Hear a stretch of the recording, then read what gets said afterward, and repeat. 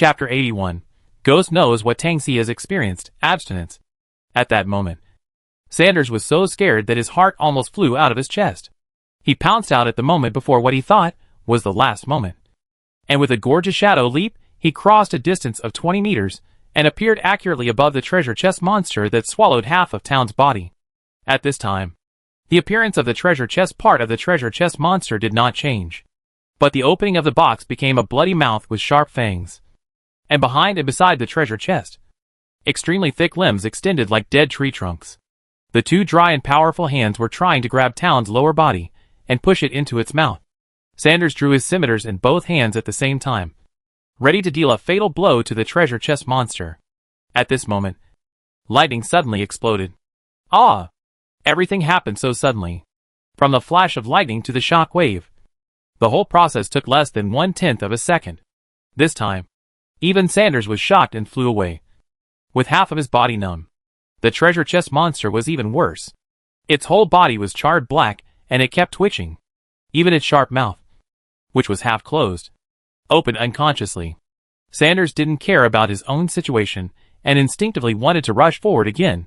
However, after only 2 steps, he saw Towns, who seemed to be half dead, struggling to escape from the bloody mouth, gasping for air. You're not dead? Towns let out a wow, and vomited out the acid in his stomach, waving his hands to indicate that he was fine. Since Sanders showed up, he simply went over and stabbed the treasure chest monster twice to make sure it was really dead. Then he ran over to comfort Towns, who was vomiting. It was then that Sanders discovered that the robe on Towns' chest had become hard. When he touched it, he found that several holes had been bitten through the robe in the middle. But the skin under the holes was in an extremely hard petrified state. This is stone skin. Ahem. The magic my junior brother taught me actually came in handy. Tangs looked at his belly in fear. At that moment just now, he even bit the magic shield to pieces. At the last moment, he blew up the half-broken shield containing the power of thunder and lightning, causing damage to the treasure chest monster while buying himself the most critical time to cast spells. After applying the stone skin technique, the skin becomes as hard as stone and can resist certain damage such as cutting and puncture. It was only able to resist a certain amount of damage. Downs looked at his belly and saw a series of shallow scratches on it. In the last moments just now, Towns even saw sparks coming out of his belly due to the sharp teeth biting down. It is no exaggeration to say that encountering the treasure chest monster was the most thrilling experience for Towns since his debut. After finally recovering from his shock, Downs said with a dark face, "Let me see what the treasure chest monster has." Well, you better not get your hopes up. The treasure chest monster is so damn poor. Those extremely realistic gold reliefs and decorations are actually all the treasure chest monster's mimicry. In essence, they are the same stuff as the stratum corneum of rhinoceros skin and are completely worthless. Tangxi's face fell, and he was a little furious. How can there be such a disgusting monster like treasure box monster in the world? At this moment, Ryan, who was teaching his second apprentice in the valley of the Fulong Mountains, suddenly received a system prompt. Congratulations, host. Your disciple, Dawn, has gained the characteristic of not greedy for money after encountering an evil monster, treasure chest monster. From now on, when encountering treasure-related mind magic, he can enjoy an additional 5 points of will immunity. This characteristic has been shared with the host. The host can decide whether to activate this characteristic and whether to include it in the inheritance system. The so-called inheritance system means that Ryan can use certain characteristics as fixed bonuses for all his direct disciples to enjoy. When Ryan saw the hint, he lost his voice. Hack. Miyazaki Inga's conspiracy. Harry was confused. Master, what did you say? Who is Miyazaki Gao? It's okay. Ryan waved his hand. Ryan almost burst out laughing. That's a treasure chest monster. Which novice hasn't been tricked by it? This kind of shock can only be deeply understood if you experience it yourself. On the other hand, Towns has already suffered psychological trauma.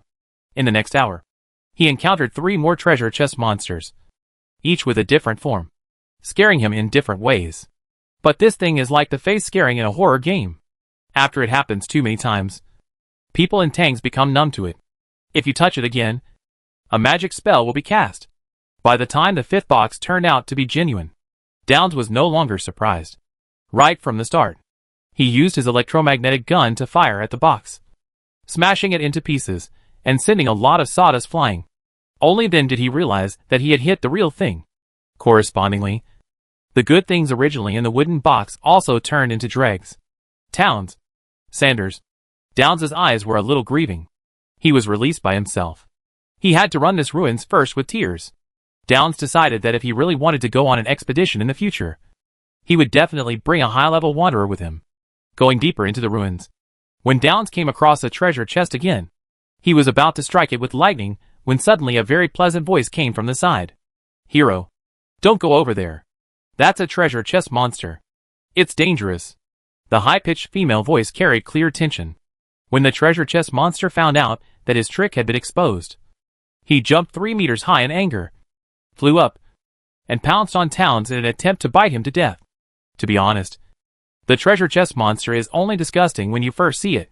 In terms of speed, agility, lethality, etc., the treasure chest monster is just SOSO.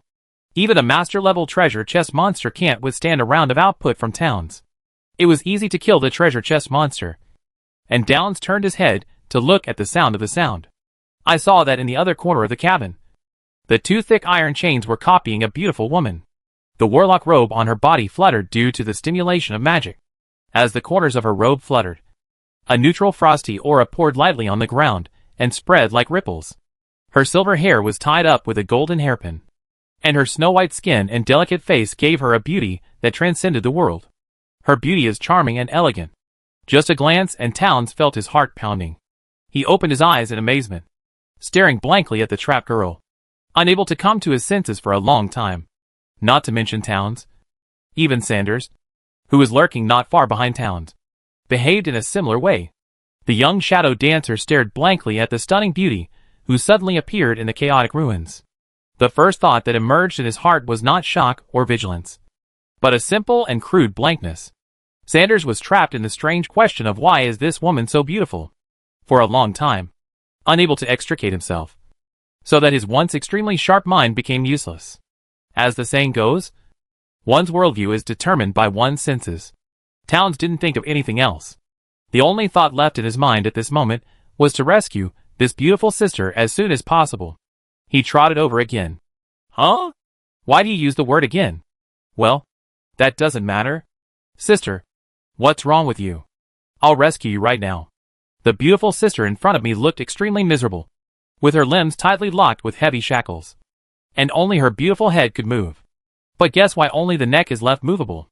The beauty seemed to want to say something, but her voice was very soft. When Townes instinctively leaned over to listen to what she said, it was very abrupt and weird that the beauty's face instantly split into 6 pieces in front of him. Just like the classic piranha plant, the bloody petals with cracked facial features are full of disgusting flesh buds and terrifying sharp fangs. With the sly laughter of the beauty, the 6 petals closed together towards Downes, who was almost at 0 distance. With death at hand, Townes let out another sharp scream. Ah! Chapter 82. Promoted already? Meanwhile, Ryan was helping Harry test his new magic. Are you ready? Yeah. Harry nodded seriously. As Ryan waved his hand, he turned on a switch in the system in his mind. That is another space coordinate of the Space Magic Academy. To be honest, Ryan didn't know what would fall out of it, but he opened it because the system rated it as a high-level fire element plane. Wow! A flame shock wave rolled in as the fire owl broke into the main plane. Useless. Harry had been waiting here early in the morning. The extremely reinforced wind element shield was enough to block most of the fire element damage. The fire owl, with a wingspan of over 5 meters, was shocked to find itself in a terrible cage only after it passed through the portal. In the name of Archimedes, I declare cold prison. Harry's childish spell voice echoed everywhere. This has to be said to be the biggest difference between Harry and Townes. Townes would never say a word if he could cast magic silently, and Harry seemed to lack confidence, so he had to come up with a name for any magic he used.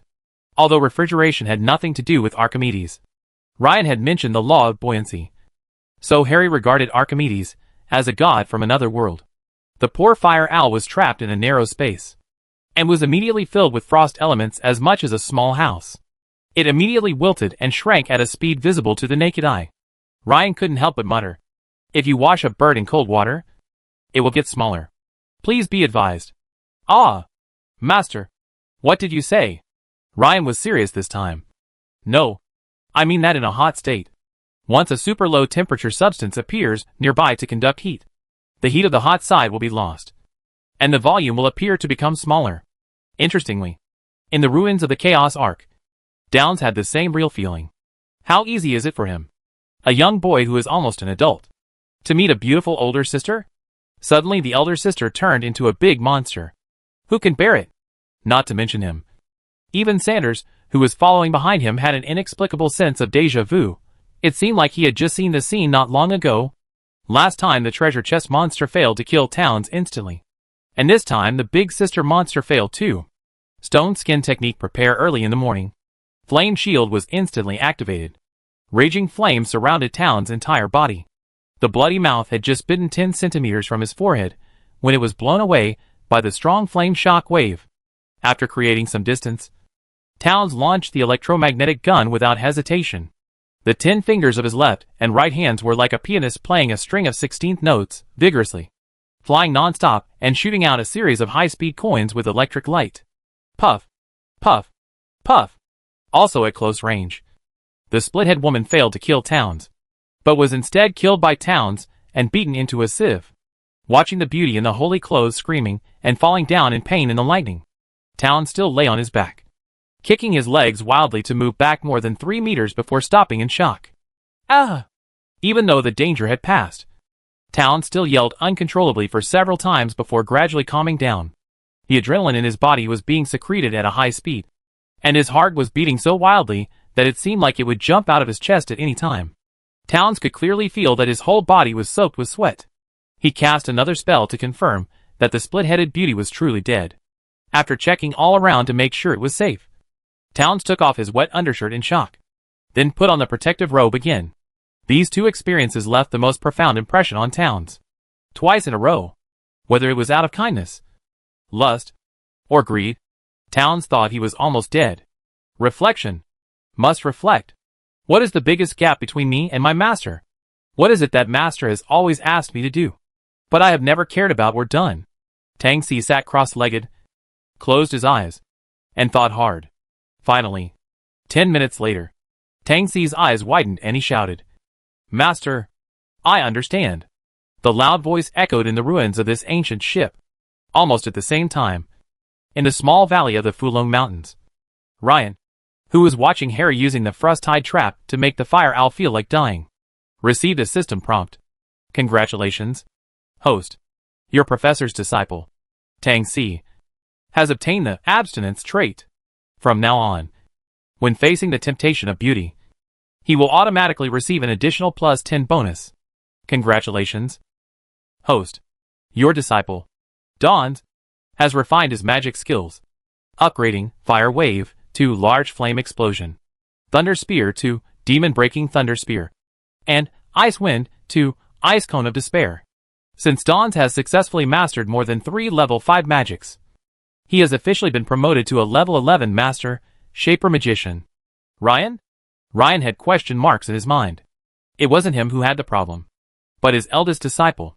Whether it is the system or the Adventurers Guild rating, strong people from level 11 to level 20 in each profession are generally referred to as masters.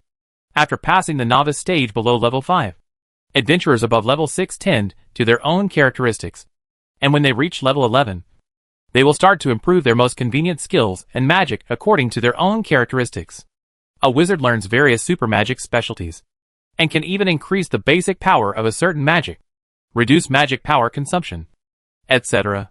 Normally, this requires a lot of time and technical accumulation, especially with magic. If you make rash changes, you will end up killing yourself in a matter of minutes. This kid Towns has never made a breakthrough. He just joined the chaos version of no masturbation here, and he has become a great wizard over there? Honey, you are only 17 years old, not 30. There is no possibility of automatic promotion to Grand Mage. Ryan suddenly regretted it. He knew he had to take at least half the blame. At first, he thought that there were no women in this broken valley, and wanted to trick his disciple into staying away from women with him. Now, the eldest disciple directly abandons money and abandons sex. Fiscal forget it. Ryan made up his mind that when his foolish apprentice came back, he would persuade him to get married and have children properly. Otherwise, Ryan felt that he had committed a great sin. Over there, the elements around towns began to stir.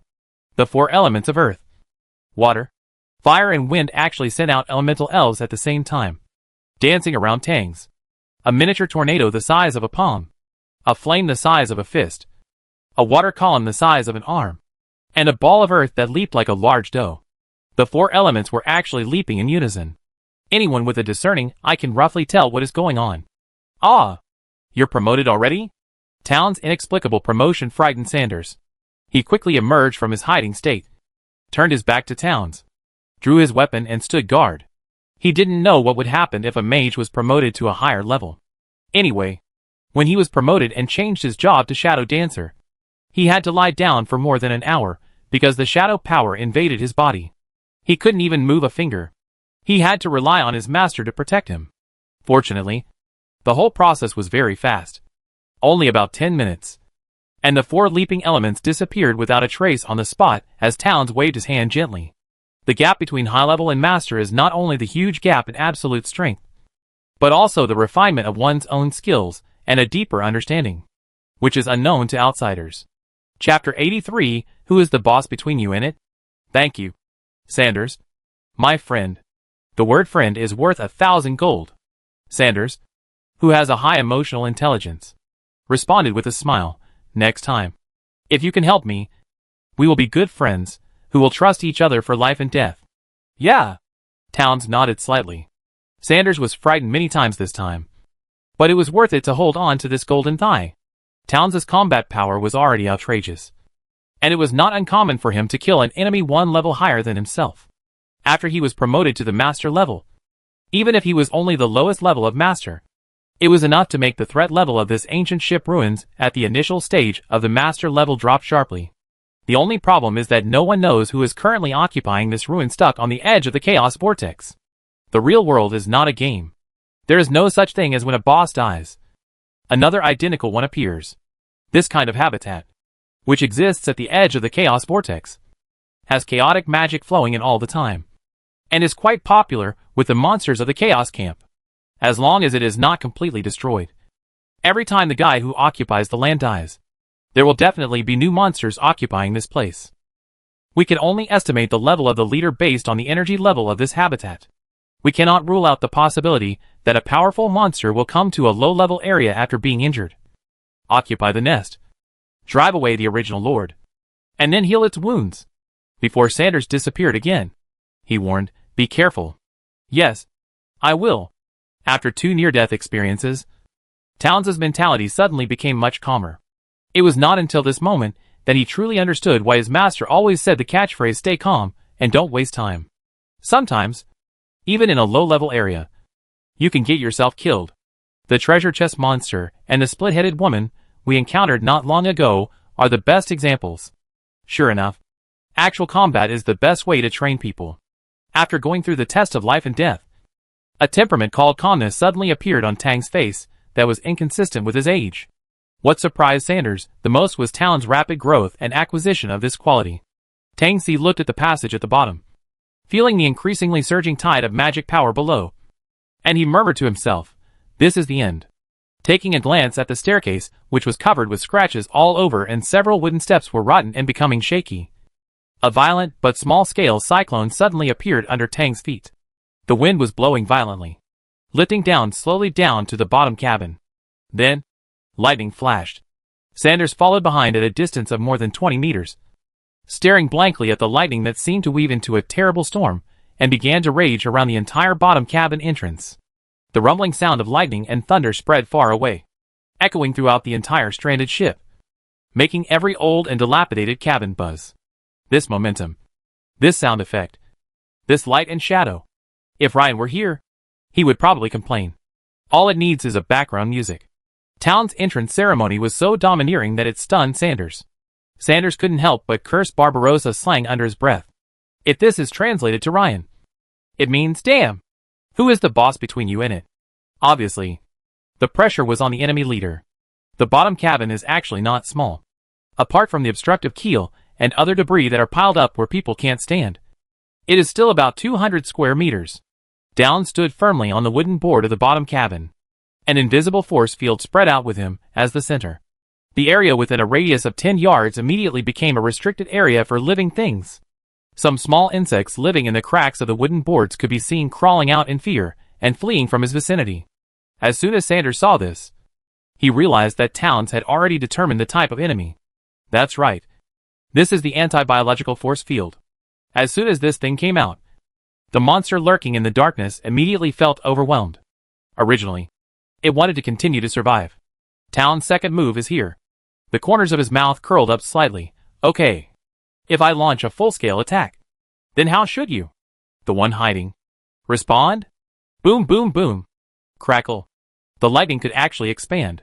It felt like a chain lightning was shooting out almost every second. The lightning kept jumping on any material in the bottom cabin, blasting anything it touched to pieces. Hide? How to hide? There's nowhere to hide. Down's smile widened. Yo. The charge distribution over there is wrong. Even Sanders, who was lagging behind, saw that in the dense electric light network ahead. An abrupt blank area appeared about 5 meters in front of Towns' right. Roar! As a last resort, this thing pounced over. One beam. 2 beams. More than a dozen beams of lightning hit it. As the lightning snakes surrounded them, the two were finally able to see the true face of the thing with the help of the light from the electric sparks. On the surface, it is a 2-meter-tall strongman without skin, revealing his dark muscles. His exaggerated chest muscles make his body thickness reach an astonishing 1 meter. His lower body is only covered with a dirty piece of cloth, a human skull hanging on his crotch, and giant claws on his hands, with a single finger over 40 centimeters long, showing his characteristics as a monster. When the leader of the level guarding the bottom of the ship, the Star Ambusher, who was rated as a challenge level 12 by the Adventurers Guild and required an average team of adventurers of level 12 to contend with, was forced to reveal his true identity. The suspense was completely gone.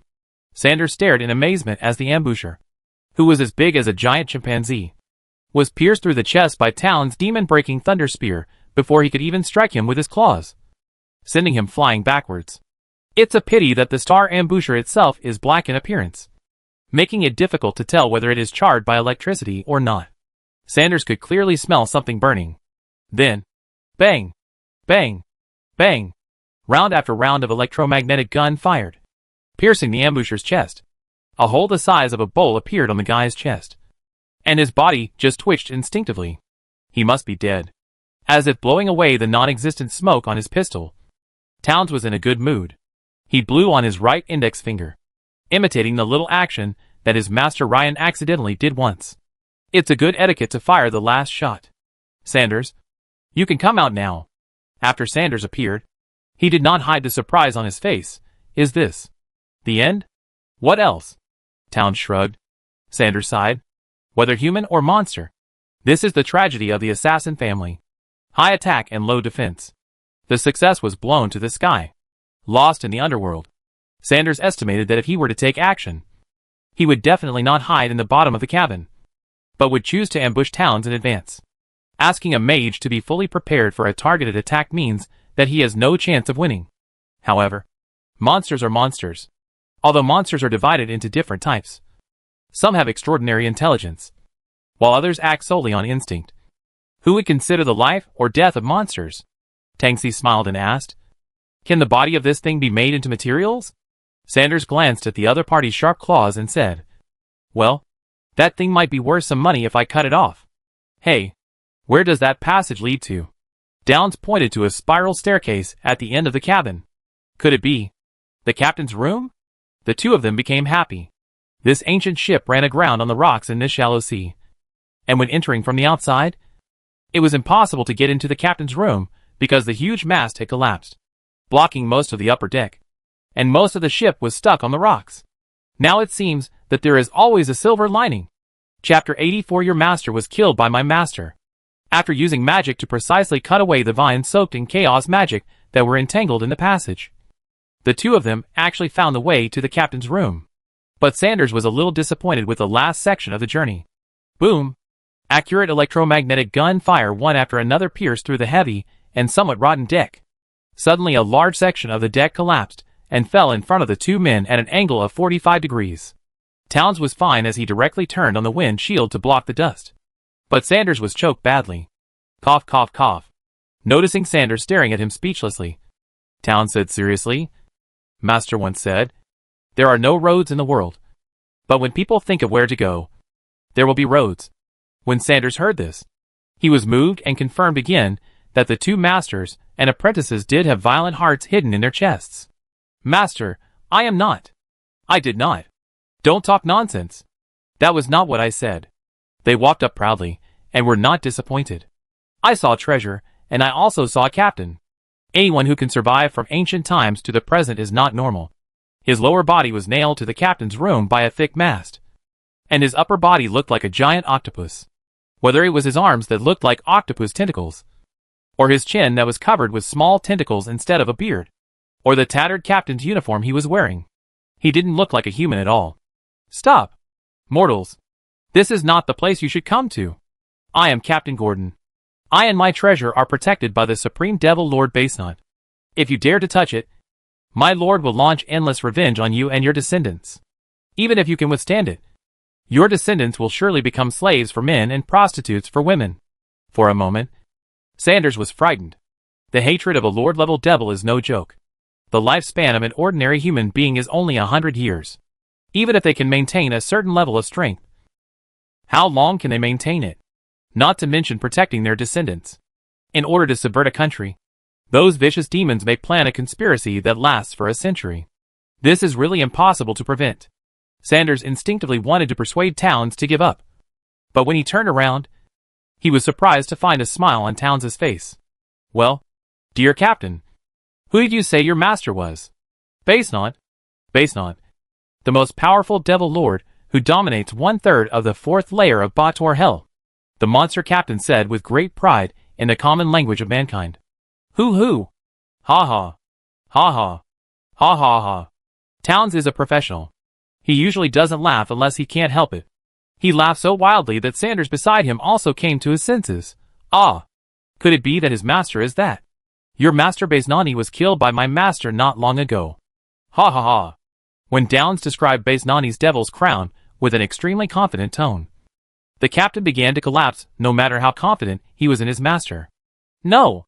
Impossible. Absolutely impossible." Although he said so, it was easy to judge from his increasingly weak voice and wandering eyes that his will to resist was fading quickly. "No wonder I can't sense the power of my lord recently. Could it be that?" "No. It's not." "Huh? Then call him to curse me." Two terrifying lightning flashes appeared on Towns' hands, and he approached the captain step by step. Something unexpected happened. "I thought this captain was nailed here. But who would have thought that he would suddenly give up his lower body at the last moment?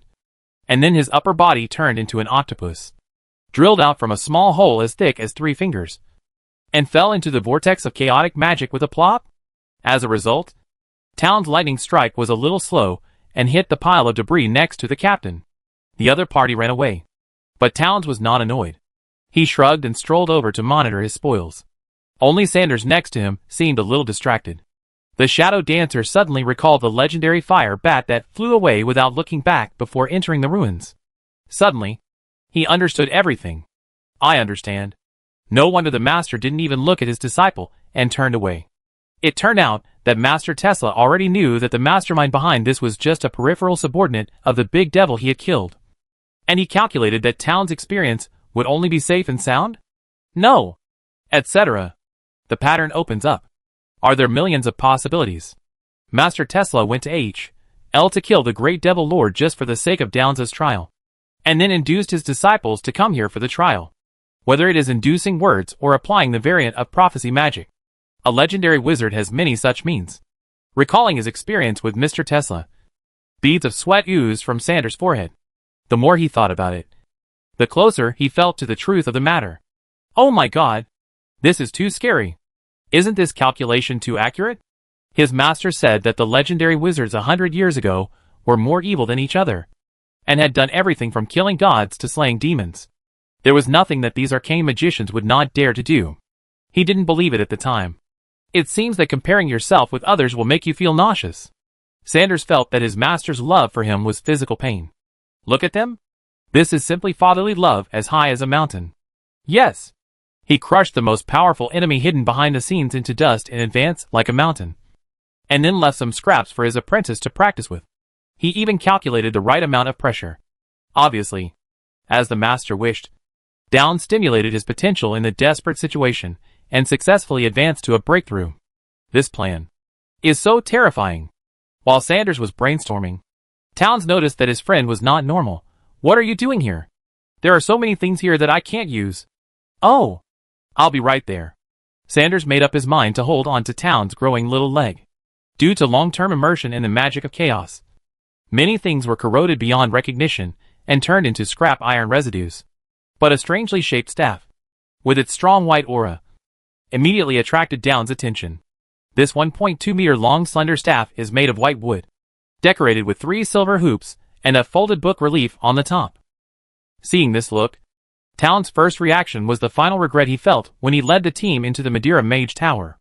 Between 2 points, the fold is the shortest. Towns estimated that he would remember what his master Ryan said for the rest of his life. Without a master, he would have been crushed into a pulp just like his predecessor who explored the wizard's tower. Noticing that Towns was staring at the staff, Sanders stepped forward and checked it carefully. It should be fine. If there is a master-level magic trap, it is not my specialty. Yeah.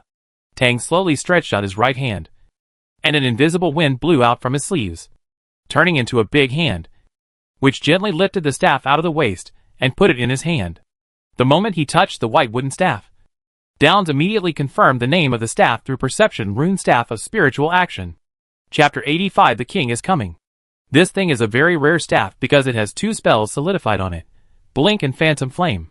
This staff, which has been passed down from before the end of the law, requires that each spell can be used 3 times a day according to the spellcasting requirements of the Magic Network, and must occupy a spell slot of the same level registered in the Magic Network. Nowadays, as long as you don't overuse the power of the staff, you can theoretically use it as many times as you want. Downs suspected that using the staff too many times in a short period of time would cause it to break down. No matter what, this trip is worthwhile just for this staff that contains powerful life-saving spells. Towns hasn't taken it back to show Ryan like a treasure. Otherwise Ryan would be so shocked that his eyes would pop out. After taking a quick look around, Towns found that there wasn't much he liked. It's not that it's worthless, but that it's useless or its level is too low. Towns has been following Ryan for a while, and has picked up some of his master's bad habits, such as despising money. Someone was pretending, but after pretending for so long, his apprentice took it seriously. Towns waved his hand and said, I don't need these things anymore. Sanders, you can handle them. Towns actually liked what Sanders said next. Ah, yes, that's the reaction. Sanders just got a balanced gauntlet. The special effect of that thing is that the wearer gains the 2-weapon fighting feat. And if he already has it, he gains the improved 2-weapon fighting feat. As a shadow dancer who wields dual swords, Sanders felt the increased dexterity of the dual swords, as if they were an extension of his arms, the moment he put on the gauntlets. He looked a little embarrassed on the spot. Well, I didn't do anything this time. This is not good. Towns raised the corner of his mouth and patted Sanders on the shoulder. When I was bitten by the treasure chest monster, and you rushed out at the first time, you became my good friend. Subtext, you took these things just because you thought I was your friend. Sanders' heart was pounding. Not counting the gauntlet, these things were worth at least 10,000 gold coins. This time he really made a fortune. It was quick coming here, but a bit troublesome going back. It's really a physical job because you have to carry a lot of valuable things back. Even though Sanders ran so hard that sparks were almost coming out from under his boots, he still ran 3 times before moving the things he wanted to take to the entrance of the closed area. It is not safe near the Chaos Vortex, as strong magical fluctuations may attract new monsters at any time. Towns accompanied Sanders on these 3 trips, as the King of Cervantes who was keeping a close eye on Downs' actions. How could Sanders hide the fact that he was shipping large and small packages of things out of the Chaos Ark and selling various equipment? Upon hearing the news, His Majesty the King was so frightened that he almost took off on the spot. What? A master wizard who is less than 18 years old? The king widened his Krypton gold dog eyes, and the trembling on his lips never stopped. There is both excitement and anxiety in this. Your Majesty, Gannis used the strongest tone. You can't hesitate any longer. Don Quixote is a Cervantes man for generations. If we can't take him down, the whole world will think that our country can't retain talents. He is no longer a young man with a promising future. Even if he has just stepped into the threshold of the master level, he is still the top instant combat power. The old palace minister Doolittle followed suit and bowed. I second the motion. Even if we cannot recruit him directly, at least we should ask him to register in our country. Even if we take a step back, at least we should let the bloodline of the Quixote family continue in our country. Please ask the ladies of the major families, including the royal family, to take action. The king shuddered and agreed without much thought. On the other side, no one, whether it was Ryan or Towns, expected the kings to make a big move. Ryan was secretly happy. Harry, who was still training, noticed that his master seemed to have encountered something good. He was humming a tune from nowhere. He was surprised. Master, are you in a good mood? Oh, your senior brother, who always points his wisdom to strange places, has finally been promoted to the master level. Ah, master, how did you know? Harry exclaimed. Nonsense. Of course, it was a system prompt. But that's how people are. In order to cover up a lie, they often make up another lie. In my hometown, there is an old saying that plans and strategies are the key to victory from 1,000 miles away. When you understand this and can do it, you can become a master. The autumn heat was strong in the small valley, and it was still a little hot. Ryan was just casually waving a fan. With his elegant robe and the mysterious aura that he said was innate but actually acquired recently, he really had a bit of Juga Ryan's flavor. Harry didn't understand, but that didn't stop his young heart from being greatly shocked. The master had actually calculated everything already? Or is he remotely controlling the overall situation from somewhere I'm unaware of? Through the eye demon and the fire bat? Hey! Don't forget, Harry is still in training. As soon as he was distracted, the monster that his master had brought in through the portal immediately took the opportunity to cause trouble. It was a dust ghost, a hateful creature made of earth and negative energy that would try to destroy anything made of stone and metal. So even if you come across it in other places, it wouldn't be surprising to see this thing on Earth. Harry used the stone wall he summoned to stop it from destroying the Tesla Tower in the distance, which definitely angered the monster. Boom! The monster, which looked like a decayed and haggard human, took advantage of Harry's distraction and slapped the stone wall with it. Also using the touch of decay, the half-meter-thick stone wall suddenly collapsed in front of Harry. Ah! Looking at the dust ghost rushing towards him, Harry panicked for the first time.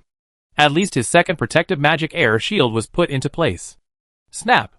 Snap! Snap! The horrible evil spirit waved its huge claws again and again, tearing at Harry's shield. Just when Harry was frightened to the point of his scalp numbing and a little at a loss, a huge hand formed by the element of wind appeared out of thin air above the head of the dust ghost. Instead of brutally slapping the evil spirit to death with a single slap, the giant hand of wind simply extended its index finger and pressed it down. Guawawajo. This earth elemental evil spirit, which weighed at least 500 pounds, was pinned to the ground by a finger, like a live fish nailed to a chopping board. No matter how it twisted and jumped, it could not move its body half an inch. The exasperated dust evil spirit could only struggle while cursing the unfathomable wizard not far away in the most vicious earth elemental language. Harry stared at his smiling master in a trance, and then at the dust ghost who was fighting desperately. Harry knew that the fact that his master could use an unstable element like wind to completely suppress an evil spirit with the most stable elemental structure, Earth, in terms of power, meant that his master's control over the elements had already reached a pinnacle. The master did not intentionally use his most likely demigod-level power to completely destroy the enemy, probably because he was afraid that this beautiful valley would be widely destroyed. Harry was deeply moved when he realized that his master was probably trying to avoid hurting him emotionally by using his master's strength. Master, is it possible that my strongest power can only reach this level? Sure enough, the master's teachings arrived as expected. I said, this is the relationship between pressure and pressure. In order to restrain the monster, you always evenly distribute your magic power to the entire defense system. This is wrong. As long as you lose focus, or a certain position is penetrated by the enemy, it will be easy to form a situation where one point breaks the whole. Harry quickly bowed and admitted his mistake. I understand. Master, I will better distribute my magic power in the future. I will usually use a small amount of magic power to form a surface to prevent the enemy's power from overflowing. I will focus on strengthening the magic power output where the enemy attacks, forming a strong against the strong. Ryan nodded with a smile. Alas, Harry is clearly teachable in this regard. Much better than his senior brother, who habitually thinks in the wrong way. But why does such a good child have such serious academic imbalance? Chapter 86, Not Bad. Ugh. No one cares about the feelings of a challenge level 7 dust ghost. As a teaching prop for the master to show off, the evil spirit brother was killed after successfully completing its mission. Originally, Ryan wanted to teach his apprentice a lesson to satisfy his desire to show off. But the voice of Cold Face rang out in his mind. My lord, there is commotion in the Cervantes King. Ryan sent his second apprentice away and began to peek at the screen. The legendary fire bat followed to the outskirts of the Chaos Ark, and he left 2 fire bats outside the royal palace in the royal capital.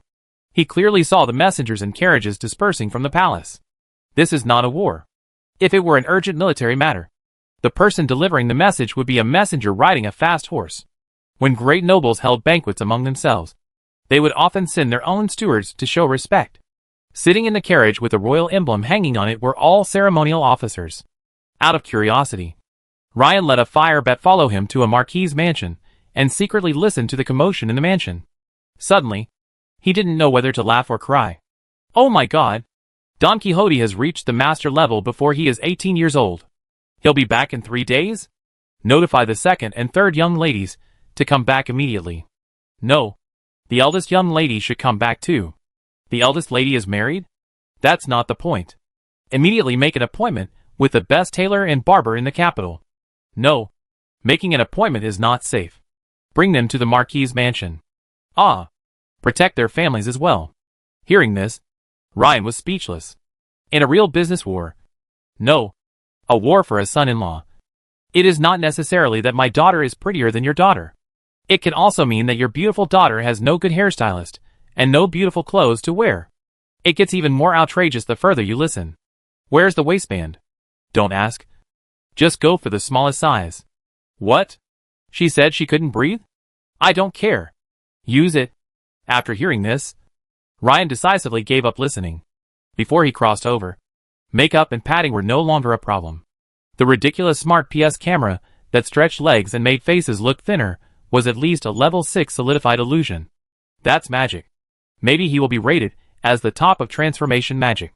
I wonder if there will be any poor young girl whose ribs are broken by the waist belt, and who will die in these 2 nights. Originally, Ryan looked down on Cervantes, and even maliciously thought about calling his eldest disciple back in advance. Ryan felt filled with guilt when he thought that Towns might join the NoFap forum. The situation before he traveled through time was, even if a pet dog was to become a father-in-law, many owners would be kind enough to leave it with offspring. At least you can have some fun before you cut it off to cure it permanently. Right?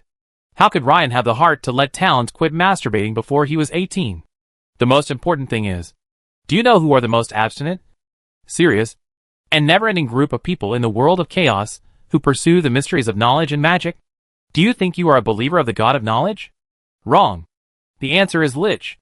When these guys who are close-minded and refuse to love find that their lives are not enough to fulfill their wishes, they often use forbidden techniques to transform themselves into great liches that will cause trouble for thousands of years. Because they have no love. They do things ruthlessly. Inhumane alchemical experiments, stuffing human souls into dogs, and other horrific operations are commonplace in the eyes of these liches. Perhaps when they first became liches they still had a passion for arcane research. But as negative energy seeped into their souls for a long time, almost all liches fell into the evil camp without exception. Not wanting Towns to become like that, Ryan could only decide with tears in his eyes to let his apprentice break the rules before him. Towns' promotion to master level brought direct benefits to Ryan. In addition to his teacher's level being upgraded, he could also get his disciples' magic for free in the physical network, as well as a small upgrade to the teaching without tire system. The system gave him a very localized follower system. A master is allowed to accept up to 5 people and up to 3 apprentices as his followers. Followers will gain a certain degree of perception and intelligence value from the physical network according to their own profession and level, as well as bonuses in willpower and elemental resistance. If the follower is a magic profession other than a mage, he will have the right to use some magic in a limited way. Special note, the host can allow some of the followers' families to enter the campus. The followers and their families will undergo 3 mental tests involving loyalty and confidentiality every day. This test will not be detected by the tester. Those who fail the test will immediately notify the host and be expelled from the campus. How should I put it? This subsystem is very useful and can be considered a useful supplement. It's just that the things Ryan wanted most have not been given to him, such as assistant coach, a place in the security department, and so on. Ryan vaguely guessed that he didn't have enough disciples. When he has accepted 3 disciples, or has filled the quota for all 5, perhaps the system will be upgraded. On the other hand, not long after Towns came out of the Chaos Arc, Sanders proposed to him. Towns, I hope to be your follower. I know this is a bit presumptuous, but if I don't propose it, I'm afraid I will regret it for the rest of my life if I miss the opportunity. Be straightforward and simple. Towns was worried. He had a good impression of Sanders, but it was a bit too sudden. He frowned. I thought we were supposed to be friends. I also hope to be your friend. Unfortunately, no matter what identity I use to appear beside you, I am afraid that your master will have other ideas. Downs pondered for a moment. If he had followed the previous life path, he would have stayed long enough and demonstrated his character, strength and loyalty to his knight mentor. Then he could have become a knight squire. With more experience, he would have been promoted to a knight. Now, he is a hot commodity in the Cervantes kingdom and even the entire human world.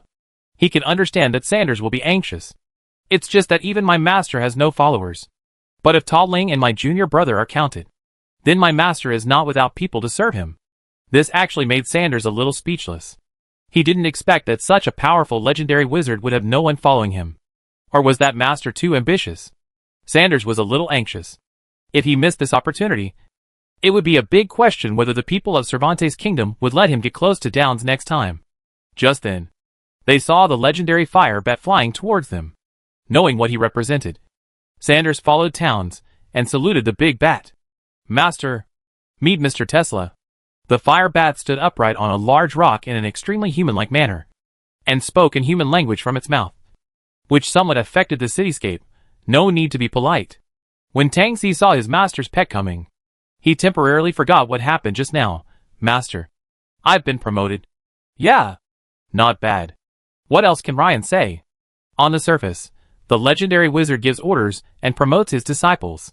Secretly, a rookie traverser is trapped in a valley and has to rely on his apprentice to lead him out. Having said before, you are the worst class I have ever coached.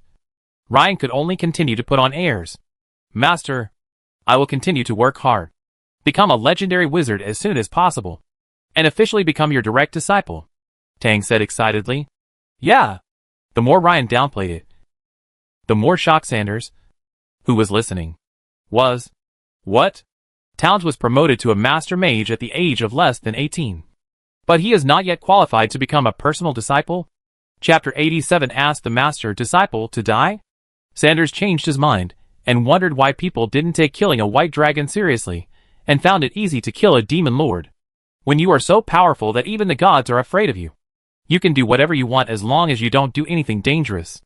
Ryan deliberately ignored Sanders, who was bowing, and continued to lecture his beloved apprentice. The path of science is endless. Don't be rash and reckless. In the next period of time, you need to reflect on and refine your skills. Thank you for your teachings, Master. Towns bowed down on the spot. After Towns got up, he told Ryan about Sanders' request. Sanders said sincerely, please allow me to be a follower of Downs. Reason? Sanders bowed, then stood up and began to answer in all seriousness. Thank you for bringing back the magical civilization that was almost lost. If you are the sun that brings the light of magic to all mankind, then Downs is the lighthouse that brings hope to people. Humans cannot gaze at the sun, but they will look for lighthouses in the darkness. Ryan had to admit that this shadow dancer, who looked about the same age as him, possessed a convincing aura of righteousness. Instead of answering directly, Ryan asked another question. Have you ever been to a battlefield? I've been in the devil's mouth for 3 years. Sanders deftly took off his leather armor and pulled up his clothes. His chest and abdomen were covered with scars. The key point is that none of them are sword wounds. Most of them are obvious scratches left by the claws of monsters. And there are also small pieces of scars, which should be the scars left by elemental impact.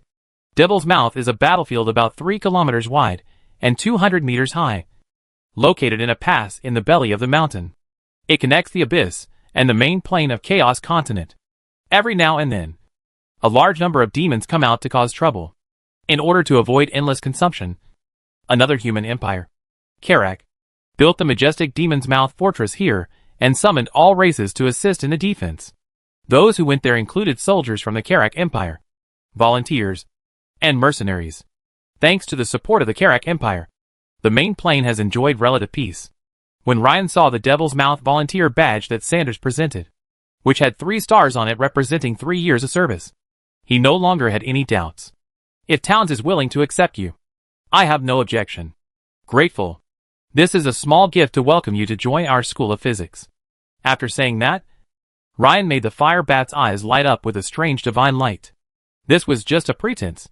In reality, Ryan clicked in the teaching tirelessly system to accept Sanders as Towns' follower. In an instant, the brilliance of the elements appeared around Sanders. The shadow dancer had an unconcealable look of surprise on his face. This is the blessing of various elemental resistances, which can give him an advantage when facing various enemies using elemental attacks. Thank you, Mr. Tesla. Thank Downs if you want to thank him. You are his follower. How Sanders gets along with Towns in the future is his business. Ryan then assigned another task to his eldest disciple.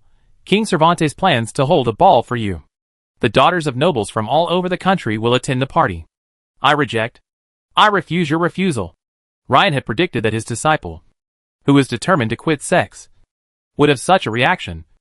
And this mental blow from Ryan made Downs dizzy. In Downs' impression, his master rarely spoke in such a cold tone. Master, I know that you don't like the red tape of the nobility, nor do you like the deliberate flattery of the noble ladies. Then why? Tangxi was stuck. Master, I just want to concentrate on studying science now. Do you know what people will think of you, who are so detached from the world and so crazy about research? Without waiting for Downs to answer, Ryan revealed the answer directly: a potential, terrible lich, rather than a new generation of mentor who spread science to mankind. Tangxi's body shook violently. Master, why do you say that? I will not become a lich. Ha ha. Most of the liches in this world originally thought so. But when they are about to die, they often develop uncontrollable desires because of this resentment, forcing them to gradually fall into evil ways. Speaking of which, if I just want to do my own research, have you ever thought about why I must accept you as my apprentice? Do I have to agree if you beg me? Human lifespan is limited. But the most valuable thing about science is that it can be passed on, and the wisdom of later generations can make up for the shortcomings of their predecessors. There is a contradiction here. Not just anyone has enough wisdom and talent to pass on scientific knowledge. This requires selecting those with outstanding talents from a large number of seedlings. Tangxi understood something. He raised his head and said, Is this why you, Master, passed the audition and finally chose second junior brother? Yes, Ryan said in a teachable tone. Bloodline cannot guarantee that every generation of inheritors will have enough talent. The auditions require the cooperation of the rulers. Now that foreign enemies are everywhere, the human territory is in danger. We don't have that much time to waste. What I want you to do is to be a normal person and let most people know that their children will not become liches when they are sent here. Is this the reason for my attendance at the ball? Yes. As long as we stick to our original intentions and maintain sufficient independence, we and the rulers of various human countries can definitely achieve what we need. After all, Ryan still thinks it's good to be a human being. If you become a lich in order to delve into science magic, how can you experience the joy of having great nobles come to you and lick your boots? Tangxi did not respond immediately. He remained silent, carefully savoring what his master said. Ryan continued, I believe that my coming to this world is meaningful. I am a humanist. Since popularizing science physics can bring new hope to all mankind, then so be it. At this point, both Towns and Sanders, who was listening with their heads down, had light in their eyes. No one knew better than them how humans had managed to survive the 100 years since the loss of the wizard, under the repeated sieges of foreign races, relying on sacrificing human lives to fill the gap. Since Master is the light of science that illuminates the human world, they had the obligation to become the inheritors of this light and carry forward physics. Tangxi nodded heavily. I understand. Master, for the sake of science, I will deal with the royal family and nobles in the most upright manner. Seeing his eldest disciple, who had been planning to abstain from sex, was so serious, with a stern face and an impassioned expression. With an aura of the wind is whistling and the Ishui River is cold. The warrior will never return once he leaves. Ryan suddenly realized that his preaching might have been a bit too forceful. Why does this sound a bit like asking the master disciple to die? I want you to meet beautiful women with big waves. Not to be Tang Monk. Tang Si? Tang Monk? Huh? Could it be that I discovered something incredible? Chapter 88 actually. It's just SOSO. I don't want my disciple to be like Tang Monk. Complaining inwardly is one thing. But how Ryan handles things in reality is another. Sanders, you are more mature and stable. When the kingdom of Cervantes sends people to negotiate this time, you will be responsible for taking care of the chores for Downs. Ah! Can I? Sanders was stunned. Don't employ people you doubt. And don't doubt people you employ. Ryan's words made Sanders feel very comfortable. Then, please grant me the emblem. Ryan was stunned for a moment. Then he realized, this is something similar to a family crest. Without this, it's hard to say who you represent. But the emblem I use is a sickle and a hammer. Tangs was also stunned. It seemed that his master had never done this before. He then bowed and said, Master, please grant me the title. Ryan pondered for a moment and decided that since he used the name of Nikola Tesla in this life, then so be it. The two people opposite saw that the fire bat stretched out its short claws, and a strange and tiny purple divine light shot out from the tip of its claws. In front of them, Master Tesla demonstrated his superb cross-space element control method. An ancient silver coin from Sanders' trophy leaped into the air and landed in his palm. Then the original words and symbols on the silver coin were wiped off at a speed visible to the naked eye, and replaced by a string of new runes. This is not the writing of Chaos Continent. This is a classic combination of English letters and Chinese characters. Below the logo is the letter T for Tesla, and above it is the Chinese character Tang written in regular script. As for T, they basically understood it, but they didn't understand the Tang rune above. Ryan earnestly advised his apprentice, Towns, you are only T1 now. When you are promoted to a legendary wizard, you will be T0. Whether you can do it or not is another matter. You just have to get the word out first. The pie must be drawn billions of times bigger. What if this genius disciple achieves it easily? Or is satisfied with the status quo and gives up? Wouldn't I, Master Ryan, only be a master for the rest of my life? Tang Si burst into tears of gratitude. Master, I will try my best. Ryan turned his eyes away. As for you, I allow you to tell it. I agree that Downs can accept 2 more followers. The followers can enjoy the elemental resistance blessing of our sect, as well as a small amount of magic sharing, and can bring no more than 10 immediate family members into my valley to seek refuge. Sanders' eyes lit up. Thank you for your generosity, Excellency. The atmosphere in the Adventure Guild of Cervantes' capital on this day was full of twists and turns. Just like Irish drinking bureau joke. Good news. After years of training, Don Quixote has been officially promoted to the 11th level, Master level, Grand Mage certified by the Adventure Guild. Oh. It was an excited sound. Bad news. This news came from his new follower, the Kid Sanders * secret guard from the Barbarossa Empire. Oh. It was a frustrated and disappointed sound. Good news. Down still has 2 more follower spots. Oh. The crowd became excited again. Bad news. It seems that Towns doesn't plan to accept any more followers in the near future. Then the person who delivered the message was beaten.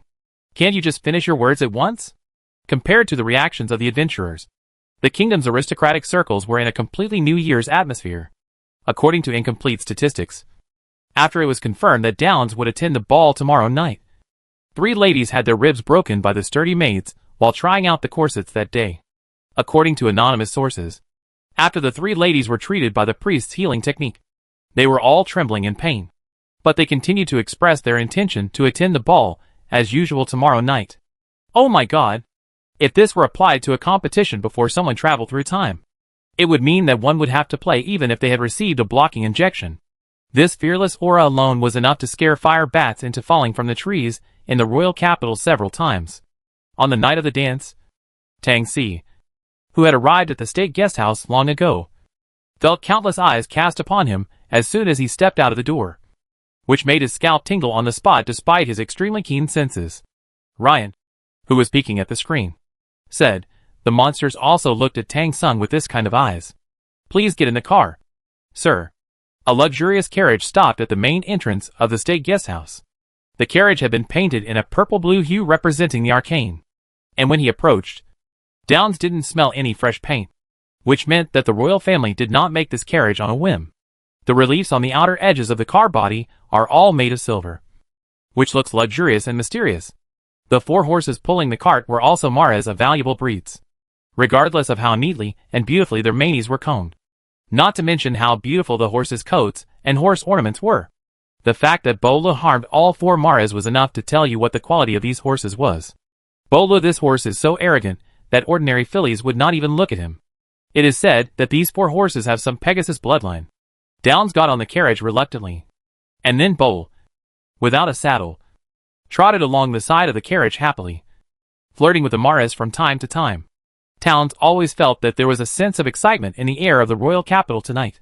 As you enter the palace gate, you can hear the royal army band playing drums and music on the welcoming lawn. Next to them, even the duke's carriage had to park obediently in the big square. And after getting off, they had to walk into the ballroom. Only Downs' carriage could go straight to the main entrance of the Carnegie Palace, which served as the ballroom. As soon as he got off the car, Downs saw 12 majestic royal knights standing on each side. They drew their ceremonial swords and pointed them at the sky at an angle of 45 degrees, forming a sword gate in the distance. As Tangs took a step forward, pairs of ceremonial swords opened as he moved forward. This was the most important courtesy the Wang family could give him. Even the knights looked at him with envy. There was nothing he could do. Downs was simply a role model for knights. Knights were just watchdogs for nobles. Downs could rise from a mere knight apprentice to riding on the daughters of nobles. He could ride on whomever he wanted. You can tell me whether he was a role model for knights or not. At the end of Jianmen, Prince Alberto stood there in a luxurious suit, welcoming Downs on behalf of the king. Master Ji Keed, your presence brings honor to our royal family. You are too kind, Your Highness. After saying some meaningless compliments, the prince led Downs into the ballroom. To be honest, Tang Xi's outfit was a bit out of place at the ball.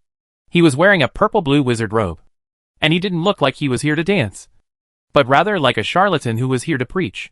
Especially the ordinary fire bat on his shoulder that was emitting sparks from time to time was quite eye-catching. No one dared to object, because the will of the legendary wizard could be felt at any moment on the fire bat, which was a magical pet. As soon as young Downs entered the door, he was stunned by the scene in front of him.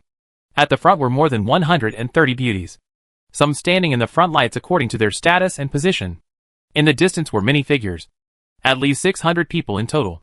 They all had their waists cinched and their chests puffed out, and their faces, with different looks, had similar smiles on them. As the saying goes, fat or thin, each has its own merits. The main feature is that the average quality is super high and the quantity is large enough to fill you up. Not to mention the young boy Tang Xi. Even a master who was peeking at the screen was shocked. As a time traveler, Ryan had witnessed the auditions for girl groups. But no girl group could be as exaggerated as the scene before us. The Earth's makeup techniques are much more exaggerated than this. And there are also various forms of bullying. This person really has big breasts.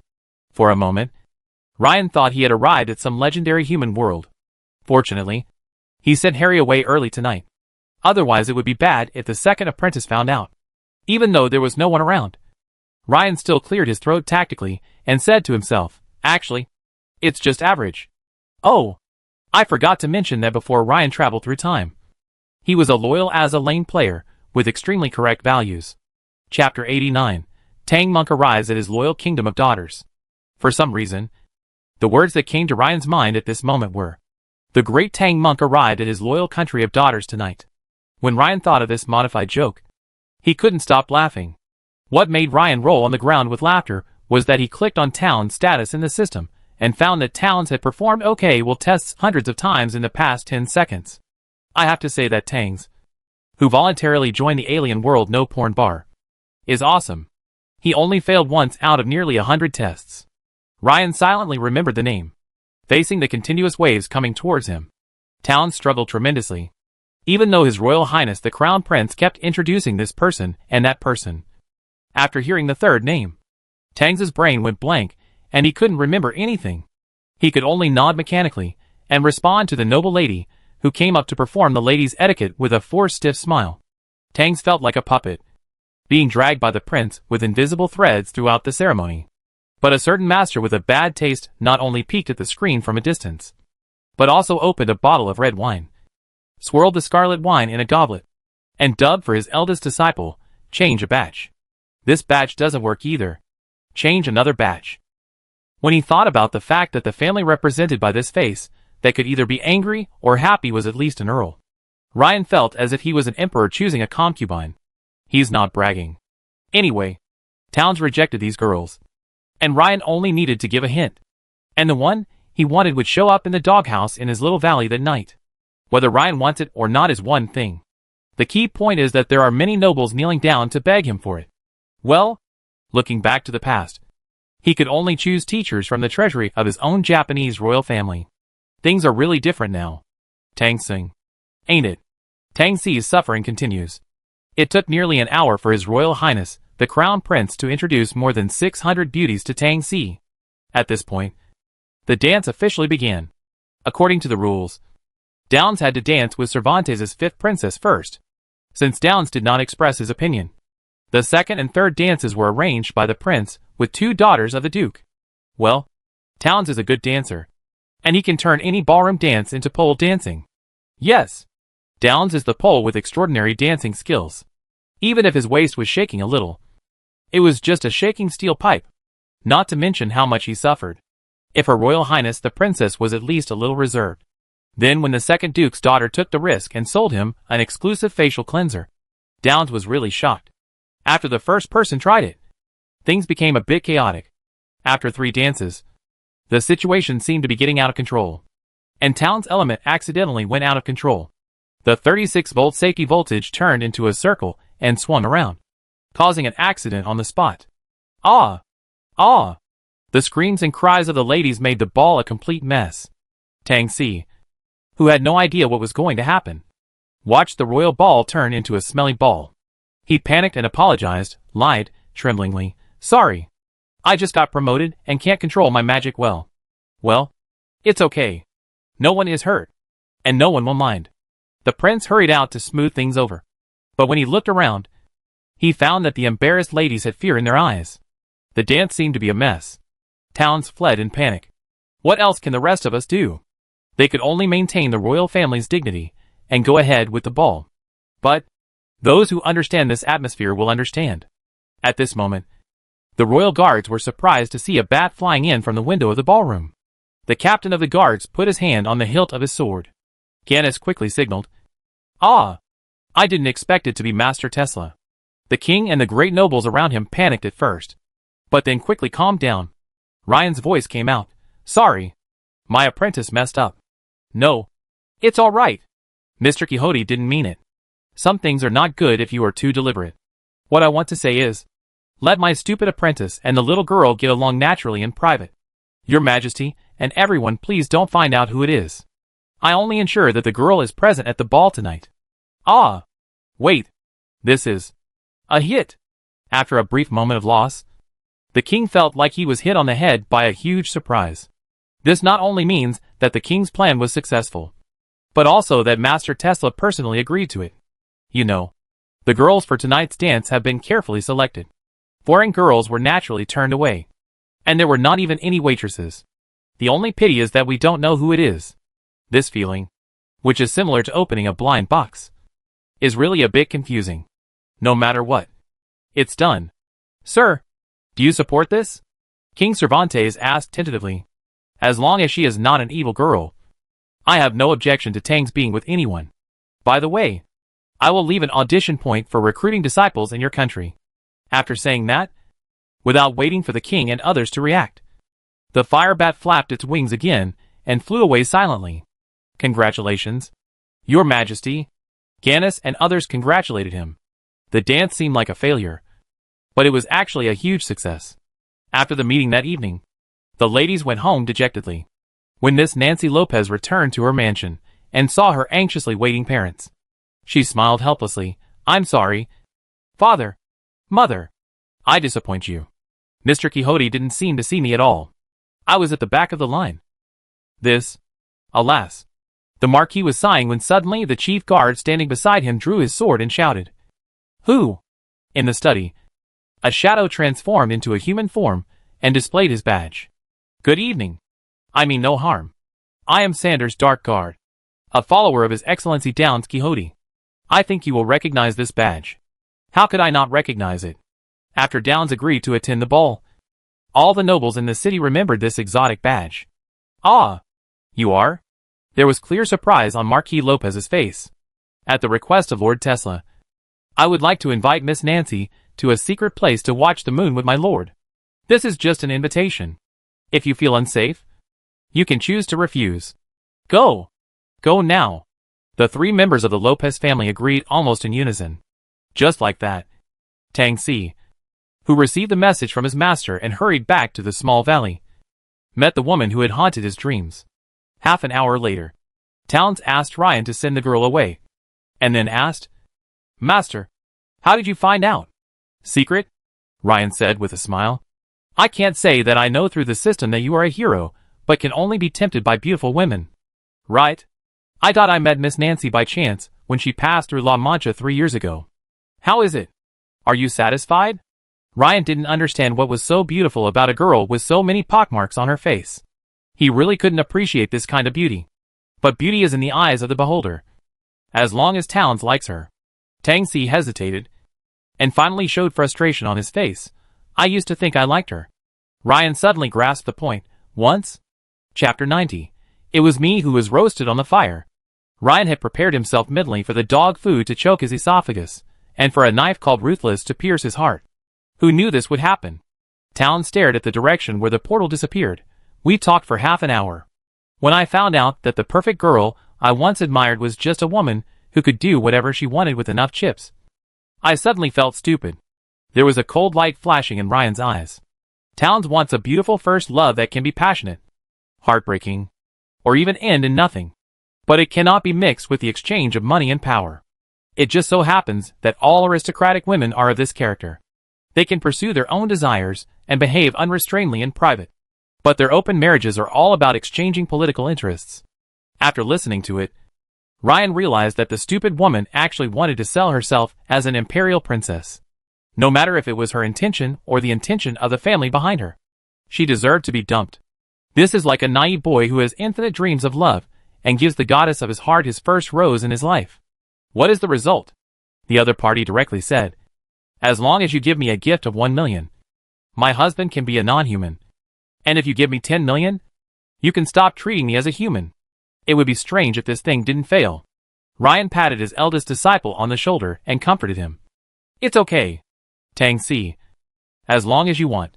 What woman in the world can't you pick up?" Just when Ryan was about to teach him. No.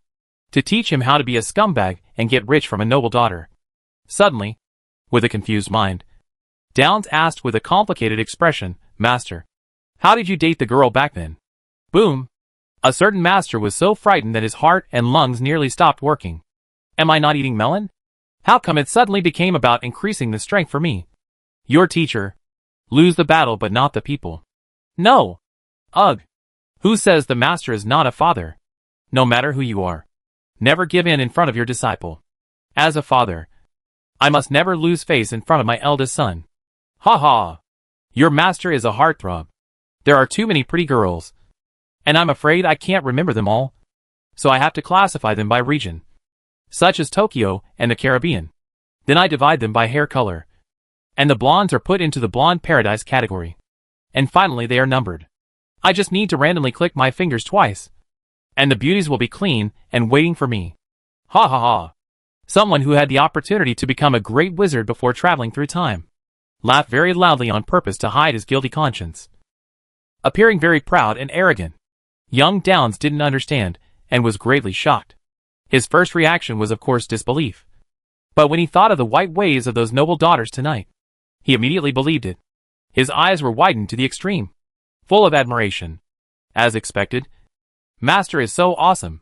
The next day, when Tang Si couldn't help but tell Harry about this, he couldn't help but exaggerate.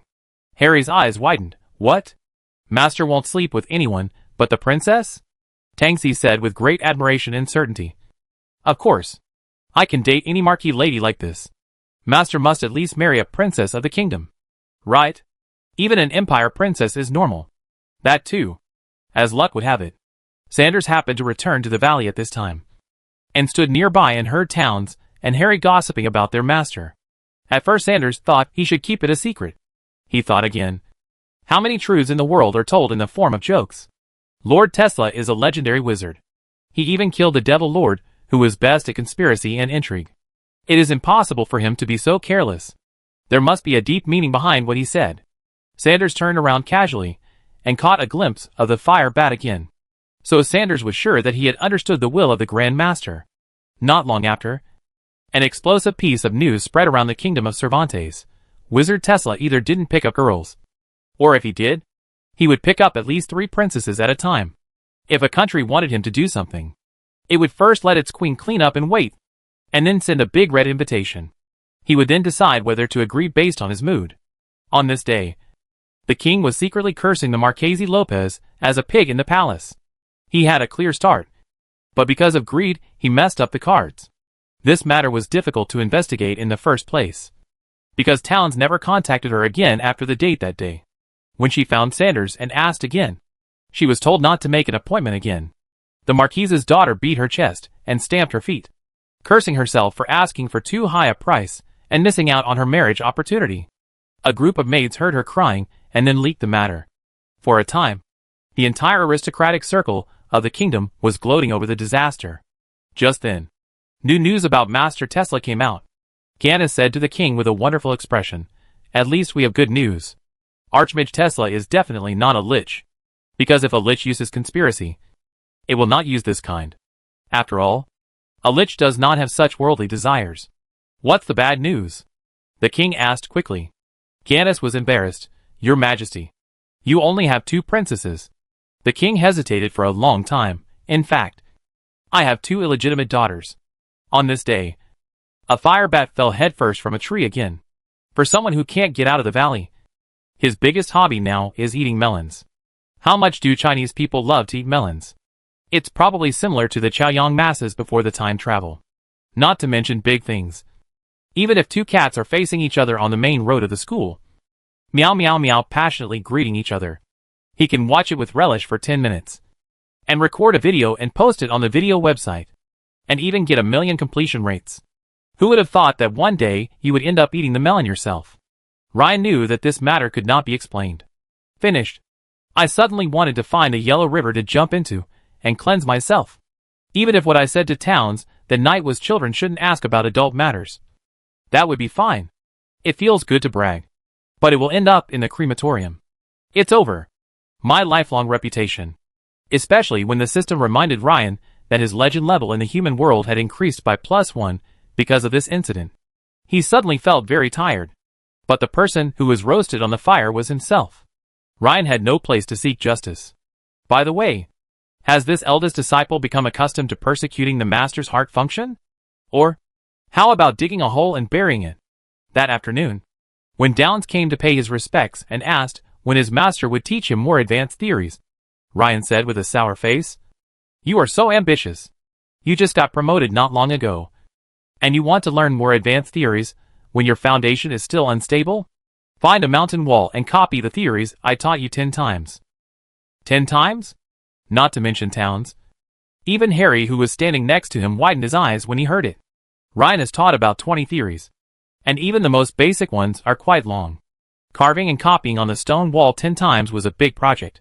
Not to mention that most of the mountain walls close to the ground were now covered with writing, and many places were circled by Ryan to be left for his junior brother. The remaining places for Downs to carve words were all higher up. This task sounds difficult, Ryan said sternly. Yes. 10 times. You can't have dinner until you finish copying. You can have dinner when you finish copying. After saying that, Ryan suddenly turned away, looking at the master's receding back. Harry's neck shrank. Big brother, did you do something to anger the master? Towns was extremely sure. No, I definitely didn't do it. Chapter 91. The punishment of copying a book crookedly. That master never acts without reason. The tasks he orders must have a deep meaning. Brother, are you sure? Towns said firmly. I'm sure. After bidding farewell to his junior fellow apprentice, Towns began to think. It was only 2 hours before dinner time at most. Suddenly, Towns caught a glimpse of the staff in his hand. "Oh, master! I understand." A flash of light passed by, and Downs had flashed to the top of a mountain wall 10 meters above the ground. He simply stood on a small protrusion with his left foot, continued to hold the staff in his left hand, and extended a short elemental edge from the tip of his right index finger, quickly copying on the stone wall. Another flash of light appeared, and Downs appeared on another small protruding stone, continuing to write furiously. This scene was seen by Ryan, who was peeking at the screen through the fire bat. What? Ryan almost thought that Towns was practicing the legendary Flying Thunder God. Ryan was extremely certain that if Towns continued to practice, he would probably develop some outrageous stunts or specialties.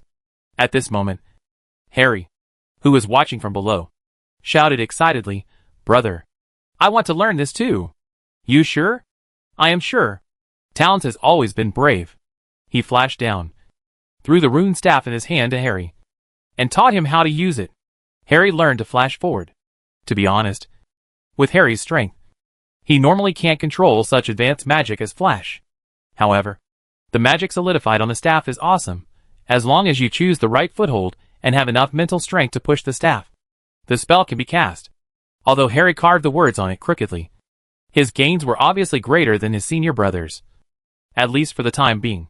Ryan received a prompt, "Congratulations, host. Your apprentice Harry has accepted the instruction of senior brother Downs and has officially mastered the expertise of juggling and flexibility. These two feats are just general feats. The former is a +2 bonus on the jump and tumble roll checks, while the latter is a +2 bonus on the balance pole and escape plan checks. Don't forget that there is no limit to the number of specializations a person can have." Harry, who has always been thin, has benefited from his senior brother's expertise for free. And the bigger surprise is yet to come. System hint. It is detected that the host's eldest disciple, Downs, is imparting his expertise to the second disciple, Harry. The branch system, assistant teacher, is officially activated. Ryan took a look and his resentment towards Towns suddenly decreased a lot. The biggest benefit of the teaching assistant system is that the teaching assistants he appoints can help him teach various magic courses. Teaching assistants cannot teach students individually. But if Ryan is too busy, he can leave it to Downs. It's a bit like him traveling through time as a graduate student to help his mentor teach undergraduates. To be appointed as an assistant teacher, one must be one level higher than the one being taught and be proficient in the magic of that subject. The one being taught has a small chance of understanding the various specialties mastered by the assistant teacher. This is easy to understand. Ryan also saw that within the learning range recognized by the system, students can also enjoy double the learning speed. It was just that when Ryan put Towns in the assistant coach position in the system, a special mark appeared. Downs' teaching assistant characteristics is Epiphany. There is a small chance that the person being taught will directly understand a certain magic by skipping the process. But there is also a very small chance that he will never be able to learn that magic again. To put it simply, apprentices are easily led astray by Towns. If you can do it well, it's awesome. If it's not crooked, then the game is over. Because the certain magic described here doesn't say what kind of magic you want him to learn. Just then, Ryan saw his two apprentices starting to act up. It seemed that he realized that copying the law stroke by stroke was too slow, and he might starve to death before he could finish copying it. So Downs was the first to take a risk. This guy summoned 2 mage's hands in one breath. The so-called mage's hand is a kind of technical magic that materializes arcane energy, forms the appearance of a human hand, and then performs various delicate movements under the control of the mage. This fellow Tang Si was able to do 4 things at once. He used his 2 hands plus 2 mage's hands, and the 4 index fingers simultaneously emitted elemental tips that could be used as pens, allowing him to copy books at the same time. The system prompts, "Congratulations, host. Your eldest disciple Tang Si has mastered the super rare super magic feat, multicasting." Ryan was speechless when he saw Harry following suit. Harry was not doing 4 things at once. He used the earth element to condense a brush-like device, and condensed the element on the brush to make 4 pen tips, and wrote 4 lines at the same time. Ryan spat as soon as he saw it. "Paw! Isn't this just the teacher's punishment of copying books? And not copying in time? And copying with 4 pens at the same time? No wonder I feel a sense of déjà vu here." Then Harry found that this did not seem satisfying. So he began to infuse elements into the already written fonts. Then extracted the formed elements in one breath and printed them on the stone wall next to it. Ryan, isn't this printing? Can this be templated? As soon as Ryan finished speaking, a hint about Harry came from the other side. Congratulations, host. Your second disciple Harry, inspired by his assistant senior brother Downs, has mastered a rare metamagic feat, dual spellcasting, and created his own metamagic feat, modular spellcasting. After taking a closer look at the description of the specialty at the back, Ryan was immediately stunned. Towns is definitely a monster as he can do 4 things at once. And Harry is also good at doing 2 things at once. But as for creating this specialty by yourself, other mages practice the same magic. At most because of their high proficiency, low mana consumption, great power, and fast casting speed. Harry is different. He has become a little obsessed with practicing protective magic. The so-called modularization means that Harry can skillfully use magic to build a house. For example, he can quickly use 6 elemental walls to piece together a cube up and down, left and right, front and back to serve as a cage. For a normal wizard, this means casting spells 6 times and placing elemental walls 6 times. However, with the support of this self-created weird super magic specialty, it becomes something like one-click casting. Harry first needs to think through a series of spells in his mind and complete the construction of the entire magic model, even if the whole process is relatively complicated, involving more than a dozen parts and end spells. In the end, as long as he has a thought and mobilizes the elements, it will be done. This means that while someone else casts a spell to summon a wall of earth, he can build a simple bunker for you in minutes. Ryan was now angry and amused. No. Wait. I just punished you to copy books. Is it necessary to come up with so many things? Also, Towns was obviously practicing Flying Thunder God. Why did you, Harry, practice bunker technique? Are the brain circuits of you 2 brothers a little sick?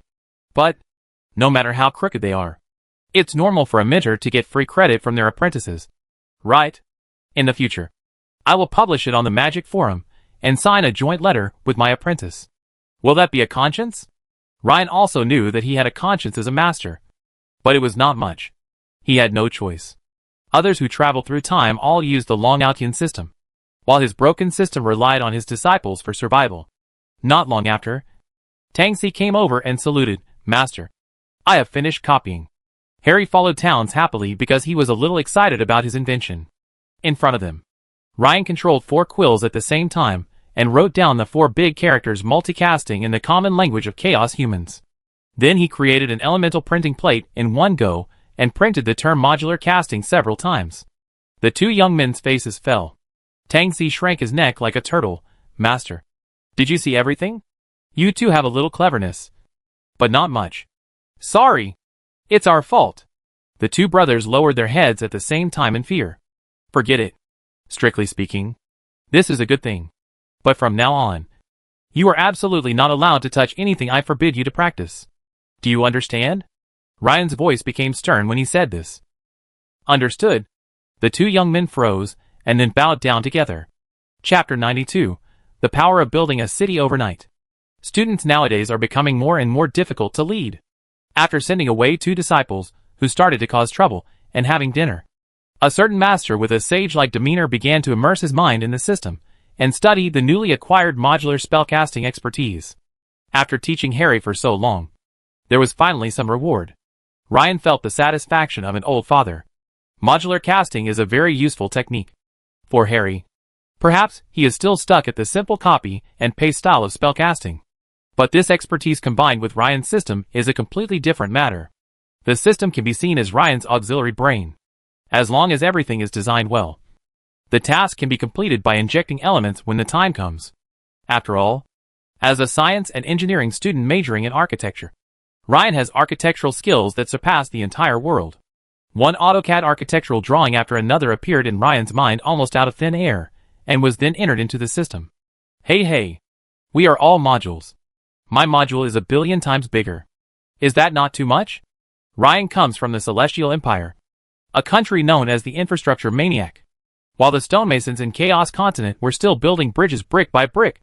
In our great China, The entire 100-meter-long prefabricated bridge body was directly lifted onto the piers using cranes and large-scale construction machinery. When others were proud of using a small pulley, my country was using gantry cranes that were 50 stories high and could lift giant ships weighing up to 20,000 tons. This is the gap between imagination and insight. The next morning, when Harry anxiously went to Ryan to tell him about the super magic expertise he had acquired, a somewhat shameless master said in a calm tone, "Harry, you can figure out this usage on your own, and I must commend you. Does this metamagic feat already exist?" Harry asked carefully. Not only Harry, but Towns, who followed him, also pricked up his ears curiously. What we call innovation is nothing more than building on the knowledge that has been summarized by our predecessors. It may be true innovation, or it may be taking an old path that has not been recorded. There is nothing shameful in front of science. As long as it works, it is a good path. So, what is a module? Ryan didn't explain directly, but took Harry to the blacksmith shop he hadn't been to for a long time, and pointed to a stone mold that could hold molten iron. The two apprentices certainly knew that the coils on the Tesla tower were made by pouring molten iron into the straight, long, shallow grooves on the stone. All of a sudden, they both understood. This is the simplest module mentioned by the teacher. What about the complicated ones? Harry was extremely curious. Follow me.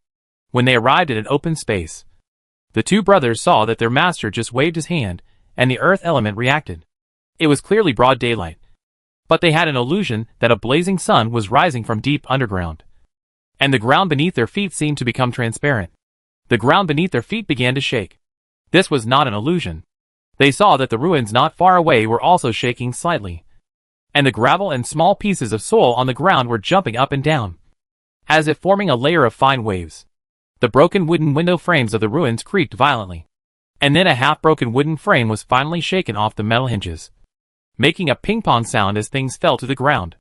They were both extremely shocked, yet still trying to expand their perception. They were surprised to find that the master could easily extract the metal components from the earth, largely using the so-called magnet physical principle. Just like hundreds of rivers flowing into the sea, countless metal particles of different sizes gathered together to form a metal net made up of countless prisms of the same size in front of them. The metal meshes form standard cubes with a length, width, and height of 3 feet each. Every time a cube was formed, a large amount of earth elements poured into the cube, like grout under the control of magic. Then, cubes were stacked in front of them, like building blocks. In front of them, Ryan was supported by a slowly rising cube beneath his feet, getting higher and higher until it was looking down at the two of them. The whole process took only about half a minute. The two brothers were extremely surprised to see that they were trapped in a standard square city wall. The city wall is not very big, only about 100 square meters at the bottom. It was not impossible to climb the 3-story high wall of the city wall, but the feeling of looking up to the master was no different from looking up to a mountain, which made them instinctively fearful. "Ah, master, is this also modular casting?" The two looked around and had to admit that this was indeed a module. If it were just soil accumulation, it would definitely not have this straight feeling like facing a cliff. Those prismatic mesh frames wrapped the soil, and these cubic soil piles became each cornerstone of this majestic city rising from the ground. The mere fact that he could build a city overnight was enough to make Harry worship his master Ryan to bits and admire him completely. Tangsi was more excited. "Master, can I try the strength of this wall?" "Can." He did it as soon as he thought of it. Downs activated the multicast without hesitation. At the same time, 3 electromagnetic guns hit the wall of the city. Bang, bang, bang. Bricks and stones splashed, and it sounded quite loud. When the smoke and dust cleared, Towns was dumbfounded. The electromagnetic gun has long been a signature magic of Downs through word of mouth among adventurers. He knows the power of the electromagnetic gun best. Unless it is a large magical beast, any creature of similar size to a human will basically be shot to make a big bloody hole, no matter if it's the thick hide of a bugbear or the armor of a heavily armored knight. Nothing can stop a bolt of electromagnetic rifle. However, even with such a powerful shot, it only made a dent the size of a fist on the wall. I just don't believe it. Now that Towns has been promoted to master level, he is qualified to use the electromagnetic cannon. After an exaggerated roar, Towns was surprised to see that only one Earth cube was blown apart, and not even much of the power could be transmitted to the Earth cubes in the back row. because the rows of cubes were staggered. Blasting one cube did not cause the wall of the city to collapse. This. Towns was stunned. Seeing his apprentice's surprised look, Ryan was quite satisfied. This is the method of building fortifications that we learned from the United States before crossing. Using a large number of mesh galvanized polypropylene sheets as sandbags. And then using excavators to help load a large amount of sand and soil. The army can build a fortification in a very short time, as long as this kind of reinforced sandbags are piled thick enough. For example, 3 layers, not to mention explosion-proof. Even the main gun of a modern tank cannot penetrate it. Of course, there is no mesh galvanized polypropylene sheet in the magical world of chaos. Ryan used magic to gather metal particles and created a mesh bag out of thin air. The strength is not comparable to that of galvanized polypropylene sheet. But in any case, it is stronger than simply using sacks to hold sand and soil. Finally, Ryan added to Harry, since you like to play defensive magic, then under this kind of protection, even if you put a golem in the city and force the other side to fight the golem, it is possible.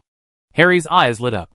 Ryan didn't know that a great defensive magician with turrets and traps was born at this moment. Chapter 93. The accident brought about by the damage to public reputation. Oh! Ryan cares about Harry, his second disciple, like an old father. Unlike a wizard like Towns who is almost hexagonal, Harry is not suitable to be independent. Whether because of his timid character or his severely unbalanced magic, Ryan finally realized that it would be a good idea for this kid to stay and help him guard the house. In a sense, this is not a big deal. Some people may say that Ryan is only arrogant at home. However, in the world of chaos, it is a tradition for high-level mages to stay in their own mage tower. Before the rise of the wizard, various resources were needed, and adventure teams had to be formed to travel through various ancient ruins and even space cracks. Once the initial accumulation was completed, most high-level wizards would hide away and concentrate on research. In order to find peace and quiet, most people would choose remote places with abundant elements to build their own mage towers. Mages and mage towers are often viewed as one and the same by the outside world. Ryan relied on the geographical advantage, with the campus and physical network as his backing, which was the normal way for a high-level mage to play. No one likes to deliberately provoke a high-level wizard who is hiding himself. Now that the method of modular spellcasting has been taught to Harry, let him figure out the rest on his own. Here, Ryan was ready to temper Down's temper, so he started teaching him high school physics. After all, from the 11th level master certified by the Adventurers Guild, it would take too long to reach level 20 before you can find a chance to become a legendary wizard. If Ryan doesn't come up with some useful information, his disciples will inevitably feel that he is not worthy of the title of master. In this regard, Ryan is not at all inferior. After high school physics, there are universities. Young man, do you know about fluid mechanics? Thermodynamics? These long classes, which often lasted more than 80 hours, made Ryan miserable. Thanks to the teaching people tirelessly system, Ryan remembered all this knowledge clearly. As long as Towns dares to learn and can comprehend newer and more powerful magic through the laws of physics, Ryan will continue to teach. Anyway, as Towns is now a master-level mage, Ryan is completely satisfied. Any further upgrades for that kid would feel like a waste of money. Tangsi saw that his master began to write teaching materials for him on dragon skin paper. In just 2 days, he had prepared a thick stack of materials. He couldn't help but swallow hard and said, "Master, am I progressing too fast?" "Fast? I think it's just right. I've finally been willing to spend more time teaching you. Are you going to disappoint me, your master?" Knowing that the front was likely to be an endless abyss called learning, for the sake of his dream since childhood and the stubbornness in his heart, Tangsi completely forgot the timid thoughts that had briefly appeared before, and bowed deeply. "If master finds that I am lazy, please spur me on." Whip. For some reason, Ryan suddenly remembered the words Gongjin. Whip me, and he suddenly got goosebumps. Down saw that master raised his eyelids slightly, and seemed to laugh and laughed. "I will not spur you. When you forget your original intention, you decide to give up, you really become the worst in my mouth." Tangsi's whole body shuddered, and he bowed deeply again. "I understand, master. I will not slack off." It took 5 months to change from a foreign man to 11th master. This record was quite explosive in the entire Chaos continent. No one can do this except those born with magical powers. No matter how talented Towns is, he still needs to accumulate experience. From learning the laws of physics that may be regarded as the laws of the world, to spellcasting experience, to monster fighting experience, to defending or withstanding various attacks, Towns still has a long way to go. This is like an online game, where the upgrades are always fast at the beginning, but then become slower and slower. Only by hard work and money can you achieve enlightenment. This is the normal state of the world. Ryan was mentally prepared to wait at least 3 years for Towns to become a legend, or even for Towns to be unable to be promoted throughout his life. Ryan looked into the distance, and suddenly he felt a little excited about the possible arrival of his third apprentice. While urging Towns to review junior high school physics, he forced Harry to build a wall along the outer wall of the valley in the name of practicing protective magic. The wall that Harry first used the earth element to summon was of course not strong enough. But that was not important. So he was asked to build the outer foot of the mountain first. After all, the front must be built a little bit worse to confuse the enemy. The first thing we see is the Maginot Line. If there really are enemies coming, would we still dare to attack after seeing them? Under Ryan's instruction, the innocent Harry learned how to add steel bars to the walls. Although the two walls looked exactly the same, some of them were equivalent to adding magic steel bars, directly upgrading them to load-bearing walls, while others were just shoddy constructions, specifically used to confuse the enemy. Harry began his journey of no return as a master of defense. Unexpectedly, before even a month into the March period was over, something major happened in the human world. December 12th. A day like no other. Cervantes' capital was still peaceful that day. Of course, there is one topic that remains very popular in the capital. In almost every pub, people would start their jokes with, "Do you think there will be a king or emperor who will really give a princess to Mr. Tesla?" People's reactions were quite consistent. No country would do that. Would it? That would be too shameful. It's different from our Majesty opening the treasury. That's right. Hey, the human kingdoms don't have a queen. I heard those elves have a queen. So what? Who would sacrifice their own queen just to gain the support of a legendary wizard? It's one thing to do it in private, and it's another thing to do it in public. This is the point.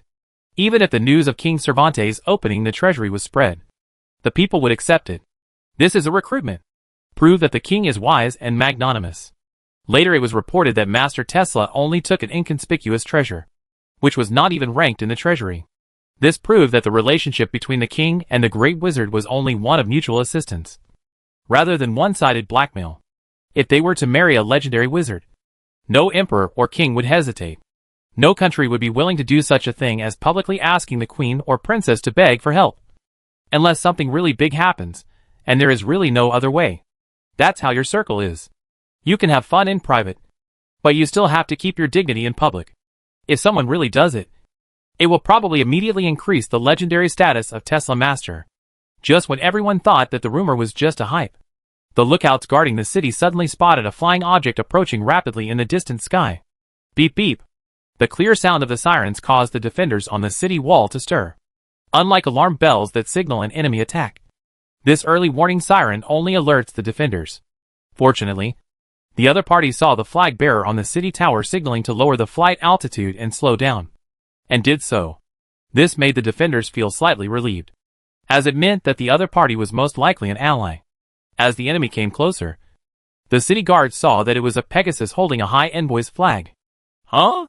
Not from the Barbarossa Empire? Then the flag is the Principality of Marino? The Pegasus Knight had just flown to the designated landing platform. Without even taking a sip of water, he threw the pass token to the guards and asked, "This is a pass. I must find Archmage Tesla immediately. I heard that there is a contact point for His Excellency the Archmage here." Chapter 94. No way? Is there really a pink envelope? Ah. Yes. On 3rd Street.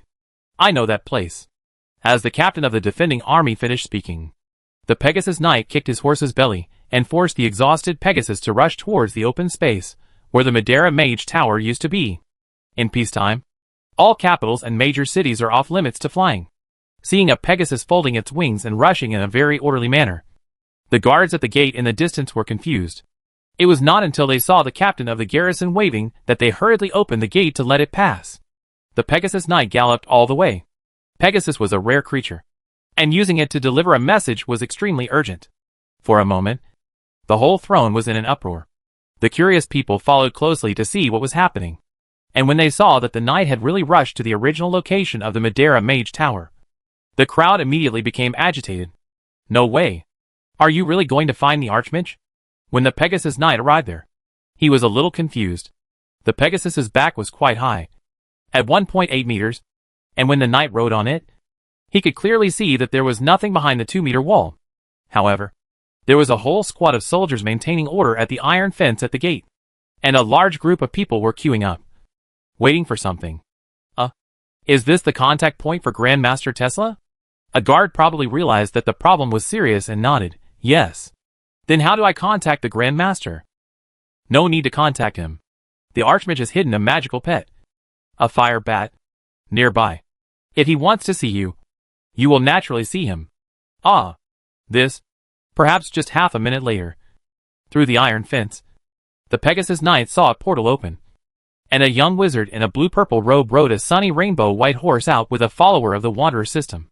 As if afraid that no one else would know, the Pegasus Knight dismounted, held up a large pink envelope with both hands, and said loudly through the door, "The Grand Duchess of Marino, Sophia Marino, has admired Master Tesla for a long time, and I beg you to meet with me." As soon as these words were spoken, the crowd around them exploded. You know, when the female nobles on the continent of chaos want to date someone to spend the night together, they, who pride themselves on being elegant, seldom ask directly, but instead ask their butlers to secretly deliver pink envelopes to their loved ones.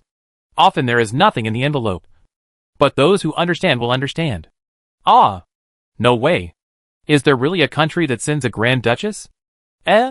Didn't Grand Duke Marino just turn 40 not long ago? It's not that simple. Facing the rumors around him, the knight remained unmoved. He stood very straight, holding the pink envelope high above his head, as if he was craving for the other party's mercy. No, it should be the mercy of that adult. At the same time, Ryan, who was peeking at the screen in the Fulong Valley, was heartbroken. Hack! I just said that to save face in front of my apprentice. The other countries took it seriously. Can I not take the blame for this? It feels good to talk big for a while, but then I take the blame. Never mind. I won't make it up. Ryan was speechless and angry. I've been so low-key. I never leave the house, and never do bad things. Why won't the world let me go? My brain is shaking. Woohoo! I cause trouble because of my own nonsense. If I don't want to ruin my reputation, I can only take it one step at a time. On the other side, Towns was confused. He had received a notice from his master, so he brought Sanders to see what was going on. He was young and didn't know so many twists and turns. Sanders quickly took over and bowed. "Please, my lord, receive the messenger here and let me deliver the letter." Okay. After opening the door, Sanders stepped forward to take the letter, and saw that the other party pursed his lips, and seemed not to say anything more, which meant that all the information was in the letter. "We have received the letter. I will forward it to the Grand Master for you. As for whether the Grand Master will respond, I cannot give you a definite answer." "I understand. Thank you." Xian clenched his fists tightly, but then relaxed helplessly, seeing Sanders teleport away again, and then looking at the dusty messenger. Towns blinked, turned over and dismounted, and handed him a pot of water. "Drink some water to cool down." "Thank you." The messenger took the kettle calmly, and poured it down his throat. Soon, Gannis and his men arrived, but he did not approach. After learning about the situation, he whispered to the warrior master Famet, "Have your men prepare." "Is it serious?" "It's very serious. And it's the kind that neither our country nor the Barbarossa Empire can save us. And we can only ask for help from Master Tesla. I can basically confirm that the former Grand Duke has passed away." The rumor about Master Tesla was not confirmed by him or his disciples. The new Grand Duchess actually sent a pink envelope for an unconfirmed rumor. This can only mean that the situation is so critical that she has to risk it. When Famet heard this, his hair stood on end. On the other side, Ryan received the envelope handed to him by Sanders. His unhappy eyes repeatedly swept across Sanders' face, scaring Sanders so much that he immediately knelt on the ground and dared not get up. "I am extremely sorry, Master. I shouldn't have spread the jokes between you and your disciple, instead of using words like 'I thought' or 'I feel.'" Sanders was straightforward and admitted it directly. In a sense, Failing to understand one's boss's true intentions is more serious than dereliction of duty. Ryan's voice seemed to be full of knives. A joke? You also know that this is a joke? When Sanders heard this, his heart sank into the abyss. This is terrible. If the Archmage doesn't admit his mistake, then I will have to take the blame. This is the grudge of an entire principality. Can a mere shadow dancer like me take the blame? Sanders was almost desperate. At this moment, Ryan changed the subject. Humph. Forget it this time. I do intend to expand my influence among the countries, to make it easier to recruit disciples. Although the cause of this matter is a bit outrageous. Let's leave it at that. Tell me about Marino first. Yes. Sanders finally let go of his worries. Not putting the blame on his subordinates proves that this boss is good. Under Sanders' cop, Ryan finally understood. The Principality of Marino. A small country under the Barbarossa Empire. Because Marquis Antonio Marino had saved the life of the then Crown Prince Barbarossa 150 years ago. The Crown Prince gave Antonio the plateaus surrounded by the mountains on the east side of the Furon Mountains to express his gratitude after he ascended the throne, and made him a hereditary Grand Duke with a high degree of autonomy. The Principality of Marino only needs to publicly express nominal submission to the empire, and pay a symbolic tribute of 1,000 gold coins, or goods of equivalent value, every year to continue to maintain its autonomy. The empire has no right to conscript the army of the Principality of Marino. But if the Principality is in trouble, the empire is obliged to rescue it. Chapter 95. Should I take the blame? Or not? The Principality of Marino is very small, surrounded by mountains, and its terrain is roughly oval. It is more than 40 kilometers from east to west, and less than 20 kilometers from north to south at its widest point. According to official statistics, the country's area is just over 6,000 square kilometers. Just looking at the area of the fief, it would not qualify as an independent principality, let alone a duchy. A standard duchy on Chaos Continent starts at least 10,000 square kilometers, and some grand duchies have 30,000 to 50,000 square kilometers. Fortunately, there was a silver mine in the nearby mountains, which supplemented the income of a duke. With the completion of silver mining 30 years ago, and the depletion of the ore veins, the economy of the Principality of Marino began to decline, due to the deterioration of the Principality's finances. The two previous Grand Dukes intended to return the Principality to direct imperial control. Looking at the map, the Principality of Marino is sandwiched between the Kingdom of Cervantes and the Barbarossa Empire, surrounded by mountains, and extremely inconvenient to travel by mountain roads. It takes at least a week for a fast horse to travel from the Principality to a neighboring country, whether to the kingdom or into the heart of the empire. For more than 200 years, it has been considered an enclave of the empire. It was precisely this kind of useless thing that made the emperor at that time readily give up his jurisdiction. Now that the silver mine has been used up, they want to put it back together. Isn't this just making trouble? A duke sworn to the emperor and his duchy is essentially different from a highly autonomous principality. Although this kind of duke would not give the emperor a penny at ordinary times. When the emperor wanted to go to war, the duke was obliged to send troops to help the emperor according to the size of his fiefdom. Similarly, if this kind of dukedom was attacked by the enemy, it would be equivalent to invading the empire, and the emperor must help the duke to regain the territory. As for the principality, although the contract states that if the principality is attacked, the empire has the obligation to rescue it, it does not specify how to rescue it or to what extent. 100 years ago, the Barbarossa royal family began to be indifferent to the requests of the Principality of Marino. Even if something happened to the principality, they would just send some knights with titles, but no fiefs, and some knights' entourage to go there. There is no way. The core of feudalism is territorial division. In the early years of the founding of the country, any knight could be granted thousands of acres of uninhabited wasteland. As the territory solidified in time past, the emperor found himself with no land to grant. The devil's mouth is a black hole that devours money and human lives. As long as the knights who sacrificed their lives for the country still have descendants, even if the knighthood is not hereditary, the lord will be embarrassed to confiscate the territory because those descendants do not have the title of knight. At most, they will be temporarily in charge and take away the gains of the territory. The result is that the feasts given to the new knights by the Barbarossa Empire have now been reduced to a bridge, for which the knights are charged tolls, or even a mill. If the Principality of Marino is directly governed again, even if the Principality sends troops to help in the fight, by the time the Principality's army leaves the mountain, It will be too late. The empire had no benefit at all, and had to bear such a heavy burden. The then Emperor Barbarossa was not happy, and ordered to keep the status quo. As a result, the Principality of Marino has become a half-dead and decaying state today, with an economic recession and the land unable to support so many people.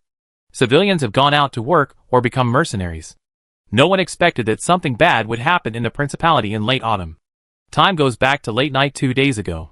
A messenger, covered in blood and with 2 wounds surrounded by green spiritual flames, rushed into the castle of Marino, the capital of the Principality. With his last breath, the Archduke's expeditionary army was ambushed and annihilated. The Archduke passed away and was transformed into a death knight on the spot by the abominable Lich. What? The Grand Duke brought the Grand Prince, the second prince, a team of master adventurers, and all the elite troops with him. For a moment, the nobles and officials who stayed behind were in chaos. Originally, this should have been a relatively simple crusade. The former Grand Duke Albert Marino received news that a village had been massacred by a corpse witch. More than 500 people in the village were turned into zombies and scattered around, causing trouble for the surrounding villages. Since there happened to be a team of adventurers around level 5 nearby, they fought but were defeated and retreated. So the Grand Duke obtained clearer intelligence, which was also confirmed by the adventurer reconnaissance team sent out later. In the continent of chaos, corpse wizard and lich were originally the same word, because they were both spellcasters who were tempted by dark forces, fell into darkness, and became undead. Gradually, in order to better distinguish the two, the Adventurers Guild discussed and defined liches as low-level undead spellcasters of level 10 or below, and only those above level 11 were called liches. In the past 100 years, there have been few reports of liches appearing in the world, and most of the known corpse wizards are transformed from poor low-level warlocks. Low-level zombies can cause a lot of damage. If left alone, zombies can turn the people they bite to death into zombies. A zombie can easily turn an entire principality into a kingdom of the dead. There was nothing wrong with Archduke Albert's actions in the eyes of others. He mobilized almost all of his mobile forces. More than 150 regular knights. More than 300 knight retainers. 6 battalions of 1,200 spearmen and sword and shield soldiers. Plus 3 adventurer teams, one of which was a master-level elite team with an average of 12th level per person. And 10 priests who believed in the god of light. The number of undead that a corpse wizard can directly control is no more than 100 zombies or skeleton soldiers. The rest can only be left alone, allowing them to follow their instincts and attack the living, in order to let his son experience the atmosphere of the battlefield. The Grand Duke brought his only 2 sons to the battlefield. Everything looks good, and this will be a battle of sledgehammer and eggs. The results of it? As the enemy changed from a corpse wizard to a lich, the situation immediately took a 180-degree turn. The Grand Duke's troops were completely wiped out. The latest news is, the lich has led tens of thousands of undead troops and began to crush towards the capital of the principality. There was chaos and disorder in the Grand Duke's mansion, and even high-ranking officials, like the Prime Minister, were panicking. At this time, no one even noticed that a beautiful young woman in the middle of the hall was lowering her head in grief. All I hear are meaningless insults and excuses. The air was filled with cowardice and despair. The ministers discussed how to escape. The remaining knights were at a loss. Her mother had already burst into tears. Only she slowly spread out her palm and looked at the sword callus on her palm that had faded to the point where it was almost unrecognizable. If today's incident had not happened, she would have become a real lady as her father expected, and would have been sent to the capital of Cervantes, 300 kilometers away in the mountains, to attend endless dinners and dances. But what happened today changed her life again. After her father and brother's voice and smile echoed in her mind countless times, she gained the courage. She stood up resolutely, grabbed her beautiful red hair, swung the dagger and cut it off. With a swish, only a neat short hair was left. With the next strike, she cut off the hateful waist strap on the right waistline, allowing her abs to stretch out again. "What are you panicking about?" the woman shouted loudly, with supreme majesty in her magnetic voice. "The bloodline of the Marino family has not been cut off. Since my father and brothers have all died, and the people need me, then I, Sophia Marino, will take over as the Grand Duchess, in charge of all affairs of the principality." Her fiery red eyes first swept across the entire place like a battle axe. then turned into sharp swords, piercing the hearts of every cowardly person one by one. In the blink of an eye, the entire hall fell silent. The palace minister came out and saluted.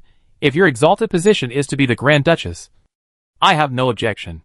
But I would like to remind you that it is a lich, not a terrifying existence that our remaining combat power can contend with. Then ask the Barbarossa Empire for help, and ask them to send a fleet of Pegasus. The war in Devil's Mouth has been intense recently. I'm afraid the Empire won't be able to send any extra Pegasus troops. The regular troops won't be able to make it in time. The Kingdom of Cervantes? I won't be able to make it in time. Just as the atmosphere reached a stalemate, the Prime Minister stammered and made one last suggestion. Legend has it that as long as a princess or queen of a country sends a pink envelope to Master Tesla, the master will consider helping. Suddenly, all eyes were fixed on Grand Duchess Sophia's face. Her face flushed. Veins even bulged on her neck, and her full chest kept rising and falling. But in the end, if this is the only option to save the people, I will send out the pink envelope in my name. But, at this point, Sophia changed the subject, drew a long sword from her guard captain's waist, raised it high, and her voice suddenly became high-pitched before any reinforcements arrive. I will pick up my sword. For my people, I will roar to the goddess of fate for the last time in my life. You, if you have the guts, follow me. All of a sudden, the entire Grand Duke's mansion was in an uproar. Oh! All the women are on the battlefield. If you're a man, follow me. Countless people waved their fists and held high their swords. They followed the footsteps of the new Grand Duchess, shouted deafeningly, and began to surge onto the city walls. On the streets, citizens who knew the news picked up anything they could use as weapons and joined the crowd like rivers flowing into the sea. Just like that, the pressure came to Ryan. Should I take the blame? Or not? Chapter 96. Skip it, and it won't affect your viewing experience. Chapter 97. Master Tesla is a liar. The messenger and envoy knight was still waiting in the Cervantes capital. Ryan was the last hope of their country, and he would never leave without a result. He did not even consider going to the Cervantes palace for help, because it would be too late. Towns and Harry had been called back to Ryan, seeing Sanders kneeling there in misery and explaining the whole story, and then the master showing him the letter sent by the other party. The two brothers knew that it was their gossips and rumors that had betrayed the master. They were so frightened that they knelt down, not daring to breathe. For some reason, they both secretly raised their heads and glanced at their master again and again. They were nervous, excited and curious. You know, this is the legend their master told them orally. And princesses and queens from all over the world vied to flatter him and win his favor. They had no idea what the master felt at that time. For those who were not of noble birth, this was simply the greatest honor. And today, right under their noses, the master is expected to replicate this scene. How can they not be looking forward to it? Ryan's scalp tingled. Death is unpredictable. He just talked big to avoid losing face in front of his disciples, but ended up hurting himself. Who would have known that such a stupid thing as roasting oneself over a fire would happen again? Ryan was so angry that he laughed himself. Of course, this anger will be poured on the disciples' heads. Snapped.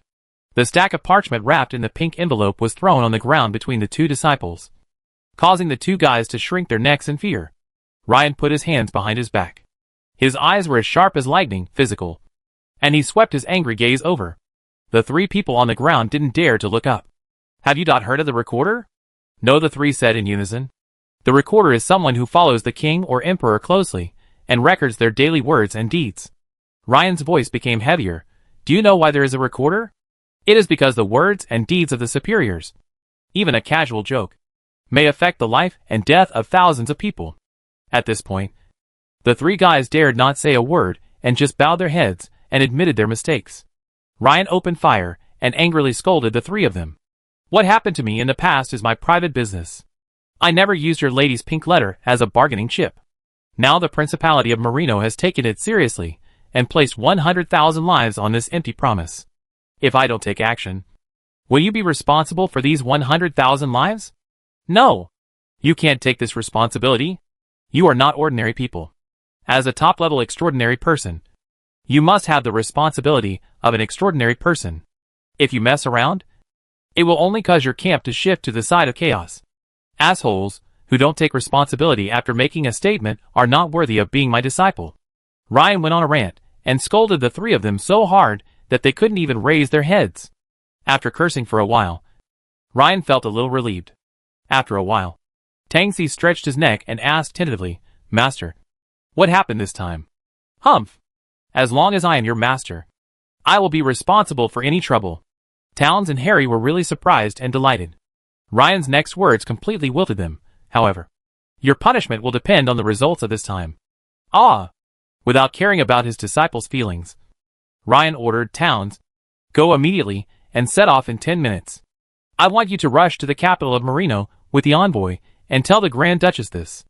In the capital of Cervantes, Marino's messenger was suffering from inhuman psychological torture. His hometown is being ravaged by the undead. His own daughter is leading the people in a desperate fight. The pink letter that the Grand Duchess risked her life to write fell on deaf ears. Just at this time, the citizens of the capital of Cervantes were still discussing the impending fate of Archduchess Marino. "I bet 1 silver coin that Master Tesla can't make it in time. It might already be the kingdom of the dead. I heard the Grand Duchess was quite pretty. What a pity. He didn't dare to have an attack." No, he couldn't have an attack. After multiple psychological tortures, he finally got a reply. Just as it shocked the entire city of Ramek. When Ryan's mage's eye appeared above the wasteland of the old mage tower, it immediately caused a riot among the people.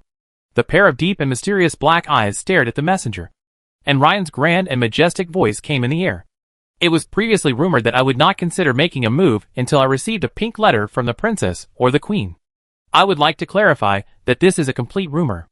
As soon as these words were spoken, it was like a basin of ice water poured on the messenger's head.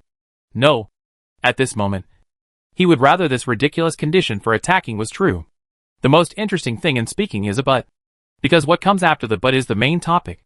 But this absurd rumor was spread by my apprentice, Tangsi. I will punish him later. But I, Tesla, accepted the request for help from the Principality of Marino.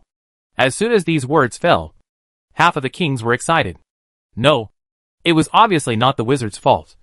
But the wizard was willing to take the blame for his disciple. The envoy was almost overwhelmed by the wild happiness. He bowed down on the spot and said, "Your Excellency the Grand Master, your kindness illuminates the sky of the entire Principality of Marino. Don't be happy too soon." Ryan habitually folded his armor. "I only agreed to take action. But I didn't say that I could definitely get it done. If it involves the incarnation of the gods, then the fate of Marino is not something I can control. And after the matter is accomplished, not only will I ask your Grand Duchess to fulfill her promise, but you must also be responsible for the materials I spent when I took action. If you dare to default on your debt, I will destroy your principality with my own hands." "Ah, yes, I understand. No problem." After a brief pause, the messenger immediately agreed. Then when Dewey set off, the portal suddenly opened, and Downs came out with a rainbow horse. He said with a sour face, "Now." At the same time, in the Principality of Marino, the sun began to set. From time to time, screams could be heard from the villages and towns surrounding the city of Marino, as well as the sound of digging soil in the cemetery outside the town. But there were more numb and monotonous footsteps. Rows of corpse wizards wrapped in warlock robes are driving the newly born undead towards the capital of the Principality. The number of low-level undead that a corpse wizard can control at the same time is limited. If this control is changed to a single instruction, such as going in a certain direction and tearing up all living things encountered along the way, then the upper limit of the control number can be greatly increased. And depending on the ability of the corpse wizard, the number can be raised to hundreds or even thousands. Compared with the intense heat on the top of Marino City, the scene here seemed extremely strange. A corpse wizard approached the being surrounded by a group of death knights on a high slope outside the city. He noticed that his lord wore the ring of Grand Duke Marino on the white bone claw extending from under the sleeve of his robe on his right hand. The Grand Duke's crown of the mountain was also worn. The golden crown became dull under the erosion of dark energy, and the iconic convex shape in the middle of the crown was corroded and shaped into a skull. The Lich's new staff was made from the skull and spine of Alan, the former Grand Duke of Marino. "Lord Brutus, my spy has sent me a message." According to the rumor, Sophia Marino handed over a pink envelope in exchange for the rescue of the legendary wizard Tesla. Brutus sneered, and a ghostly air blew out from his nostrils. which had lost the cartilage of his nose bridge. This so-called Tesla master must be a liar. Ah? You did it for a woman instead of the secrets of magic. For profit? Or for power? Humph! There is no such great wizard in the world. If a master heard this, he would definitely shout, "No, I am being unfair. I am doing this for my face. For my dignity, as a master in front of my disciples. Everyone must believe me." Chapter 98, Master. Please lend me your reputation. As the sun sets, the last trace of fire in the sky disappears between heaven and earth. A silent and terrifying battle line appeared outside the city of Marino. Standing in the front was a mass of skeleton soldiers. The ancestors of these Marinos were pulled out of the cemetery by the messenger of death. Holding the scrap metal they picked up at random, and came to the front of the battle line under the command of the corpse wizard. Then came countless zombies. On the city walls, some adventurers with dark vision could even sadly find familiar faces among them. The main formation of the undead is located in the north of the city. The soldiers who once served as protectors of the principality still hold their weapons tightly. But now they face their relatives and compatriots as skeleton warriors.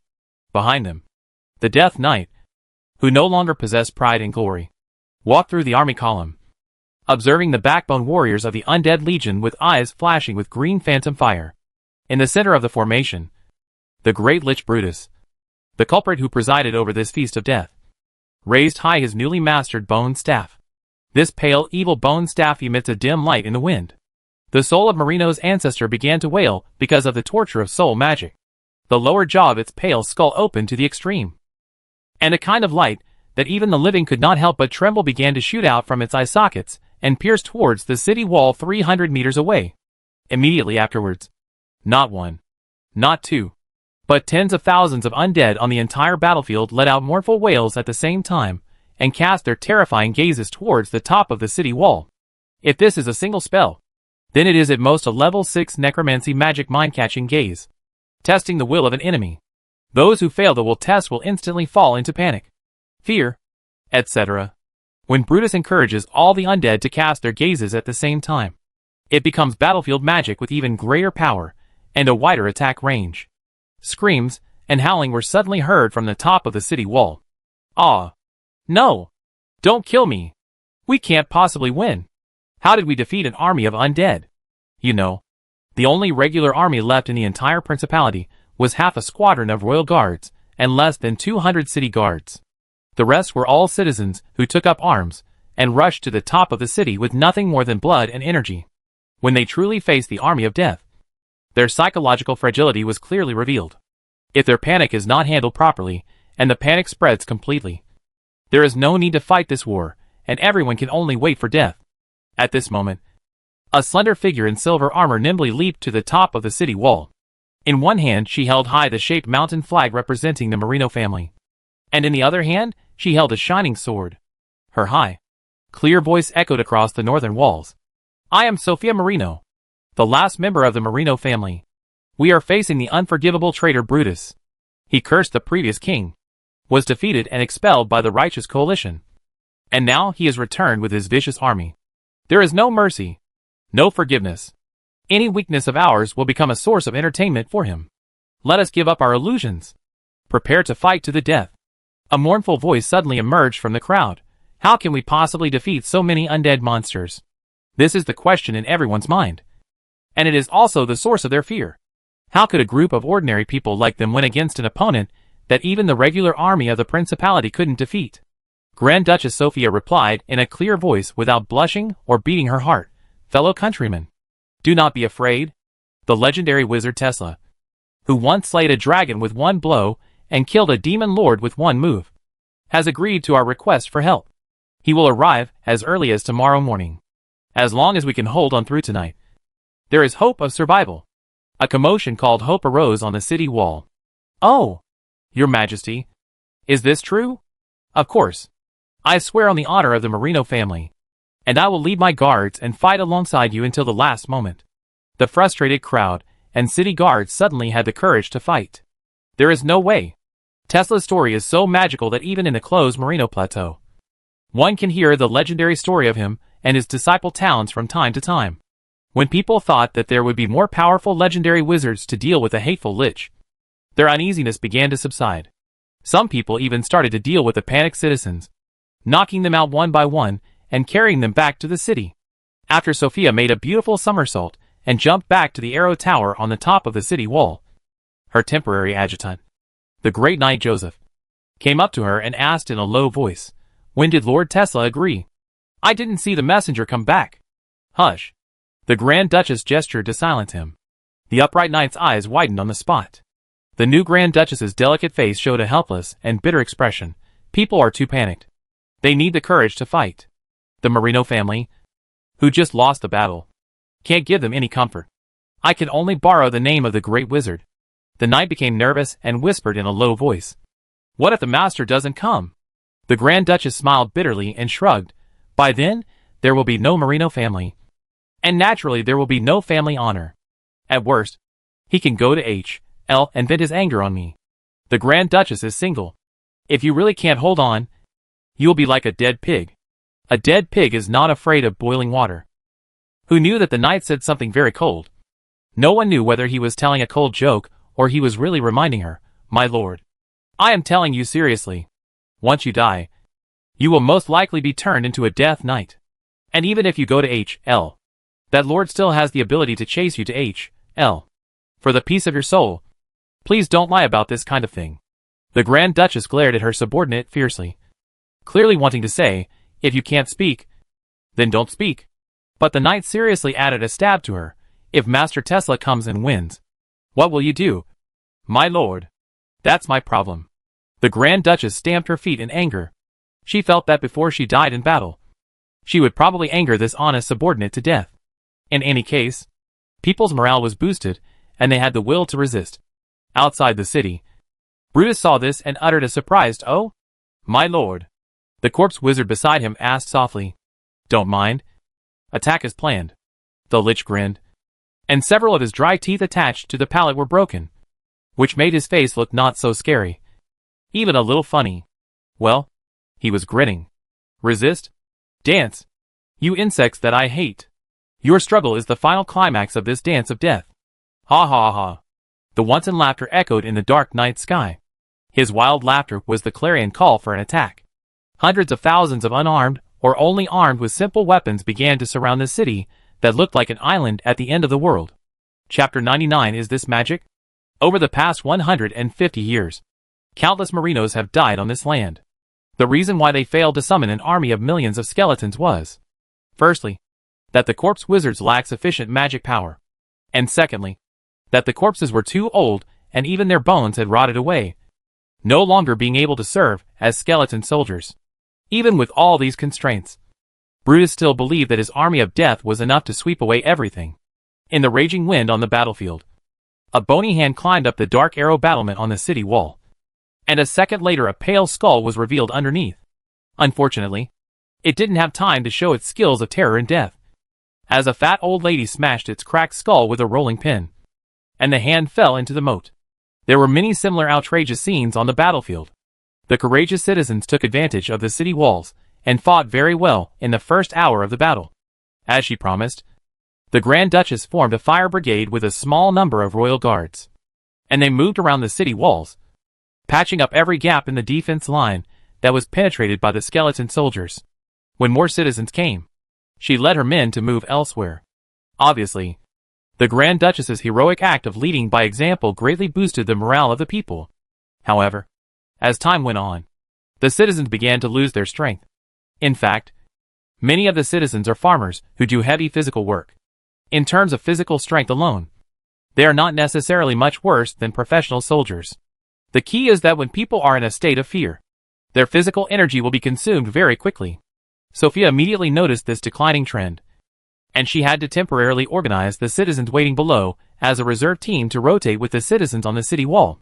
It's called rotation, but it's actually worse. Often, one side would be defeated by the skeleton soldiers, and she would have to lead the fire brigade and another group of citizens as a reserve team to fight back. When the situation stabilized, she kept that group of citizens. Sophia knew very well that the reason she could lead the people to resist until now was all because of the conspiracy of the damn lich on the opposite side. Or it would not be an exaggeration to say that it was a bad taste. In the first 6 hours after nightfall, The enemy just sent out the worst skeleton soldiers. Even so, the huge amount of bones still filled the moat of this highland city. In a place like this, you can't expect the moat to have a large amount of water or a large flow rate. It was 4 o'clock in the morning when Brutus began to send out the army of zombies. These newly dead compatriots caused great panic and anxiety to the citizens on the city walls. Several places on the city wall were penetrated by the enemy. No! We can't defeat these monsters. Ah! The Grand Duchess is here. We are saved. Diametrically opposed arguments often break out on the front lines. Many times, the citizens in the defense felt that they could not hold on any longer and were on the verge of fleeing. However, when the battle flag of the Marino family appeared in people's sight, the defenders quickly calmed down, and as more citizens waiting at the bottom of the city wall came up to support them, the defense line began to stabilize again. To be honest, there is basically no need to fight anymore when the war has gotten to this point.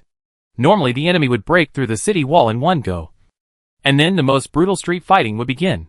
But that bastard Brutus not only did not increase the number of troops, but instead reduced the number of zombies he sent out. It gave the defenders the illusion that they could hold the position if they just tried harder. That bastard.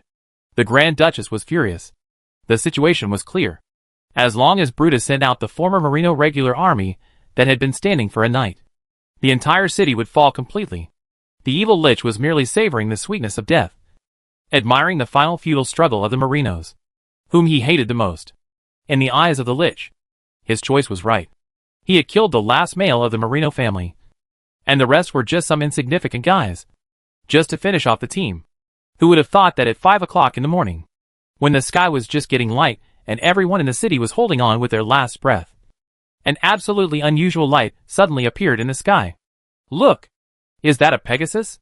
Someone in the crowd shouted. Oh! That colorful light. Could this be the legendary Master Quixote's Rainbow Pegasus? What Rainbow Pegasus? That's called Wind Horse. Suddenly, someone who knew the business laughed at him. What are you defending? Pa. It doesn't matter. They are reinforcements anyway. Most of the people present were illiterate peasants, many of whom had never left the plateau in their lives. How could they understand that Pegasus and Yufengju were not the same breed? It does not matter. The important thing is that this is indeed the legendary rainbow horse that emits 7-color rainbow light. This has long become Talon's unique trademark. The eldest disciple is here. Is his master far away? Oh! Master Tesla's disciple Tang Si is here. As the word spread, it became Master Tesla is coming. For a moment, the whole city became 100 times braver. When the voice reached Grand Duchess Sophia, she was stunned. No way. I was just talking. But he really came? The great knight Joseph beside her was now covered in blood. And it was his own blood. Although each wound was not deep, the pain was real. Even at this time, the loyal knight still said seriously, My lord, are you lying to me? Have you contacted the Archmage early in the morning? Sophia suddenly became angry and really wanted to kick him off the city wall. Of course, this is just a thought. If it weren't for this loyal and powerful knight who, together with other knights, carried large shields and fought to protect her, she would not have simply been exhausted. She would have been seriously injured if not dead. How could there be so many one-on-one opportunities on the battlefield? If it weren't for the guard's help, she would have no chance of killing dozens of skeletons and zombies. Tang Si appeared riding on Bo Lu, which directly changed the situation on the entire battlefield. The morale of the Marinos was certainly boosted. But on the undead side, even if Brutus was slow-witted, he knew that he had missed the best opportunity to destroy the entire city because of his arrogance. Attack! All forces attack. 200 meters away, a huge magic circle unfolded on the dark land. It was spinning, like opening a door to H.L. emitting a cold green light. With more than 10 corpse wizards casting spells together, a large green light rose from the magic circle and was reflected in the retinas of all the human defenders in the north of the city. It was as if a green light was smashed out from a giant catapult, drawing a long parabola in the dark sky, moving from far to near, and blasting towards the top of the city. Oh my god! It's the war magic level plague cloud? A priest exclaimed. Anyone who had a little spare time subconsciously turned their heads and watched in despair as the green ball of light quickly approached the crowded city wall. There is the fire brigade of Grand Duchess Marino. No! People couldn't bear to watch anymore. They could even imagine what a terrible scene it would be when this cloud of death emitting a terrifying aura. Hit their brave Grand Duchess. I dare not read on. At this moment, the rainbow Pegasus in the sky suddenly accelerated, leaving a long afterimage, and blocked the Grand Duchess and the plague gas mass. The next moment, the cloud of death exploded, but who would have thought that it did not bloom like a flower? Instead, all the dark green light was concentrated into a tiny airspace by a mysterious force. The next second, a huge ball of fire suddenly appeared in the air and burned the plague breath. Is this a magic that has been lost on the continent for 100 years? Chapter 100. No? Did the world take my boasting seriously? People were dumbfounded. Warlocks only use the magic in their blood, which results in their magic not being flexible at all. Just simple and crude magic bombardment. As for the liches who escaped the collapse of the magic network, their magic usage has now become almost instinctive. And Towns has spanned 100 years of time and space to once again show the world the beauty of this tit-for-tat magic.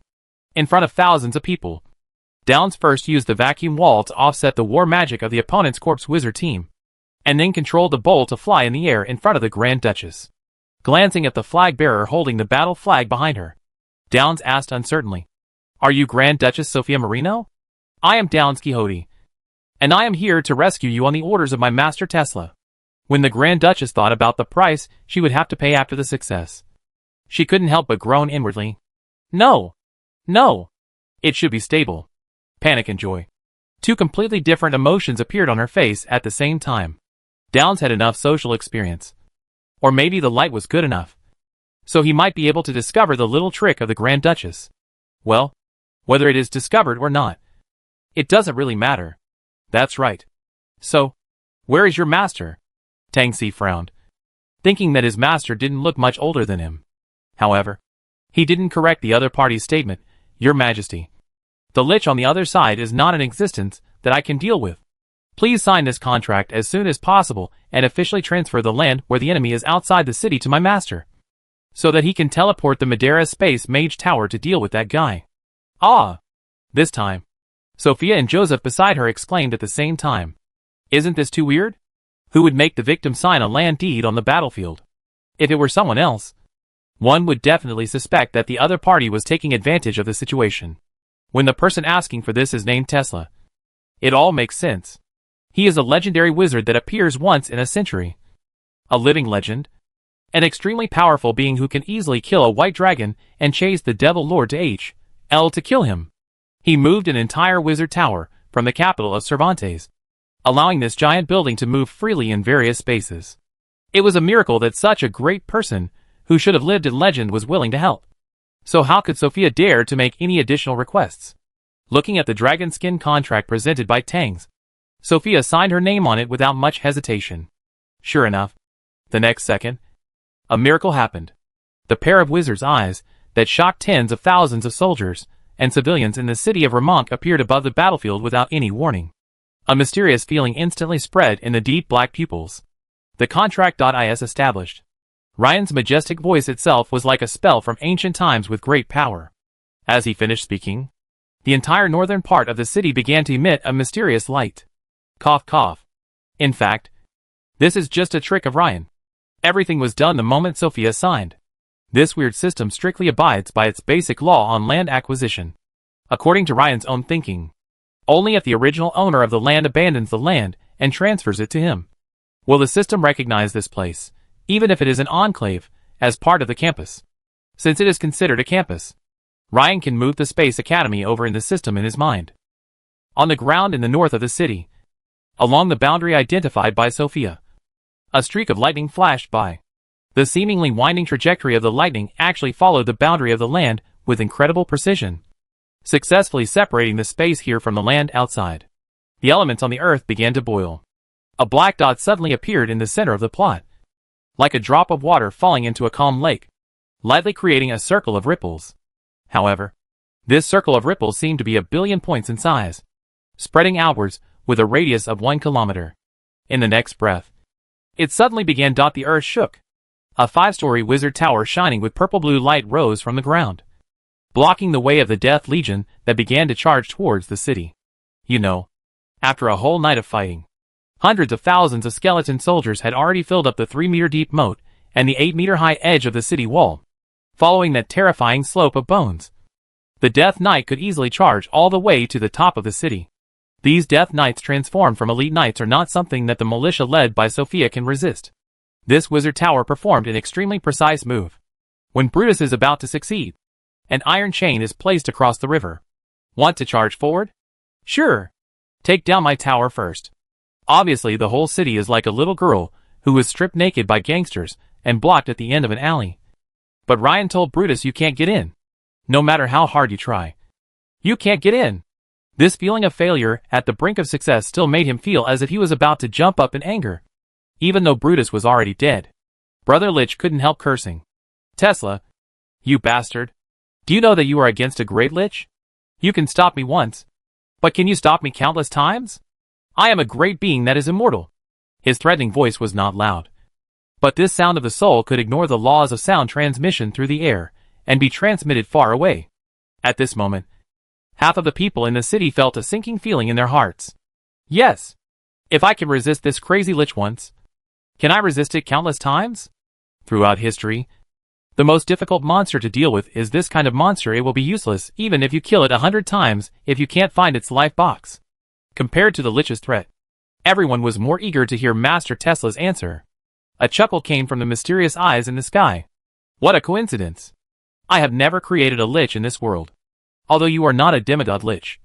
You should be fine. Remember? No Lich's phylactery can escape my Eye of Destiny. Yes. That's right. Ryan was bragging. What's interesting is that even after traveling for so long, Ryan still hasn't adapted to the world rules of Chaos Continent, which records everything you have done and uses it to determine your camp. What is less known is that all the prophecy magic in the world is based on this law. If you have done it, you have done it. If you haven't done it, no matter how much you brag about it, you can't deceive the truly strong ones. It just so happens that Brutus, who is sitting opposite him, has a very special kind of magic. It is the 6th level divination spell Legend Mastery. Its effect is to know the truth or falsity of the legend of a person, place, or thing. While Ryan was bragging, Brutus secretly performed the magic. Very soon, the results are out. The spell told him the other party was telling the truth. Not only had the guy done it, he had killed more than one demigod Lich. And he had used mysterious and unknown means to find the demigod Lich's life box, completely destroying him from soul to body. For the first time in his life, Brutus was frightened to death. This guy suddenly fell silent, which made Ryan very confused. Ryan thought, no, I was just bragging about the shitty things I did when I played the board game before I traveled through time. And you took it seriously? I was able to find those phylacteries because I played through the game so many times that I could easily remember the location of each demigod Lich's phylacteries by heart. And I just cheated and went over to search. Chapter 101, Battle of Wisdom and Courage. This is a loophole in the laws of the world. Chaos World cannot travel across time and space to Earth to verify anything Ryan has done. It can only rigidly confirm whether Ryan has done it or not, but cannot tell whether Ryan has really done it in reality or just played a game. It is conceivable how great a psychological shock this rule-based bug ultimately brought to the poor Lich on the opposite side. Brutus, who refused to give up, greeted Ryan's family frantically in his heart, while secretly casting the legendary mastery magic once again. This time, he was asking about the various legends about how Ryan dealt with the Lich. It's still very fast. A title recognized by the laws of Chaos World was transmitted to the shallow surface of Brutus's spiritual world. Lich Nemesis. These 4 extremely simple words frightened Brutus to the point of death once again. Can an ordinary person get this title? The title of XX natural enemy means that a person specifically opposes a certain existence. Opposing does not mean that you will definitely win. Generally speaking, you must defeat a certain existence at least 10 times before the world will recognize you as having this title. Nemesis is even more outrageous. If you don't completely defeat your opponent more than 30 times, the world will not recognize you. Note that you have to beat your opponent from beginning to end, and completely destroy your opponent from the physical and spiritual level. That's called complete defeat. Lich Killer represents the pervert Tesla on the opposite side. He has killed at least 3 dozen great Liches, and some of them are demigod Liches that are so powerful that even the gods don't want to mess with them. How could there be such a powerful wizard in this world? Are all the previous legends about Tesla true? Brutus was completely panicked. What's outrageous is that after Ryan released his perception, He sensed from the fluctuations of Brutus' soul that he was panicking. But he had no idea why he suddenly panicked. Just like that. One was in a panic, while the other was hiding in his lair in the Fulong Mountains, pretending to be awesome without any fear. As a result, the situation on the main battlefield seemed to be just empty talk without any action. And it was unusually quiet. Just because Brutus was stopped by the sudden appearance of the wizard Tesla on the main battlefield does not mean that the other three directions of the city are safe. Before receiving new orders from their undead lord, the corpse wizards in the other three directions continued to drive the undead to attack the city walls. Just then, a dwarf in a wizard's robe appeared. Everyone stand back. I'm going to cast a spell. Huh? Magic? Harry shouted. In the name of Mendeleev. All elements obey my command. Cough. Ever since Harry heard from his master that it was Mendeleev who formulated the periodic table, he has regarded Mendeleev as the father of elements. It seems that it cannot be said to be completely wrong. Recently, he shouts this whenever he uses magic involving a large number of elements, even if it is protective magic. Before anyone could react, they saw a violent shaking on the other side of the moat that was filled with bones. A relatively narrow earth wall that was as high as the city wall rose from the ground. This tall wall temporarily separated the charging undead from the undead that had already rushed onto the wall. Immediately afterwards, a fierce flame broke out from the moat, which was already filled with mud and corpse water. Countless fire elements appeared out of nowhere and flowed along the original river channel. The fiery flames came up from the bottom to top, and easily burned the skeleton's bones into coke, and turned the zombies that are still jumping. This scene shocked countless people. One adventurer asked in surprise, "Wait, could he be the Harry Winston who was chosen as the second apprentice of the Archmage on November 11th? In just 1 month, he has become a high-level mage?" It's true that Harry is a high-level wizard, but with the help of the physical network that has all permissions activated and the application of modular casting, the results he can achieve alone are no different from those of a standard high-level wizard group wizard. The first thing to be dealt with was the western city wall. With the help of Harry, they moved to the southern city wall. The river of fire that was ignited section by section gave great courage to the defenders who were fighting in the dark. Human beings' instinctive desire for light stimulates the outburst of the last bit of power in their bodies. Oh. Follow Lord Winston and kill. Even though there were already horror guards guarding Harry, there were still more city guards who spontaneously took up their broken shields and stood guard in a circle outside. In a battle of this level, a mage with massive destructive power is undoubtedly the focus of everyone's protection. The wizard was saved, and the city walls were also defended. If Harry is still acceptable, Towns is outrageous. He had no interest in the undead minions. After using a few lightning chains to clear out the skeletons and zombies within a radius of 30 meters in front of him, he began to snipe the corpse wizards and death knights one by one. Strips of purple light continuously extended from his hands, and every time an electromagnetic cannon was fired, the body of a corpse wizard or death knight would be completely pierced through, and even their souls would be shattered by the accompanying electrical energy. Compared with Harry's seemingly powerful and overwhelming firepower, this kind of operation is a deadly and brutal attack to the undead army. Without middle-level commanders, like the Lich Wizards and Death Knights, the skeletons and zombies that lack self-awareness, and even the skeleton warriors transformed from regular troops, all lost their proper fighting order. They instinctively rushed towards the city wall, but their actions were reckless, and they even squeezed out their own people or cut down those who were blocking their way. This is equivalent to greatly reducing the pressure on the defenders in disguise. It seems that the city of Marino will not fall for the time being, Sophia said with great emotion. But all the results still depend on that adult. Joseph agreed. With the sudden free time, they were even able to find time to watch the strange sit-down battle in the north of the city. Over there, Ryan's level was synchronized with the highest level apprentice. Looking at the system's evaluation of Brutus, it was, but there was no skull mark representing invincibility, which meant that the other party should also be at the master level, probably not more than 5 levels higher than him. Ryan muttered, "A great lich can't be a fool, right?" He watched his subordinates being killed by my apprentice one by one without any reaction. He must have a lot of cards up his sleeve. I'd better observe carefully and act after careful consideration. After all, I don't have many attack cards in my hand. It's night now, and the convex lens can't be used. If the Tesla tower and the electromagnetic cannon can't kill this bastard in 1 second, I won't have many powerful attack methods. Little did Brutus know that his soul was trembling. This bastard is the Lich Nemesis. Nemesis. Damn it! Doesn't this mean that he can easily crack all the necromancy spells I know? Isn't my past 100 years of research on necromancy all in vain? Of course. A lich is not only good at necromancy. But is a lich still a lich without necromancy? That would be a eunuch in the lich world. A laughing stock among all the liches in the world. Chapter 102 I found your life box? This would be like castrating Brutus while he was still alive. Not to mention that just when he was about to destroy the Marino family, whom he hated the most, Ryan intervened and stopped him.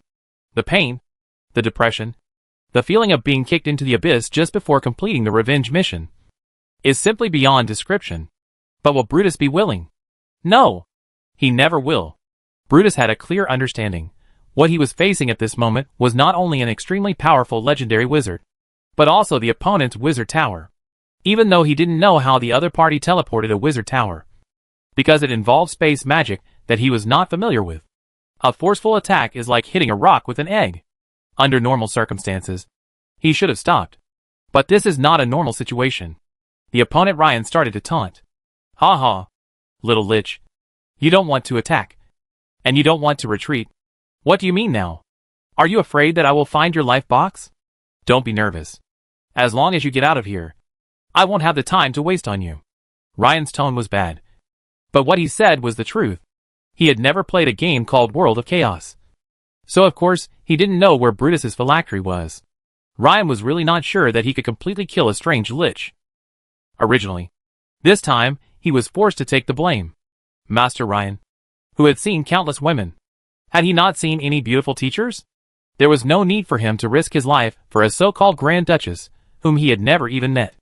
Who doesn't know how to brag about how beautiful they are? There is a beauty camera before crossing. After traveling through time, there are outrageous illusions. What if she is a young woman weighing 300 pounds? That pink envelope is not worth a dime. As long as Brutus retreats, Ryan will get the face fruit. As for the next time Marino gets beaten, it won't be his problem as the Master Tesla. I saved you once, but I never said I would protect the Principality of Marino forever. Don't blame Ryan for being timid.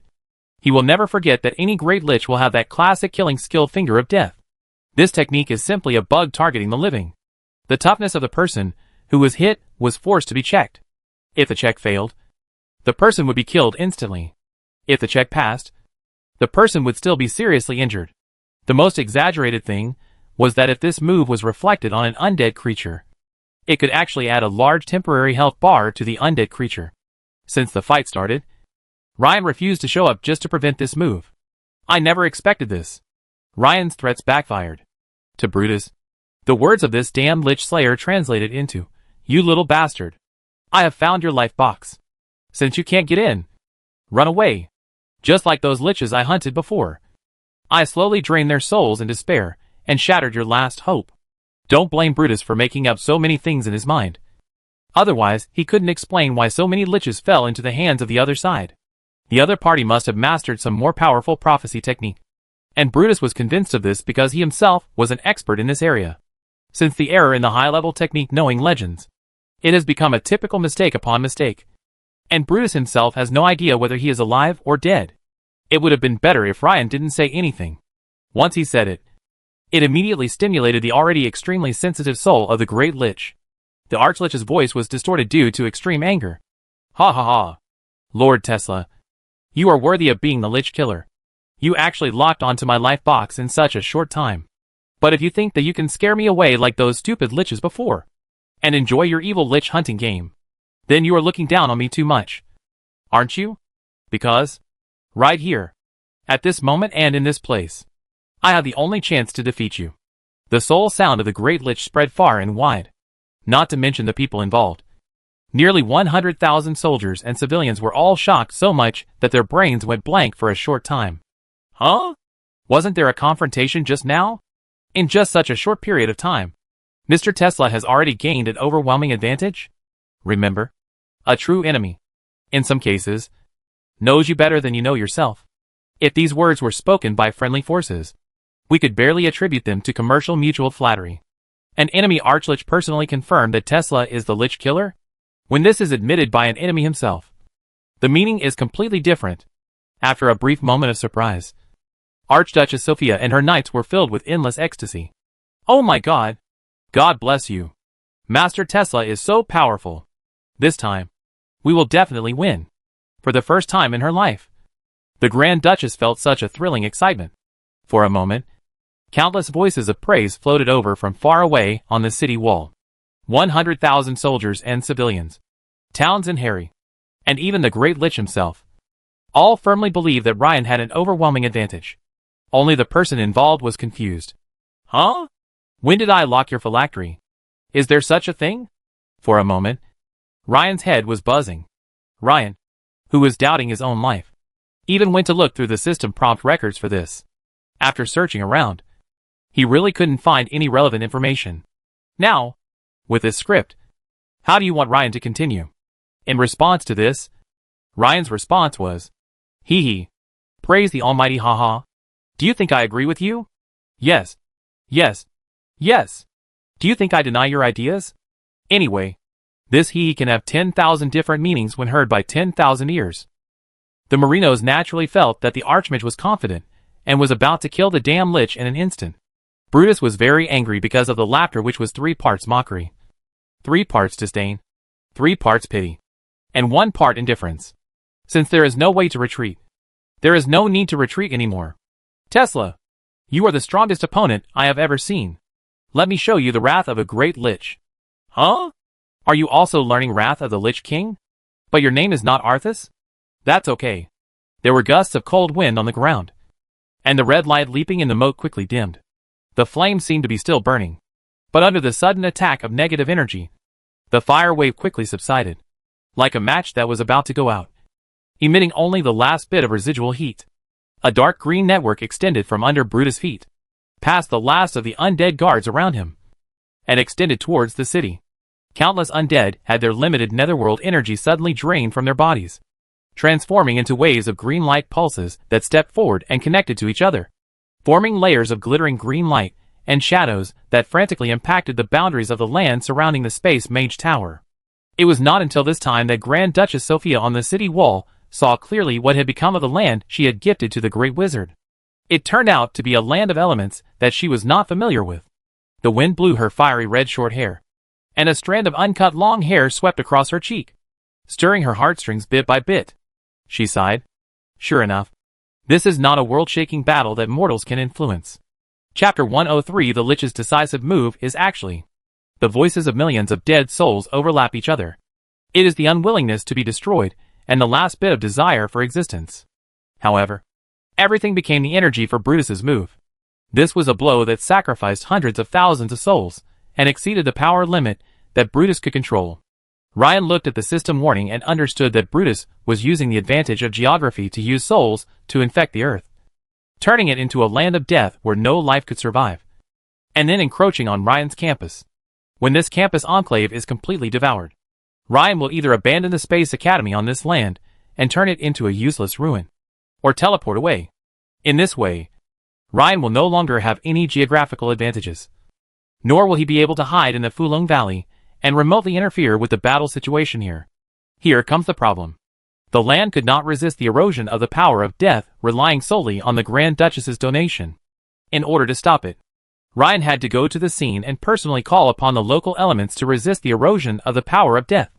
Brutus laughed wildly like a night owl. Ha ha ha.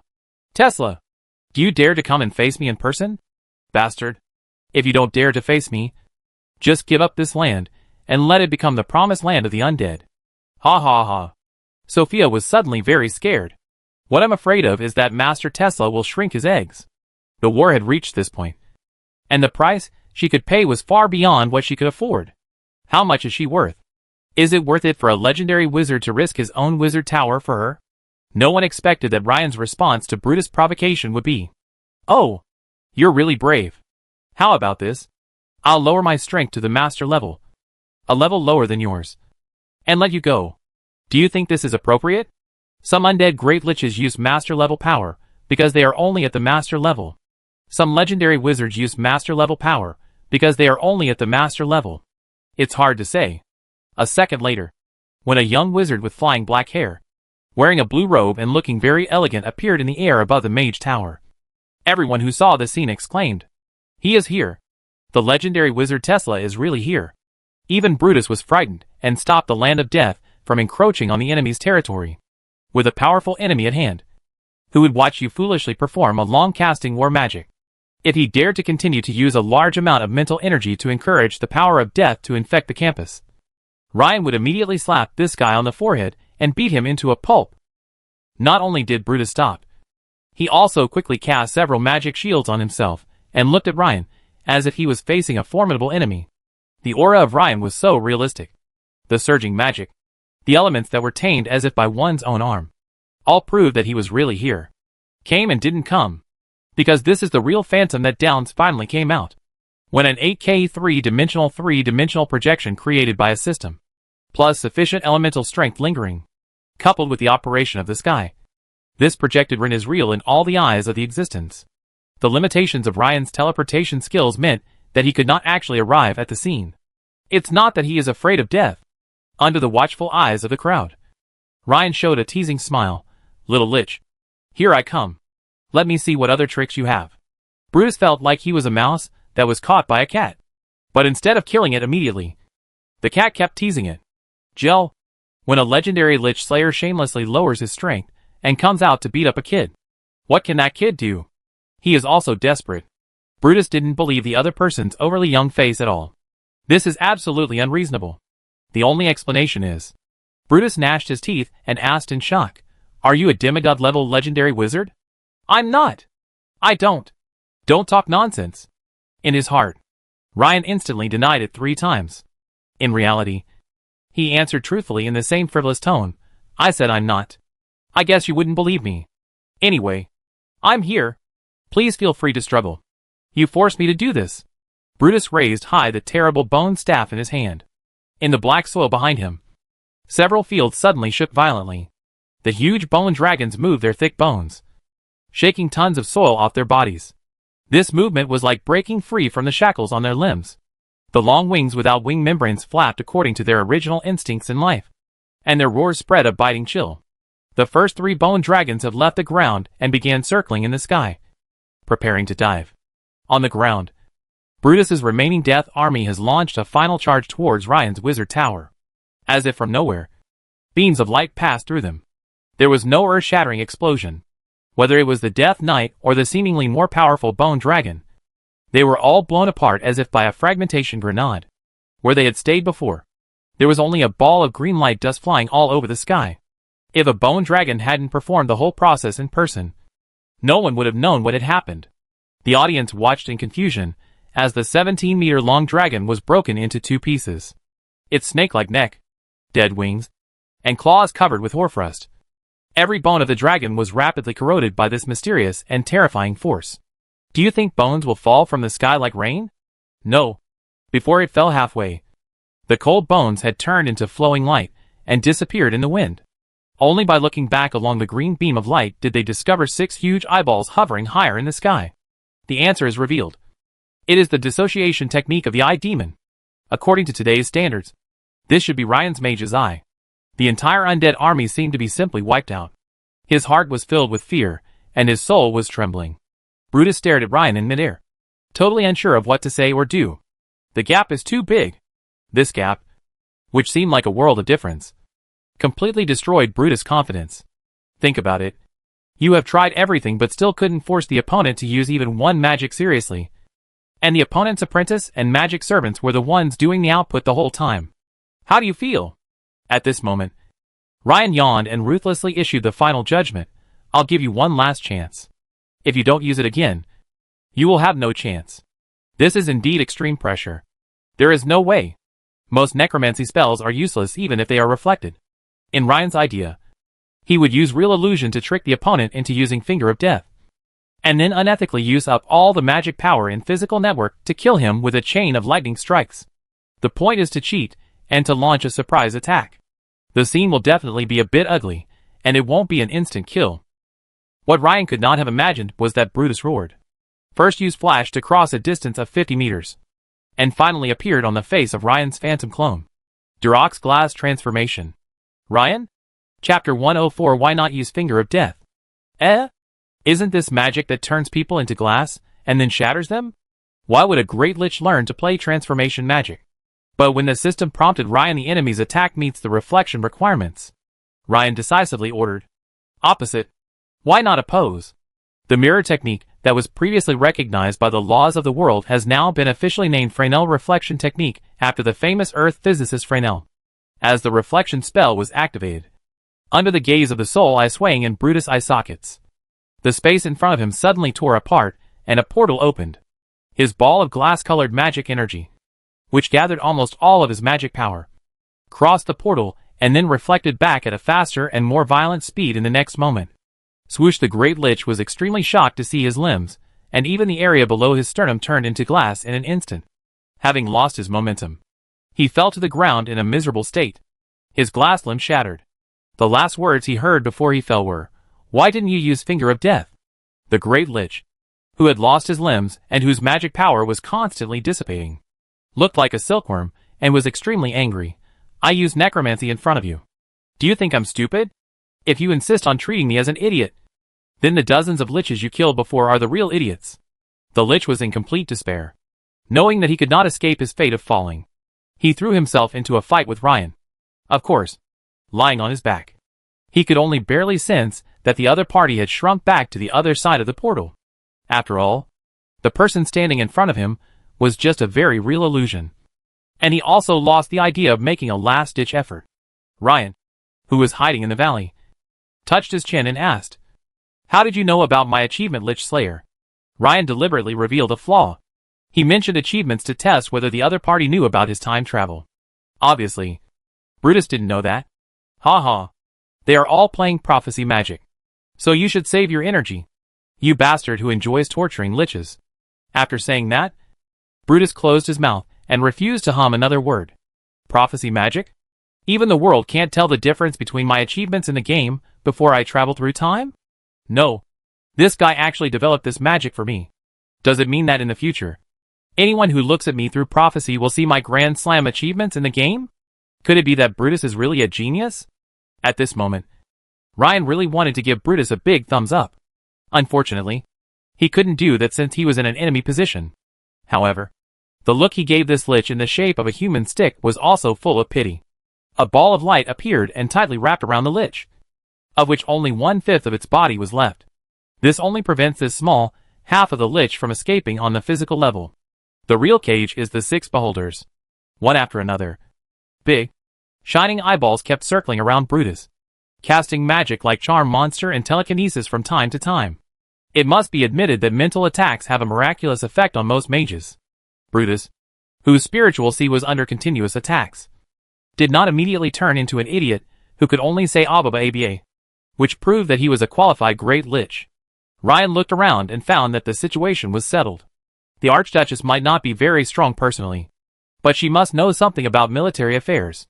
As soon as she saw Brutus being paralyzed by a reflex attack from Rin, she raised the battle flag and shouted with all her strength, "The evil great lich Brutus has been defeated by the legendary wizard Tesla. Marinos, follow me."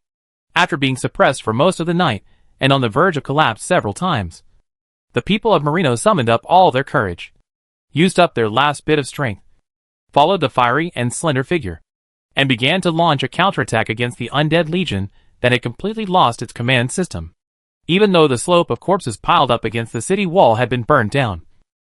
Under the spells cast by Harry and Towns, the ground continued to rumble, and the earth slopes leading directly to the opposite side of the moat became the flood discharge point for the crowd.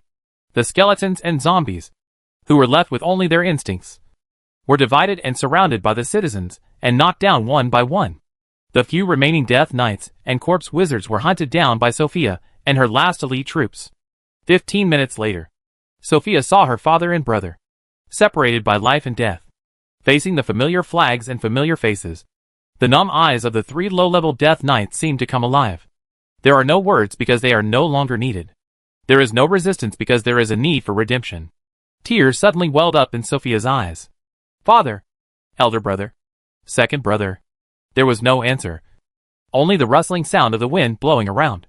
With my father taking the lead, The 3 Death Knights threw their swords into the distance and knelt down in the direction of Marino City. Then, the former Grand Duke pointed to Grand Knight Joseph, who was standing beside Sophia. Joseph was silent for a while, but still clenched his crossed sword and came behind the 3 Death Knights. I once had no choice but to raise the butcher knife against my relatives and my compatriots. Now we only desire the final piece. Please don't let your daughter be stained with our blood, even if it is the coagulated blood of the dead. The former Grand Duke said this with the voice of his soul. Father, Sophia, crying inconsolably, just knelt on the ground in pain.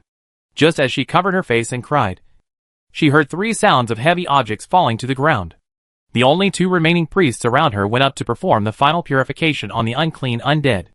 The battle is over, if we ignore the intensity and the average quality of the combatants. Its scale is comparable to that in the devil's mouth.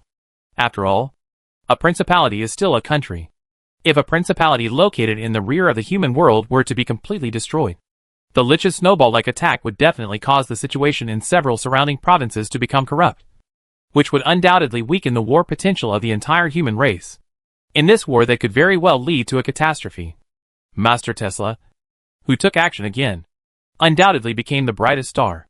When Archduchess Sophia received the remains of Brutus from Ryan, she burst into tears again. Joseph couldn't help but remind him, my lord, as long as the Lich's life box is not destroyed, he can be resurrected unlimited times.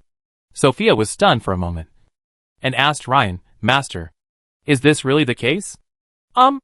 Another question came up. Sophia looked at the half-lich suspiciously. Why doesn't this bastard run away? Brutus suddenly spoke up. Because I have no way to escape from the Lich Slayer. Damn bastard. You just want the Marino family's scion to destroy me personally. Right? Well then. Tell her where my phylactery is. Chapter 105 Grand Duchess. We are clear. There was a hint of anger in these words. Brutus still held onto a glimmer of hope. What if this damn nemesis couldn't know the location of the life box where the core of my soul was? He was disappointed. Ryan pointed to the northwest. Go over 2 mountains here. On the top of the mountain, that looks like an eagle's beak. Follow the reflection of the eagle's beak in the first ray of morning sun, and you will find a cave. His life box is there. Of course, he must have left some guards. After hearing this, Brutus was really desperate. You? How did you know? Ha ha. The soul of this world is visible. If the soul is also a kind of visible light, then the spectrometer in my existence system has something to say. But only the dead can keep secrets. Ugh. In this broken world, even the dead can't keep secrets. I tell you, doesn't that mean all the undead in the world know about it? In the end, what appeared on the face of Ryan's phantom incarnation was an extremely annoying smile. Yes. This smile did not arouse Brutus' resentment, but instead a kind of relief and liberation. I knew that the guy who could become the Lich Nemesis would not be a good person. Archduchess Sophia hesitated at this moment. I wonder if you can do Marino another favor. Before she finished her words, Ryan said firmly, No. Subtext, that's another price. And you can't afford it. For a moment, she wanted to sulk. Is my face worthless? On second thought, it was normal that others didn't help her to deal the final blow to the Lich. The Lich's treasures are tempting, but they may also mean trouble. The key point is that the impoverished principality of Marino can't find anything that can impress Master Tesla. No. Looking at the other person's clear eyes, it seemed that the other person never cared about her pink envelope. Sophia suddenly remembered the rumor that King Cervantes presented the royal treasury. But the great wizard only took an insignificant little item. Sophia thought she understood everything. The great wizard doesn't care about treasures or beauties. What he wants is a style and an attitude. I am worth this. I may not take what you offer, but you cannot not give. From beginning to end, the only thing people care about is something called reputation. With fame, legend agree. He can recruit disciples widely and spread his magic theory better. Well, I thought I was so beautiful that the legendary wizard personally took action on me. But it turns out that I was just a stepping stone. However, my relatives and friends were saved, and my people survived. I took this step willingly. When Sophia thought of this, she felt completely relieved. She took a half step back lightly with her right foot. Even though she was wearing armor, she still performed a very standard lady's greeting. I'm sorry, Master Archmage. I pushed too far. I will ask another strong man to deal with Brutus's phylactery. As for the reward agreed with the Archmage, The city is too chaotic right now. So why don't you take a day off first? And then I will treat you to a drink late tonight. Oh! The nobles always speak in a flowery manner. For example, if a king dislikes another king, he might invite the other king to a hunting party. Do you think it is really hunting? It is just beating the other king's army, as if it were prey. At this point, anything like having a drink is just an excuse. The key points are the two words late night and alone. As soon as Sophia finished speaking, the knights and adventurers who had followed her all the way to the present became a little unhappy. A silent commotion spread among the crowd. But what can they do? Without the Grand Duchess's sacrifice, their country would have been destroyed long ago. So, even though they were a little reluctant, they still accepted what was about to happen. The Archduchess, who led them to fight against evil, and victory was about to become the trophy of the young wizard. Countless eyes fell on Sophia's back. So much so that she lowered her head after she finished speaking. It is conceivable how ashamed and shy she felt when she said this in public. My heart is filled with anxiety. She was afraid that Ryan would really come to collect his payment. But she was also afraid that he would not accept it and make her embarrassed in public. After all, if a young wizard was so indifferent, wouldn't that be the biggest denial of her beauty? Sophia was extremely embarrassed. Actually, Ryan had already said see you tonight. What's hateful is that at this historic moment, his two disciples, who were just watching the show, actually took small steps and came over happily. This is Master picking up girls. And the target is the Grand Duchess. This kind of strange thing may not happen once in a lifetime. This melon was eaten by my fellow disciples. Ryan's eyes were blazing with anger. Not to mention that these two sons were not his biological children. Even if they were, he would have wished he had left them on the wall back then. You two little bastards ate my melon? Ryan is so wronged.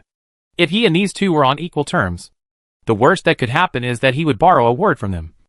Or even be more vulgar. And they could just talk about their own affairs. Why am I their master? If Ryan sets a bad example, don't blame his disciples for messing around in the future. With a smile on his face and MP in his heart, Ryan suddenly waved his hand. His phantom clone disappeared on the spot. And then the portal opened, revealing his true body. He waved at the Grand Duchess, motioning her to come closer. Why bother with a little wine? I've heard that Marino's red wine is mellow and sweet. I want to drink it now. Ah? Now? Sophia exclaimed. It doesn't fit. No matter how you look at it. Now the battlefield was being cleaned up everywhere, with corpses scattered all over the ground, and a disgusting stench wafting from afar. Even though they were in the Grand Duke's palace now, the Grand Duchess hadn't even taken off her armor or tidied her appearance. This environment was not suitable for drinking in any way. Sophia looked embarrassed, but she still did as she was told, and asked the servants to bring her some wine. Who knew that Ryan's amazing move was coming? In the portal, he grabbed Sophia.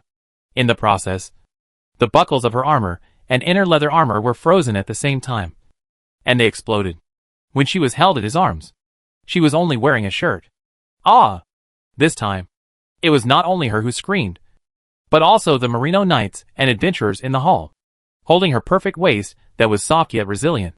Ryan smiled and said, I think your collarbone is very sexy. Grand Duke, I wonder if I can borrow it for use. Borrow? How to borrow? Sophia had never seen this move before. She had even given him the pink envelope. She had already given it up. So this little bit was not a big deal. The point was, she really didn't believe that Ryan would dare to do anything to her in public, in front of everyone. Ryan smiled and poured about 2 cents of bloody red wine into the small dimple on Sophia's left collarbone. Ah, this. Sophia's mind went blank, and she let him hug her around the waist and kiss her. Ryan used the classic victory kiss posture of World War II on Earth. But instead of kissing, he sipped the small glass of bright red wine, feeling the subtle sensation coming from her collarbone. Sophia felt as if she had fallen into a beautiful dream. She felt light and dizzy. When she came to her senses, she found that her body had been straightened. Under the gaze of the whole audience, Ryan raised the pink envelope in his hand, and suddenly a ball of flame emerged and burned the envelope to ashes. Ryan raised his sword-like eyebrows and said with a half-smile, Okay, dear Grand Duchess, we are even now. Chapter 106 Victory Wine. No. Wait. What did you say?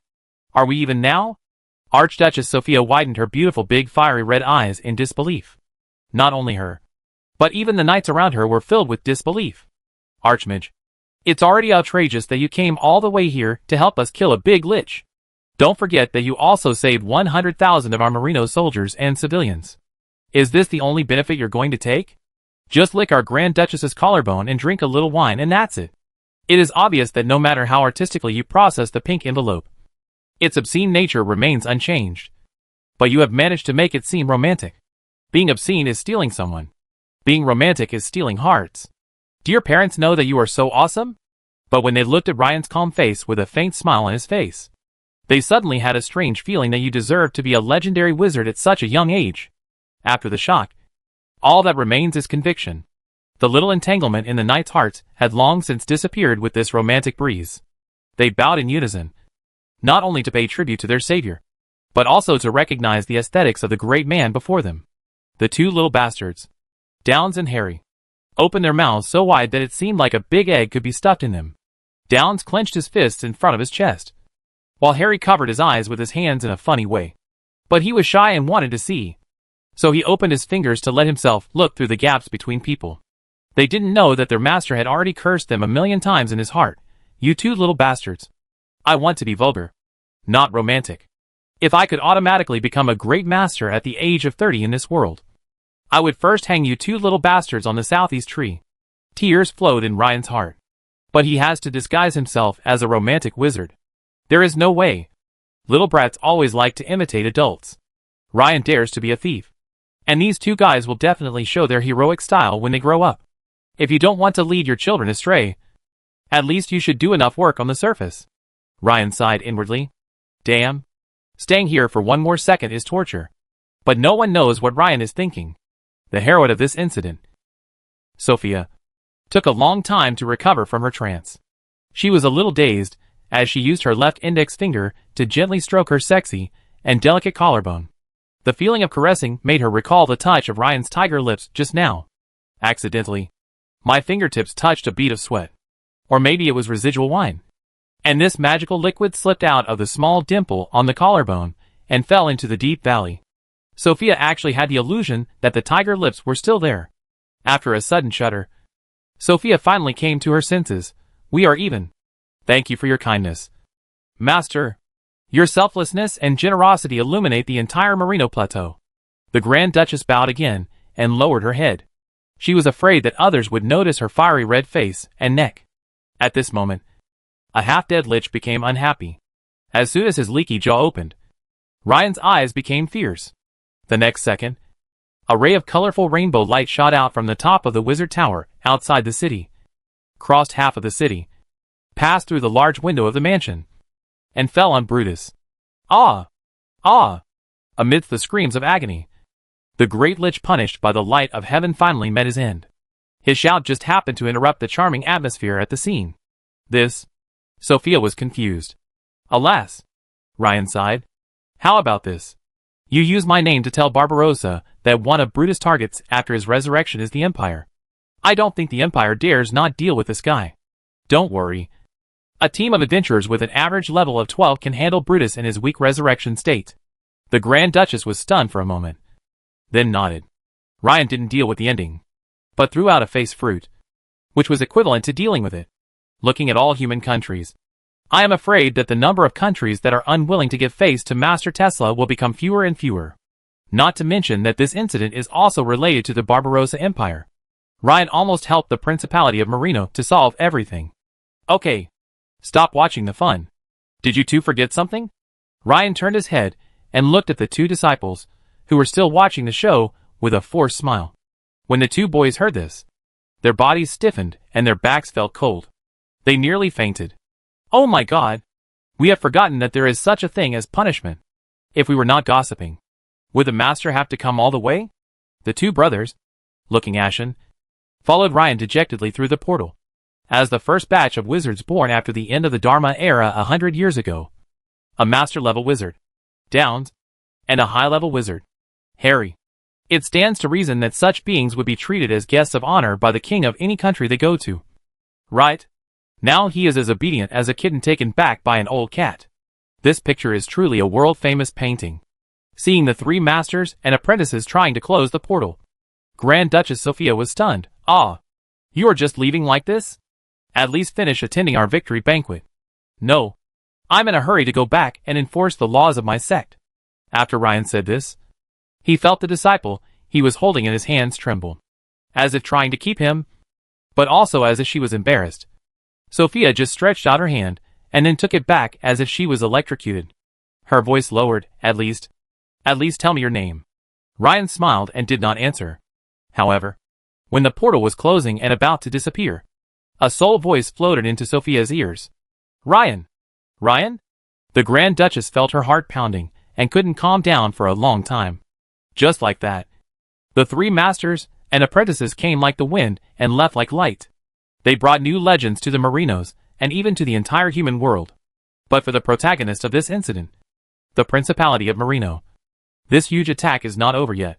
My father and brother died in battle, leaving behind a huge mess. Sophia has been crazy busy for 2 weeks. Provide disaster relief, arrange for residents to rebuild their homes, clean up the remains of the undead, hunt down the fleeing undead, and hold a state funeral for fathers and brothers. As the days passed, the migrant workers were called back to rebuild their homes, and the mercenaries were called back to rebuild the army, and the situation in the Principality was barely back on track. She didn't notice it when she was busy, but when she finally had some free time, she broke down and hid in her room crying for 3 hours. However, the handsome figure in the robe gradually became clear in her mind. That night, she was extremely anxious.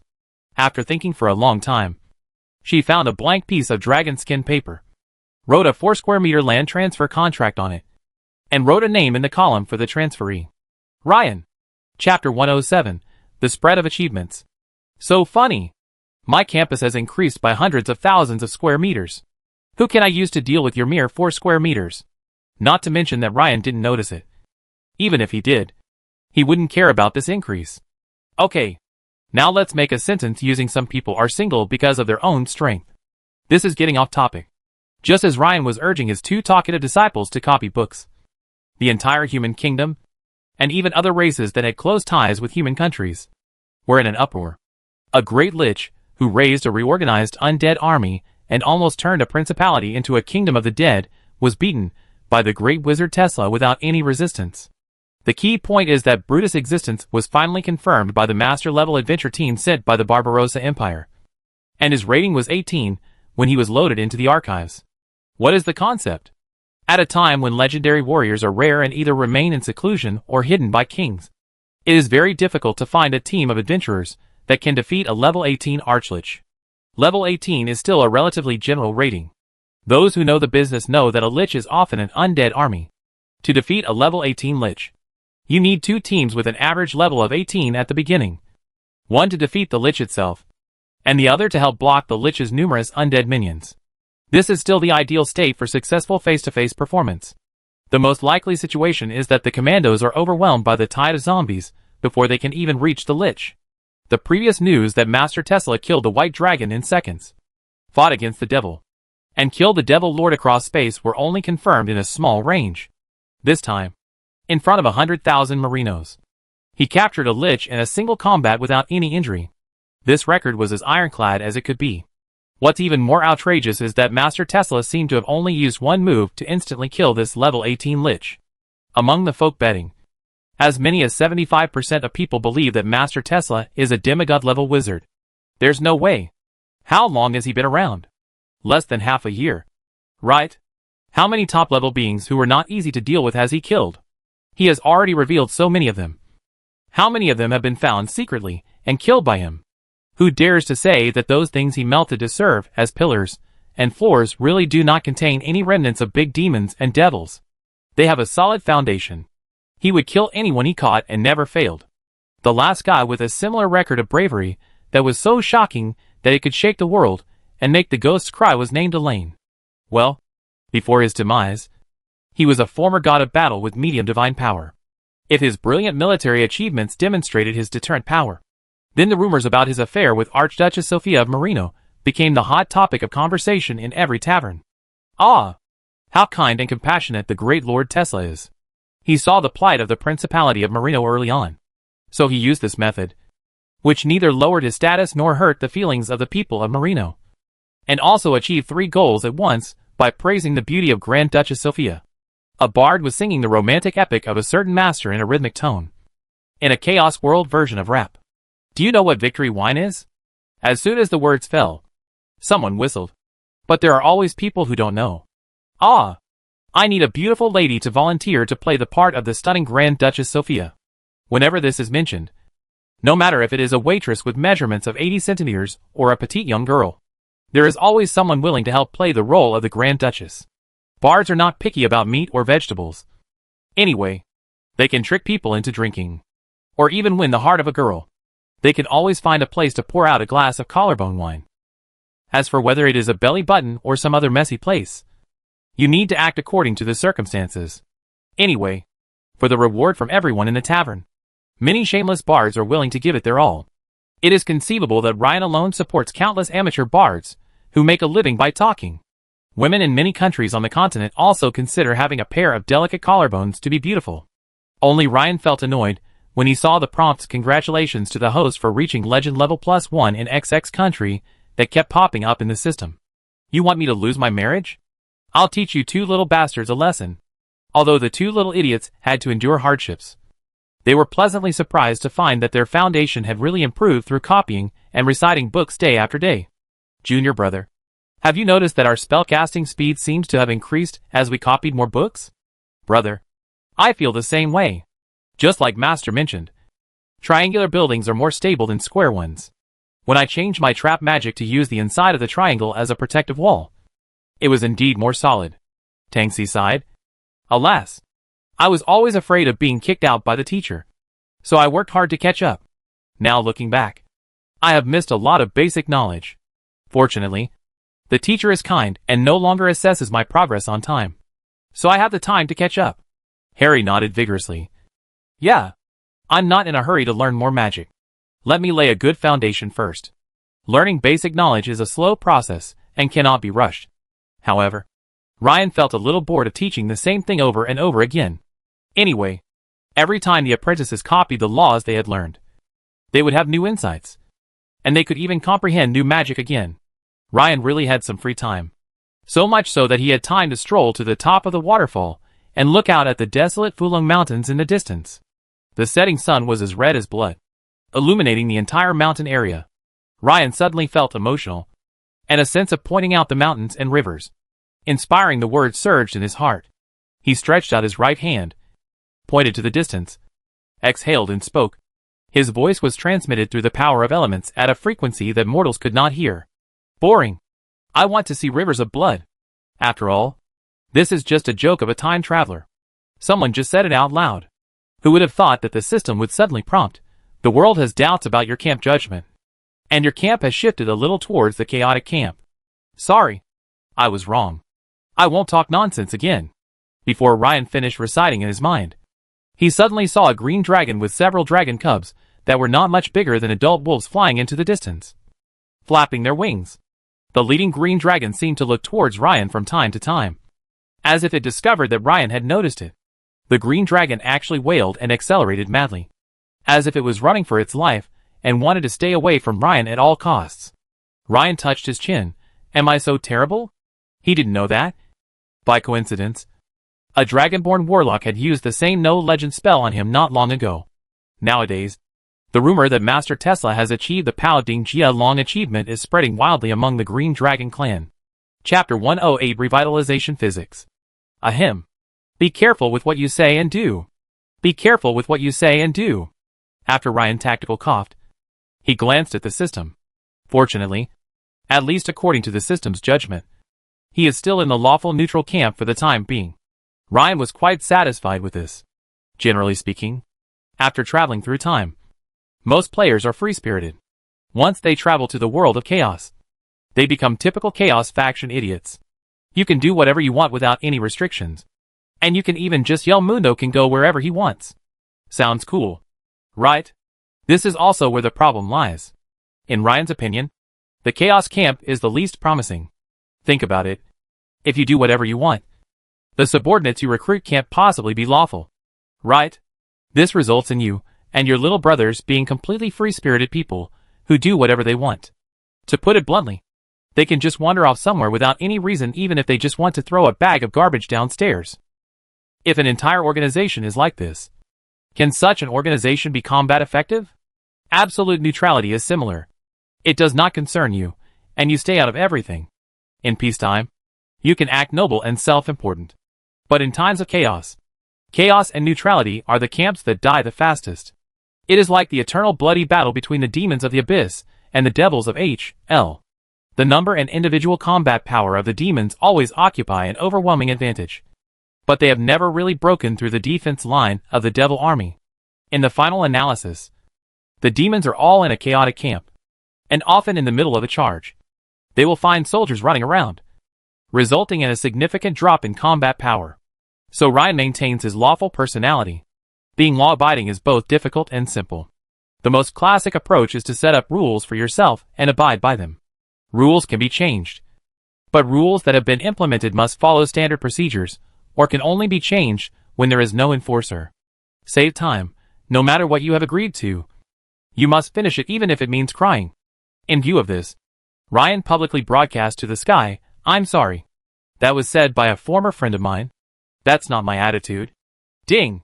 The world's suspicion of your faction has been temporarily eliminated, and the chaos level has been adjusted back to 0. Ryan was in a trance, wondering if it was because he came up with too many physical formulas and turned some of them into laws recognized by the world. He always felt that the will of the world seemed to do nothing all day and just focus on him. This must be an illusion, right? The world calmed down, as if Ryan's guess was really an illusion. But recently, Ryan is really bored, because the two brats were repeatedly studying the laws of junior high school physics, causing the teaching progress to stagnate. Ryan shamelessly gave them the basic 5 years of high school entrance examination and 3 years of simulation, and that was it. He didn't need to do farm work in the valley. And Sanders was the errand boy for external liaisons. Ryan suddenly found himself with nothing to do.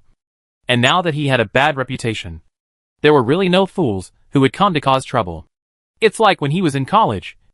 A classmate went out to rent a house, and he asked the landlord, "Are there any guys around here who look unreliable and like they're gangsters?" The landlord replied, "You are one of them." Come to think of it, it seems that the most outrageous person around is Ryan himself. A bold idea came to my mind. Or, take a stroll out of the valley?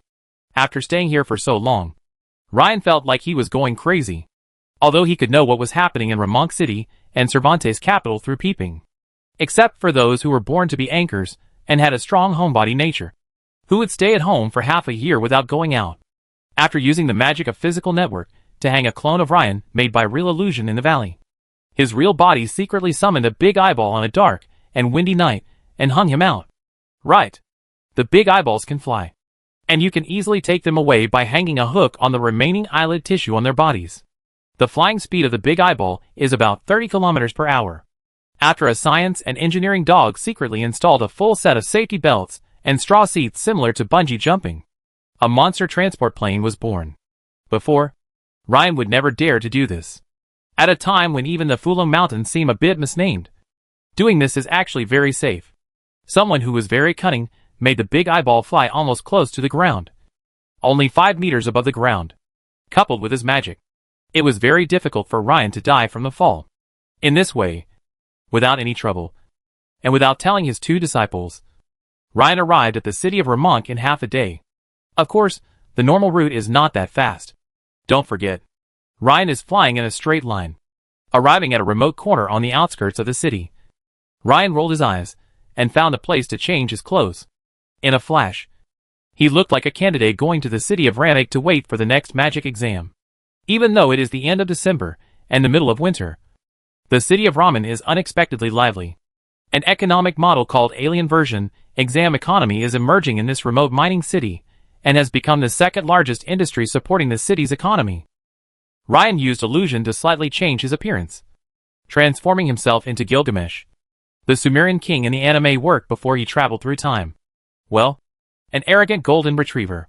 Originally he wanted to experience the suffering of the candidates, but after thinking about it, he gave up.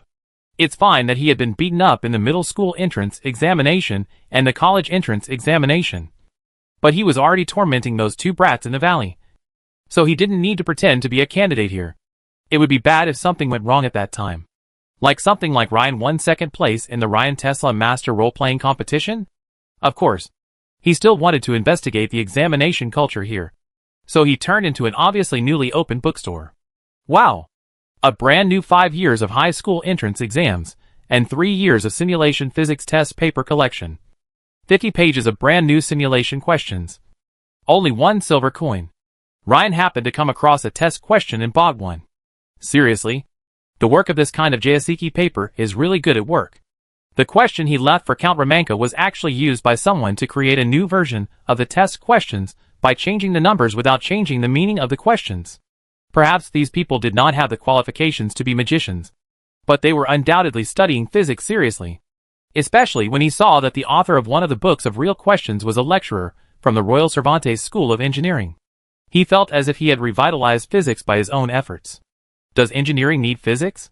Very necessary. Without saying anything else. Just take the mainstream trebuchets of various countries. Who doesn't need physics? It's just that no one has systematically summarized and taught physics knowledge before. This discovery made Ryan a little excited. At this moment, Ryan suddenly heard a weak voice. Excuse me. Can Master Tesla create a golem? Chapter 109 The Dwarf Who Invited Misfortune. Golem? After this voice was heard, the bookstore, which was not noisy to begin with, became noticeably quieter. Everyone looked in the direction of the sound, and saw a cube. No, a short man whose height and waist circumference seemed to be about the same. Dwarf. A race that is neither rare nor uncommon on the continent of chaos. 100 years ago, the Dharma-ending age began. The lack of wizards in the entire human world led to a complete change in the way of fighting. The Barbarossa Empire took the path of muscle power and was famous for its Pegasus Knights. The Karak Empire cooperated with the dwarves and integrated artillery technology into combat. As a result, most dwarves either stay in their underground castles or are only seen in the Karak Empire. The dwarf in front of him was a typical little fat boy. Ryan took a glance and estimated that his length, width and height were all about 1.2 meters. He has a round face that looks very naive, with messy orange-red hair and not much beard. It is obvious that he is a child. Please note that the average lifespan of dwarves in Chaos World is between 250 and 400 years old, depending on the different internal branches and races. And some mountain dwarves can live up to 600 years old. So the dwarf children in the eyes of others are older than human grandfathers in a minute. Moreover, the warhammer behind him, whose head is almost bigger than a human head, is intimidating at first glance. The question raised by the young dwarf stumped everyone in the bookstore. Seeing that no one answered, the clerk smiled bitterly and said, "Sorry. The information we know is that Archmage Tesla should be good at energy and protection magic.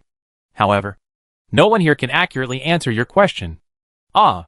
Then, does anyone know where to contact the Grand Master? Or his disciples would be fine too." The young man said with a bitter face, "There are at least 5,000 people in this city who hope to contact the Archmage and gain his favor.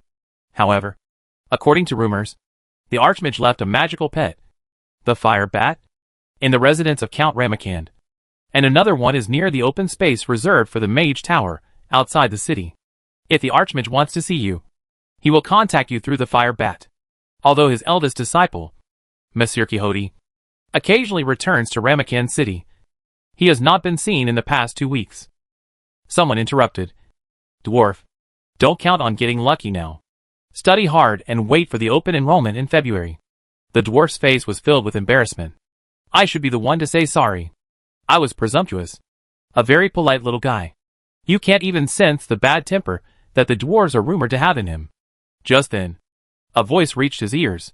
"I've seen horror guards in the Mage Tower of Archmage Tesla." As soon as Ryan said this, the dwarf's eyes lit up. The clerk suddenly realized, customer, are you talking about those armored men that can move on their own? So they are called horror guards. Sorry. This is the first time I know about this too." The dwarf was extremely delighted. "Do you know the Thrill Guard?" Ryan smiled and said, "I understand a little bit."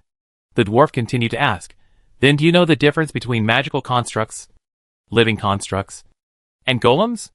Ryan smiled lightly, and a silver coin began to dance nimbly on the fingertips of his left hand. He made a gesture of silence with his right hand. "Shh. The bookstore is not suitable for noise." How about we go to the pub next door for a drink? The dwarf's eyes lit up.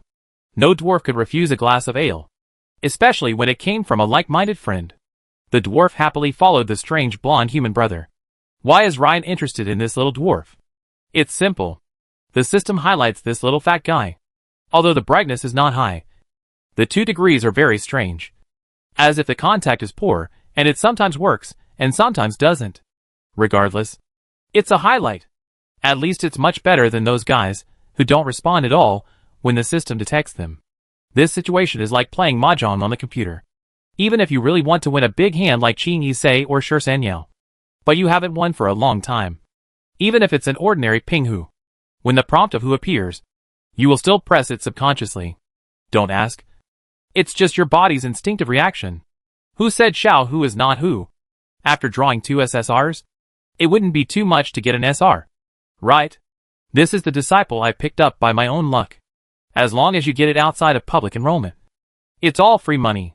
However, you will never know what card it is until the lottery-called apprentice is completely scratched out. As they walked along the road, the dwarf suddenly came to his senses. He said dejectedly, "My name is Baron Heavyhammer. But we're just chatting. You'd better not be my friend." "What's wrong?" Ryan asked curiously. I have a strange physique. Whenever I start messing with golems or constructs, I get into trouble." There's still this? Is this why the system highlights appear sometimes, and sometimes not? Alas, my father really wants me to inherit the family business. But I would rather play with golems or constructs. Why? Too many compatriots have died in the devil's mouth. I want to revive the magic armor construct technology, and reduce the losses of my compatriots and human allies. Ryan was silent for a while, which was unusual for him. No problem. I was often provoked by demons, devils, and undead before. But I've had good luck recently. They don't dare to come. You are really good at talking. The dwarf grinned. My name is Ryan. Baron hesitated, but still held Ryan's hand.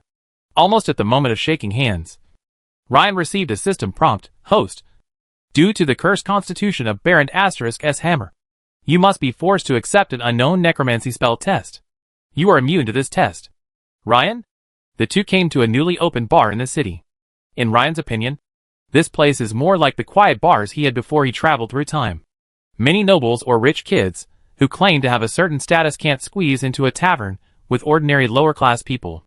So in this exam economy brought about by a certain great wizard, there was a relatively quiet, convenient, but more expensive quiet bar.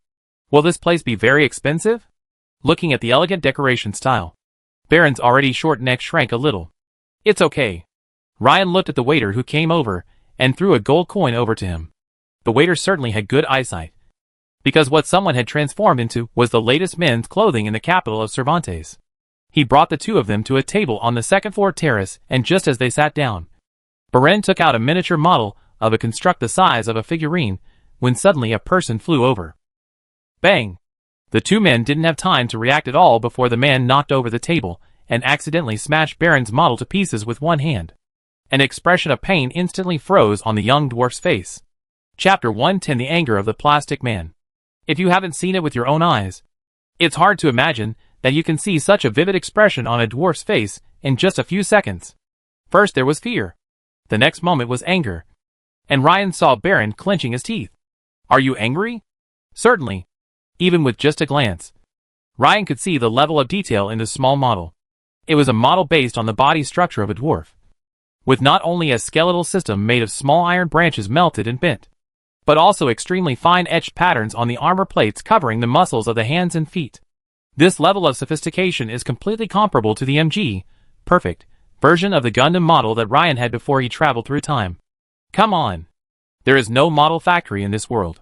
It is obvious that Baron made the model himself. To exaggerate a little, this is no longer a model, but a dream condensed from decades of youth of an underage dwarf.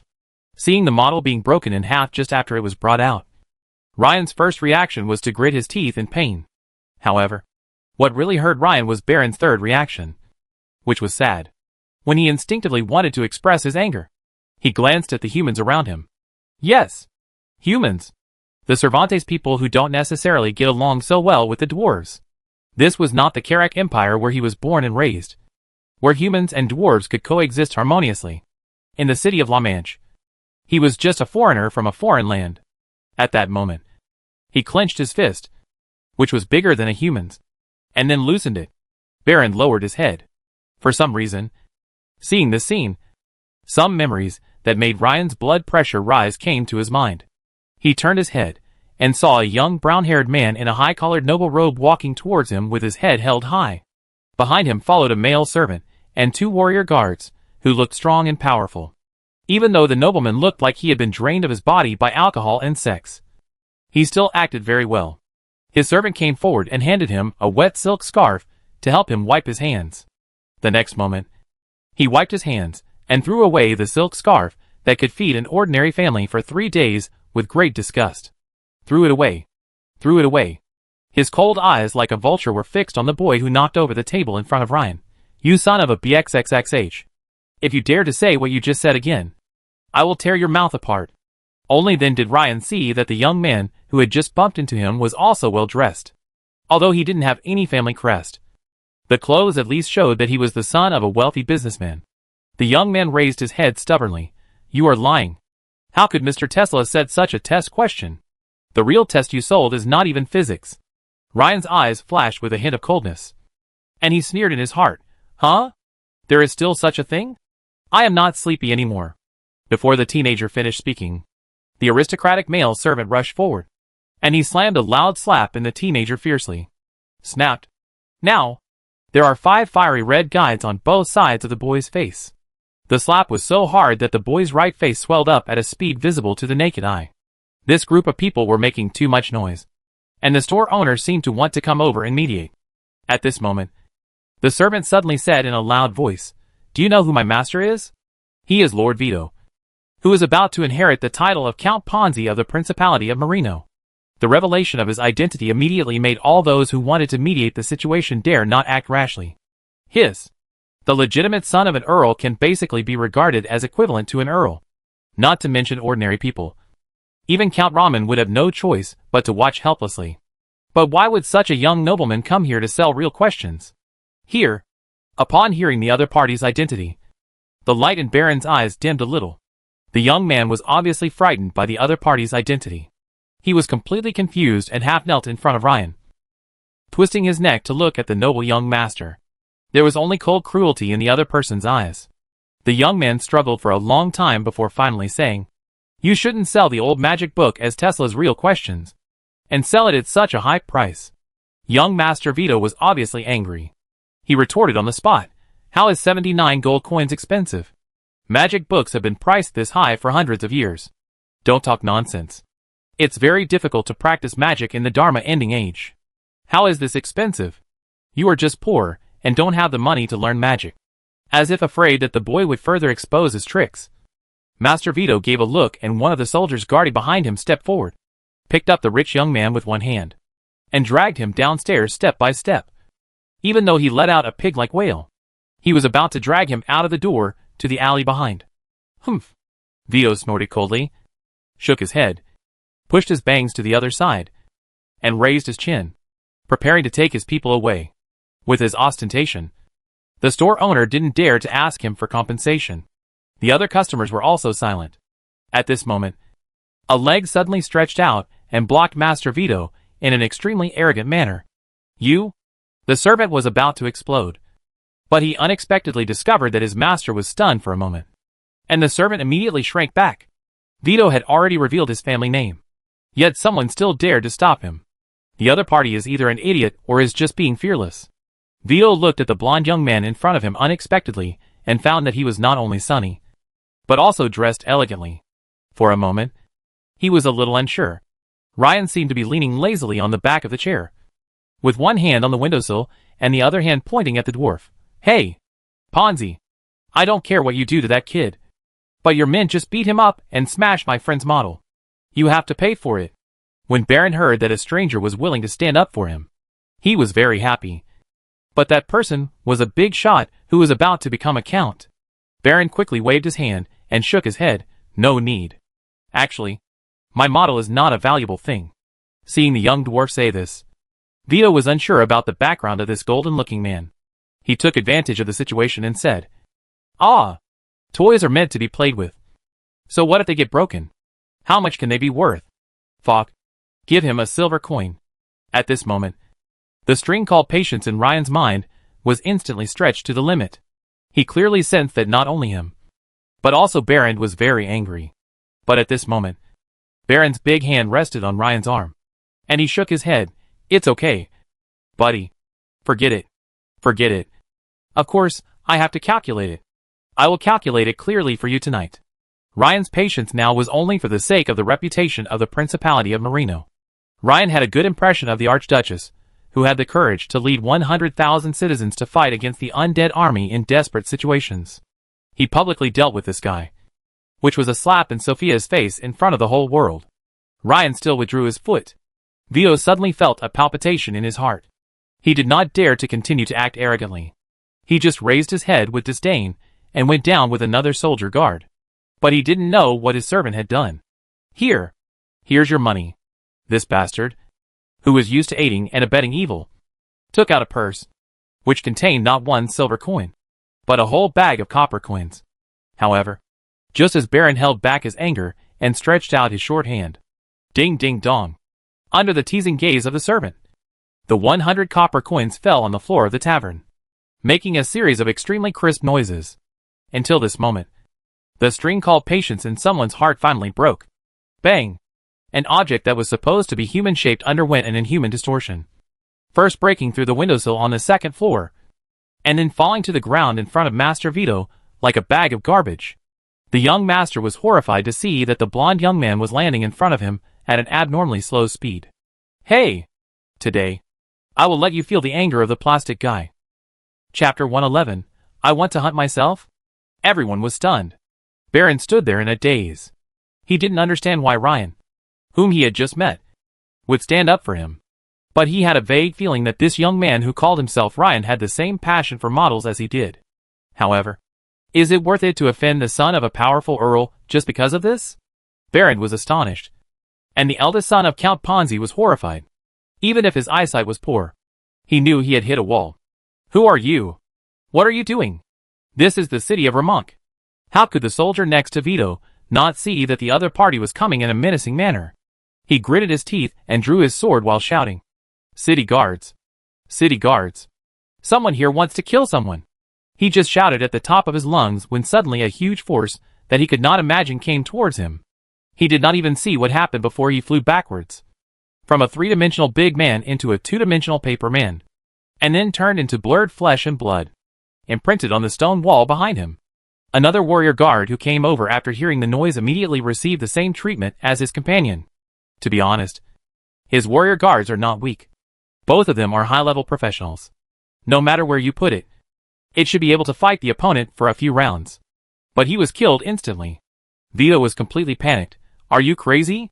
Who do you think you are? How dare you attack a noble aristocrat? All human nations are allies. If you dare to attack me, it is equivalent to declaring war on all mankind." It can be said that this title is not intimidating.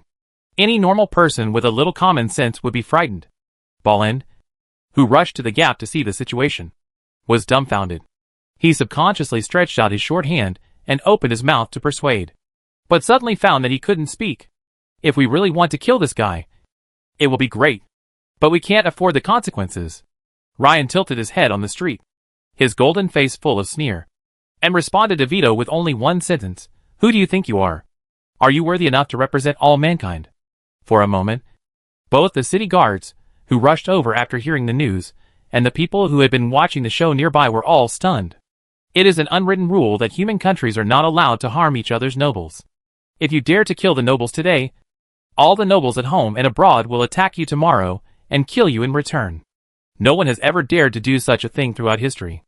I have to admit that what this bastard Vito said is really scary. But I just happened to meet Ryan, a time traveler. Who wouldn't fall for it? The elements of Ryan's body were surging, and the wind element that exuded a destructive aura had already reached the point where it was visible to the naked eye. A small tornado was spinning around Ryan at high speed. Vito was really panicked. "No! Wait! Who are you?" I was wrong. I apologize." Ryan raised his eyebrows. "You are wrong? You apologize? You don't even know where you were wrong. The so-called apology is nothing but a joke. Ryan took a step forward. You shouldn't have destroyed my friend's model. You thought it was a toy.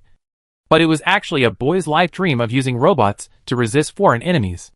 And your servant used 100 copper coins to humiliate this great dream that could change the fate of the entire continent. Vito instinctively took 3 steps back, his mouth moving. Is this the reason? At this moment, Barind on the second floor was stunned. Different world. Same guy. Barind really had no idea that the stranger he met by chance actually understood him. Ryan took another step forward. The second thing you shouldn't do is to use your outdated and garbage magic literature to pretend to be a new generation of magic books.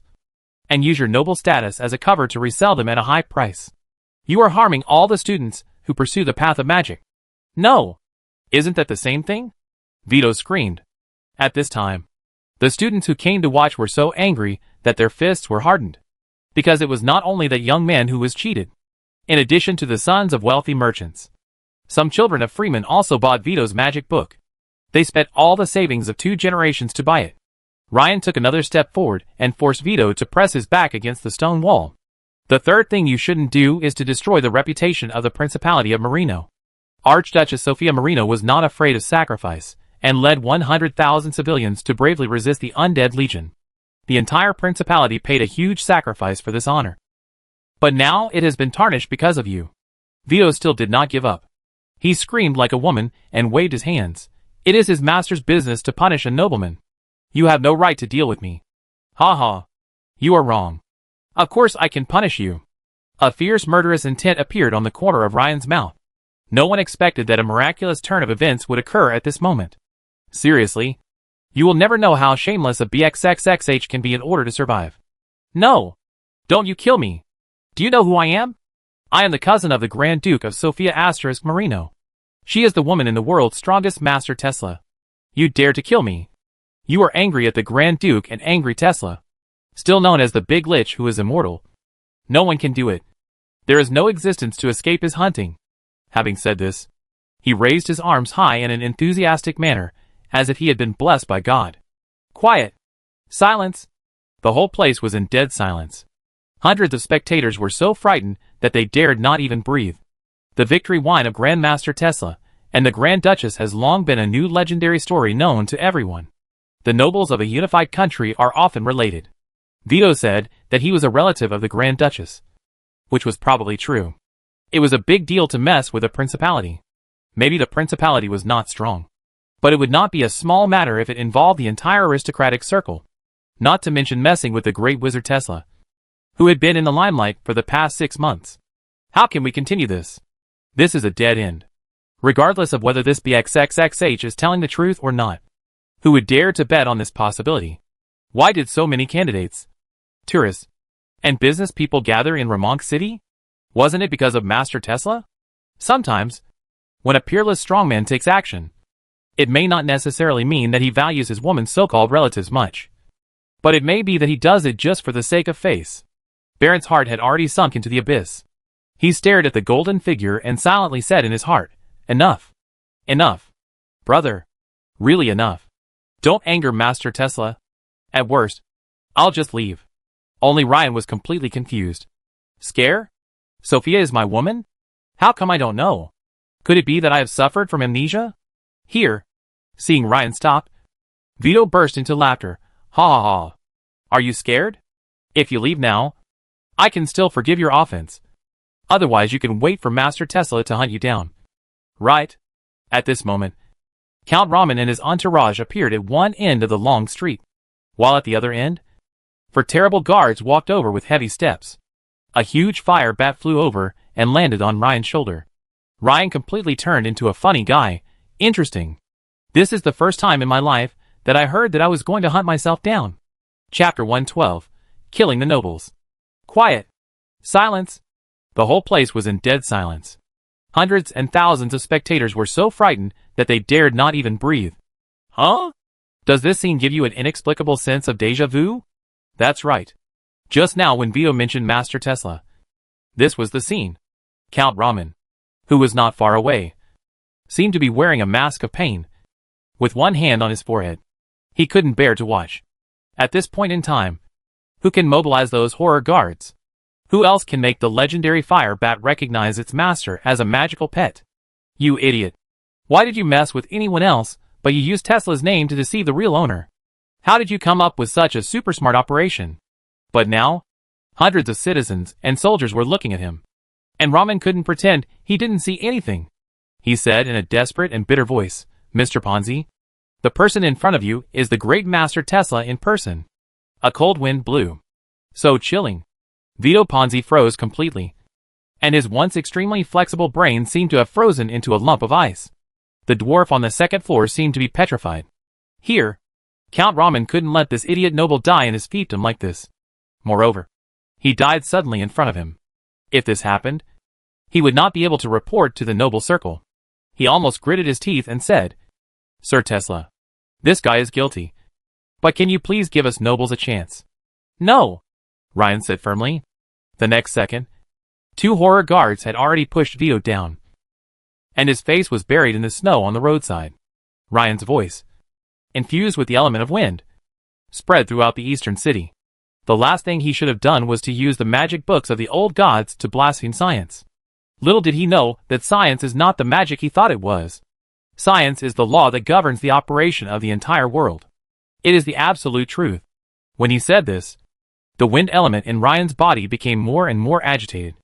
What's even more amazing is that the wind was blowing, and the clouds were moving between heaven and earth, as if the whole world was emitting an ancient and low voice, responding to Ryan's words. For a moment, tens of thousands of people in the city were so frightened that they prostrated themselves on the ground, and no one dared to look up. Ryan's voice has also turned into thunder, echoing in the spiritual sea of thousands of mountains and people. Vito Ponzi, how dare you blaspheme science? You are declaring war on physics, which is a branch of science. You are going against the thousands of physicists throughout the ages. You are going against me and my comrades. Don't even mention which nobles dare to come. Even if gods and demons come together, we will kill them all. As soon as the words came out, the other 2 terrible guards raised their terrible battle axes high and swung them down fiercely. Vito, whose limbs were cut off, was turned into a human stick and dragged along by the terrible guard. His blood dyed the long street red, and his screams echoed in half of the city of Ramachu. And in the end, he was hung high on the city gate tower, and was burned by the fire bat, and turned into a familiar face. Cruel, cold, even a little bit tyrannical. This is how the legendary wizard Tesla announced to the world that nothing could blaspheme physics in his presence. In the Ramonk mansion, a young noble could not help but say to the count, Sir, are we really just going to keep silent? No matter how disgusting Vito is, he is still a noble. Count Raman gave the girl a rare slap, stunning her. Juan, shut the heck up. Do you think this is a matter between an arrogant wizard and the aristocracy? Vito, that idiot, blasphemed an entire sect of wizards. If something like this happened in the church, it would be blasphemy, enough to trigger a war between gods. Even if there was only one arch-magician Tesla, all the human nobles in the world might not be able to stop him. Not to mention that there are definitely more than one wizard like him. More than one. Not to mention Juan. All the other nobles shuddered at the same time. The Grand Master always says that this law was not concluded by him alone. This means that there is a huge group of physicists behind him. That should be the title of the legendary Grand Master over there. Do you understand what I've said? Do you still need me to remind you what those legendary Grand Masters did 100 years ago? After the Earl finished speaking, all the nobles nodded in unison. This is really terrible. Those great wizards are all lawless. Drive the floating city car to overturn the kingdom of God and kill the gods. If it is a distant and difficult to verify legend, don't you have any idea what Master Tesla just did? The giant dragon, the devil lord, the great lich, they can be destroyed just by saying so. It is no problem for one person to destroy a country. If you really make them angry, they are not from this world. They can drive the floating city, which is probably hidden in the Fulong Mountains, and leave at any time. What can you do to them? What's even more outrageous is that the nobles are not in the right in this matter. Count Lamanque waved his hand and said, Let's not talk about this. We nobles are not in the right. Besides, the Lord hasn't come forward yet. Why should we be in such a hurry? No one knew that 300 kilometers away, in the Marino mansion, Grand Princess Sophia, who had just finished her official business, was staring at the white mountains in the distance in a daze. For some reason, she had developed a naughty little behavior recently. She always touched her left collarbone intentionally or unintentionally, and then trembled slightly because of it. Oh! Sophia sighed as she looked at the expensive dragon skin paper for the transfer of 4 square meters of land. At this moment, her 2 female bodyguards suddenly shouted at the same time, "Who?" Pulled a sword out of the sheath. What made these 2 burly female swordsmen feel so threatened was actually a tiny bat. The next second, the flames coming out of it made Sophia understand why her guards were so nervous. Sophia was about to draw her sword, but the voice that had haunted her dreams appeared and interrupted her action. "Sophia, do you have a guy called Vito Ponzi here? That bastard uses old magic books to pass off as our physics textbooks." After Ryan finished talking about that bastard, Sophia couldn't help but rant. Sure enough, the whole family of Ponzi is not good people. Ah! This time, it was Ryan's turn to be surprised. He had originally prepared himself mentally for the possibility that the Grand Duchess would protect her younger brother. After all, no matter how much trouble a younger brother causes, the boss must protect him. Otherwise, no younger brother will obey him in the future. Who knows?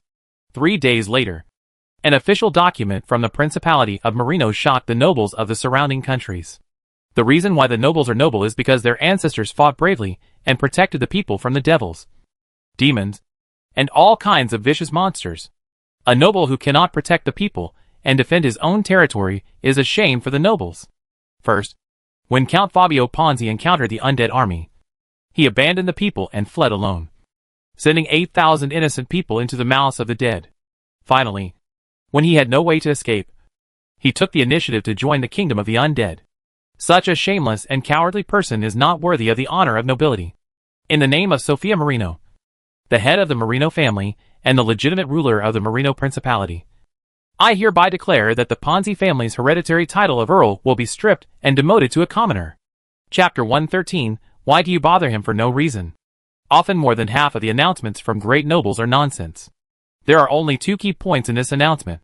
One is that Grand Duchess Sophia has abolished the Ponzi family, and the other is that the announcement was issued the day before a certain great wizard killed people in public in the city of Ramonk. Ahem. Our Principality of Marino is a small country in the mountains. It is inconvenient for news to be transmitted, so it is a little slow. Is this normal? Great. Great. After reading the announcement, Count Raman laughed so happily that he ate 2 more big steaks that night. Right. The stinking rule of the aristocracy is that you cannot kill aristocrats. This would shake the foundation of aristocracy's rule. Ryan killed the eldest son of an earl in public, which should have violated the taboo of all nobles on the continent.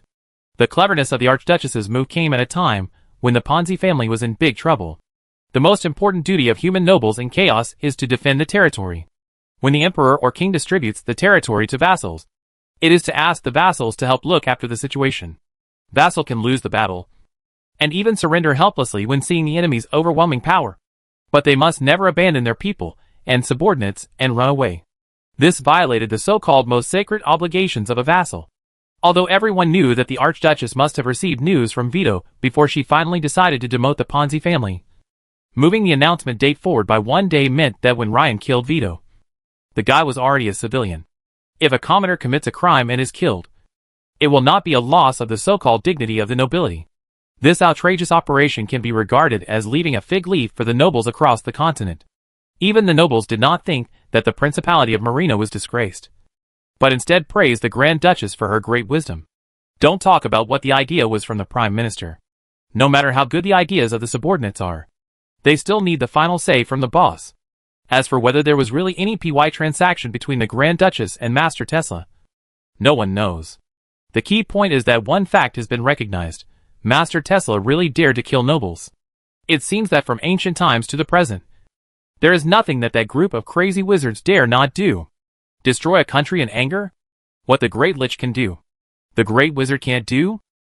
Don't forget, Necromancer is one of the 8 major factions of magic. The stereotype of the wizard who acts recklessly is now perfectly inherited by Ryan. But what can the nobles do to Ryan, who would mobilize the nation's elite to fight a legendary wizard who would originally stand on the side of humanity? He is really good at fighting and dares to kill anyone, but he also really abides by the rules. Order is one of Ryan's greatest amulets. When this happened, countless nobles continued to curse Vito Ponzi even though they knew he was dead. Why did you bother him for no reason? A group of old men even physically beat their unfilial descendants, warning them not to commit suicide on the path marked out by Tesla. You bastards! If you are courting death and angering Grandmaster Tesla, don't expect the family to stand up for you. Your death will be in vain.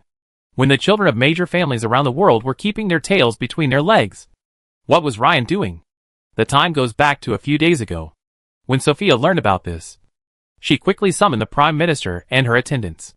The old palace Prime Minister looked at the fire bat and put forward this proposal, which was beneficial to all parties, allowing Sophia to eliminate the Ponzi family, who committed a serious crime legally without any psychological burden.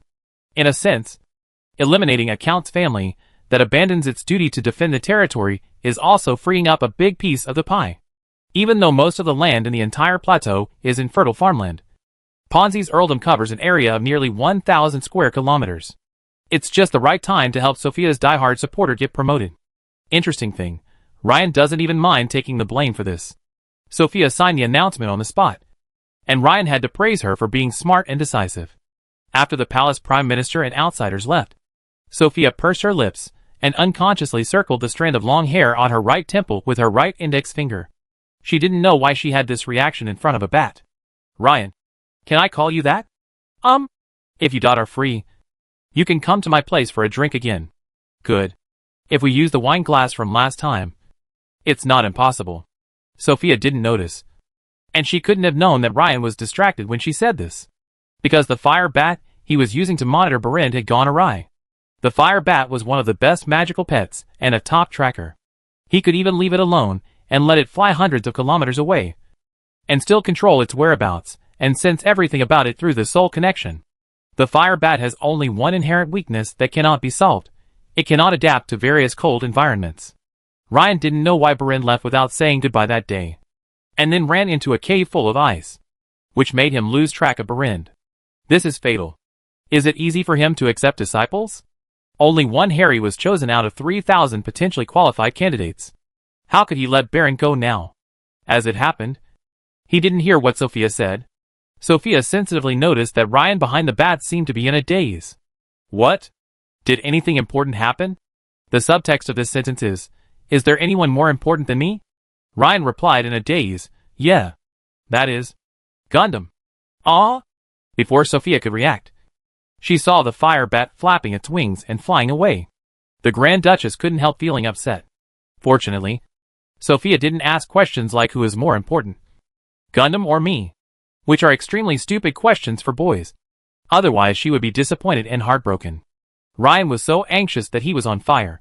He had just made Vito a familiar person when the fire bat lost him. What's going on?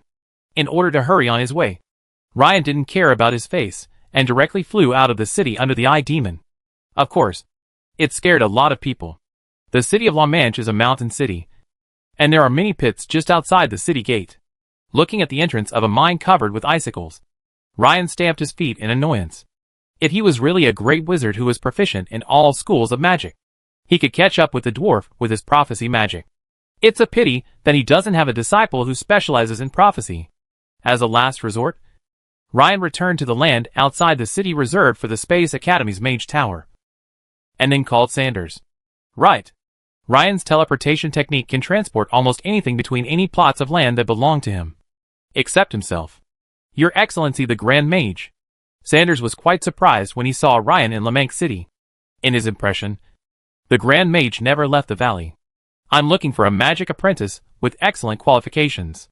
Ryan quickly stated Baron's characteristics. When it comes to tracking, the Wanderers are more professional. Ryan didn't know that in a mine in the mountain 5 kilometers away from him, a fat dwarf was running non-stop with his short legs. Run! Run! Baron! If we are caught by that undead nemesis, we will be finished. Baron's eyes were unfocused, and he kept running like a puppet, obeying the psychedelic female voice that kept echoing in his ears. Chapter 114. A straight line can also be the shortest. On this side, after Sanders heard Ryan's request, his first reaction was relief. Ah! It turns out that the all-powerful wizard also has areas he is not good at. After seeing Ryan's methods of slaying demons and monsters, Sanders had already been in awe of his master's teacher. He was a little afraid that this feeling of being with a king, like being with a tiger, would completely crush his heart. Now that Ryan asked him to work, Sanders felt that Ryan had some of the flavor of a human being. In order to avoid wasting his time or causing a conflict with Ryan, Sanders asked, "Master, don't you use prophecy magic to deal with it?" Regarding this question, a certain super wizard who can use game achievements to hide from the detection of the world's laws thought to himself, "I know nothing about prophecy." On the surface, Ryan's mysterious aura was fully revealed. A terrible aura of bad luck has been completely entangled with this dwarf boy I am optimistic about. If I force myself to predict his fate, it will destroy the good luck he may have. This is not beautiful.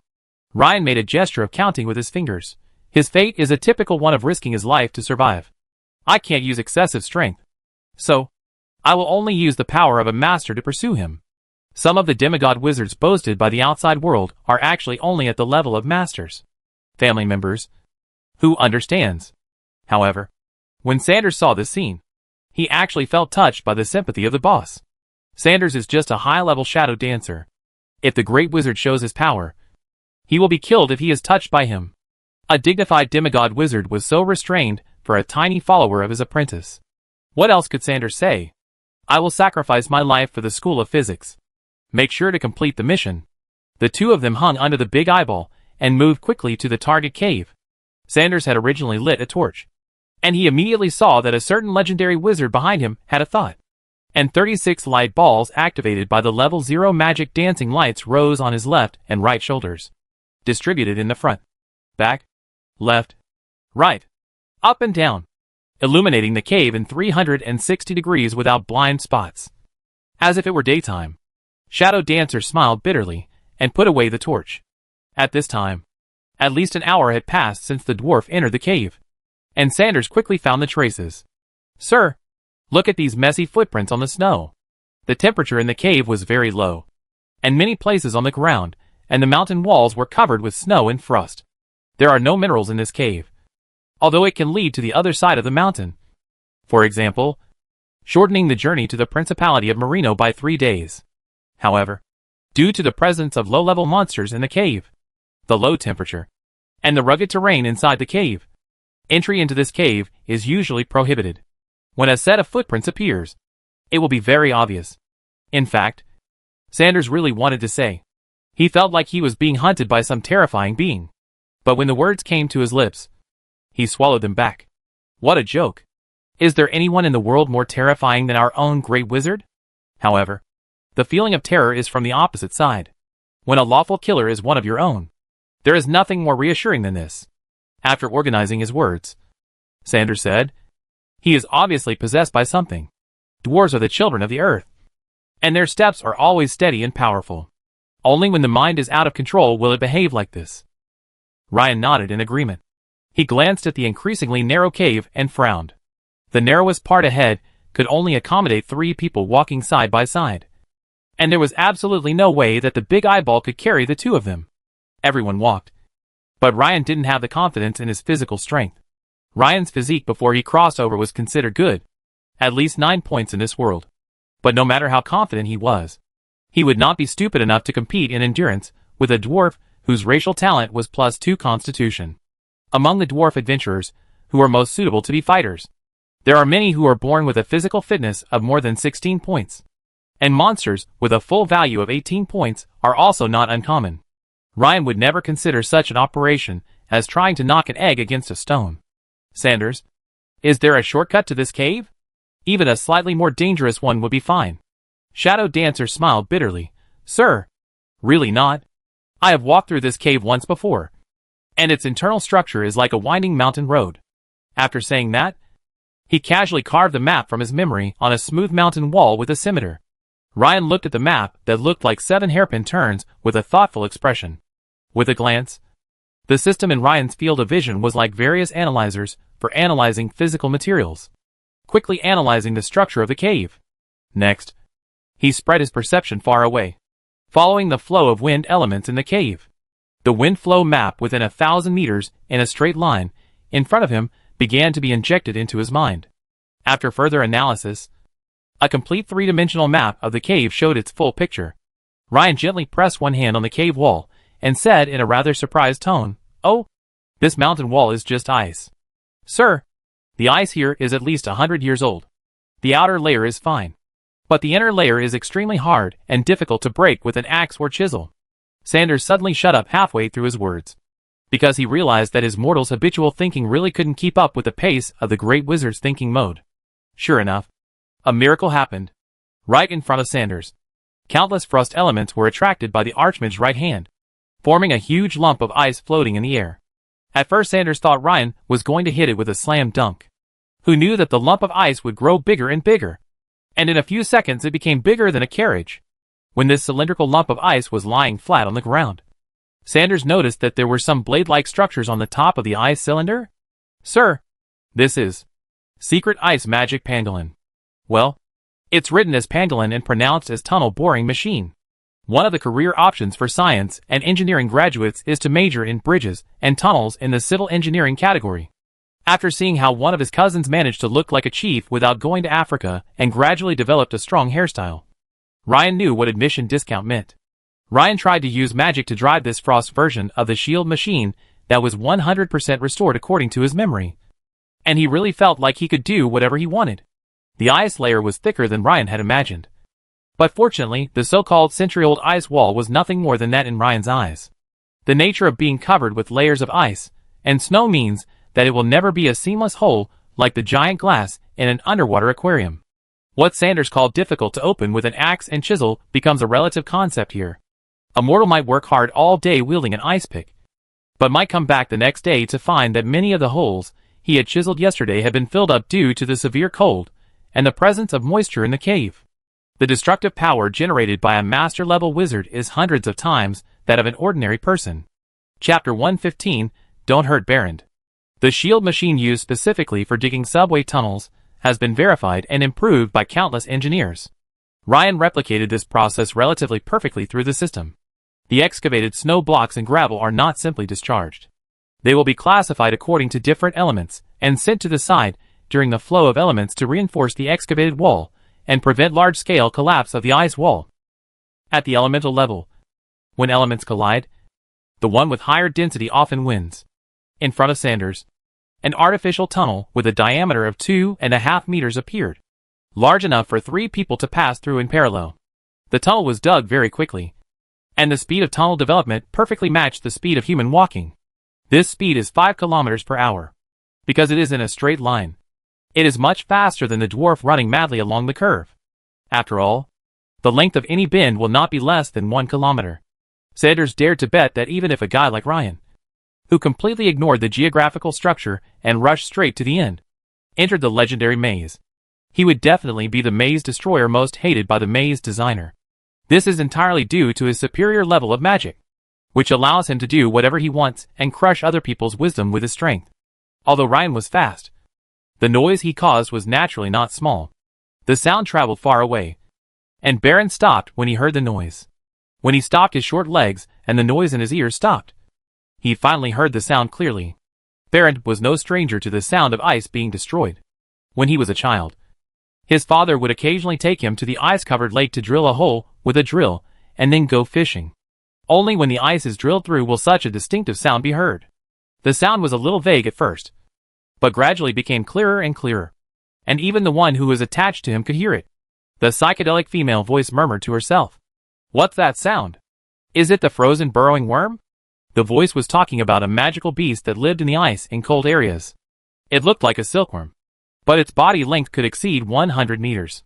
The sound coming from it was very strange, but also very regular, advancing little by little from far to near, often drilling for a few minutes, then briefly stopping for a dozen seconds, and then continuing to move forward after a few minutes. Barrand's eyes were still out of focus. He looked in the direction where the sound came from with empty eyes, vaguely feeling that it seemed to be the direction he came from. An inexplicable panic spread from the other soul to Barrand's heart, driving him to run wildly along the mountain path with his short legs. Ah! The torch fell at some point, but thanks to Barrand's dark vision skill, he didn't fall to death. But the effect of the collision and the sound on him seemed to weaken as her fear wore on, and Barrand began to regain his senses. Etc. Who I am? Where am I? What should I do? Ah! Didn't I run into the incognito Tesla? He helped me punish the guy who destroyed my dream. Then what? Why did I run away? Didn't I want to have a good chat with Master Tesla about the golem and the construct? Unconsciously, Baron's resistance in his consciousness became stronger and stronger. The psychedelic female voice almost cried, Baron? Don't resist me. I really don't want to hurt you. But if I get close to that scary man, I will be annihilated? I don't want to be annihilated. I still want to continue to be with you. Woo-woo. For some reason, when Baron heard her crying, his will to resist weakened, and his short legs seemed to move faster and more powerfully. Unfortunately, her efforts were doomed to be in vain. This is like a tofu delivery truck running faster on a downhill road. Can it beat someone driving a Mercedes-Benz and hiring a plane to fly down from the top of the mountain? It's no use running fast. They are not running on the same track as you or using the same means of transportation. So how can you compare with them? As she ran, she became desperate. 100 meters ahead and on the right, the ice was cracking layer by layer. From a distance, the spiderweb-like cracks looked like a gradually opening white chrysanthemum. But she knew that it was not a blooming flower, but an increasing number of cracks behind the ice. With Baron's speed, it was impossible for him to rush over before the terrifying wizard arrived. Even if I can get through this time. So what? They were taking a curved path, while the other side was taking a straight path without any moral principles. Ka-la-la. The huge pressure from the other side squeezed the ice layer, and the ice layer mixed with gravel finally made an unbearable repeated creaking sound. Then exploded and shattered, splashing forward, forming a short-lived high-speed ice stream that blocked Berend in front of him. Berend only felt a flash before his eyes, and countless sharp teeth arranged in a clockwise direction suddenly grew out from the ice wall on the right, spinning and biting towards him. Berend instinctively felt that he was about to be swallowed by this terrible abyss. Mother Earth, bless me! Berend, who was half conscious and half confused, prayed like this, unfastened the buckles on his back, took out an exaggerated big hammer, and hit the wriggling mouthpart that looked like the mouth of the abyss hard, although the mouthparts of this monster were not big enough for him to look up at. The fear it brought was no less than that of any high-level monster. Not only that, the mysterious female voice in his mind also let out an extremely sharp scream. Wow! The invisible sound waves turned into a terrifying mental tsunami, ignoring the icy mouth, crossing the space and falling on the existence behind. Did you succeed? Baron muttered to himself in confusion. The other party immediately told him no with extremely decisive actions. The thing in front of him, that was covered with sharp teeth and looked like a monster's mouthparts, did shatter at the moment of attack.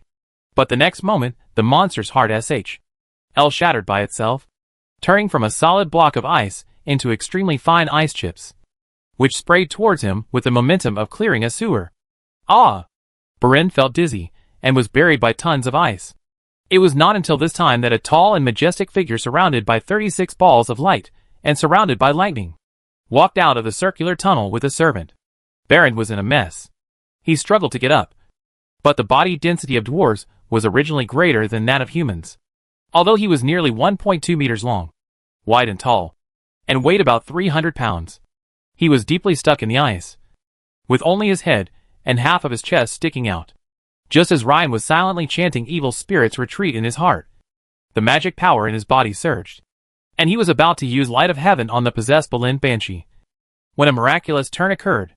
A translucent dwarf female soul, with a waistline larger than her height, stood in front of Ryan and Sanders with open arms, and shouted in an extremely sincere and sad tone, I beg you, as long as you don't hurt Berend, you can do anything to me. Ryan. Chapter 116. The villain is actually me?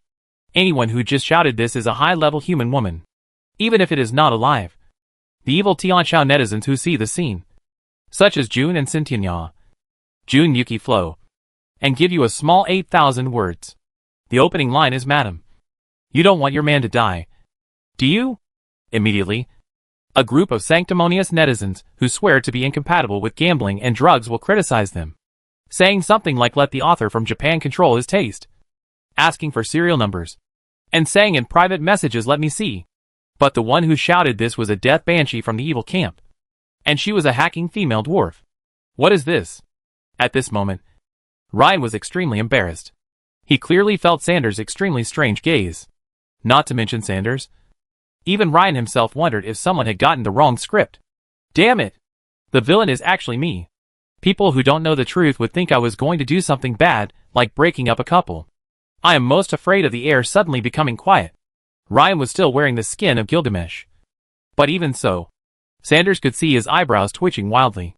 Sanders immediately realized that his master's master must have made some mistake, and made a fool of himself. He silently took 2 steps back, lowered his head, and counted the non-existent ants on the ground. Ring glanced at the little dwarf, who was still a bit unlike, and pressed the fire in his heart. Banshee, pay attention to your words. You are now attached to a young dwarf, who wants to worship me as a teacher. I will depend on your answer to determine your destiny. Ah? Don't you want to murder my Berend? This Banshee, who exudes a strong negative energy reaction, and exudes an ominous aura like a high-level corpse witch, actually said the most innocent lines in the most evil posture. But Ryan felt that it doesn't look like acting. Maybe it was a benefit for time travelers. Ryan repeatedly compared his own 6-attribute radar chart with Downes's. He confirmed that this world recognized his perception as full value.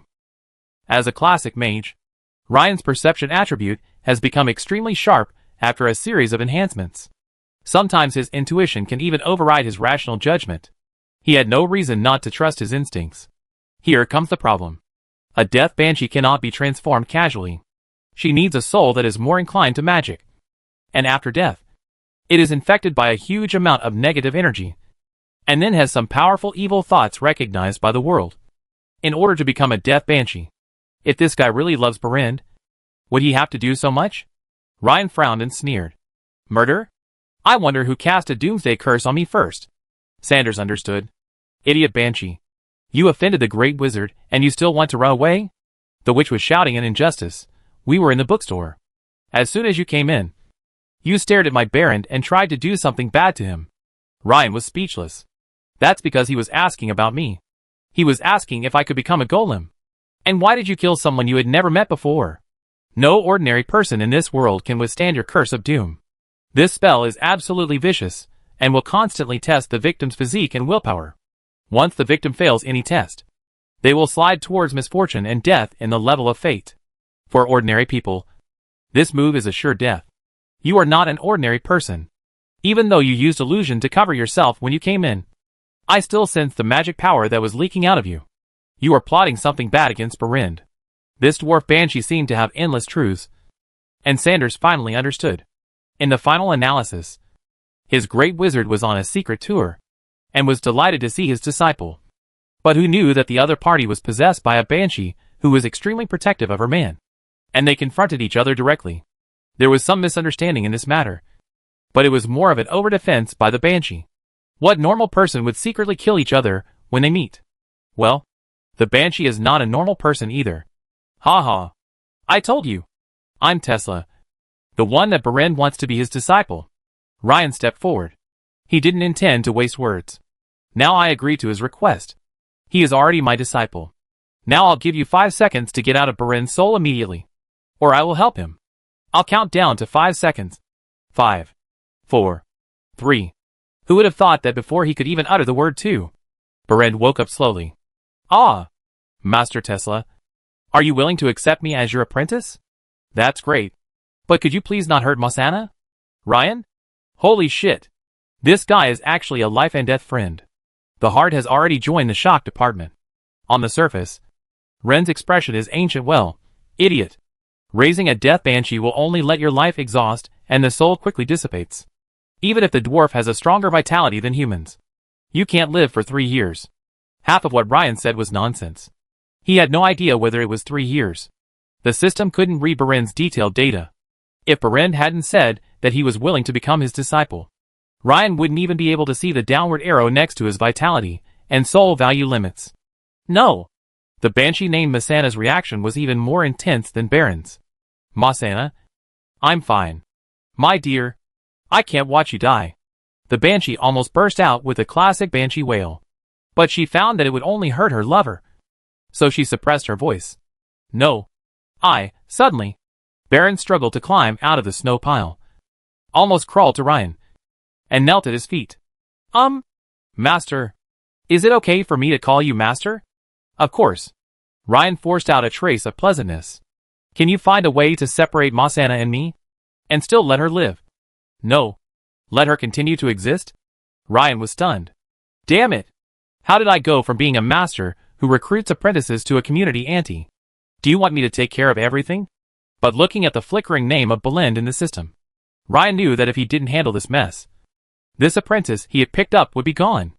No wonder the highlighting given by the system is sometimes there, and sometimes not. Ryan decided to do it first. There are many ways, but most of them are evil ways. I don't want to do them. Then, the two dwarfs, one alive and one dead, said in unison with similar expressions. Of course, as long as I can pass the recognition of the world and completely transform her soul attributes so that she is no longer an evil existence, I have a 30% chance of transforming her into a weapon spirit similar to a tower spirit. Combined with your Barin's technology, it is not impossible to build a brand new body for her one day in the future. The only thing I am afraid of is that she can't survive, and her soul dissipates directly. We do, they said in unison again. Chapter 117. Can the Banshees camp really be changed? I'm not willing to do that. I'm going to beat you to death. Ryan was now completely drunk. Why are all my disciples more weird than each other? The eldest disciple, Downs, has evil thoughts all the time. The second disciple, Harry, is always guarding the country. And the third disciple, Barend, is dating a female ghost. If we really want to get a body for Barend's girlfriend, will it be the case that in the future, as long as you are brave enough, the female ghost will be given maternity leave? No. The apprentice can run. The female ghost must be killed. Ryan has made up his mind, and is determined to break up the couple. Young man, unreal women will only make you waste your studies. Hurry up and realize the truth and join the ranks of great masters. Of course, at this moment, no one realized that this sanctimonious, legendary great wizard with amazing power had such cruel thoughts in his heart. Barend and his little witch girlfriend all knelt on the ground and kowtowed 3 times. Sanders, who was next to Ryan, was already so shocked that he was speechless. Throughout history, we have heard many stories of holy knights falling into depravity, but we have never even heard of a case of devils and demons being whitewashed. The Grand Master actually said he was 30% sure? How amazing! A great wizard, don't ask. If you ask, you will get the 70%. Moreover, if a kind and lawful charlatan were to do this, he would definitely let Barend's girlfriend experience the power of kindness without hesitation. Ahem. There are many bad things in history. Many times, the partners, who are a bit evil, have disappeared from the world, which forced the other half to turn to darkness and raise the banner against light. If someone else were to do this, Sanders would be the first one to not believe it. However, if it were done by the omnipotent Master Tesla, perhaps there would be some hope? Do it when you think of it. That same day, Barend and his banshee girlfriend were teleported back. But the poor great wizard had to secretly rush back with his eyes wide open.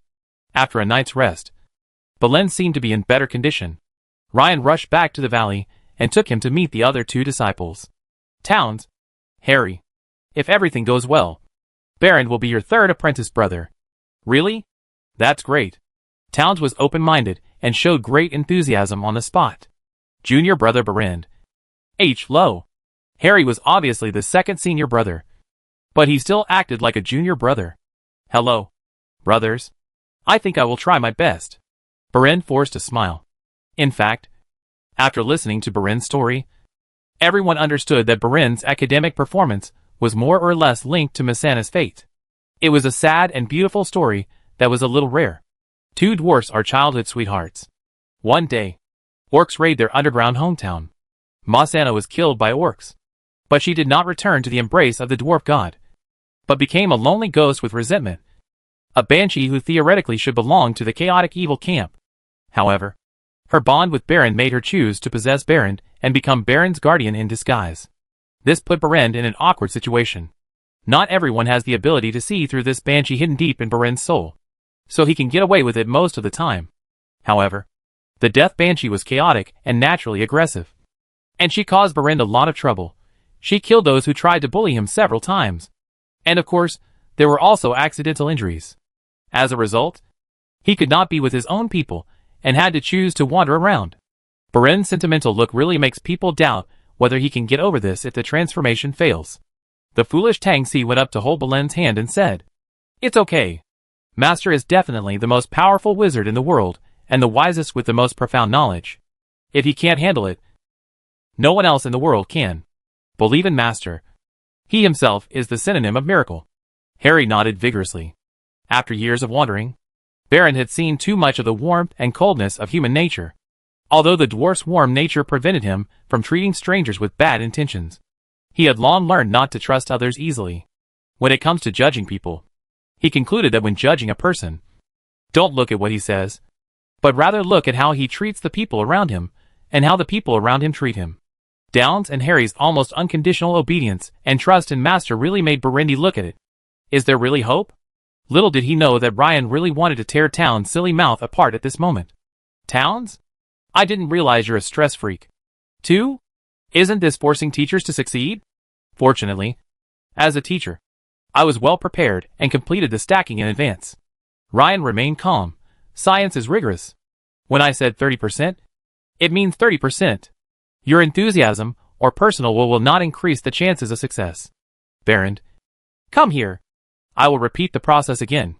Yes. Master. The dwarf tried seriously to hold in his abdomen and bend forward. In front of his eldest and second disciples, Ryan taught on the spot, I have taught you that energy of different natures and forms can be transformed. In the eyes of scientists, the soul is also a kind of energy body. The only difference is that this energy body has self-awareness. The three disciples nodded, not quite understanding. Ryan continued, since it is energy, there is no reason why it cannot be transformed. The same principle applies to the shift of camp. The chaos world will record the words and deeds of an extraordinary being. And even saying the wrong thing will cause a shift in camp. So this experiment is to use low-intensity light of heaven to purify the impurities in Masana's soul. And then Masana will continue to strengthen her love for Berend. In fact, when Ryan said this, science had already turned into metaphysics. Ryan didn't want to do that either. The problem was that this broken world believed that as long as a person's heart became bad, he would fall into evil. If the heart became good, he should rise back to the good camp. Or at worst, he should be neutral. At this time, Ryan came to the places that were transformed into colorful glass columns and floors by the light of heaven, and gently pressed his hands on the things that were transformed from demons and devils. Ryan's smile was very faint, but in the eyes of others, this scene was an extremely evil smile. I said our college has a solid foundation.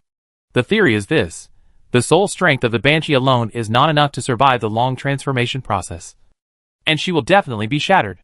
After all, the purification effect of light of heaven depends on this. But there is a small loophole here. After purification, not all soul materials will dissipate. Those glass floors and pillars are so scary because there are a lot of purified free devils and demons. If Masana can successfully absorb these purified soul essences, she will have a higher chance of successful transformation. Of course, theory is just theory. Whether it works or not still depends on practice. Chapter 118. No.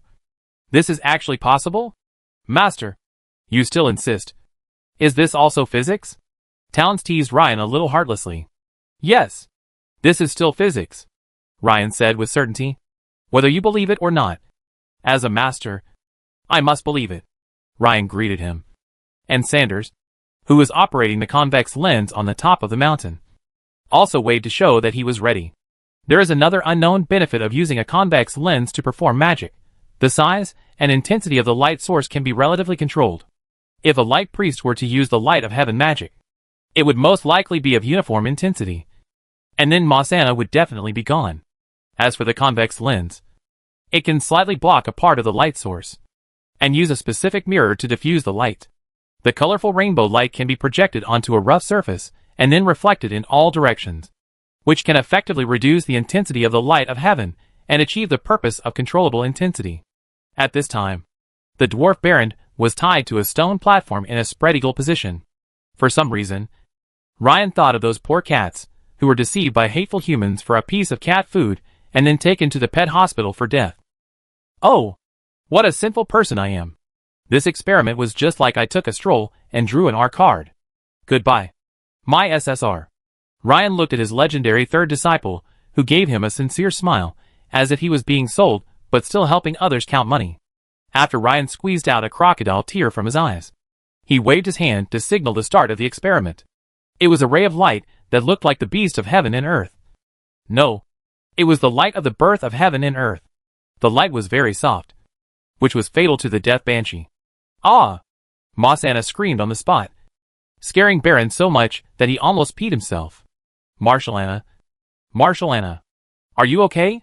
In fact, Ryan really wanted to help him by saying not dead yet, but after thinking about it, he still had to maintain his master's posture. So he said sternly, "What are you waiting for? Immediately devour the purified soul fragment next to you." In the field of vision, the fat, translucent banshee soul actually swallowed up those soul fragments that were shining with golden light in one gulp. Whether it was the light of heaven shooting down from above her head, or the soul fragments swallowed into her body. To a chaotic evil banshee, they were all poisonous. Her whole soul was broken. Downs yelled at the blind chicken next to him, "Don't be afraid. Think back to the little things you have experienced together over the years. Think about your good memories. Think about it quickly." The man and the ghost closed their eyes tightly, and tried hard to recall the love between them. Only Ryan gave the merciless order, "Sanders, gradually increase the light of heaven." "Yes." Looking at Mosanna's struggling soul, which seemed to be burnt with something inside, and emitting black soul smoke, Shadow Dancer could no longer bear it. The Wanderer class of professionals specializes in doing dirty work.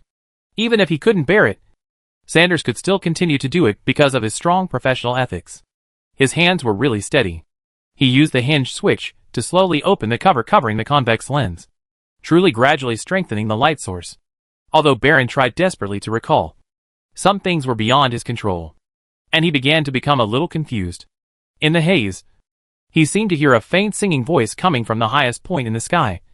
He seemed to see a ray of white light in the rainbow light carrying the most holy breath. He also felt a lot of things.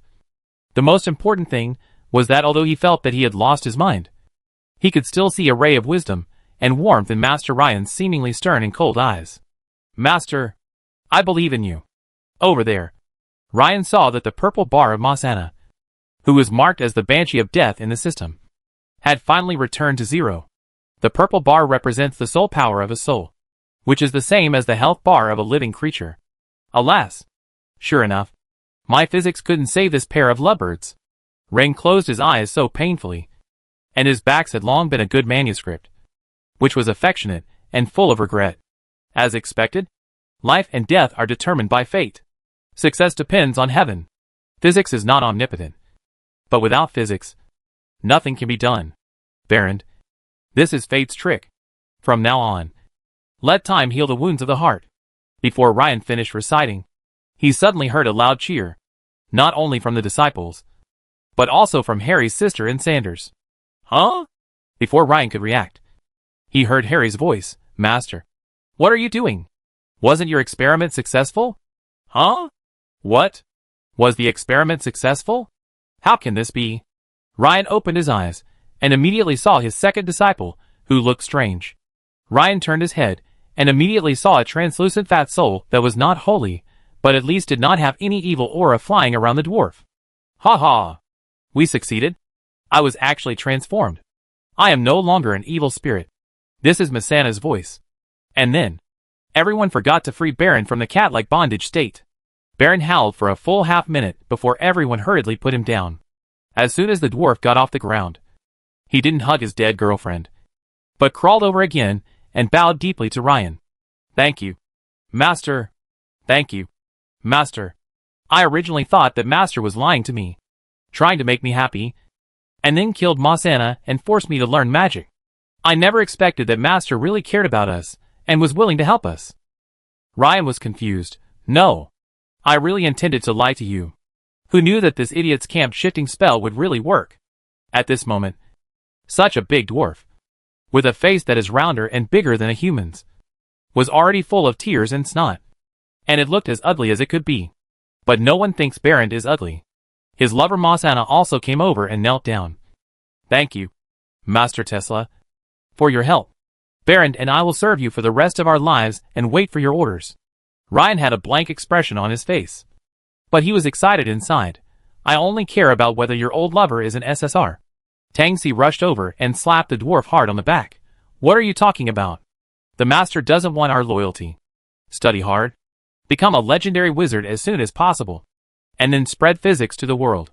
This is the greatest reward for the master. Well said. But as a teacher, I also want to have a younger brother who I can use at will. After Towns finished speaking, Ryan said with a smile on his face, Towns is not entirely right. But, as a teacher, I am eager to see the first batch of magic armor constructs created by you. Yes, Master. I will. Baron wiped his tears and snot. But the more he wiped, the more tears and snot appeared. Master, please give me a name for my first batch of magic armor constructs. Well, I've thought about it. Let's call it Gundam. Chapter 119 Minor Version Upgrade. Why is it called Gundam? No matter what the apprentice asked, Ryan just smiled and didn't answer. He just wanted to maintain that sense of mystery. Now that you have traveled through time and have the chance to drive a mecha, if you ask Ryan, would he drive a Gundam or a Zaku? Although Ryan thought that there would definitely be people who would say a real man should drive a Zaku, Ryan would like to ask, do you want to be driven invincible by the other party? Or do you want to drive invincible to the other party? The matter was happily settled. After Masana's purification, the system gave her the evaluation of Ghost with challenge level 8. Normally, ghosts must have a place to reside, such as a place with strong negative energy, to continue to exist. Otherwise, if the negative energy is too much, the soul power will fade, and eventually the soul will be scattered. Ryan made her a simple version of the life box. Don't ask. The real answer is that when Ryan killed the Great Lich Brutus, he accidentally picked up a necromancy magic bag. It's not that necromancy magic can't be used, but the problem is that most necromancy magic is not friendly to living people. For example, negative energy ray. The moment it is fired, it will cause damage to the fingers of the living caster. Is it like sacrificing your fingers first to do something by you? If you use necromancy magic carelessly, it may easily cause your own camp to shift. Of course, the necromancy system is not completely useless to Ryan. For example, the necromancy system has a move called Heavenly Gaze, which Brutus has learned, but has never dared to use. The principle is to gaze at the undead creatures with the eyes of the powerful angels under the throne of the gods, which can make small undead creatures below the intermediate level turn into ashes instantly. It has the same purpose as Light of Heaven, but their uses are actually clearly different. Light of Heaven is not a large-scale killing magic in the standard sense. Its killing range is limited to the small area of the light column, and it is more effective against powerful evil creatures. If the magician casts the spell personally instead of using a convex lens, the intensity is difficult to adjust. Heavenly Gaze is a typical skill for clearing out miscellaneous soldiers. Wherever the eye passes, all undead miscellaneous soldiers in sight will be killed instantly. It is a standard large-scale attack, but the mana consumption is much smaller. Ryan looked at Masana and suddenly had a wicked idea. If Baron really made a Gundam in the future, would he have to give Masana a Banshee? In any case, by completely separating the souls of the two dwarves, Ryan was able to take a glimpse of Baron's 6 attribute radar chart. Grass. No wonder the dwarf looked refreshed after he recovered. And the whole valley was full of people surrounding him. He was so popular. This little fat guy's charm value is at least 24 points. What is the concept? The attribute value of a mortal cannot be higher than 18 points from the beginning. 18 points is the maximum value. 24 points of charisma means that he has at least one hidden legendary charisma talent, which makes his initial charisma value explode. Ryan initially thought that Masana's complaints about there are always some Bexes harassing my Baron were due to her dark psychology and strong possessiveness. But now it seems that is not the case. Without Masana's evil aura as a banshee to conceal the little fat man's charm, the little fat man would really be eaten by other beings as Tang monk's meat. At the very least, they would stick to him and make him suffer forever. Ryan's eyelids twitched simultaneously. If he hadn't protected the little fat guy, allowing this guy to run around the streets would have been a blessing in disguise. On the other hand, when Ryan knew that Baron liked to create golems and magic armor constructs, he already had a hunch. However, when Ryan looked at the fat boy's talent of expertise in conjuration magic in the system, he still found it very eye-catching. Okay, another apprentice with a serious imbalance in subjects. Spellcasting is actually a very mixed magic faction. It does not simply curse the opponent or something. It also includes Flame, Orb, which is very similar to evocation magic, Door for medium-distance teleportation, and other messy magic. The core of the conjuration department is actually the summoning technique. Starting from level 1, the conjuration department has magic such as summon mount and summon monster. Charm value is absolutely of utmost importance for a magic system that focuses on summoning. Barin could be said to be a natural genius in spellcasting. Even the dwarf's unique racial talent of -2 charisma was wiped out by him. After reading Barin's basic information, Ryan had an idea of how to teach this disciple. Barin, first you need to learn basic physics knowledge with Harry and raise your wizard level. Because for a golem to be a golem, magic must come first before there can be an active image. I understand. The dwarf nodded humbly. Then I will take you to the workshop to learn, so that you can have the expertise of making wonderful items. As soon as Ryan finished speaking, Towns raised his hand. Master, where do we have a workshop? Ryan said angrily. Then build one. You are already a mature wizard. You need to learn to build your own workshop. Although his master seemed to be very serious when he spoke, why did Tangxi feel as if there was a foxtail behind his master? Wagging happily, Towns shrank his neck and dared not speak. Ryan turned to the dwarf and continued. You have a good talent for forging. As long as you know how to inject magic into your creations, it is not difficult to learn how to make strange objects. The difficult part is mastering it. Master, I will study hard and down to earth. Anyway, I am still young and I have plenty of time to learn from him step by step. Wait, how old are you? Ryan suddenly thought of a question. Barin patted his chest and said, I am 60 years old. According to the custom of the mountain dwarves, I still have another 30 years to reach adulthood. 60 years old is a child. How about this? You call me master and I call you godfather. And we can each talk about our own affairs? Bah! Bah! Bah! Fortunately, this time, without Ryan saying anything, Towns jumped out and said, Junior brother, you can't look down on yourself. Having a solid foundation in learning is a good thing. But being too solid is not worthy of our master. All the disciples in the past of the master were not qualified to be his direct disciples unless they reached the legendary level. You learn too slowly, and the master may not have enough energy to take care of you. Ah, is that so? The dwarf was a little uneasy. I don't actually have any mandatory requirements for your learning progress, but I will consider expelling disciples who are too lazy. I understand. The dwarf straightened his back. In this way, Ryan began to teach junior high school physics again. The day's classes were over and Ryan frowned. There was no other way. The three disciples had different learning progress, which made it difficult to allocate his time. He couldn't teach junior high school physics to the disciples, who were already masters and advanced. It seems that I need to find a reliable assistant teacher when I have the chance.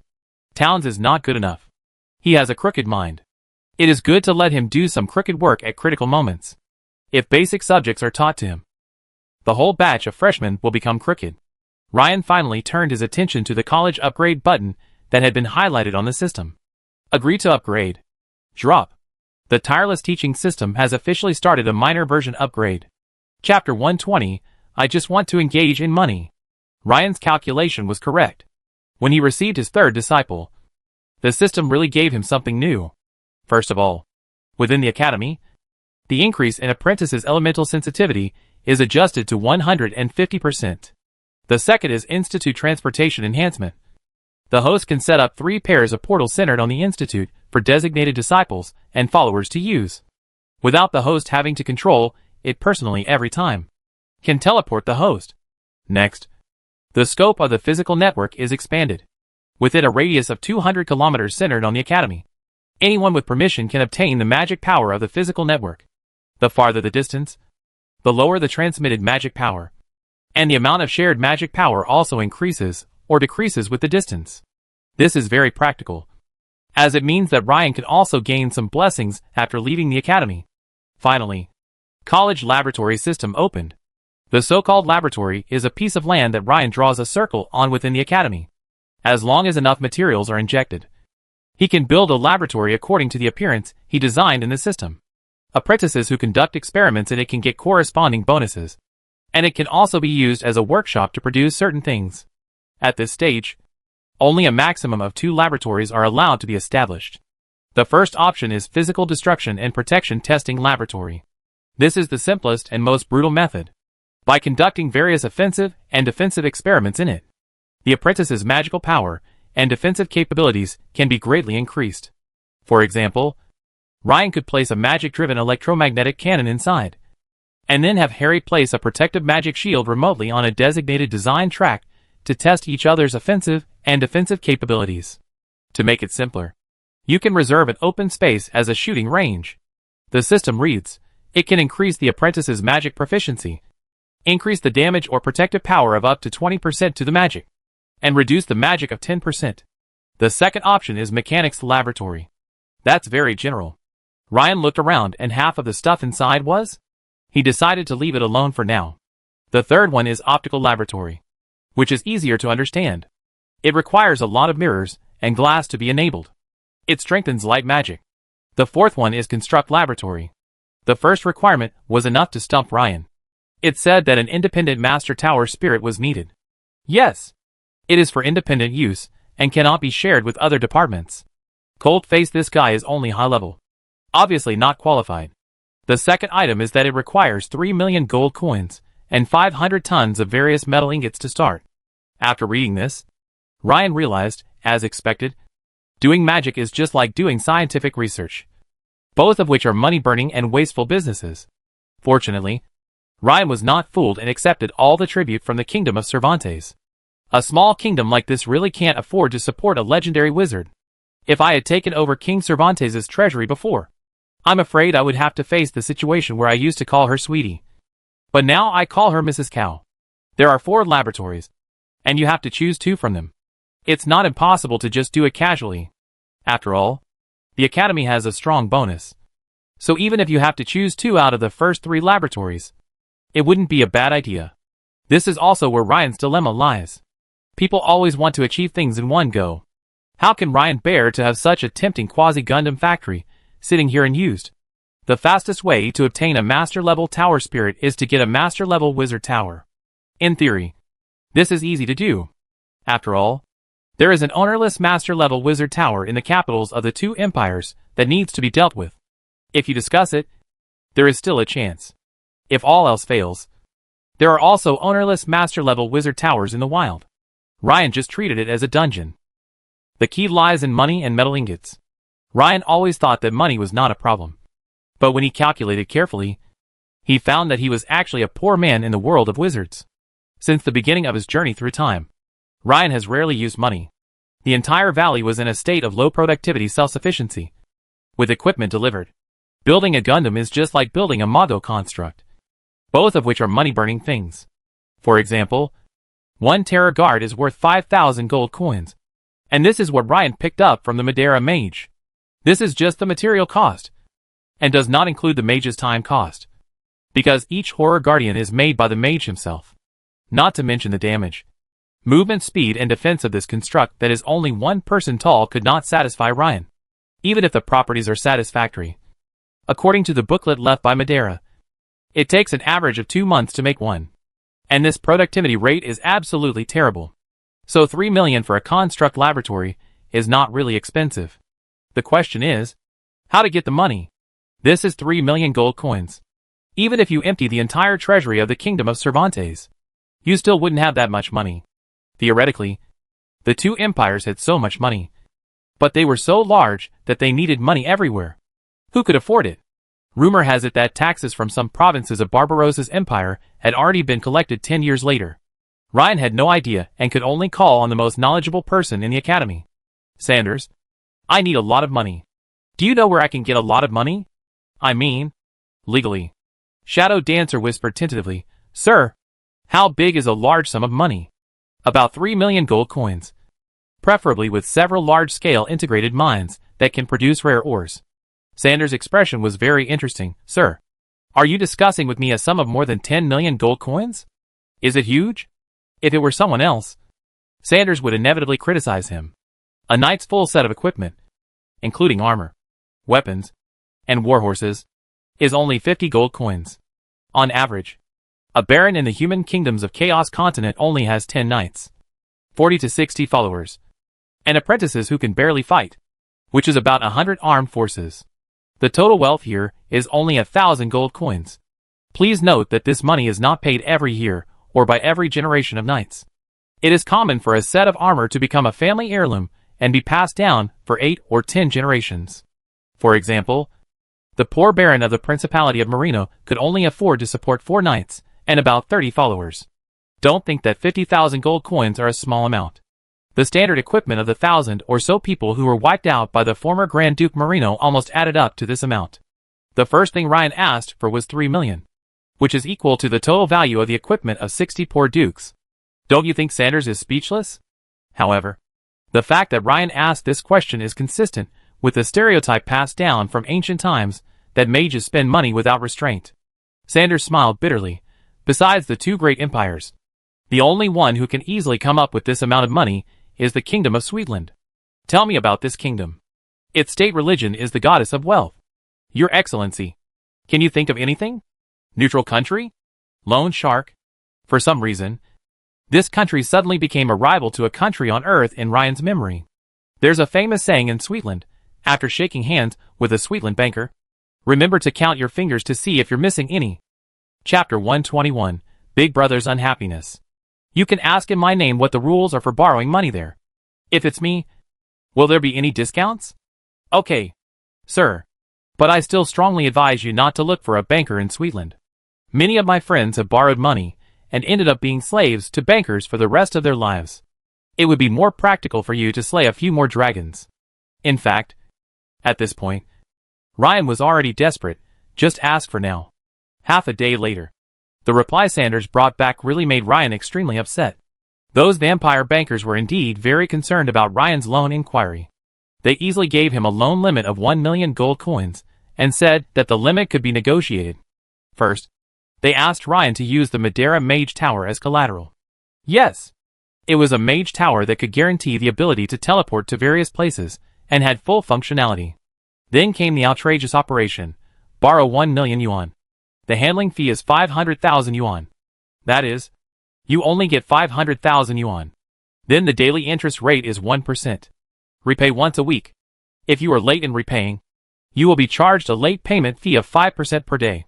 By the way, just by glancing at the so-called contract, Ryan found a lot of tricks. For example, he could only go to the designated bank to queue up to pay the money, and he had to take a number and queue up. If he couldn't get in line today, he had to wait until tomorrow. The bank's working hours were only 5 hours a day. If he had to wait until tomorrow to pay the money back, it would still be considered overdue. Every overdue payment would be charged a penalty interest equal to 10% of the total amount owed. Seeing this, Ryan was too lazy to read on. Before traveling through time, Ryan thought that China's loan scams were outrageous enough. It turns out that the financial industry, which is not subject to strong government regulation, could have reached this point. If you really follow the rules of these scum bankers and borrow and repay the money obediently, the annual interest rate of the loan can easily exceed 5,000%. Please! The literacy rate of humans in Chaos World is less than 2%. This kind of high IQ crime is simply a dimensionality reduction attack for ordinary people who are generally illiterate. Even though Ryan was well informed, he was still frightened by these bastards. Is there no one to kill these vampires? Ryan asked back. The new goddess of wealth and the god of mercenaries are allies. However, they usually only lend money to people in the lawful camp, or they target merchants. People with too strong a background will not be loaned money. For example, those demonic men in the abyss who have no intention of paying back the money. Ryan understood immediately that these bastards were willing to lend money to a so-called strong man in the lawful camp like him, betting that he would not dare to change his camp at will. Rin sighed. Forget it. Let's talk about the dragon. A gleam of pity flashed in Sanders' eyes. Ryan, what? No. I have imagined that if you really come into conflict with these vampires, would it make them restrain themselves a little? I have too much to do, and don't have time to pay attention to them. Ryan waved his hand, and went to ask Sanders about the distribution of dragons. It would have been better if Ryan didn't ask, but he regretted it as soon as he asked. Now that he is too exaggerated, the weakened dragon has escaped, and even the Fulongshan range has begun to become unrealistic. It was difficult for humans to track the flying dragon, so the location of the dragon's nest was completely messed up. Oh! After thinking about it for a long time, it turned out to be my own fault. Ryan was speechless. Sir, may I ask why you suddenly need such a large sum of money? No. I just suddenly wanted to set up a construct workshop. Forget it. Don't worry about this kind of thing. I'd better focus on the dragon. Ryan waved his hand and let Sanders leave. Not long after, a quest offering a reward of 500 gold coins was posted in the Adventurers Guild of the Cervantes capital. Grandmaster Tesla is offering a public reward for finding the information of the dragon's nest of the colored dragon. You need to know the type, number, approximate age of the dragon, and the exact location of the dragon's nest. Each accurate information can be rewarded up to 500 gold coins. The reward will not be paid repeatedly for the same dragon's nest information. First come, first served. As soon as the news came out, the adventurers were extremely excited. All the bankers in Sweetland were beating their chests and stamping their feet, lamenting that they had missed out on a big fat sheep. They all tried to contact Sanders, the spokesman of the Grand Master, and propose more favorable loan contracts. Ryan ignored him. However, Ryan didn't know that this time the news was leaked to Towns through Sanders. Tangsi was furious. What? Master is so distressed for us. Sanders immediately regretted telling Towns about this. But the problem was that he was Towns' follower, and he had sworn not to hide anything from Towns. The Grand Master wants to build a laboratory to improve your magical level and break through the bottleneck as soon as possible.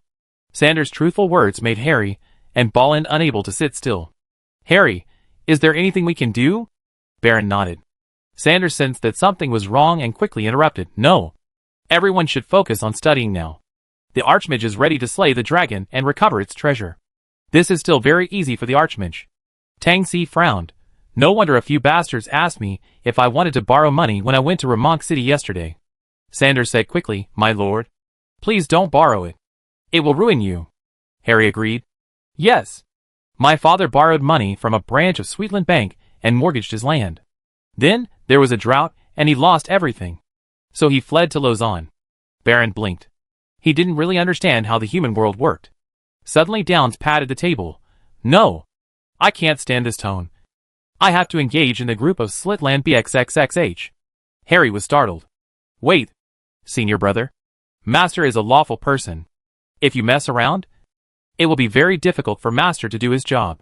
Didn't Master say that a gentleman loves money, but gets it in a proper way? Asking us not to use magic to do evil? Tangsi suddenly came up with the truth. Those Bexes wanted to deliberately lend money to Master, defraud Master of money, and force Master to work for them for free for the rest of his life. Isn't this considered an offense? These words stunned the other three. Sanders touched his chin and said, Mr. Tesla is lawful and neutral. He abides by the rules, and is strictly neutral most of the time. The other party's behavior is indeed suspected of murdering you. From the perspective of the world's laws, it makes sense. What's the difference between this vicious contract that bullies ordinary people who don't know how to calculate interest, and the sole contract that the devil tricks people into signing? The devil wants to harm people. Can't we kill the devil? Towns patted his chest and said, This is actually just our counterattack. Am I right? When Sanders heard this, he miraculously found himself agreeing with what Downs said. That's right. The Church of Wealth has always been infiltrated by the devil. Harry waved his little fist. Brother, count me. Originally, Beren couldn't comment, but when it came to the construct lab, he knew that the main reason his master did this was for him.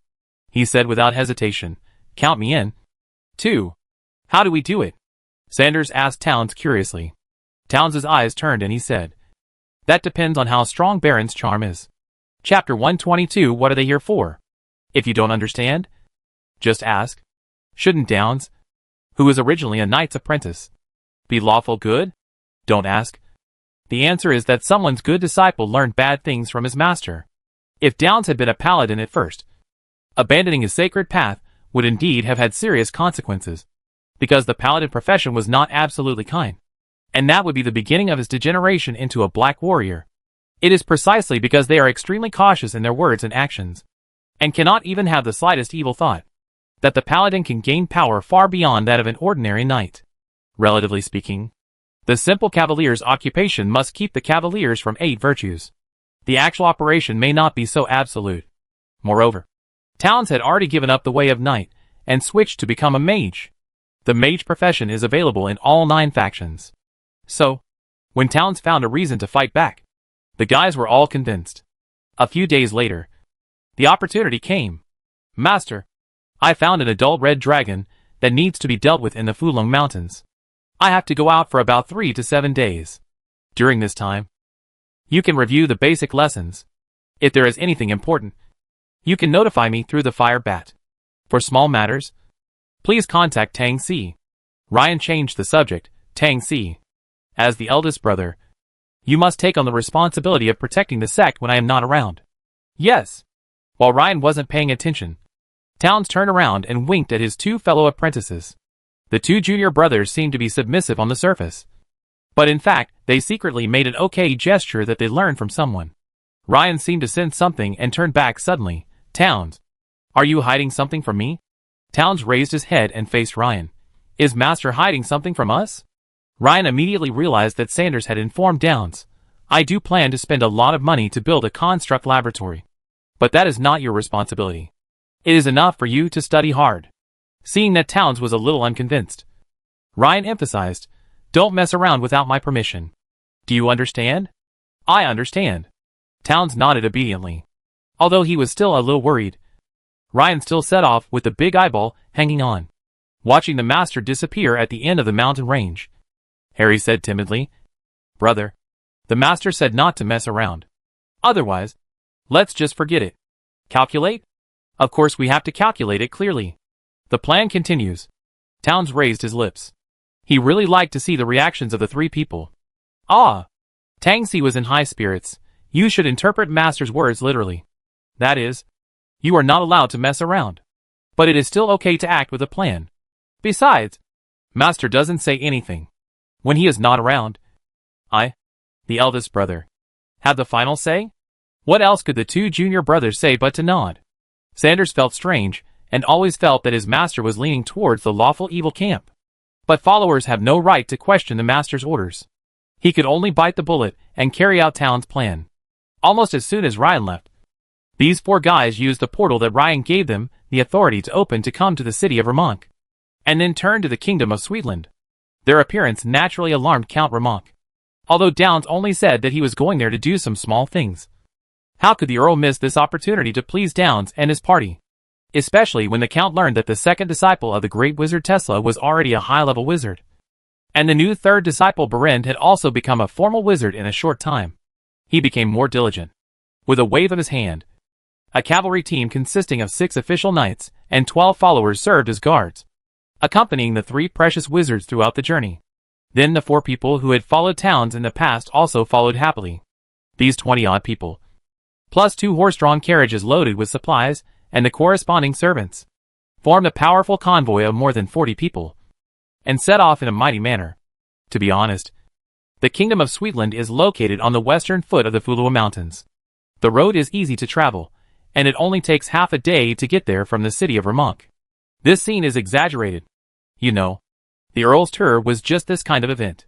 The entire route from the city of La Manche to the city of Runts in Sweetland is a mountain road that can only accommodate 2 carriages running side by side. When this convoy arrived, everyone else had to stand aside, walking from morning to evening. Downs finally saw the city of Runzi, which was known as the Gold in the Canyon. It was a city standing on the edge of a huge cliff.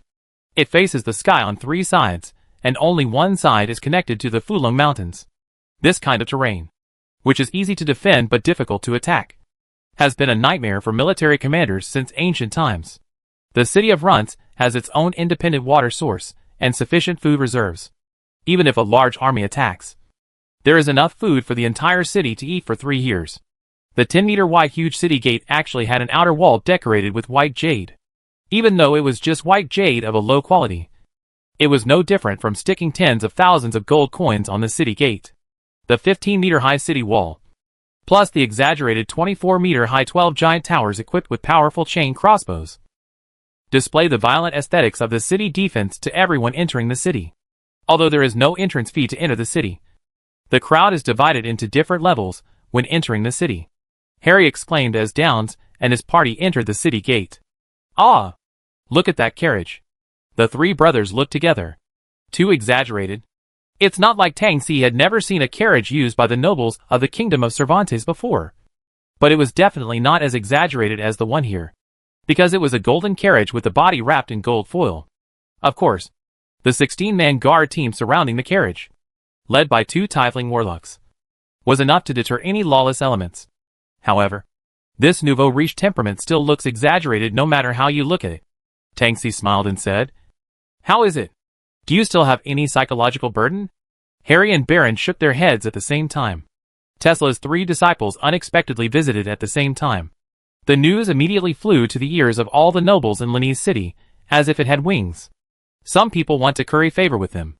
But more people believe that a fat sheep has arrived. There is no mage who is not smart. But they can also be taken advantage of. Because their focus is never on money. This has led to many people who have become rich by following mages from ancient times to the present. However, the arrival of the 3 brothers of Tangs was really as they claimed. "We are here to see the world. Just to get a glimpse of it." They enjoyed delicious food and also went to the arena in Rune to watch gladiatorial contests, placing small bets on each match. Each bet not exceeding 1 gold coin. This is really inconsistent with their style. Also refuse beautiful women and refuse to meet any bankers. What on earth are they here for? A group of guys who looked like human beings, but whose souls were more like vampires than vampires had the same question. Chapter 123, That Irresistible Charm. Bankers are fretting.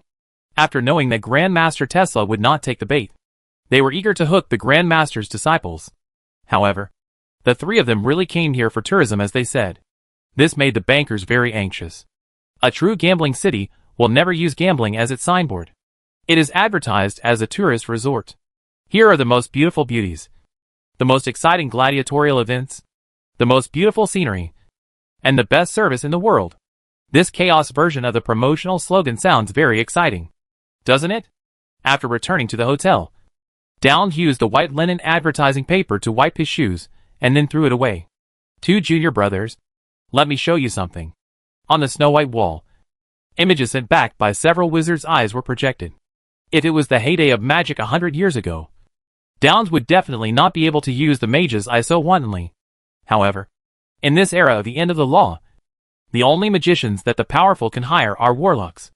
These guys with serious academic imbalances can only cast spells based on instinct. And they can't create anti-surveillance magic circles or anything like that. Even though there is a guard post every 5 or 10 steps in the city. To Towns, this city is undefended. A scene. Harry and his friends saw an old woman having thugs beat up a young girl at the back of a large house with a luxurious front yard, forcing her to sell her beauty. A scene. A man who couldn't pay back a loan shark was deceived by the moneylender, who said, "You just need to fight, and your debt will be paid off."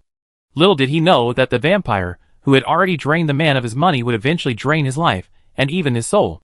A wizard's eye even spotted the trace of a low-level devil. The 3 brothers felt the darkness behind this prosperity, and trembled with anger. This scene gave Sanders a headache. "My lord, I know that the kingdom of Sweetland has many dark sides. But this is not a reason for you to go to war with Sweetland." "Declare a war? Who said that I would lead my fellow apprentices to declare war on this legitimate kingdom recognized by the rest of the human race?" Towns' smile made Sanders easily think of a fox. Towns turned to Harry and said, "Harry, my good brother, are you ready to face the master-level test?" Harry wiped the sweat off his forehead and said weakly, "I think I should be ready." After Downs had been using magic to teach Harry a trick for a long time, Harry's strength had almost reached the master level. According to the Adventurers Guild, it was probably level 9 or 10. However, no matter how much you practice, it is still not as good as actual combat. That kind of sudden realization between life and death is something you can never experience when beating up little monsters or sparring with your senior brothers. Downs smiled. "Very good. Then you can use the hotel we are staying in as a defense base." Baron pointed to his own round face and said, "What about me? And you? My good brother. It's time to show the dragon your true charm." Masana jumped out of the silver pendant on Barin's chest. The chubby female dwarf ghost stood with her hands on her hips. "Wait! You want to put my Barin under the threat of a dragon? This is not fair. If I really fail, I will die before Baron." Downs said calmly, "And you, Baron? You should think carefully about whether you want to retreat at this time." When Baron heard about the plan, he said it was a lie, that he was not afraid at all, thinking that it was the master who saved them, and thinking that the master was troubled by money because he wanted to fulfill his dream. Barin regained his courage. "Marzana, stop talking. Let's just follow the plan." "Good. This is my good junior brother." It was a dark night with strong winds. Under the cover of the illusion, No one noticed that Downs took Belend on his beloved Sunshine Rainbow Little White Horse and flew proudly to the other side of the Fulong Mountains, which was nearly 100 kilometers away. The target location is a full 150 kilometers away from the valley of Rin. On that steep mountain that looks like a fork, there lives a nest of black dragons. This was a warm swamp on the mountainside, and two 15-meter-long black dragons were tearing apart two cleft-hoofed cows that weighed at least 1 ton. They twisted their slender snake necks left and right, violently tearing their prey left and right, letting the blood flow onto their skull-like dragon faces. Two younger black dragons were crawling not far away. They had to wait until their parents finished eating before they could enjoy the leftovers they didn't want. At this moment, a strange light attracted the attention of the 4 black dragons. It was difficult not to notice the wind-controlling horse emitting colorful rainbow light. The male black dragon took one glance and gave up. If it was a wind-controlling horse, Black Dragon might have changed his mind at the last minute and attacked this bastard horse that had trespassed into his territory without knowing what was good for it. Forget about a higher-level wind-controlling horse. Black Dragon knew that the other party could fly very fast, slightly faster than him. Who knew that at this moment? A strong throbbing surged from the depths of the soul, causing the 4 black dragons to raise their ferocious skull-shaped heads at the same time. There seems to be a very dragon-attracting existence behind the wind-controlling divine horse. This was already enough to provoke the dragon. The other party seemed to have finally discovered the existence of the 4 black dragons at this time. He screamed and began to run away at an accelerated speed. As luck would have it, golden things fell from the sky like fairy flowers. As the wind-controlling divine horse flew at high speed, it dragged a long rain of gold coins in the sky. Black dragons are particularly fond of coins. Older black dragons will sometimes capture humanoids and ask them where their gold, silver, and platinum coins are before killing them. The irresistible temptation from the other side, coupled with hundreds of gold coins. The 4 black dragons suddenly went crazy. Roar, roar, roar. The huge black wings flapped, and the small trees in the swamp were blown all over the place. Even the mud full of water flew everywhere because of the black dragon's rapid rise. 4 black dragons, too large and too small, roared to the earth, flapped their wings, and chased after them ferociously. In the sky, Berend was so frightened that he almost fainted. Brother, do you know how much determination it takes for a dwarf who has sworn to never let both feet leave the ground at the same time to fly into the sky? Tangsi didn't even bother to look up. Junior brother, think about your Gundam. Okay. Then, after truly feeling the astonishing momentum of the 4 black dragons behind him, Bola flapped his wings vigorously, while his horse neighed non-stop. Big brother, what is Bol saying? He said he wanted more money. Ah? No. I want to eat carrots and introduce him to a beautiful female Pegasus. Turning his head to look at the adult black dragon approaching within 100 meters, Berend was almost scared to death. Give it. Give it to him. It must be admitted that the high-level wind-controlling divine horse is really powerful. Bol carried 2 people and flew the black dragon kite all the way, flying for 90 kilometers without being caught up. Black Dragon was so furious. However, after they had been chasing for half the night, suddenly the wind-controlling divine horse and the abnormal dragon-seducing aura in front of them disappeared 200 meters in front of them. Chapter 124, Ridiculous Attack. Every city has its own unique prosperous time. The most prosperous time in Lund City is midnight. The huge vaulted casino was packed with guests who had just finished a dance. Above the bright braziers were a large number of stained glass decorations, making the largest casino in the city flash with psychedelic colors. In the huge space of over 1,000 square meters, the echoing lyrical and light music mixed with the gamblers' excited shouts and the ladies' deliberately flattering praises mixed together, crazily stimulating people's sensory cells. Some people live a life of luxury. Some become rich overnight, and more people lose everything. When people come here, they can only describe it in one sentence: sleep your ass off. Get up and have fun. No one knew that just 5 kilometers away from them, a grand aerial chase was still going on. To be honest, the absolute speed of the wind horse is not much faster than the black dragon. When carrying 2 people, it is only slightly faster than the black dragon. If you fly normally, you can slowly increase the distance and never get left far behind all at once. Towns and Bol did a great job. They had studied the wind currents around Ronsi in advance and determined that there was a mountain wind path on the edge of the city where wind speeds would increase dramatically. Riding the wind at full speed happened to be the unique skill of the wind-riding divine horse. It turned a corner at the side of the mountain and plunged into the strong wind. In an instant, it increased its speed to 120 kilometers per hour, taking advantage of the blind spot between himself and the black dragon when they turned. Tangs immediately used illusion to cover the two of them and their horse. The black dragon briefly lost its target, just as the four black dragons were circling back and forth anxiously, looking for the wealthy wind-controlling divine horse that dared to challenge their majesty. The three of them had already returned to the private courtyard of the hotel under the cover of night. Downs put Baron down and let his own Bola walk back to the stable. When Bola didn't show its colorful rainbow light, it looked like an ordinary horse. The three brothers gathered together, and Towns nodded to Baron. It's time. Masana's spirit no longer possesses Baron. In the next breath, the strange feeling of attraction that even extraordinary people could vaguely feel gradually dissipated. The more perceptive a being is, the more clearly they can feel that there is some force attracting them. 3 kilometers away, the anxious black dragon family seemed to have seen an extremely bright lighthouse in the darkness.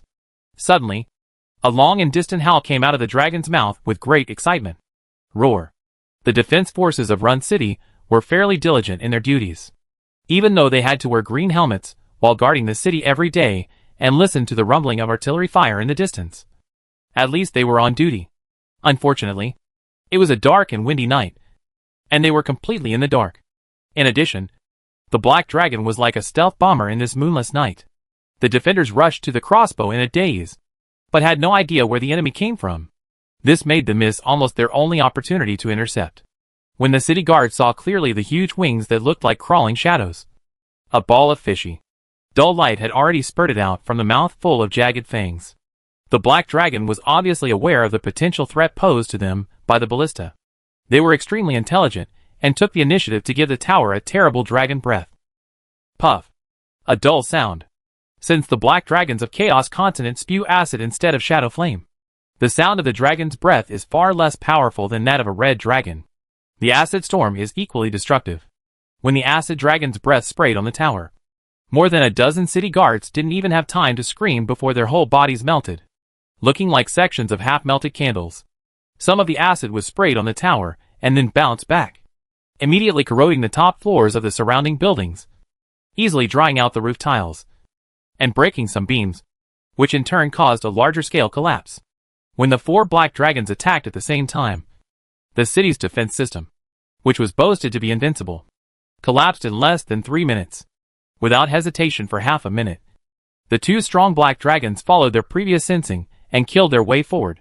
The arch of the Luensai Casino, which was deliberately made to look like gold, was actually made of brass. The splendor that they were proud of on weekdays became the original sin that attracted the flying dragon. The black dragon's greed for coins and precious metals caused a half-grown teenage dragon to turn around and pounce. Kalala. The pitch-black dragon claws scratched at the golden roof, instantly tearing off a large piece of the roof along with the tiles. The young dragon seemed a little dissatisfied when it found that it was made of brass instead of gold, but it still tore off the entire brass roof like a large rag. The gamblers, who were still gambling fiercely in the casino a moment ago, suffered a devastating disaster, not to mention escaping. Few people can withstand the roar of the black dragon when it arrives. A savage howl from eternity seemed to rise in everyone's heart, which immediately reminded them of the fear that their ancestors had experienced when they were hunted by giant monsters in the wild times. This fear instinct engraved in their DNA easily controls all the muscles in their bodies. Some people's hearts contracted due to extreme fear and stopped beating, and they were frightened to death. Some people were so frightened that their vision suddenly went dark, and they became blind for a short time. The women opened their mouths as wide as they could in panic, screaming at the highest decibels they could. However, the screams that followed caused even greater panic. At this moment, the roof of the casino was torn away, and the entire casino began to collapse. Just when everyone thought that the black dragon's rampage would continue endlessly, the leader of the young age suddenly seemed to be hit by something extremely strong. Its flight trajectory suddenly produced a 45-degree refraction, and the wings were abnormal. In addition, the clear, painful morning made it feel like a high-speed carriage hit the big stone on the side of the road. Many people outside the casino saw it more clearly, just as the huge black monster swooped down from midair. A milky white edge, L-like protective shield suddenly opened above the hotel, and the hemispherical light shield fiercely bounced the black dragon away. The next second, Lightning and thunder flashed in the sky, and the originally dark night sky was startled by the shining lightning. A domineering figure stood on the roof of the hotel. Tangsi cursed. Where did this shitty lizard come from? Can't you let me sleep? A huge lightning beam with a width of more than 4 meters fell from the sky and landed in Town's hand, condensing into a lightning spear with a diameter of less than 20 centimeters and a length of 4 meters. Although Town's height was within the range of human, his appearance at this moment easily reminded onlookers of the Titan giant in mythology who could throw lightning. Get out of here! The next moment, the lightning in Town's hand crossed the night sky and accurately hit the leading middle-aged black dragon. The seemingly invincible black dragon let out a terrible howl of pain on the spot. Seeing that the situation was not right, the black dragon actually roared, turned around and ran away very quickly. What the hell is this? Chapter 125. Is it a boomerang? As powerful as the 4 black dragons were when they attacked, they were just as powerful when they left. Except for those who possess the dark vision feat. No one has ever seen a black dragon with its tail hanging down. Compared to the stupid and animalistic white dragon, the black dragon is more intelligent and cunning. When facing weak humanoid creatures, they will show their viciousness to the fullest, such as eating the opponent's limbs piece by piece and forcing the opponent to tell them the location of their treasure. Once they encounter an enemy that is difficult to deal with, they will immediately give in without hesitation, just like they do now.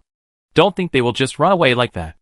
It was not until their dark and ominous figures disappeared into the night sky that several big bosses suddenly screamed, "Ah! My money! No way! No way!" There are still people who think that black dragons steal money by using their huge claws to pinch away the gold coins one by one? A unique skill of the dragon race in this world treasure magic, which directly sucks away all the coins it sees in one breath like a vacuum cleaner. If you can't beat them, just run away. After running away, they will take your things. This is the most disgusting thing about the local dragon tribe. The 4 black dragons visited the vaults of 3 banks and 7 casinos in half of the city. According to the official figures announced the next day, the direct loss was more than 1.8 million gold coins, and the indirect economic loss was more than 5 million. For a while, the entire Adventurers Guild and Mercenary Guild were in an uproar. Damn it! Why is there a black dragon in this place? When did they come? Why didn't the Adventurers Guild report any sightings? Severe punishment. Must be severe punishment. Find the person responsible immediately. When something this big happens, someone has to be found to take the blame. At the same time, the prestige of the Kingdom of Sweetland must be restored. After all, as a place called a neutral country, but actually a den of money, the first thing to do when letting dignitaries and wealthy people from various countries come here for entertainment is safety. If someone wins money in a casino, but is killed as soon as he steps out the door, and all his money is taken away, who will come to gamble there in the future? This situation is a devastating blow to the reputation of the entire kingdom. The city of Runtz immediately sent out messengers to comfort the frightened dignitaries, including the 3 disciples of Master Tesla, who helped scare away the black dragon last night. I am extremely sorry. Our city was not well defended last night, and disturbed all of you distinguished guests. To express our apology, your food and lodging here will be free of charge for the next week. We will also provide you with a voucher for XXX Casino worth 500 gold coins. And the messenger had obviously done his homework, and the compensation he offered was about 3 times what Towns had spent here before. It is hard for anyone to find fault with this kind of sincerity. But in the next step, the messenger seemed a little tentative. Excuse me, Mr. Quixote, do you know the origins of these black dragons? Before Downs could say anything, Sanders stepped forward and spit saliva at the guy. What do you mean by this? Are you trying to slander the great hero of La Mancha City, the rising star of the Cervantes kingdom, Mr. Quixote? Seeing that Tang Si was so confident, the envoys seemed to shrink back and took a half step. No, we don't mean that. It's just that Lord Tesla is knowledgeable. We are just collecting information from various sources to see if we can find some clues. After all, there is no dragon nest within 300 miles around our city. Humph. Bad luck, Tang Si said without comment, flicked the sleeves of his robe, and left with his 2 junior brothers. The reason was very good. The city of Luntz was in a mess, and there was no point in staying here. In fact, this was also the practice of most dignitaries. They immediately arranged transportation to leave this badly damaged city. As soon as Downs left, the preliminary investigation results were handed to Count Runt's desk. Sure enough, once the money was in place, the investigation was carried out very efficiently. What? Dozens of different kinds of flying dragons were found migrating out of the Fulong Mountains? Account runs were a group of bankers. Everyone suddenly realized a problem. This riot might be caused by the great wizard living in the Fulong Mountains. The known achievements of Grandmaster Tesla are as follows. Kill an adult white dragon. Kill a demon lord from Bator Hell. Kill or tame a group of beholders. Kill the great Lich Brutus. Quite an impressive record, isn't it? Anyone who has a little knowledge of biology and the wild, or a ranger or druid with rich experience in the wild, can come to a consistent conclusion. When a more powerful being appears in a certain place, the weak beings around it will instinctively choose to migrate away from the powerful threat out of fear of its ferocity. This powerful existence can be an extremely terrifying monster, or it can be an unrivaled strongman, such as a legendary wizard. After a brief discussion, the leaders of Sweetland were basically certain that it was Master Tesla who scared the dragons from the Fulong Mountains and caused them to migrate out. It can be said that the Fulong Mountains have become a misnomer from now on. A large number of colorful dragons of different colors lost their original territories and had to find new territories to live and reproduce. Regardless of the species, establishing a new territory after migration is a very bloody and cruel process. Not to mention the dragons that are almost at the top of the food chain, which means a reshuffle of the entire food chain in the area. It is difficult for humans and dragons to coexist. If there is a giant dragon in a human settlement area, it will regard that place as its territory. If it is a white dragon with strong animal instincts and only likes to eat, it may be better. In ancient times, there were several regions that relied on regular tribute of cattle and sheep to the white dragon and even obtained the white dragon's blessing. The problem is that black dragon cannot be negotiated. These mean dragons are the epitome of wanting it all: money, life, and hacking food. Even if you give a black dragon all the treasuries of human kingdoms, it will not be possible to satisfy its greed. How about we consider forming a few master-level teams to kill the black dragon? Idiot! They are 4 black dragons from the same family. Let's not even talk about how terrible their coordination is. Even if we succeed in killing 3 and let 1 escape, our entire kingdom will never have a peaceful life again. The disgusting thing about the dragon is its high mobility. Unless you perfectly restrict the dragon's movement space with giant traps, it will run away if you can't defeat it, and then look for opportunities to burn, kill and loot after running away, which will definitely disgust you to death easily. Wait! I thought of a possibility. Count Runt's eyes flashed with a sinister light. Could it be that Master Tesla is short of money? And not only do we not send money, but we also want to borrow money from him at high interest rates, which angered the master. So he drove all the dragons out of the Fulong Mountains and deliberately came to harm us. It would have been fine if the Earl hadn't said it. But once he did, everyone really felt that flavor. Cough cough. Whether it's the world or fate, sometimes it's really a boomerang. Towns's attempt may have succeeded, but it may have also failed. They had no evidence. At least no direct evidence. But in the end, the matter was blamed on their master Ryan. Chapter 126, Magic Battle. It turns out that driving the dragons to harm the neighboring countries is to force them to sign protection treaties in the future, or to make them hand over the ownerless wizard towers to him. Damn it! It turns out that everything is within the calculations of the great wizard? A banker continued what the count said, waving his fists with gritted teeth as he spoke. It must be said that his words were extremely inflammatory and instantly ignited the anger in the hearts of everyone present. For a moment, everyone in the conference hall was filled with indignation and cursed a certain master fiercely. However, there are some details that are unknown to outsiders. The casino owner is really cursing. And the banker. Hey! It's rare for Black Dragon to come and rob. So this is just the right time to settle the account for the money he embezzled. Black Dragon. Black Dragon. I have to worship you. The external debts have not decreased in the slightest, and the internal deficits have been maintained from generation to generation. Perhaps a person with no conscience may not necessarily become a private banker, but a private banker must be absolutely unscrupulous, especially when some people exude the breath of H.L. after removing some special treasures or magic arrays from their bodies. The result of such a meeting can be imagined. End of the meeting. Although the Kingdom of Sweetland did not publicly accuse Master Tesla of driving away the dragon and causing today's disaster, many versions of the possibility of dragon migration have been circulated in the streets and taverns. What? The entire city of Lunese was almost destroyed. But it was actually the fault of Archmage Tesla. He was the one who drove the Black Dragon out of the territory. And now it's here to harm us? Why should we bear the consequences for his mistakes? I still have to pay for this house for 70 years. It was completely corroded by the acid. The house is gone. And I still have to pay the mortgage. For a moment, the crowd was excited. Under the intentional or unintentional guidance of the Sweetland officials, the civilians did not think that the city defense was bad at all. Because flying dragons were really not something that could be defended against just because one wanted to. It must be the fault of the great wizard Tesla. You, Tesla, are so powerful. Shouldn't you kill all the blind creatures in the world and let all human beings live a peaceful life?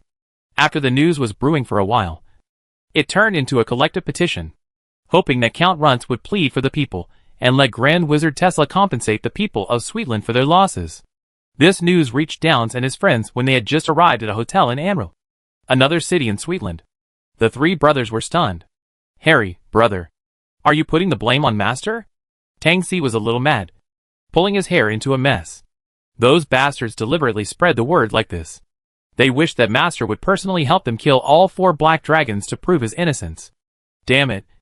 I underestimated their meanness. Sanders sighed. Not necessarily.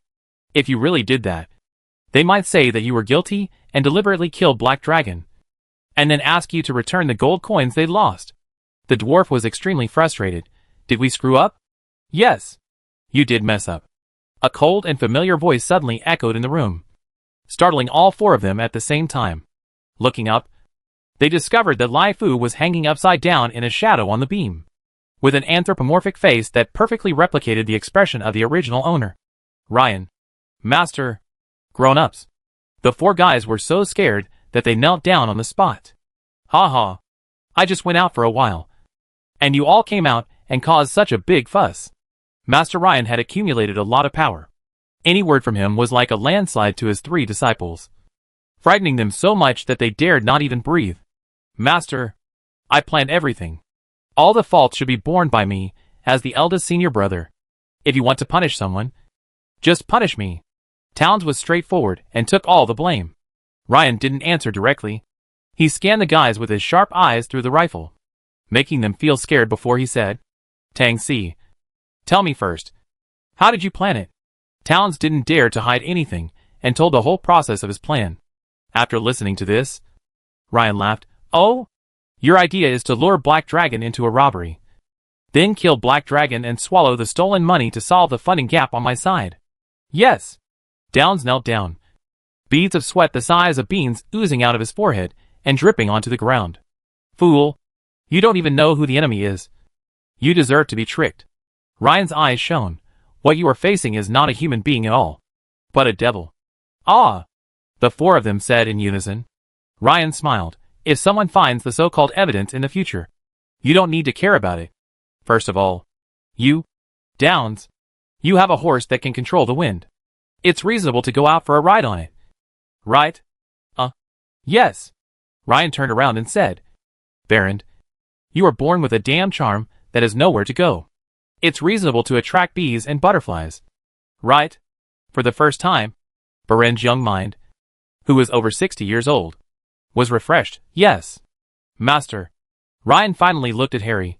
Then you come out to travel and protect yourself. That's reasonable. Right? Harry said speechlessly. Yes. Then you can wander around Sweetland as you please, and leave the rest to me, your master. Good.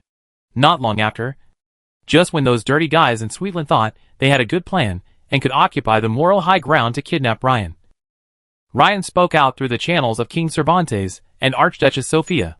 Since ancient times, it has been the tradition of the human race to open up new lands without a master. My academy was opened in the Fulong Mountains, where no human country has claimed sovereignty. This is my choice. As for the dragon, I drove away bringing disaster to neighboring countries. It is not my wish. The nobles of each country have their own responsibilities to defend their territory. Nobles who cannot protect their territories are not worthy of being lords.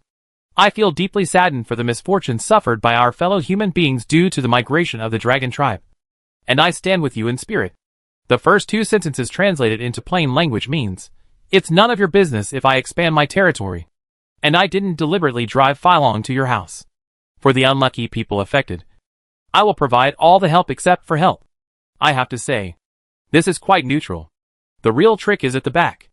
As for the recent false rumors involving us, they are all the devil's conspiracy lurking in the major banks of Sweetland. I swear in the name of Tesla that the Sweetland Bank has long been a den of devils. All countries are requested to carefully review the loan agreement signed with it to see if there are any hidden clauses of fallen souls.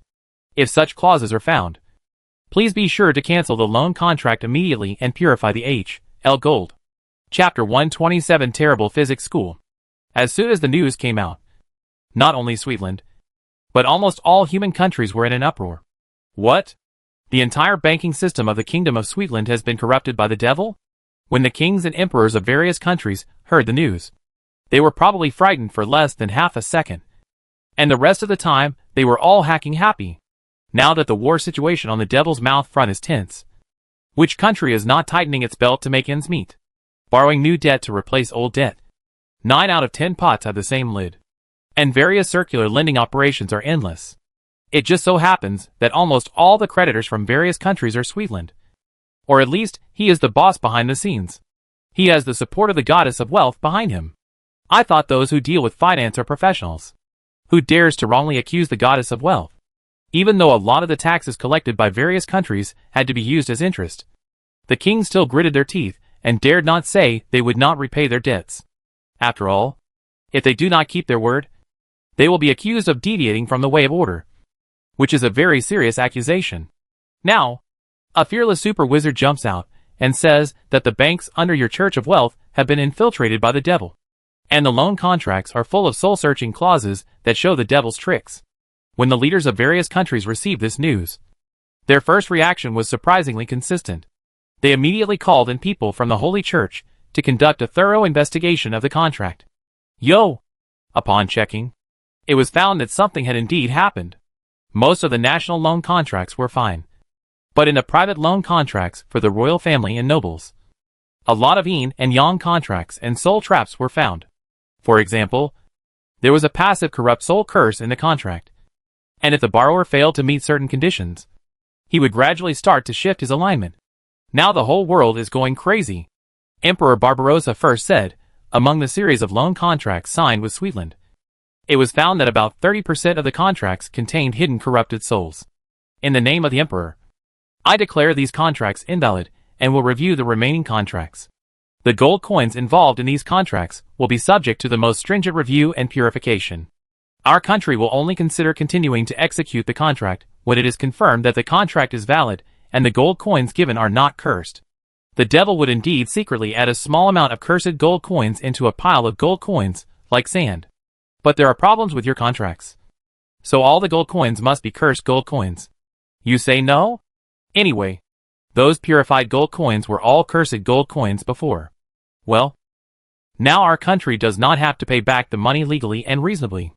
Even at this point, Sweetland still tried to make a last-ditch effort, claiming that the contract was approved and blessed by the goddess of fortune.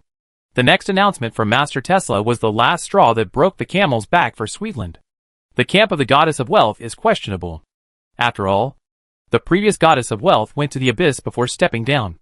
The current goddess of wealth rarely displays miracles.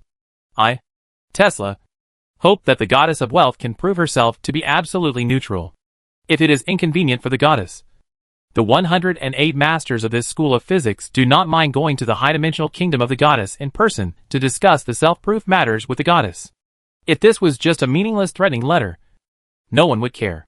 The key point is that Ryan then threw out a joint statement, which contained a bunch of names that Chaos's bigwigs had never heard of: Newton, Edison, Faraday, Einstein. No one had heard of any of these names. But there were still some people who used the legend mastery magic to randomly search for a name. As a result, he was almost killed by the backlash of his own prophecy spell. This is the barrier of the world. This is the fog of law. The powerful reactions received from the spells represent that these legendary wizards are all terrifying beings who have mastered at least one of the world's laws. Generally, such a being is at least a demigod, or a true god, who has obtained authority over a certain field in other parallel worlds.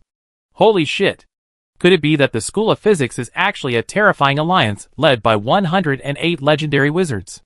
108 great wizards, who master the laws of the world, and have their own floating cities. Who the H? I can stand it. As soon as Ryan said that he didn't mind chatting with the goddess of wealth. This time, even the Church of the God of Mercenaries, which always acted as the escort of the Church of Wealth, remained silent. I dare not even fart. It was not until this time that everyone suddenly realized that this group of crazy wizards had never died out, but had simply fled to other dimensions. Wouldn't it be good if everyone just kept to themselves? Why do you have to provoke them? This level of wizard is a typical tough guy. As the saying goes, I am willing to sacrifice my life, and all the gods will pull me down, unless it is a top-level god with high divine power. The kingdom of a god with medium or lower divine power cannot withstand the impact of a wizard of this level using a floating city. According to unconfirmed legends, in the last war of the gods, or the war before that, the floating cities of 3 demigod wizards could replace the kingdom of a weaker god. It was with this kind of strength that Ryan convinced King Cervantes to endorse him. As for Archduchess Sophia, sir, are you so sure that their bankers must have some devil in them? Or even that many of the bankers themselves are devils? I'm absolutely sure. If there isn't a single devil in any of their hundreds of banks, big and small, across the country, I'll die in front of you. What a world-class joke. If you borrow 1 million, you will have to pay a handling fee of 500,000 yuan. Could a carbon-based creature come up with this kind of idea? Even if they are not devils, those people deserve to go to H.L. If there is nothing fishy going on, just kill Ryan. This is no longer just mud falling off the crotch. It's clearly like fishing pants out of a septic tank.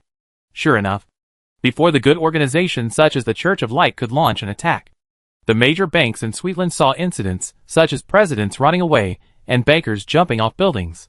The most outrageous one was a family where a bunch of people jumped off the building. The ones jumping at the back hit the bodies in front, but they didn't die. Within 3 days, a total of 66 banks in the Kingdom of Whitland announced bankruptcy. For a time, the whole country was in chaos. What's even more amazing is that the 4 black dragons seemed to have discovered that the people of the Sweetland Kingdom were stupid and had a lot of money.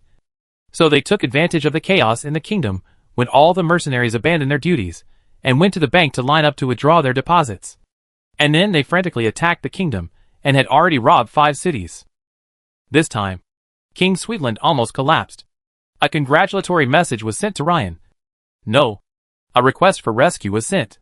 The messenger rode on Pegasus and vomited blood, and rushed to the city of Vermont to call Ryan.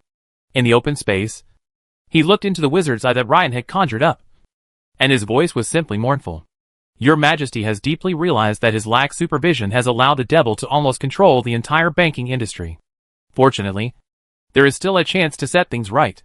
Grand Wizard, please, for the sake of the innocent people. Before the messenger could finish his words, an illusory wizard's hand appeared. The wizard's hand is composed of arcane elements, with the index finger and middle finger together, and the thumb constantly rubbing the tips of the index finger and middle finger. The messenger was dumbfounded when he saw the people. Oh, never mind. It's just a spellcasting gesture. Please continue with your nonsense. The messenger did not hesitate any longer and sold his king's pants on the spot. Chapter 128. The money is in place. The messenger didn't know how he came back. He was so dizzy that he needed his assistant to support him when he came out. He had never seen such a knowledgeable wizard. He was truly an all-rounder, even dabbling in finance. For example, Sweetland proposed that Master Tesla open an account in their national bank. Most people would think this small detail was a trivial matter. Many nobles, and even the king, did not understand it at all and agreed to it casually. Ryan reacted immediately. You want me to endorse you with my reputation? It's not impossible. You know? As soon as the messenger said he could give Ryan a deposit, Ryan immediately replied, the deposit that cannot be withdrawn is just a number. I want half in cash immediately, and the other half is what you call a deposit. As for whether you want to give it to me over 10 years or 20 years, it's up to you. After the negotiation, Master Tesla was not only unmoved, but in the eyes of the envoy, this was simply a peak showdown between bankers, because some of the other party's ideas are more advanced than those of him as an envoy. The words gold may not be gold, but confidence is gold. When everyone thinks that Sweetland is going to be finished, then it will really be finished. No matter how many gold coins you keep, It will be useless. Choke the messenger to death. Before the envoy's mission, he thought that it was normal for a wizard to have a high IQ. But after all, he was not a professional in this field. He might be able to find some loopholes at the negotiation table to get something in return. Now, even if they are just playing a cameo in finance, they can still crush you with dignity. What's even more outrageous is that their fists are bigger than your entire country. So what else can you talk about? Just shoot 15. Why does Ryan know all this? It's just like the taxi driver in the imperial capital before he traveled through time, who could talk to you about anything. Occasionally, Ryan would watch a short financial video, and big data would push information to him like crazy. Don't even mention these serious things. If you accidentally join the wrong WeChat group, as long as there is an evil spirit in it, it's not surprising that Weird Knowledge +1 will appear in minutes. So, after a PY transaction, the situation in several countries around Sweetland suddenly changed. First, the King of Sweetland issued a public statement. It is because of the poor supervision of our financial monitoring agencies that the country's internal pests have grown up frequently, allowing a large number of demons to take advantage of the situation. Now our country has decided to vigorously rectify the banking industry and accept the supervision of the major, good, camp churches to ensure that all bank employees are not evil camps. To put it in plain words, loan sharks force people to separate from their wives and children, and force them to sell their bodies, land and houses. These are all the devil's fault. If you have any problems, please ask the devil to settle the score. The second step is to renegotiate all the money in the major banks of the countries of Thousand Sweetland. To put it bluntly, it means forcing countries to admit their mistakes. There are indeed cursed gold coins in your country's money, but there is no reason to make it 100%. How about 30%? 50% is also fine. If your country insists on saying that all of this is cursed gold coins, it will affect our future financial business with your country. Heads of state of various countries can still make the calculation clearly between having one meal to fill their stomach or having every meal to fill their stomach. As for what each country privately negotiates with the Sweetland banks, it depends on the strength of the banks in each country. The one with the most outrageous painting style is Marino. This was the scene when the Principality of Marino, which had just been on the verge of destruction, received Sweetland, who came riding on Pegasus. What? The 400,000 gold coins we loaned to your country have all been purified by the light of heaven of Master Tesla. And it has been confirmed that these are all cursed gold coins of the devil? Yes. The moment she nodded, Grand Duchess Sophia's face turned red all the way down to her neck. The old palace minister of the principality looked out the window, admiring the fine weather with gusts of wind. A group of internal affairs officials pretended to look at the report, and one of them didn't notice that he was holding it upside down. It's so hacking embarrassing. But the Principality of Marino is really poor. Before the incident, the country could still maintain its finances. But after the Great Lich nearly destroyed the country, a lot of mess fell on the shoulders of Sophia, a girl who had just come of age, extremely poor and miserable. If the loss of the vassal could be solved by dividing up Ponzi's territory last time, the loss of the cities and vassal directly under Grand Duke Marino would all have to be paid by the Grand Duchess herself. Things like purchasing armor and equipment for the knights directly under his command, pensions, and the cost of repairing the city walls. The Grand Duchess was almost forced to sell herself for money. This is just great.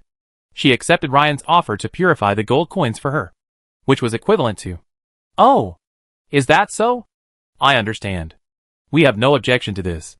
When Sophia saw the Sweetland envoy's expression of "I understand," she wanted to find a crack in the ground to crawl into, and stammered, "As long as you approve it, well, to express our apology, we can also provide a low-interest loan of 500,000 gold coins for your country's reconstruction. The annual interest rate is only 1%. Simple interest. The loan period is 10 years, and the annual repayment is 10%. And the settlement will be made once a year. What do you think of this? This is almost giving away money for free." The messenger would have carved the label "The Archmage's Girl" on the Archduchess' forehead. Sophia's voice was like the hum of a mosquito. This time, she has solidified the title of the Great Wizard's legendary girlfriend. Alas, some people, who have never held hands, have given themselves titles. This can be a blessing or a curse. If the Archmage is particularly strong, the Principality of Marino will also rise with the tide. Once something happens to Ryan, or he shows a weak state, the enemy will immediately attack their principality. Anyway, when these words came out, The Grand Duchess's palace ministers and internal affairs officials, who were pretending to be dead, suddenly seemed to be resurrected. Before the envoy left, they were already discussing how to use the loan, which made the Grand Duchess extremely embarrassed. At this time, the public opinion in Sweetland had changed. First, he stopped criticizing the great wizard Tesla and started criticizing the devil instead. Then the king took action to stabilize loans with various countries and asked them to issue notes to continue cooperation. The last and most important thing is to stabilize people's hearts. On the fourth day after the Black Dragon attacked Ron's city, Downs and his companions were suddenly visited by a large group of Sweetland royal guards. Mr. G. Keed, according to the agreement between us and your master, Master Tesla, this money will be regarded as a deposit for your academy. After defeating the Black Dragon, please be sure to deposit half of it into our country's Sweetland National Bank. The Sweetland people were straightforward and gave platinum coins. In the Chaos Continent, as an upgraded version of gold coins, platinum coins are definitely real big banknotes. One platinum coin can be exchanged for 100 gold coins anywhere on the continent. Moreover, the platinum coin is supervised by the goddess of wealth. And the first edition of the platinum coin is engraved with the emblems of 32 gods of the lawful and neutral camps. Today, most of these gods have fallen, but many of their churches are still active, and the last batch of new gods were added 100 years ago. It can be said that this is the only big banknote recognized by the gods. Through the newly opened portal in the Sweetland royal city of Burris, boxes of platinum coins were transported directly to the small valley in the Fulong Mountains. Ryan opened a box at random and stroked the platinum coins. Now that the money is in place, the only thing we can do is to make Black Dragon's family whole. Chapter 129, How Could a Great Wizard Have Bad Intentions? During the time when Ryan asked Towns and the others to run around, they were actually chasing after a little dragon. The embarrassing thing is that the legendary wizard actually failed, even if this scene was not discovered by beings other than the Dragon Clan. Originally, a certain time traveler was very smart. He felt that he was just a level 12 little wizard. He was out of the academy, and could not fully utilize the power of the academy. Without the help of Tesla towers and convex lenses, it would not be a big deal to rely solely on his own strength and the help of a few big eyeballs. It turned out that Ryan underestimated his own reputation. Sometimes, the enemy looks at you not only for your strength, but also for your record. I don't know which bastard dragon used knowing legends to find out someone's Powding's dragon dissection achievement. And the story became more and more mysterious. Now, whenever the dragons saw Ryan rushing into their field of vision, they would immediately scream and run away like startled birds. Right. It's a scream. Even though they couldn't speak the same language, Ryan could still feel the fear in the dragon's roar. There was also a red dragon that approached within a kilometer of Ryan. Then it bared its teeth and cursed Ryan, then patted its butt and left. Ryan was so angry that he was half dead. Is it that serious? I just want to ask you to borrow some small money to spend, and stop as soon as I reach 5 million. Xialonglong. My house is quite big. I can take you to see some good stuff. I can even take you on a tour, like visiting my little valley on the first day. Then the next day, let your kidneys visit the Principality of Marino. Your dragon head see the capital of Cervantes, and your dragon skin see the splendor of the Sweetland auction house. I just wanted to see how much Xialonglong was worth. How could I have any bad intentions? After all, I am not a devil. Cough cough. Ryan discovered that his high legend degree could scare away those with bad intentions, but it could also scare away prey. He almost caught a red dragon, but failed in the end. For no reason. Just because of the red dragon's incredible mobility. Ryan discovered the trace of a red dragon of about level 15. But due to lack of tracking methods, he failed to find the dragon's nest. When he set up a huge chain of magic traps and used a struggling live cow to lure the red dragon into the trap, he underestimated the power of the trap. The spell hit the red dragon hard, and Ryan was so angry that he even let 6 big eyeballs cast association at the same time. Unexpectedly, it dodged 4 of them, and the other 2 hit off a large piece of its left wing membrane, and made it say goodbye to one of its right claws. The red dragon was injured but not dead, and ran away. Before leaving, it glared at the despicable blue alien. This really undermines the dignity of the legendary master. Unfortunately, Ryan is not a bad teammate in shooting games who would yell very injured after getting a small amount of damage, and then let his teammates go up to finish off the opponent, or be finished off. If you fail, You fail. There is no way to regret it. From then on, no matter how tired or hungry the dragons were, they dared not hunt casually. Ryan has given up on his own reputation. My foolish disciples. Can't you be more powerful and quickly become legendary wizards, so that I can live up to the name of your master? After declaring that he would live off his strength, a legendary wizard from a certain mountain village had to temporarily give up hunting the giant dragons running around in the Fulong Mountains and focus his attention on Tang's. To be honest, even if he didn't take Sweetland's money, Ryan would take the opportunity to plan this operation. Not to mention that Sweetland came to give him money and gave him a 1 dragon 3 eats. Hunting can earn you a living. The material of the black dragon itself is also 1 copy. You can also rob other thieves and swallow the gold coin snatched by the black dragon. To do this, Ryan asked for a title deed. It belongs to a vacant lot south of the Sweetland royal city of Burris. Originally, this 10,000 square meter plot of land, which controls the main entrance to the southern part of the royal city, was a classic private plot of land for the royal family. It was no exaggeration to say that it was the king of all the vacant land outside the city. It would certainly be of great use if Ryan took it. In fact, there is no basis for cooperation between the two parties. Being able to obtain a piece of land outside the city is already a huge concession by the kingdom of Sweetland. So on a sunny night, well, there is actually nothing wrong with the above statement. When a master wizard uses a convex lens to emit sunlight rays, the instantaneous brightness is like a ray of sunlight breaking through the darkness. The original sunlight ray is just a level 2 magic that any formal wizard can cast. When Harry used all 3 metamagic specialties spell upgrade, spell amplification and spell expansion in physical network, and then used a giant convex lens to strengthen it, the power of this magic suddenly became outrageous. The power was increased to level 5 magic, but because the spell size was widened, the sunlight rays that were originally only as thick as a human leg suddenly became thick enough to run a carriage. And they were scattered. All at once, he hit the eyes of 4 black dragons at the same time. Speaking of life, it deserves this family of black dragon unlucky. If they weren't so greedy, they wouldn't have fallen for it. A few days ago, before Downs reconciled with Sweetland, he secretly asked Baron to show his charm twice. As a result, this mysterious seductive power seemed to become a beacon for the black dragon.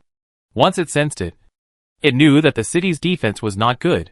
The black dragon family came running over to Rob, because he succeeded every time.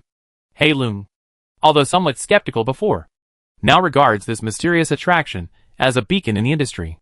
Their conclusion was that someone wished bad luck to Sweetland. So one was willing to watch Sweetland fail, and the other was willing to take the gold coins. The black dragon family thought they had reached some kind of tacit understanding with Towns and his team. Who would have thought that one day the bright light would turn into the dark light? As they swooped down the valley with all their attention focused on the crossbow tower on the top of the city wall, in the empty space that was empty a second ago, suddenly, an exaggerated group of buildings appeared in a huge blue stream of light. The black dragon was caught off guard by his teammates' flash bomb and was temporarily blinded on the spot. Not only the light and shadow, but also the resonance beam that causes sonic damage. In an instant, the black dragon became deaf and blind. They instinctively wanted to escape. But how could they move around in such a narrow valley? They used their skulls to test the sharpness and strength of the stone spikes. This scene seems to be very shocking to others. And the ground raised a huge stone thorns on the ground. The 2 old-fashioned black dragons did not go well.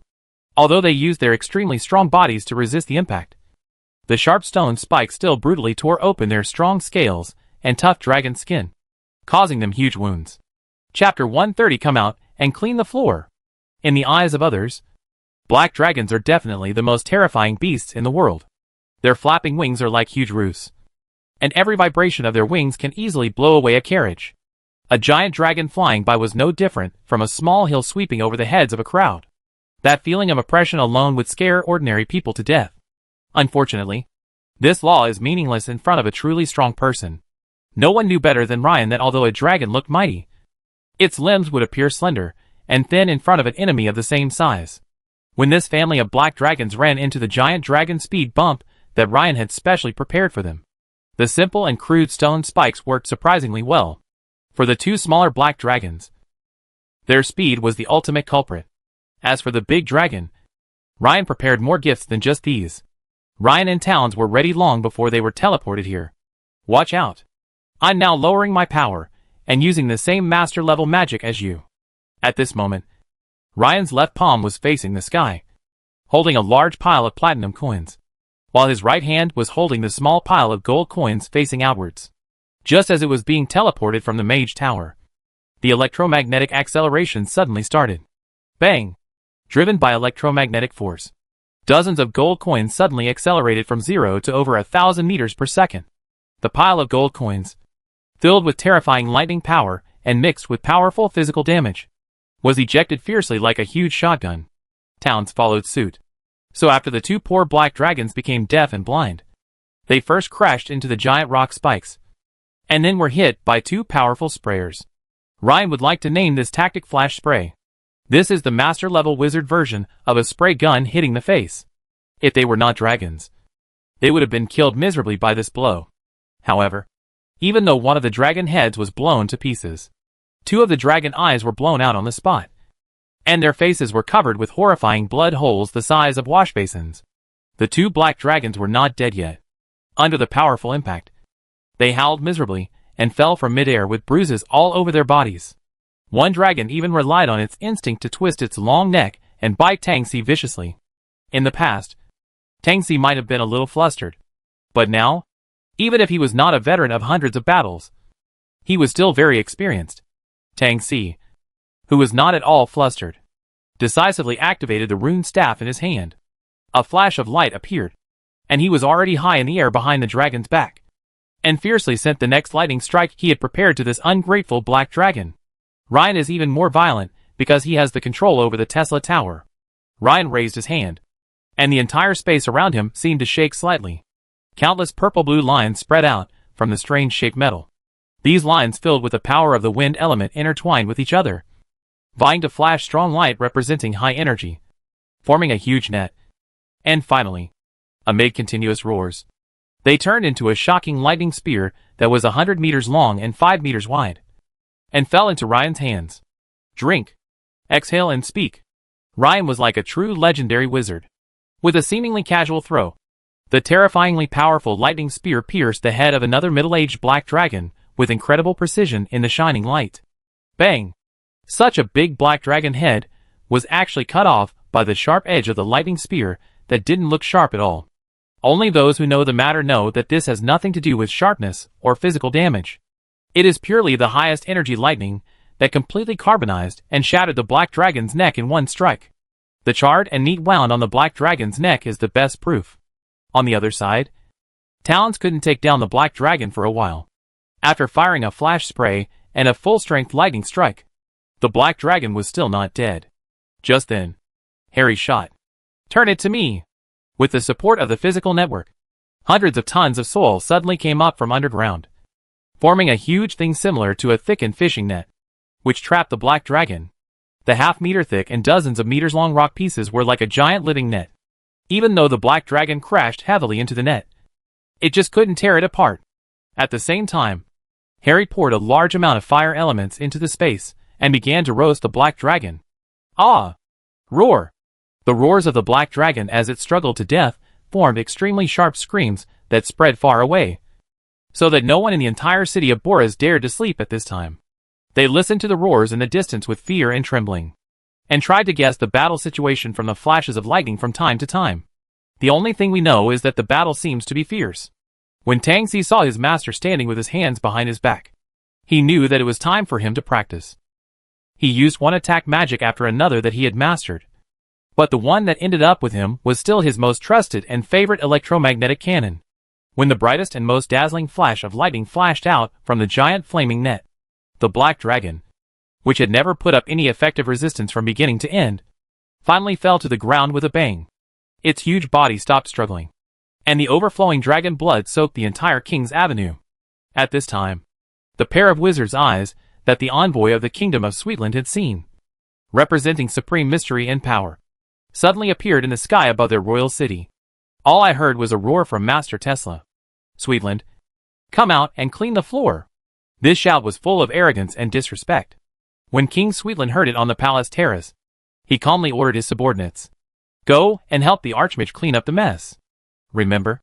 The materials of the Black Dragon have nothing to do with us. Of course. I'm sure the Archmage won't mind if we get a few spoonfuls of contaminated dragon blood from the ditch. Suddenly, a minister asked tentatively with some trepidation, "Is that the true strength of the legendary wizard just now?" A strong man in armor standing beside the king sneered. "How is that possible? Mr. Abaddon, what do you think of Master Tesla's methods?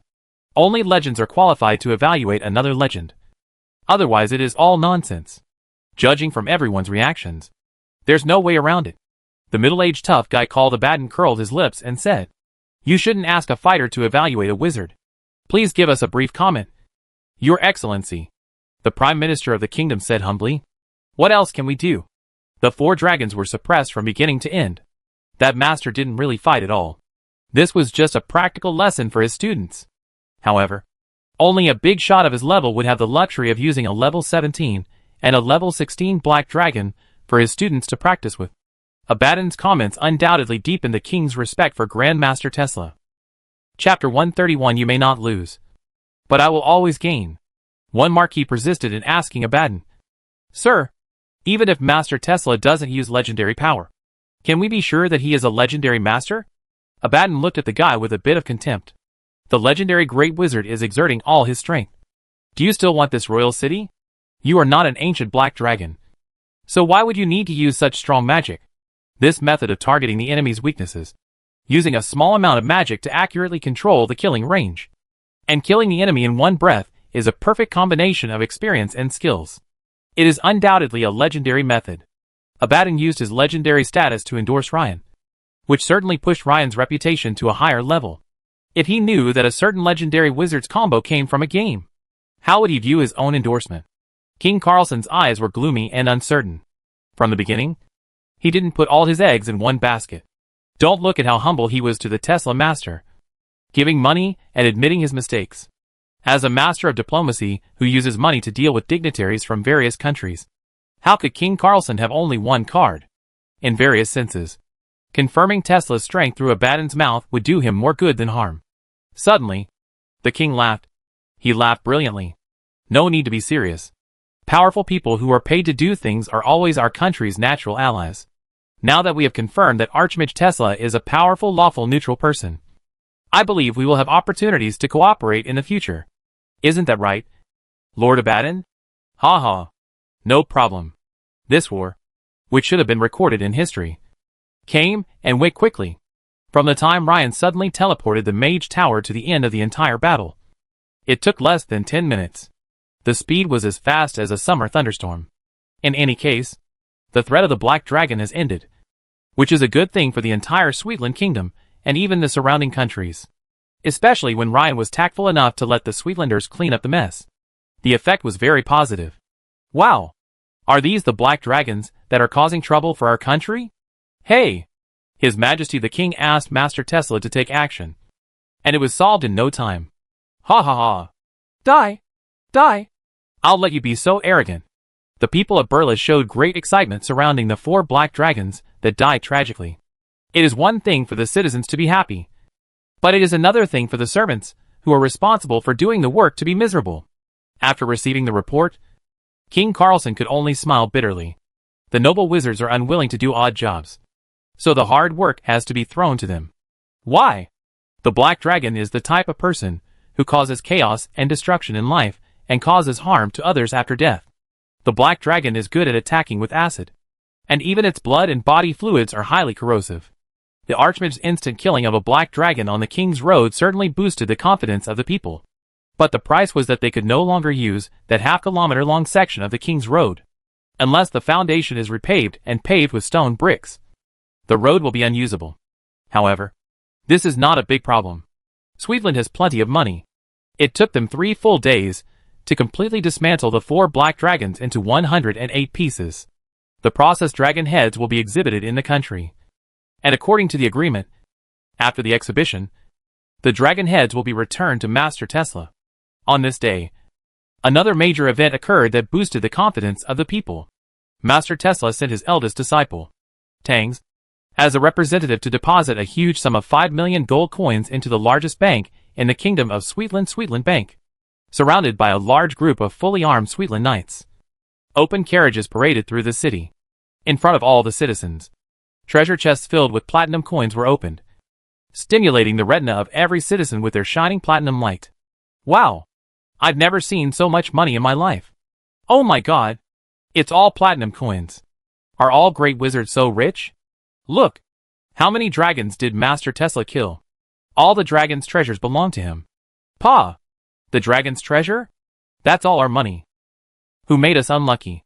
The theory of returning the property to its original owner only applies to lawful good countries, such as the Kingdom of Light. Those holy knights who pursue absolute justice will indeed return the stolen money stolen by the dragon to the victims, as much as possible after counting it. Most countries would be like Sweetland. Not only would the person who killed the monster receive all the money and treasure as an encouragement, but they would even give an extra bonus to such a great hero. The goal was to create a deterrent effect. As part of the agreement with the King of Sweetland, Ryan had to deposit the bonus back to Sweetland to help the king stabilize the people's hearts. The money would not be available for a long time. And if Ryan made any mistakes, the money would not be given. In addition, Ryan can receive a bounty of 1 million. Materials worth more than 1 million decomposed from the Black Dragon's corpse. And more than 4 million stolen by the Black Dragon. This is also the tricky part. On paper, Black Dragon stole more than 7 million. The question is, where did the remaining 3 million go? Just settle the accounts with the bankers. As part of the agreement, Ryan will announce that he has only found more than 4 million. And he will give up the rest of the Black Dragon treasure. Then whoever can find this non-existent treasure will get it. Ha ha. Everyone in finance is good at calculating.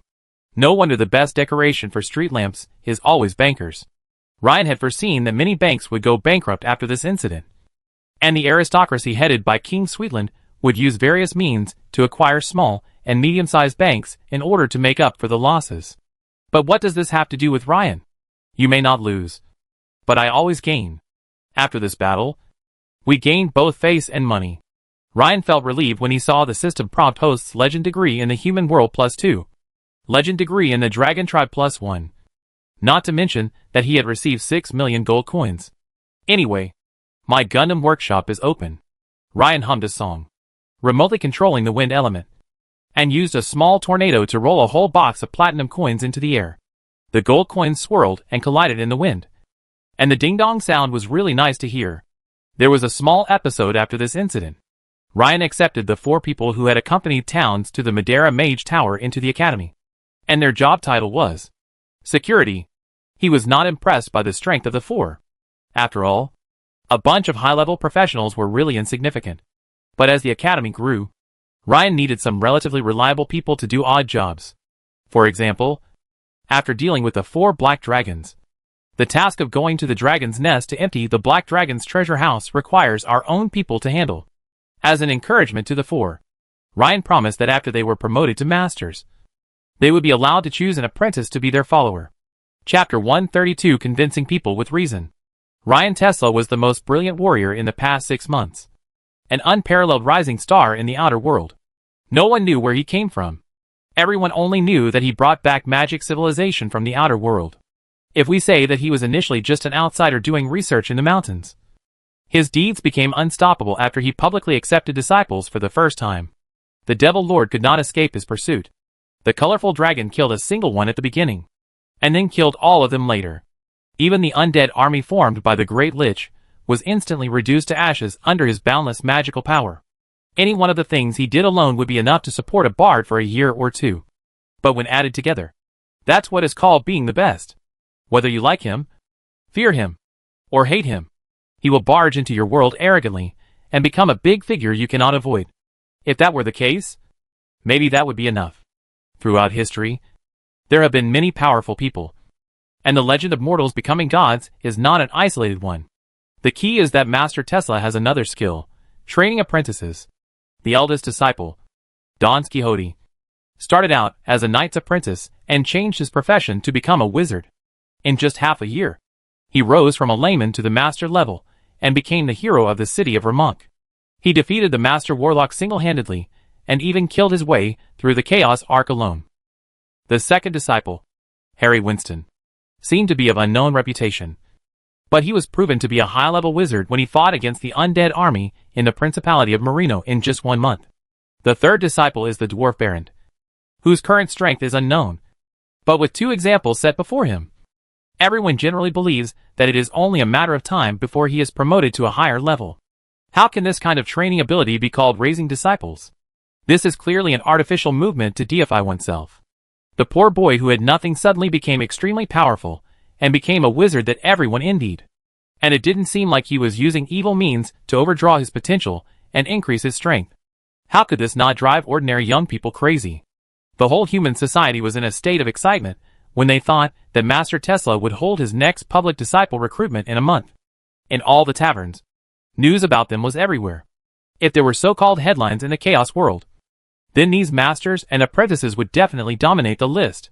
Ryan discovered that his 3 disciples had been a little bit complacent recently, so he opened an extra ideology and politics course, hoping to pass on the red gene to the 3 disciples. Since we are talking about ideology and politics, Ryan will also mix in some personal opinions and talk about them in detail. Our aim is to be high profile in work and low profile in life. We don't cause trouble, but we are not afraid of it. We value convincing people with reason and morality. Even if we encounter extremely vicious people, we will try our best to use courtesy before force. Ryan talked a lot. And then, as usual, he left 10 minutes in each class for his disciples to discuss. He always stated in advance that he would never spread his perception or let the fire bats peek at the screen. In Ryan's opinion, this is very effective because it leaves room for thinking, and Towns can often come up with new magic. This time, Harry secretly asked Towns, "Brother, what the master said seems to be different from what he did. I always feel that something is wrong. I am not used to the feeling of being the focus of everyone's attention as soon as I go out." Harry, who was naturally timid, could never get used to it no matter how many times he tried. Tangsi replied, "Master said that in his world, his country is one of the 5 permanent members. The so-called 5 permanent members are the 5 strongest countries in the world. So how can one become one of the 5 permanent members?" Harry blinked, then shook his head. Tangsi was happy. "If you want to become one of the 5 permanent members, you must first beat up all of them, and then you will become one of the 5 permanent members." Harry said with a bitter face, "That's even more wrong. How can this be considered convincing people with reason?" Tangsi also frowned. Alas, Master's words sometimes seem simple and easy to understand, but sometimes they are full of mysteries, and sometimes they must be understood literally. How do you understand it literally? At this time, Baron, who had not interrupted, spoke up. "Remember, I asked Master last time why the devil's blasphemous words could cause damage to the enemy even if it only uttered a single word or a syllable. Master said that the other party might have combined certain words with a certain law of the world. So I was thinking, convincing people with reason. Is this the reason?" Baron took out a huge treasure made of pure iron from his small school bag. Although it is a stereotype of the dwarf race that all dwarves can forge. In this world, most dwarves really can forge iron. The only difference is the level of their skills. It was a dagger that looked ordinary except for the guard. Only the hand guard was forged by Baron into a Chinese character, reason, in a crooked shape. This font has obviously been artistically processed, as the left and right sides are slightly connected. Baron handed the dagger to Tangsi. "Big brother, you try it." Huh. As soon as Towns took action, he immediately let out a cry of surprise. "What?" Harry asked curiously. "My elemental sensitivity has increased. The power of elemental magic has increased by at least 10%. Real or fake? If you don't believe me, try it yourself." The 2 guys tried it out casually and found that the power was indeed increased. "Baron, this is amazing. What kind of text is this? There won't be any problem, right?" Towns was quite excited. Baron smiled strangely. "What's the problem? I found this word on the physics network. It should be the mantra that Master left behind unintentionally. This word is the reason of our school of physics." Towns and Harry both widened their eyes at the same time. "We understand. So this is what Master meant by convincing people with reason." Thus, without Ryan's knowledge, a strange standard weapon began to circulate in the academy. "Sanders, let me show you something good." Towns handed over a scimitar with the word reason inlaid on the handguard. To be honest, the craftsmanship of this machete is not very good, and Sanders instinctively looked down on it. When the shadow dancer took the knife, the feeling was completely different. "Huh? This sword actually has 2 additional specialties: powerful cleave, and improve severe attack. The knife may not be very sharp, let alone indestructible, but it is scary that a scimitar that looks like an ordinary forged product is actually an enchanted weapon. Hee hee. Baron's craftsmanship is not good enough. He will give it to you when he gets something better. Good. Sanders' family was quite wealthy, so he didn't feel anything. But when the weapons and armor of the Riesling grade fell into the hands of the four people, they were stunned.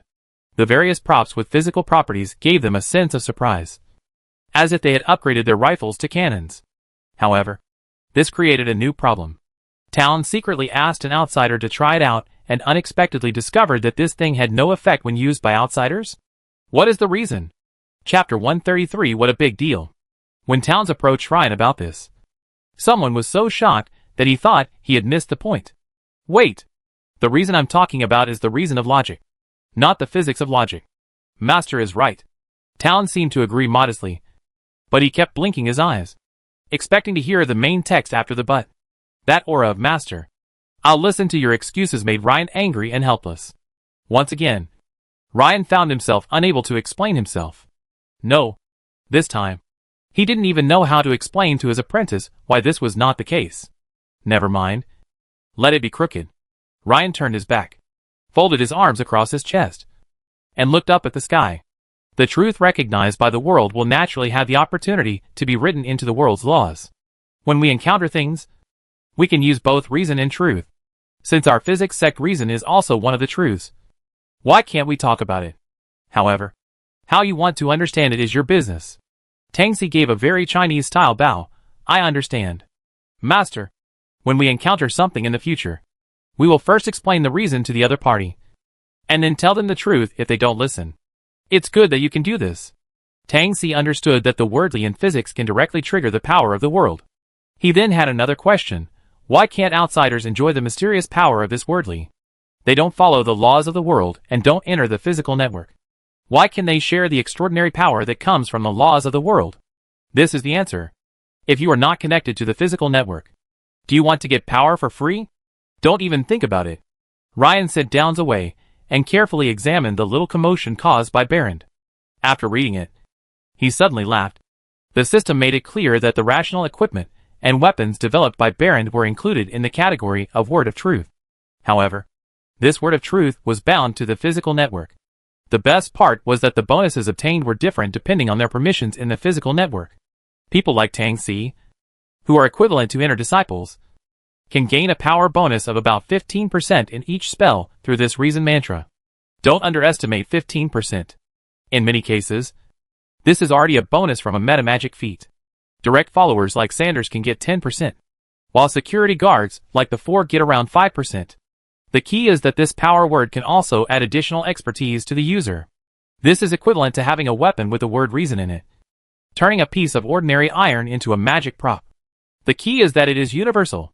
Ryan's mind became active and his imagination drifted far away.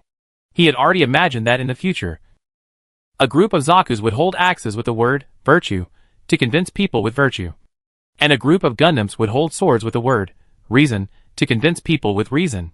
Just imagining this scene makes me drunk. Ryan didn't expect that the evolution of many things in the world does not change according to personal will. If he wanted to deal with the black dragon, he would naturally take its essence and remove its waste.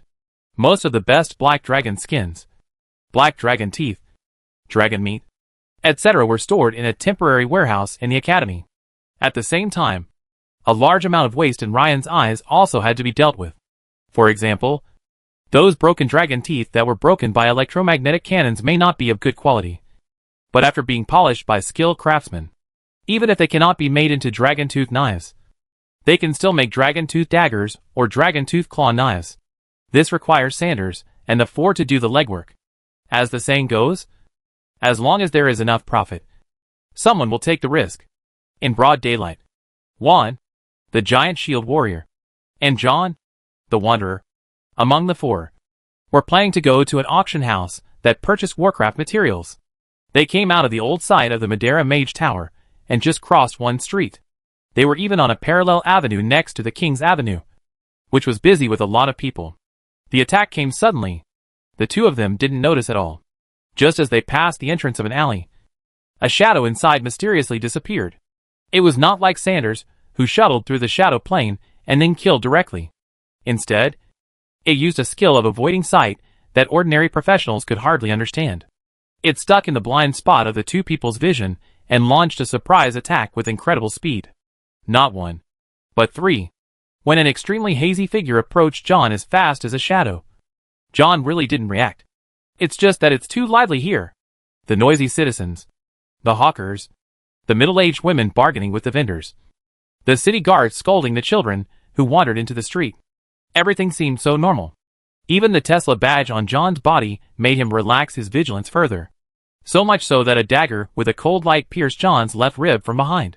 When John saw the light reflected from the dagger with green fish scales that was obviously poisoned, he realized that he had been ambushed. Before John could even shout, the dagger had already broken through his black dragon leather armor and pierced less than 1 centimeter above his left rib. At this moment, John thought he was dead. The only thing he could do was to try his best to make his old friend Juan react. However, what made him despair was that Juan was attacked by 2 assassins, and Juan's reaction was even slower than his. Seeing death imminent, he could never have imagined that the brand new reason pendant tied around his neck would suddenly burst into light. Baren's muttering seemed to be right beside his ears, echoing in his mind. The action of force is mutual. Huh? John didn't understand what this meant. It doesn't matter that he doesn't understand. The protective pendant played its due role. As the word reason on the pendant shattered, an overwhelming force suddenly burst out from John's back. Before the assassin who launched the surprise attack could react, he was shocked to find that he had lost control of the dagger in his hand. The sharp poison dagger bounced back and went straight into the assassin's body, piercing his heart. But the assassin did not die immediately.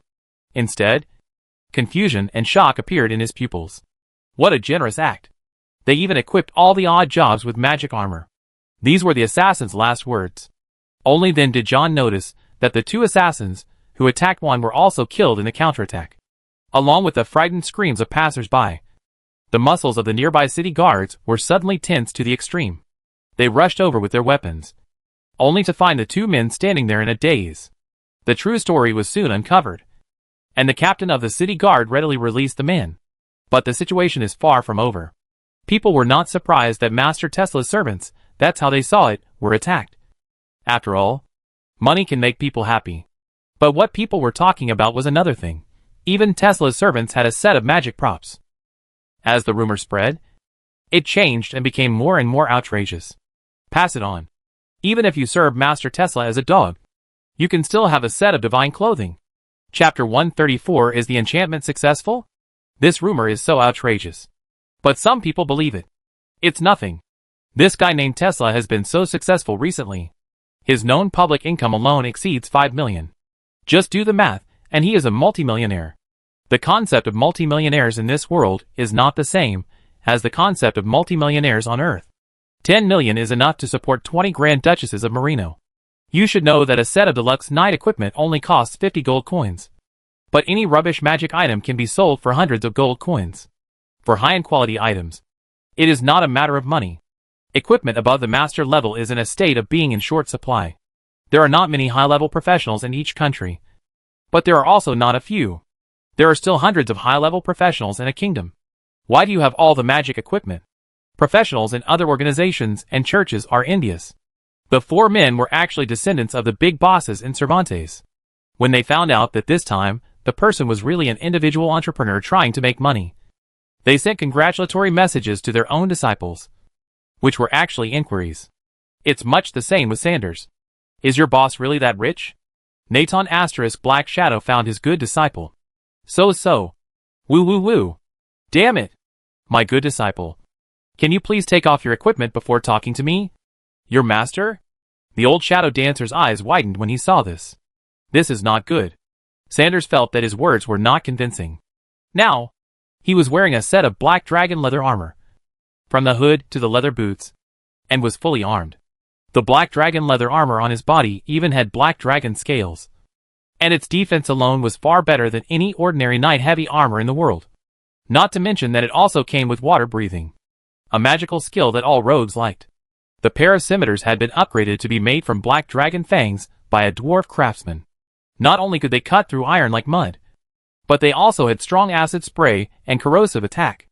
Normal rogues don't like to fight with heavily armored warriors, because it is difficult to break their defense. With this pair of black dragon swords, chain mail is just a piece of paper in front of them. Armor, after all, is probably just paper folded in half. Such luxurious equipment would have been enough to make the old shadow dancer envious and jealous. What the HL? He also saw the legendary and extremely mysterious reason rune. Sanders smiled awkwardly. Master, I can't really say. The black dragon leather suit was given to me by my lord. But the equipment of the Rationality series is indeed considered standard equipment. Standard magic equipment? Can it still be equipped? Old Nathan also smiled bitterly. Fortunately, I will retire next year. Otherwise, I would have wanted to come and hang out with Master Tesla. Master, you are too kind. How about finding an opportunity to recommend a few brothers to come and help Master Tesla? Sanders was so embarrassed that he whispered. My lord's master is a little disgusted with the evil camp. So forget it. Wanderers do dirty work, such as stealing and killing. As long as they are in this industry, they are more or less dirty. So it is normal for their camp to shift to the evil side. It seems that people like Sanders, who mainly rely on frontal combat and have upgraded to a shadow dancer, are the outliers. Or someone like John, who was brought along by his master all the way and was originally planning to work for the Cervantes royal family, but only became a worker for Ryan halfway through. Oh, this is a difficult problem. However, I have just found a good candidate recently. I guarantee that he will not be from the evil camp after he is trained. Sure. As the saying goes, competitors are enemies. Ryan's lineage is so prosperous. And of course, there are competitors who want to destroy his power with malicious intent. A group of guys with different auras gathered in a mansion in Sweetland. Everyone wore a hood, covered their face with a half mask, and even used various magic props to suppress their breath. Everyone. I have gathered you all here because the situation has completely deteriorated. We cannot continue like this. In the past 6 months, my college has only received 5 new students. There are only a few idiots who want to become my disciples. Damn Tesla. He actually kidnapped my apprentice shaman. The few Divine Punisher candidates I'm optimistic about have been doing something like this recently, taking the exams for the 5-year high school entrance examination. Which makes me so angry. While the bigwigs were chattering away, someone said, why not just defeat the guy named Tesla? Lonely. Dead silence. I fear the sudden silence of the air the most. All the bosses turned their eyes to the guy who had just said this. Hey, do you know what you are saying? One person couldn't help but speak. Certainly. How is it possible? The legendary masters in the world either hide away from the world or cherish their reputation. Who would fight to the death with a legendary wizard who slays dragons and demons? Even if he wins, it can't prove that Tesla's magic is wrong. The man sneered. Who said we have to fight a legendary wizard to death? As long as we defeat his apprentice. Even if it is his new second or third apprentice, it will be a major blow to Tesla's reputation. We just need to prove that his family is not invincible. Isn't that enough? It seems that this is really the case. We can't beat his father. But can't we deal with his kid? The eldest disciple, Towns, is a tough guy who has a record of single-handedly killing a warlock master. If you can't beat Towns, you can always settle for the next best thing. They started discussing. We will send our juniors to compete with their second and third disciples. As long as we win, we can still give them face. Yes. Success depends on the individual. As long as they are not 100% successful, we can make a fuss about it. After all, an apprentice only wants a future. If there is no future, who would risk their life to become an apprentice? The more the group talked, the more it seemed to make sense. In the final analysis, they are just afraid that Master Tesla's school of physics will dominate the world. When a school can always get the best disciples, the success rate of this school will be infinitely raised, and the high success rate will attract more potential apprentices to become its disciples. Only then will the remaining dregs be passed on to other schools, eventually forming a cycle that prevents other schools from turning around. By then, this school will become an academic clique, even though they all belong to the Order camp. It was because of this competitive relationship that they had to choose to attack Ryan's disciples. Just as a small conspiracy surrounded Harry and Barrand, Ryan finally discovered his new invention. Today, the original blacksmith shop in the valley has become Barrand's workshop. And this dwarf is upgrading it into the construct laboratory that Ryan and he have in mind. However, when Ryan saw the swords of reason and axes of virtue everywhere, he felt as if thunder was rolling in the sky. Master, I discovered that as long as I repeat the laws of physics you taught me while crafting the word, I can enchant this weapon with a special effect. Someone who is a master feels speechless. No. Isn't this world so simple and brutal? Chapter 135. It's getting fierce. Big misunderstanding. Master, look. After I engraved Newton's name and Newton's second law of motion on Christine's bow, Baron demonstrated on the spot. In fact, ordinary archers may not feel the engraving on the bow, but when they reach a certain level of skill, even the slightest changes in the bow and bowstring will affect the balance of the bow. Originally, Christine, the only ranger among the four, had reservations about this. When Baron said it could be strengthened, Christine lent her spare bow.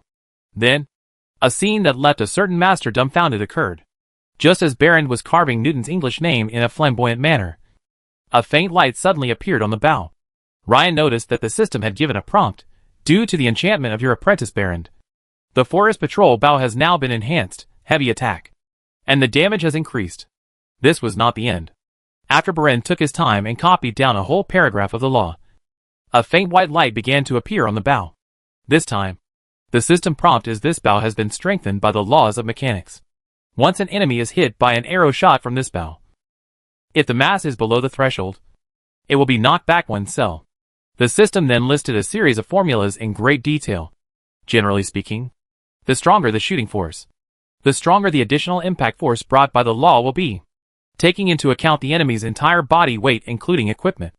Once a certain critical value is exceeded, the enemy can be shot flying backwards. This is the truth, and the physical law enchantment greatly enhances this effect. After learning of this discovery, Ryan was speechless. Baron bowed humbly and whispered, Master, I know you must know the true meaning of this power. So you taught it to us. But is it too early for us to use this power? Ryan sighed and waved his hand. It's getting late. This is just right. Science has never been exclusive. It is because of the selfless sharing of these senior masters that the science of the whole world can progress. Is there really no problem with my enchanting the law like this? Baron asked again with concern. Is there really no blasphemy? Ryan said with great certainty, there is no such thing as blasphemy. If anything, this is the glory of our school of physics. Is Ryan guilty? A little bit. When I think about the fact that I studied physics for almost 10 years before I traveled through time, and how countless billions of people around the world have studied physics and looked up to these scientists who stood at the top of the scientific community. I have never seen these great scientists rise from their coffins and beat up hundreds of millions of students. Everything was fine before the time travel. But after the time travel, their laws were regarded as laws by the world. That shouldn't be a problem. If we are restricted in using basic laws, is there any point in studying physics in the future? After Ryan said this, Baron felt relieved to commit suicide. No. He felt relieved to promote physics. Watching Ryan's disappearing back, Baron found Downs and Harry and announced his discovery. It's scary enough that you can strengthen your equipment by engraving the names and laws of physicists. During this process, the dwarf even deliberately walked out of the blacksmith's shop to confirm that there were no fire bats. He then mysteriously told his two senior brothers about his shocking discovery. I discovered, after I engraved the master's name, the increase ratio was the largest. 3 parts trembling, 3 parts excitement, 3 parts fanaticism, and 1 part incomprehensible. When the dwarf said this, you could see his muscles trembling with excitement, which made him look like a tumbler. What? Towns and Harry asked in surprise at the same time. Wait, isn't this master's preferential treatment for us? Harry asked back. Stupid. Downs slapped Harry on the forehead. This means that Master Tesla can be ranked alongside these scientists he mentioned. Looking at the reactions of the two brothers, Baron was a little speechless. Can you two guys have some basic knowledge of theology? Theology? What theology? The two idiots asked in unison. Baron sighed. He finally understood that his two brothers were really amateurs. One was a knight's apprentice, and the other was a commoner. They really didn't know. Baron explained his patience. Do you know? Generally, engraving the name can produce a similar effect on magic equipment, all of which are the names of the gods. The name of the gods. And do you know? The enhanced effect we did this is already stronger than the gods given by many weak gods. The 4 pupils of the 2 funny guys shrank to the size of pinholes in an instant. After a brief pupil tremor, the joy in the 2's eyes was stronger than any time they had gained any power before. They couldn't help but turn their heads to look out the window. Their master was walking up the mountain, apparently to check on the condition of the Tesla Tower.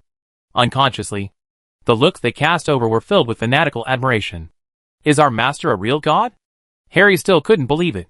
It's hard to say. Boleyn sighed. I used to be an apprentice priest, but I didn't continue on the path of a priest. The old priest said before that one of the causes of the War of the Gods was that there were foreign gods in this world. The so-called foreign gods are extraordinary beings who have mastered some kind of powerful law. If they are accepted by the Chaos world, they will become the true gods of this world. Towns was stunned and asked, what if you don't accept it? Baron smiled bitterly. That might lead to a siege by the local gods. But now it seems that the world does not resist Master and his people. They, of course, refer to the great physics masters such as Newton, Joule, Faraday, and Maxwell, because Ryan did not explain clearly.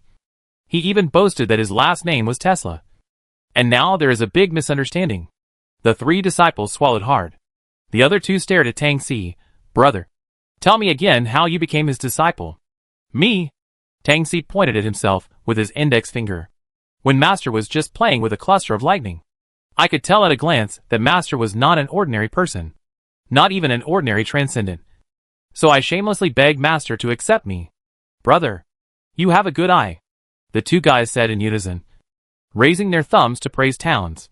Tang Si showed his innocent look that had not been tainted by knowledge for a long time. He touched his head and said, I am lucky. But after Master used the Tesla coil on me, I realized that it was not as powerful as I thought. But I don't know if it was my illusion. But Master didn't seem to be as powerful and impressive as he is now. Baron helped Towns think with great confidence. It's not surprising. Master is a foreigner. When he first came in, he was probably not used to the rules of our world. The world is probably rejecting Master. He may not even have used 1% of his power. Harry was curious. What now? Since he killed the Devil Lord. About 10%? Chapter 136. Let me clarify. This is not a misunderstanding. This is another gorgeous misunderstanding. When Ryan was teaching about alternating current, he casually mentioned Nikola Tesla's inventions. Tesla turbine, alternating current, remote automation, induction motor, Adams power plant substation, neon light, radio, video image, amplifier transmitter, and Tesla coil. Not only did Ryan talk about this, he also talked about the war between Tesla's alternating current and Edison's direct current. It was both a business war and a scientific battle. Master Lei also talked about how Tesla was persecuted, and inadvertently revealed that Tesla selflessly shared the patent for alternating current with all mankind for free. Now, a certain master has said everything. But he forgot that when he was bragging, he claimed that his last name was Tesla. A boomerang that spanned more than half a year hit Ryan on the head. When Ryan himself forgot about it, he caused his own fate to be shifted. You speak. I speak. The 3 disciples summarized the life trajectory and quotations of their master, and overlapped the life of Tesla with that of a master who claimed to be named Tesla. Now, a great persecuted scientist, or a god from another world, is about to emerge. In their eyes, the plot became, his master was persecuted by his colleagues and died in anger, left the original world, and then accidentally crossed the void to the world of chaos. The master had already been disheartened and didn't want to deal with the people of the mortal world anymore. But he couldn't stand Downs' persistence, and finally accepted him as his disciple. At this point, Master Tesla, who has regained his faith in humanity, decides to spread the magical knowledge called science and physics in this alien land, and bring magical civilization back to this end-of-law land where humans are bullied. After summarizing it all in one breath, the 3 of them suddenly felt enlightened at the same time. Everything was explained. Why Master always wants to keep a low profile. Why Master is willing to selflessly share knowledge. Why does Master show so many contradictions? Master. He is so great. Harry's eyes were filled with tears. No. I want to tell Master that we have guessed it. We will study magic well. No. Study physics and help him spread the glory of physics all over the world. Towns slapped Harry on the forehead and said, Stupid. I told you that Master is good in everything except this aspect. He is very awkward and unwilling to admit it. He has taught us to become masters and high-level wizards. But he still refuses to admit that this is magic and insists on saying it is physics. That's right. Baron stroked his beard. It's good for us to know. No. We should say that we know Master is like this. And we should just follow his will. But we must privately teach every junior fellow student and follower how great Master is. The eldest brother's words received Harry's absolute approval. Yeah. Baron clenched his fist, which was much larger than that of an ordinary adult human. Not only that, we will also teach a lesson to any bastard who dares to offend Master. Tang Xi's eyes sparkled. Yes. The Master was humiliated, and the disciple deserved to die. We will defend the Master's dignity and spread the glory of physics. Good. The next moment, 3 hands were put together forcefully. Then, the 3 guys split up and acted separately. Talon secretly found Sanders. I'm going to tell you a secret. You must swear not to tell anyone, let alone tell my master. After listening to this, Sanders widened his eyes and couldn't relax for a long time. So that's how it is. No wonder. Master Tesla is actually a demigod wizard from the outer realm, whose power is comparable to that of a god. He possesses supreme power of law and is of great benefit to the world. This world, which has been invaded by the power of chaos, longs for the addition of new power of order. So this has become a win-win situation. Although Downs used a lot of words like we guess, and we think to represent uncertainty. The awesome thing about this is that all of Downs' speculations perfectly fit the current situation of this world, which is supposed to be the end of the Dharma. Sanders was shocked, but immediately accepted this real answer. He suddenly smiled bitterly. There are rumors outside that even if we followers are pigs, as long as we join the great wizard Tesla, we can also wear divine clothes. I suddenly want to clarify with them. This is not a misunderstanding. Tang Xi made a gesture of pressing his hands down. Keep a low profile. Keep a low profile. The Master hates to publicize to outsiders. If you are one of us, then it doesn't matter. But for outsiders, forget it. I know.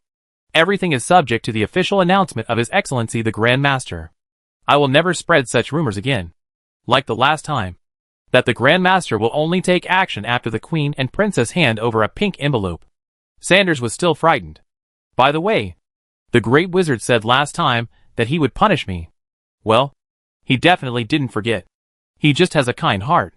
Sanders was mentally prepared that he would help Master Tesla to deal with anyone who dared to gossip this time. Generally speaking, this time the news reached the fore and also Harry's family. Almost all the people involved were in high spirits. Oh my god! Hanging out with a great wizard and hanging out with a great wizard at the level of a true god. Can they be the same? Everyone suddenly felt more confident and even had hope in their struggles.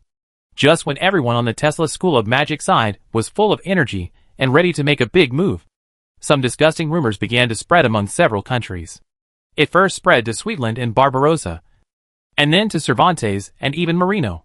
In the path of magic, how can there be 100% success? It's not that Master Tesla is good at teaching his disciples, but that Downs Quixote is too intelligent. With Tang's potential, he can become a priest, a divine punishment officer, or any other magic profession. He will definitely become a master. Tesla doesn't teach magic at all. He only accepts the most talented apprentices and lets them understand it on their own. For some reason, this rumor suddenly spread like wildfire, catching Ryan off guard. If it were any other rumor, Ryan could just be proud of his achievements and treat the rumor as the nonsense of jealous people. But he couldn't pretend not to hear these words, because every rumor accurately hit the most vulnerable part of Ryan's heart. Every word of it was true. Ryan shuddered, and the sort of reason that he was playing with accidentally fell to the ground. He didn't know that this rumor completely angered his 3 disciples, and their fists instantly stiffened. Chapter 137. We are here to reason. There are 2 kinds of people who eat cakes. One is the one who shares the cake from the ready-made cake.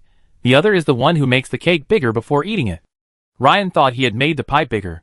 After hearing a bunch of rumors, Ryan did feel briefly uneasy, but he soon calmed down. While thinking, Ryan turned on the Tesla coil, when he felt the slight numbness from his fingertips. His elemental control, as a master mage, made him smile self-deprecatingly. They didn't dare to target me or Towns, but they actually pointed their spearheads at Harry and Baron. They are so timid. In comparison, Ryan looked up to the Devil Lord, who came at him with the momentum of a flying dragon riding on his face, even though he wanted to hide behind him.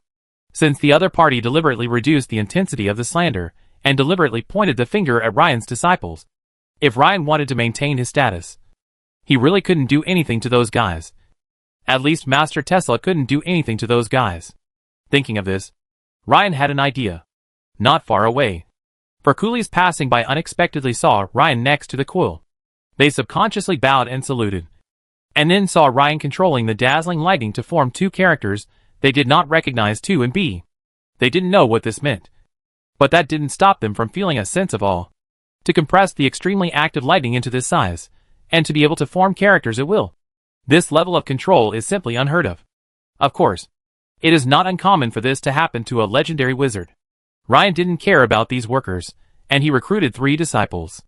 Master, are you looking for us? Tang Si took the lead in saluting. Well, there are some noisy guys outside recently. Before Ryan finished speaking, Harry gritted his teeth and said, Master, don't worry. Even if the other party is only targeting me and my 3rd apprentice brother, we will still face the challenge with all our strength. That's right. Master, Baron followed. Ryan's eyes swept calmly over the 2 students, who were seriously unbalanced in their studies. Berend is good at both offense and defense. I'm not too worried. I'll give Berend a blueprint later, and he will handle it himself. But you? Harry. Yes. Harry also knew that he was strong on defense, but weak on offense. And he would be at a great disadvantage if he really encountered a wizard in a one-on-one fight. But he couldn't think of any good solution no matter how hard he racked his brains. Alas, I didn't want to give it to you so soon. However, since Berend has discovered that using the name of a scientist and the corresponding physical laws will greatly increase the performance of weapons and equipment, I will teach you a name. After that, Ryan used chalk to write a name on the blackboard in English, James Prescott Joule, the physicist who brought out the first law of thermodynamics. To be on the safe side, Ryan even asked the system for help, allowing him to draw a sketch of the legendary photo of Boss Joule on the blackboard.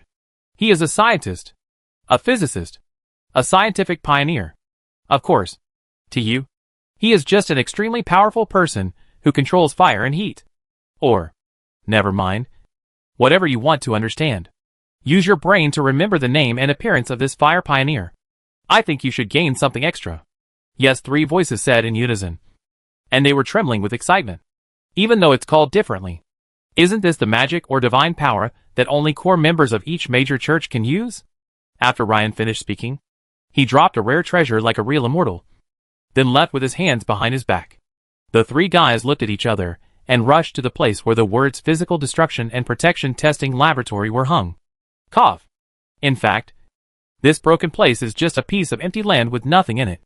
Their teacher just casually pointed and it became a laboratory. At first, none of the 3 of them believed it, until Towns accidentally discovered that casting magic on this piece of land would have a stronger effect. With wave after wave of insights coming, everyone began to believe it without a doubt.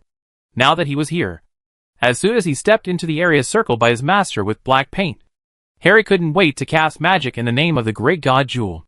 The 3 were stunned. These days, the argument that Master Tesla only cultivates talents but does not know how to train magic apprentices with ordinary qualifications has been making a lot of noise. Even though Grand Duchess Sophia of Marino personally went to the battle and insisted that Harry had performed well in the Battle of Marino, the Principality's voice was too small. In the field of public opinion, the right to speak was dominated by the mysterious man who came from Sweetland. What is worth pondering is that the lords of the major Cervantes kingdom did not deliberately stop the spread of these rumors. Most of them just said a few words, like an excellent wizard is not necessarily the best mentor. Even if the mentor is good, the apprentice may not be good. A mentor who suits you is the one who can best tap the potential of his apprentice. Obviously, the attitudes of each lord are rather ambiguous. Some lords wanted to wait and see, some had a few warlocks, and were reluctant to turn to Tesla the Great Mage. After all, they had invested a lot. But most lords were dissatisfied with Ryan's previous operation of killing nobles. Even though Grand Duchess Sophia later patched up the incident of killing the noble, saying that the man was no longer a noble when he died. But who can say for sure that if he really offends Tesla's people in the future, he will be expelled from the ranks of the nobility in advance? Facing such a powerful legendary wizard, They generally held the mentality of if I can't afford to provoke him, can I not hide from him? And allowed those guys to spread the word that Tesla's second and third apprentices were trash. Just after the incident fermented for a week, it seemed that the Tesla clan hid in their Fulong ravine and kept silent, looking as if they were in the wrong. Those arguments that Master Tesla will not teach his disciples seemed to be more popular. At this critical moment, Sanders and the four men suddenly called their friends, each team of more than 10 people, and paraded through the city, and then kick open the doors of some warlock halls and small churches. That momentum is probably FBI open the door. Simple. Rude. Rude. What do you mean? The response was, of course, a barrage of curses. In a warlock hall called Calando, Sanders swept the entire place with his sword eyes, and the sneer on his face was undisguised. It's all right. I'm only sending you invitations on behalf of Grandmaster Tesla's physics faction. I'm sure some of you who have been hiding in the gutter and dare not face the public are jealous of our success in recruiting disciples. In order to convince you, I'm giving you a chance to prove yourselves. After that, an invitation made of dragon skin paper was stuck into the door frame of the school by a superficial sort of reason. After Sanders and his men left, someone came up tremblingly to take the so-called invitation letter. Chapter 138. Declare war on all factions. Before the time travel, official documents from the island nation were notoriously full of nonsense. They were a thick stack of paper that never got to the point for a long time. After traveling through time, Ryan adhered to the simplicity and straightforwardness of the great celestial empire. He asked Pastor Pat from the group of four to write an article called an invitation letter, which was actually a challenge qualification letter. The full text is straightforward. I know that some people don't like our faction. Now I give you a chance to challenge our faction. Pick 3 of the most capable ones. Second-generation disciples against second-generation disciples. Towns. Harry. Barron. You can pick anyone. Each disciple can accept 3 challenges at most in one go. Whoever wins can enjoy the honor of defeating Tesla's disciples. Ryan also made a special note: if you want to come, fight head-on. If you want to play dirty, that's fine too. If you think you're more powerful than the Devil Lord. This confused all the factions, big and small, who were planning to cause trouble. Is Ryan an operations freak? Crazy indeed. It looks like Ryan is just firing a map cannon. If you look closely, you will find that this is not a map cannon, but a precision-guided bomb. First of all, the invitation with the word reason sent by Ryan did not affect any faction that mainly used physical attacks. In this world where muscle tyrants and kitchen knives are the mainstream, this is equivalent to avoiding more than 80% of the schools. Then Ryan did not declare war on any school of the good camp. And in fact, there was no targeting of professions such as priests. Finally, the area was narrowed down to the 4 countries where he was active. This is equivalent to a competition between mages on a very small scale. Of course, there is nothing wrong with calling this a civil war. Anyway, since the other party wanted to reduce the intensity, Ryan was happy to see this situation. After repeatedly narrowing the range, as many posts as he spread hit as many enemies as he could, and there was almost no possibility of accidental injury. Anyway, the challenge has been issued, and the pressure is on the other side. If you don't come to challenge my Harry and Barron, then don't make any more comparisons in the future. This time, the gutter rats couldn't sit still. For a while, countless envoys went back and forth between the various small sections. In the eyes of Tangs and others, this scene was like a typical situation of ants on a hot pan. Of course, Harry and Barron were somewhat frightened by their master's arrogance and his aura of declaring war on all sects. Only Tangsy shook his head and said, "My 2 junior brothers, I forgot to tell you last time. There are actually 5 constant virtues. There are also upper 2 constant virtues and lower 3 constant virtues. Master didn't tell us what exactly is going on. Anyway, our physical faction is here to spread magical civilization. And we don't even rule out rebuilding the magic network to a limited extent in the future. So we don't cause trouble. Don't be afraid of trouble," Harry and Barron said in unison. "Now that you all understand." That's good. Harry found that his senior brother seemed to be preparing as well. "Senior brother, you want to fight too? I don't think anyone else dares to challenge you. Ever since Towns beat the Master Warlock Faura on the spot, he has become notorious. Unless a legendary warlock comes, who dares to say that he can definitely beat Towns. But when the legendary boss comes, it is not a challenge to Towns. but a fight with their Tesla master. Once one's strength reaches the legendary level, conflicts between two legendary bosses rarely occur. On the one hand, it's because of one's self-esteem. And on the other hand, it's hard to know how to handle it when it really comes to action. We are all powerful people who can destroy the world. Who can stop the fight? Unless there is a mortal feud. The death of any legendary strongman is a loss to the human world. Often in this situation, everyone finds their own territory and keeps to themselves.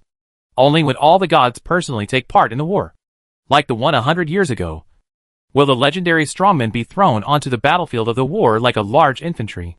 Now, Ryan asked Sanders and the 4 men to put up a sign directly on the 4 plots of land where he could teleport to the Space Magic Academy.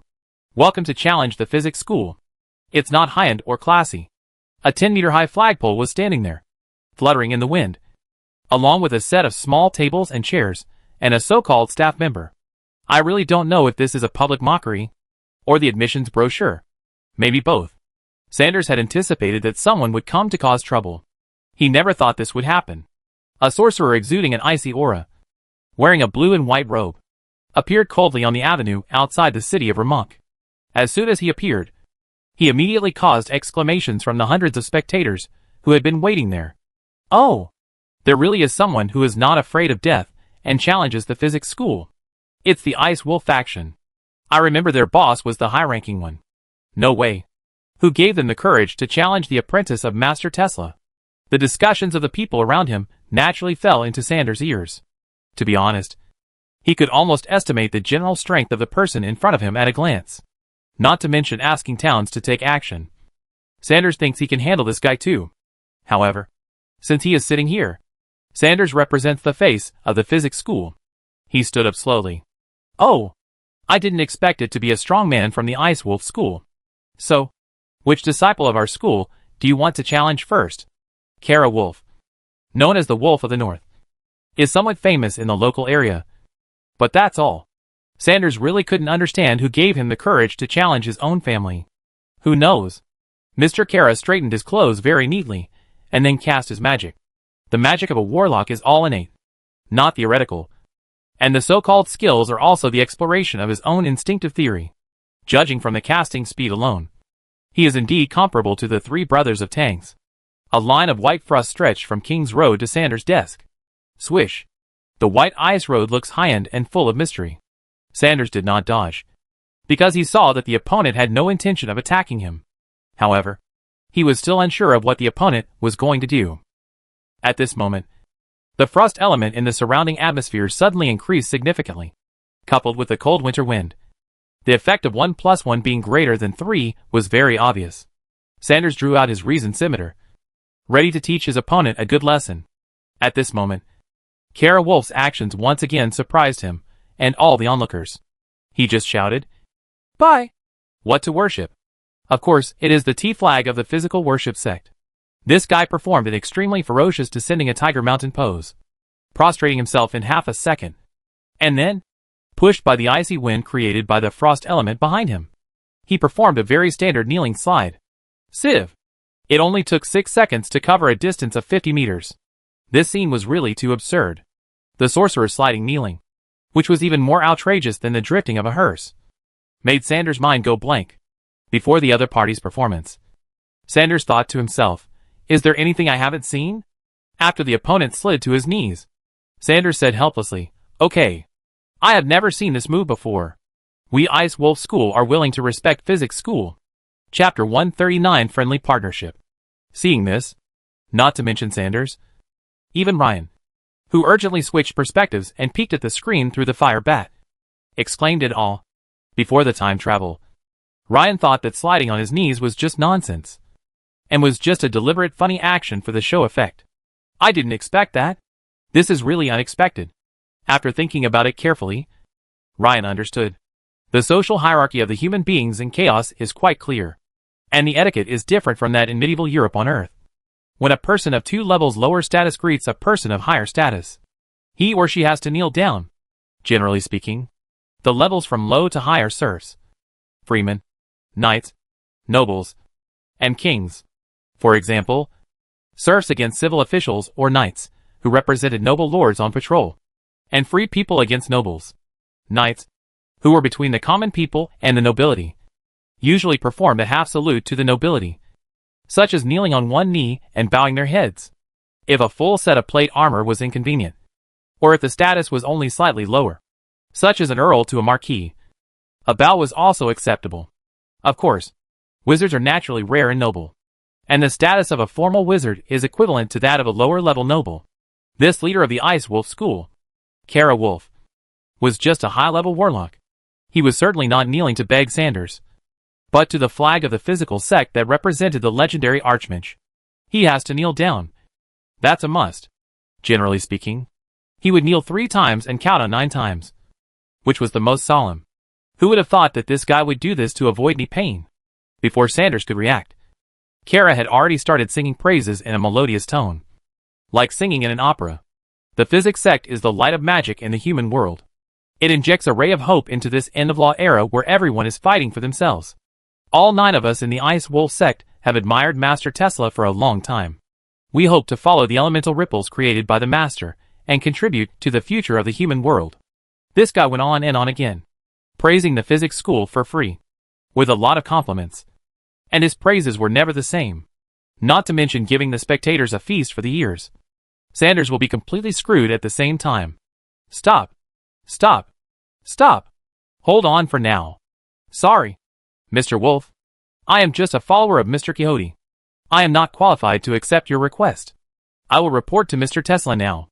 Please wait here for a moment. Sanders almost ran away, calling open the portal and rolling back to find Ryan with his butt on fire. Ryan, who already knew everything, sighed in his heart. This day has finally come. If Ryan's influence was initially limited to the not-so-big kingdom of Cervantes, now it has expanded. In addition to the families who would send their children here to study in the form of risk-sharing, there are also many people who cling to his influence. As an outsider, it is difficult for Ryan to be recognized. If he came from a local school and was a disciple of a certain great wizard, there was no guarantee that a small school would come to join him when he just killed a white dragon. It was precisely because his origins were unknown, and he was unwilling to show his face and accept the recruitment of various nobles, or even the royal family, that everyone was more cautious about him. After he had killed all the guys from the evil camps and proved his position and strength with blood, and he occupied the blank field of Mage, all the major churches and camps tacitly allowed him to set up his own camp. Sure enough, it is not so easy to open a new pit in someone else's inherent sphere of influence. Seeing Sanders running over to ask, Ryan raised his eyelids and replied a few words. So Sanders ran back with some good news for Kara Wolf. What? Your sect is willing to establish a friendly partnership with my sect? This little thing of sliding on his knees stunned him for a moment. He didn't know that a time traveler had copied our rabbit's diplomatic terminology. Let me explain. Although the 2 sides have friendly cooperation, it is not comprehensive. The other party is a small faction, and the areas of cooperation are indeed limited. The overall relationship is friendly. Sanders forced out a somewhat stiff smile. My sect is new here, and I don't want to affect the current harmonious relationship between the various sections. So for the time being, we will start with preliminary cooperation. For example, when our disciples explore secret realms or dungeons, they will give priority to teaming up with your disciples. This is completely different from what Kara had imagined. For example, if he just bowed down and the physics school, which was short of soldiers and generals, accepted them as a branch, and then they could use the tiger's skin as a banner. When they completely gained the trust of the great wizard, they could do whatever they wanted within limits. Throughout history, the best way for a new religious sect to expand its influence is to quickly absorb other small sects as its subordinates. But why is the physical sect so much more cautious than we imagined? Who can beat you? Old Man Tesla? This time, it was Kara's turn to have her facial muscles stiffen. This kind of friendly but pending treatment was far from what he had imagined. But he is just a bootlicker and doesn't have the courage to get angry at the person he is licking. Abandoning the anti-physics sect alliance he previously participated in just to get a friendly partner is not worth it no matter how you look at it. Fortunately, Sanders added, please do not worry about other people's criticism of your sect. When my Lord's second and third brothers have proven their strength, my Lord will personally challenge all the sects that are causing trouble. Then I feel relieved. Kara finally smiled. It's not nice to say that the legendary wizard bullies the weak. As a second-generation disciple, Tang Xi's strength is only at the master level. We don't even have a third-generation disciple yet. It's not too much to send a second-generation disciple to compete with your sect leader. Right? It's difficult for the other party to refuse. Here, Kara Wolf was seen kneeling and licking him without any moral integrity. Half a day later, 3 other small sects knelt and begged to follow Ryan. The Dark-Hearted and accepted all of them as partners with a fake smile. The Ice Wolf sect is only 1 level higher than the constructive partner. Well, by the way, the last person that I listed as a constructive partner was called Eagle Sauce. What kind of level is it? You can figure it out for yourselves. Hee hee. Ryan sat on the top of the mountain, crossing his legs and swinging his calves. This is what I call strategic deception. However, Ryan did not expect that the Strategic Research Institute in his mind had not yet come online. There was new news outside. Yes, it was Kara who spread the news. He hung the friendly partner document made of black dragon skin issued by Lei next to his door plaque and proudly declared, "You idiots. You think that Master Tesla didn't notice your little tricks? Let me tell you. All your conspiracies have been reversed and calculated by Master Tesla's prophecy. Now you have been listed as unfriendly existence. You can either learn from me and be more friendly, or you can just face it head on." For a time, those small factions that were still sitting on the fence fell into panic. Chapter 140. Can't you afford to play? Ryan could never have imagined that his own Strategic Research Bureau had not even come online yet. But the War Terrorism Bureau had already become so popular. This is so embarrassing. When the number of small factions that came to join him reached 10, Ryan became annoyed. And all the latecomers used the Black Dragon skin to issue a document of new type of partnership to describe their relationship with each other. Don't ask what kind of new type it is or how to cooperate. Even Ryan himself doesn't know. Please give me some face, so that we can meet again in the future. Anyway, so many spineless people have defected that this so-called anti-physics sect alliance has become a mere formality. Just when Ryan thought those guys couldn't put together a challenge team. At least those guys still had some backbone. No, it should be forced to have some backbone. In fact, they have already chickened out. Anyway, they can deny spreading rumors, and just say that they were just complaining and were misunderstood by the people below. As long as they don't openly quarrel with each other. The worst that can happen is that those who accept the challenge of reason can just give in and give in. Just at this time, they received a lot of news from different officials. We are quite interested in the strength of the 2 new disciples of Master Tesla. Can we ask your disciples to give it a try? We have no intention of deliberately harming the physics school's top disciple. We just hope that you can try your best to draw a conclusion about how strong the Grand Master's disciples are without hurting the physics school's feelings. The messages from different noble butlers use similar rhetoric. At this point, the big guys from all the small factions were paralyzed. Without hurting the feelings of the physics school? Who would that hurt? This is like sitting at the gambling table, and there is no way to end it in peace. It is impossible for everyone to lose, and only the table to win. Originally it was just a try. But now it could turn into death if I try it in a minute. Do they have a choice? Different from the outrageous existence of legendary wizards, whose power surpasses the royal power. They are sects placed in major cities, and live by the noses of noble lords. In this situation of being forced to do something, a group of guys discussed it. And finally in the capital of Sweetland and Cervantes, the 2 gangs simultaneously submitted applications for competition. 3 warlock factions, Earth Bear, Burning Thorn, Mind Killer, etc., chose to challenge Harry in the Grand Cross Arena in the capital of Sweetland. The Doomsday Vanguard composed of God's Punishers. The Puppet Army composed of Mechanical Warlocks.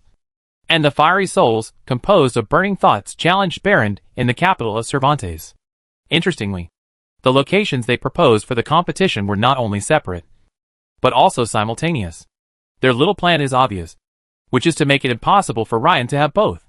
Unfortunately, this is like a tiny ant calculating how much strength it should use to overturn an elephant.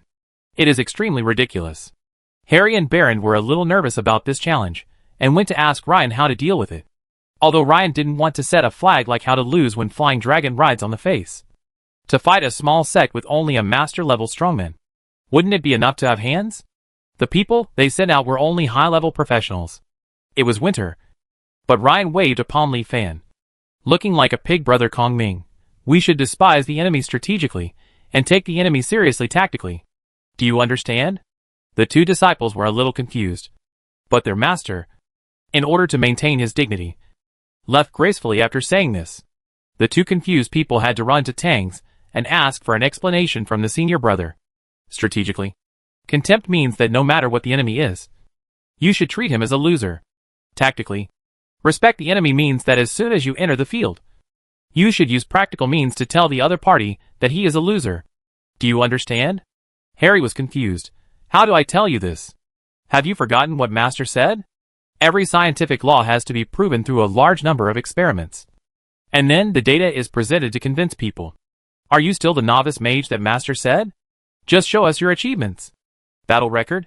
Me? The eldest brother patted the weak second brother on the shoulder and said, give yourself some confidence. Harry, even if you don't believe in yourself, you have to believe in the Master who believes in you. And believe in me, the eldest brother who thinks you will definitely win. Suddenly, Harry felt courage come to him. 2 days later, at the Sweetland Grand Cross Arena. This is a huge venue that is very much in the style of the ancient Roman Colosseum. In the middle is a fighting area slightly larger than a standard football field. And on both sides are large auditoriums that can accommodate 30,000 people. The gladiatorial area not only has a solid rammed earth ground, but also has many mechanisms, which make it convenient to release monsters into the venue or evacuate the poor gladiators, since it was originally only a place to accommodate kitchen knife professionals. For this magic competition, King Sweetland spent a huge amount of money and asked the Battle Church, which believes in the god of battle, to install 2 sets of magic protective walls in this place, which can be regarded as a small guarantee for the audience. In contrast, all the audience watching the magic competition this time have to sign a life and death statement, acknowledging that if they are killed by magic, they will not blame others if they die. This kind of operation gave Ryan a headache. It just so happens that after the Dharma ending age, there are no more Dharma masters, which leads to a large number of curious and fearless audiences who pay a large price for tickets to watch the show. Originally, Ryan felt that charging admission made it seem as if a wizard was being treated as a plaything. His Majesty the King shut Ryan up with one sentence: all the ticket and betting proceeds belong to the winner. Our country only needs reputation. Alas, don't blame Ryan. Blame the king for giving too much. This is also a win-win approach. Ever since the Black Dragon attack, Sweetland has been in desperate need of new projects to stimulate consumers and boost the confidence of the people. Since this is a fair and open fight, it wouldn't be unreasonable to generate revenue at the same time. Right? In the arena, Harry and his opponent swallowed at the same time. For Harry, it was his first time to participate in such a magic battle. Friendship comes first. Competition comes second. There were also priests of light standing by the arena, ready to help at any time. What if it dies in seconds? Harry was feeling weak out of habit. But the psychic from the Alan Wake organization opposite him was the one who was truly weak. Putting aside Harry's robes and accessories from the Black Dragon's treasure house, the arcane light flickering on the iron staff in Harry's hand alone was enough to blind the eyes of the leader of the Alan Wake, the Master Warlock who proclaimed himself the Patriarch. A psychic with only 2 entry-level magical weapons on him was at a disadvantage compared to Harry, who was armed to the teeth. He lost before the fight even started. No! As soon as he entered the field, he heard his master's words. Carl, the one on the opposite side is the Staff of Iron Will. Kid, be careful. The psychic named Carl suddenly felt a surge of grief and anger in his heart. Damn it. I am a psychic. And you have a Staff of Iron Will that is immune to spiritual attacks such as charm and fear? This thing is a legendary master-level equipment. You use this to play an apprentice match? Can't you afford it? Chapter 141. Vote now. What else can the poor little psychic do? Since ancient times, equipment has also been part of strength. He is so rich and inhumane. Do you really expect him to take off all his equipment and fight you one-on-one? In my ears, I could hear the noise of more than 20,000 spectators. Cheers, shouts and encouragement reached the sky. Of course, all the praise goes to Harry. Come on, Sir Winston. Knock over that psychic. That bastard scared my cat to death last time. How should I put it? Harry had been to Sweetland after all, and he had also used a wide-area magic shield to protect the people here during the Black Dragon incident. With a little publicity, even if people were dissatisfied with Harry's favorability, at least it was better than that of the passerby on the other side. As soon as they saw the other side fighting in a round-robin battle, everyone instinctively wanted to support Harry, who seemed to be the underdog, who made Harry look thinner and quieter. Scion Carl was already in tears. I am the weaker one. At this time, the referee walked to the middle and announced, in a magic competition, only the winner is decided. Not life or death. Killing the opponent will be considered a loss. Do you understand? Understood, they said in unison. So, is there anything else you want to say before the game? Harry spoke unexpectedly. He leaned on the 1-meter-long iron staff in his hand and said in the loudest voice he could, I am a disciple of the legendary wizard Tesla. I specialize in protective magic. In front of me, tens of thousands of undead cannot cross the line. A whole team of corpse wizards died in front of me. If you think you are better than them, then come on. To be honest, Ryan couldn't bear to watch when Harry said this. Harry's voice was a little timid after all, and there were occasional tremors, which made Ryan's balls hurt. Are you saying this to scare others? You are telling your enemies that you are invincible. However, at this moment, Ryan unexpectedly discovered that the other party was terrified and was actually frightened. Wait! Something seems wrong. Ryan glanced at the system prompt and was speechless. Your apprentice Harry casts a level 0 trick suggestion on the opponent. He weaves the power of arcane magic into his words, injecting persuasive magic into every word he says. Since Harry is stating facts, this negotiation check will be replaced by an arcane check, and the opponent needs to conduct a check based on intelligence and total magic power. The check fails, and the opponent falls into panic. At this moment, Towns, who was sitting in the front row of the VIP seats in the arena, waved his fist excitedly. Yes, Harry, that's it. Despise the enemy strategically, and take the enemy seriously tactically. Ryan. Shit! You call this tactical attention? You call this cheating? You cast a spell on your opponent before the duel even starts. Isn't this just cheating? Ryan thought about it, and thought that this didn't seem to be cheating. After all, level 0 tricks were not considered magic in the strict sense, since Harry didn't open the magic before casting it. Did that mean Harry didn't cheat? Ryan almost confused himself. Just then, the referee signaled the start of the fight. The opponent was still casting spells, so Harry directly put on a Nazra Green Emerald energy shield on himself, which was specially used to protect against spells that affect the mind. As an outrageous being who possessed the super magic expertise of spell upgrade and spell amplification, Harry forcibly raised this level 4 magic to the peak of level 5 in one breath, and also increased the power by 50%, directly comparable to the weaker level 6 magic. Please, this level of magic is not something that high-level professionals can touch. So much so that when the psychic cast a level 3 psychic vision, the emerald light around Harry disappeared before the spell even got close to him. The feeling is no different from throwing a stone into the sea. Harry cast spells faster, and just as the opponent launched an attacking magic, Harry's protective magic came. It looked like Harry had simply summoned 4 walls of earth to surround the opponent in a square. However, everything changed when Harry called out the name James Prescott Joule. A red light flashed over the corner fight, and a group of magma-like stuffs appeared in the air about 30 meters from the ground. The high-heat lava boiled like porridge. The red dot was like a rock hitting water, dripping into the earth wall that blocked the psychic's activity space. Just one drop, and the earth seemed to ripple. Terrifying heat of thousands of degrees Celsius spread out, filling the small 25 square meters area around the psychic where he could move. This scene was seen by all the audience members on the higher stands. Ah! This is too cruel. This is not a magic duel. This is clearly a crayfish accidentally falling into a boiling oil pan. Ah! I surrender. I admit defeat. The psychic Carl screamed like a woman. Harry's mind was still full of thoughts on how to cast the next spell, and he was stunned for a moment when he heard the voice.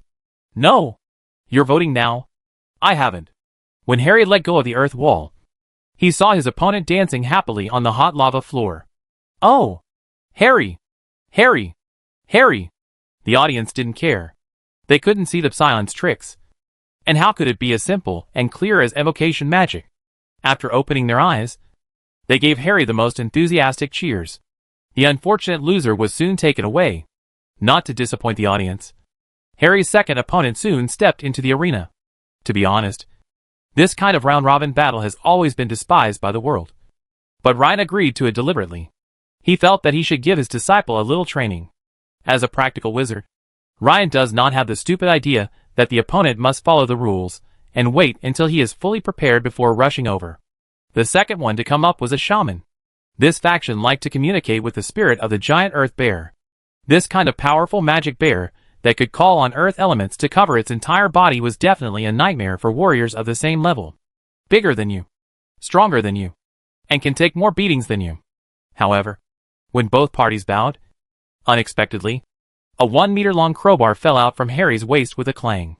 For a while, the air was a bit solidified. The referee and his opponent stared at Harry. Harry picked up the crowbar awkwardly. Hey! As you can see, there is a word philosophy on it. As a wizard of the physics sect, it is normal for me to have a physics holy sword of my own sect. Right? The referee wanted to say something, but he sensed that this was not a crowbar, but a master-level impact staff that had been forcibly bent into the shape of the Chinese character reason, forming a damn crowbar that didn't look like a staff at all. If another wizard had wasted resources like this, the referee would probably have been furious. Ah! You are the disciple of the legendary master? That's fine. This time the magic duel ended faster. On the surface, Harry had only set a trigger-type trap. But when this extremely simple, animal trap-like trap contained a crowbar that could bounce faster than the speed of sound, the outcome was doomed. Chapter 142, Total Victory. The translucent giant bear spirit let out a deafening roar, and then rushed straight towards Harry.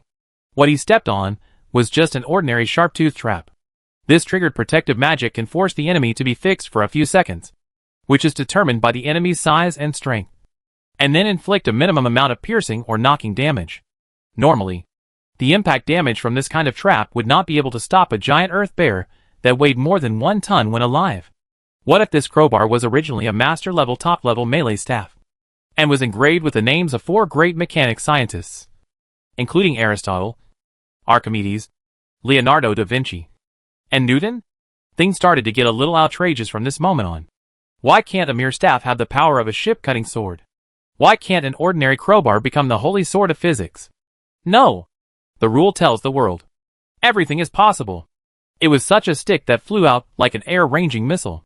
First, he knocked the soul of the Earth's demon bear into a bare second, and then completely shattered the soul. Finally, he knocked his thighs in the despair of the shaman. Ah! After just 1 round, the audience saw the shaman, who had been so aggressive just now, howling while holding his twisted and deformed thigh. After the winner was determined, the audience's cheers were so loud that they seemed to blow off the roofs of all the buildings next to the arena.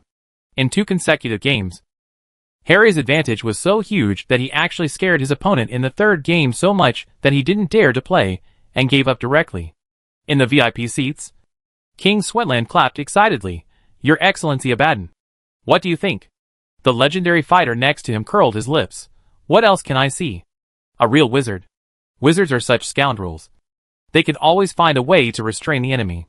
King Carlson's eyes flashed with complicated light. Oh, according to what you said, Your Excellency, isn't the mage invincible?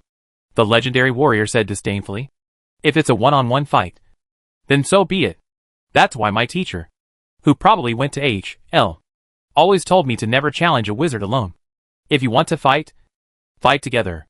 The king turned to his prime minister and asked, What do you think? The palace minister opened his eyes slightly. If Lord Tesla can quickly train mages in large quantities, he will become a guest of honor for every monarch on the continent, and a must-kill for every enemy of mankind. Is a legendary wizard scary? Yes. It's terrible. What's even more terrifying is that he can teach out mages quickly and continuously. This means that he alone is a world-class arsenal that can continuously produce war machines called mages. This is good news for all mankind, but bad news for mankind's hostile races. King Carlson murmured, I'm just curious. What happened to that master's 3rd disciple? At the same time, Cervantes' Colosseum. Boom, boom, boom. If the duel on Harry's side still seemed like a magical battle that conformed to people's stereotypes, the battle on Baren's side could not even be called a battle. It was a standard beating. 100 years ago, in the era when magic civilization prevailed, Karak created a large number of steel golems and named them Odgard, which means the guardian of order and the titan who protects order in mythology and legend. This sacred weapon used to be the weapon of the Karak to fight the demon. With these steel giants, it perfectly offset the horrible quantity advantage of the demon. However, Since the collapse of the magic network, the dwarven craftsmen can no longer obtain magical energy to drive those huge iron lumps. And all the iron golems have to be sealed up. If it weren't for the long lifespan of dwarves, and a large number of dwarves have survived hundreds of years to the present day, these golems might have been gradually forgotten by the world and disappeared one by one in the long river of history. But the legend of the Iron Colossus Titan has been spreading across the land, and its might in sweeping away the demon army is still being sung by bards. After all, it is a supreme creation that only a very small number of mortals can manipulate to fight against the demon army. No one expected that a scaled-down replica would reappear before the world. It was a 5-meter-tall mechanical dwarf. You could call it a golem, or a magical construct. In a sense, it was a hodgepodge. When an oversized robot uses the black dragon bones as a support structure, the thick iron plate is covered with a thick iron plate as the image of a robot. And then the soul of a female dwarf is used as the core of the control system, supplemented by Feng Yuan core as the energy supply system. Is this technology? The only thing that is certain is that this giant female dwarf, who is neither magical nor mechanical, is very powerful in fighting. The blazing enthusiast used a spiritual pulse equivalent to a level 5 magic without even taking a breath. Only a hole was made in the deck on the chest. But Masana's soul was fine. As an artificer, all Anthony could do was to inject his meager magic power into some simple mechanical constructs to enhance their offensive and defensive capabilities. The core of his battle was a dog-shaped construct that had no legs but walked on 6 wheels. It took him a year to create this thing for his pet dog. Masana stepped on it, and nothing happened. Some people may think that if they can't deal with the oversized summoned creature Masana, can they not deal with the summoner himself? I really can't figure it out. Conjuration magic is actually very complex. As soon as the fight started, Baron used an earth shield to wrap himself tightly. A pile of mud grew out of the ground and buried him. It stands to reason that this turtle style of play will eventually lead to the SHL being knocked off. But Baron summoned the construct Masana. It was disgusting that he shared his soul vision with his girl. This means that no matter who comes on stage, if he cannot blow Baron out of his SHL in one round, he will have to endure endless pursuit by a 5-meter-tall construct dwarf. Do you think this is the end? The spell system also includes shameless full-screen attacks like rain and snowstorm. Don't think that a little heavy rain and snow is no big deal. It's all a routine. When the field cannot drain enough water, Baron will use Masana's vision to perform drowning. The key point is that after calling out the name of Archimedes, it becomes an enhanced version of the drowning technique. As long as there is ankle-high water around the victim's feet, the water from the drowning technique will chase the person into the throat and lungs, and will not stop until the person's belly is full of water. Think about it. Who can be chased by a giant mechanical dwarf holding a 3-meter-long sword of reason in his left hand and an axe of virtue in his right hand, and still have the spare time to deal with so many messy things? In 3 consecutive games, Baron defeated his opponents without any suspense. He doesn't know many magic tricks, and they are just the same few over and over again. But he is helpless against others who have only one trick to conquer them all. If you can't break the move, you will just get beaten. Chapter 143. Let's talk. The war was fought on 2 fronts, and both were victorious. For a time, the reputation of the physics school reached an unprecedented height. If Ryan was the only powerful one, the world would at most look up to him and pay attention to whether he would turn to the realm of immortality and become a terrifying great lich after he grew old and weak. When a faction continues to cultivate powerful disciples, its value will increase exponentially in the eyes of various forces. However, before paying attention to the large-scale enrollment of the physics school next month, the leaders and kings of various large organizations are more concerned about how Ryan will deal with those small sects that are causing trouble. It is not difficult to see how big Ryan's ambition is from his next actions. Ryan. He adheres to our consistent policy. After his second and third disciples defeated the opponent, he sent Sanders, Juan and others as envoys to sign a memorandum of constructive partnership with the other faction. He did not say that he would accept the other party as his younger brother, nor did he say that he would draw the sword or anything like that. Regardless of the fact that this so-called constructive partner was given to Eagle Sauce by me when we were on Earth. At least this title doesn't sound too offensive. Many faction leaders were confused by the name of Ryan. It seems as if, probably, the physics faction is really quite neutral. Neutral. It also depends on the object. If you don't fight back when you're beaten, and don't respond when you're scolded, That's not called neutrality. That's called unlimited suffering. On the second day after the physical faction reached an agreement with the 6 major organizations that had come to compete head-on, towns, who had not been deployed, appeared. Before setting off, Ryan gave repeated instructions. We are talking about science. Although scientists have nationalities, science is borderless. There is not so much fighting and killing.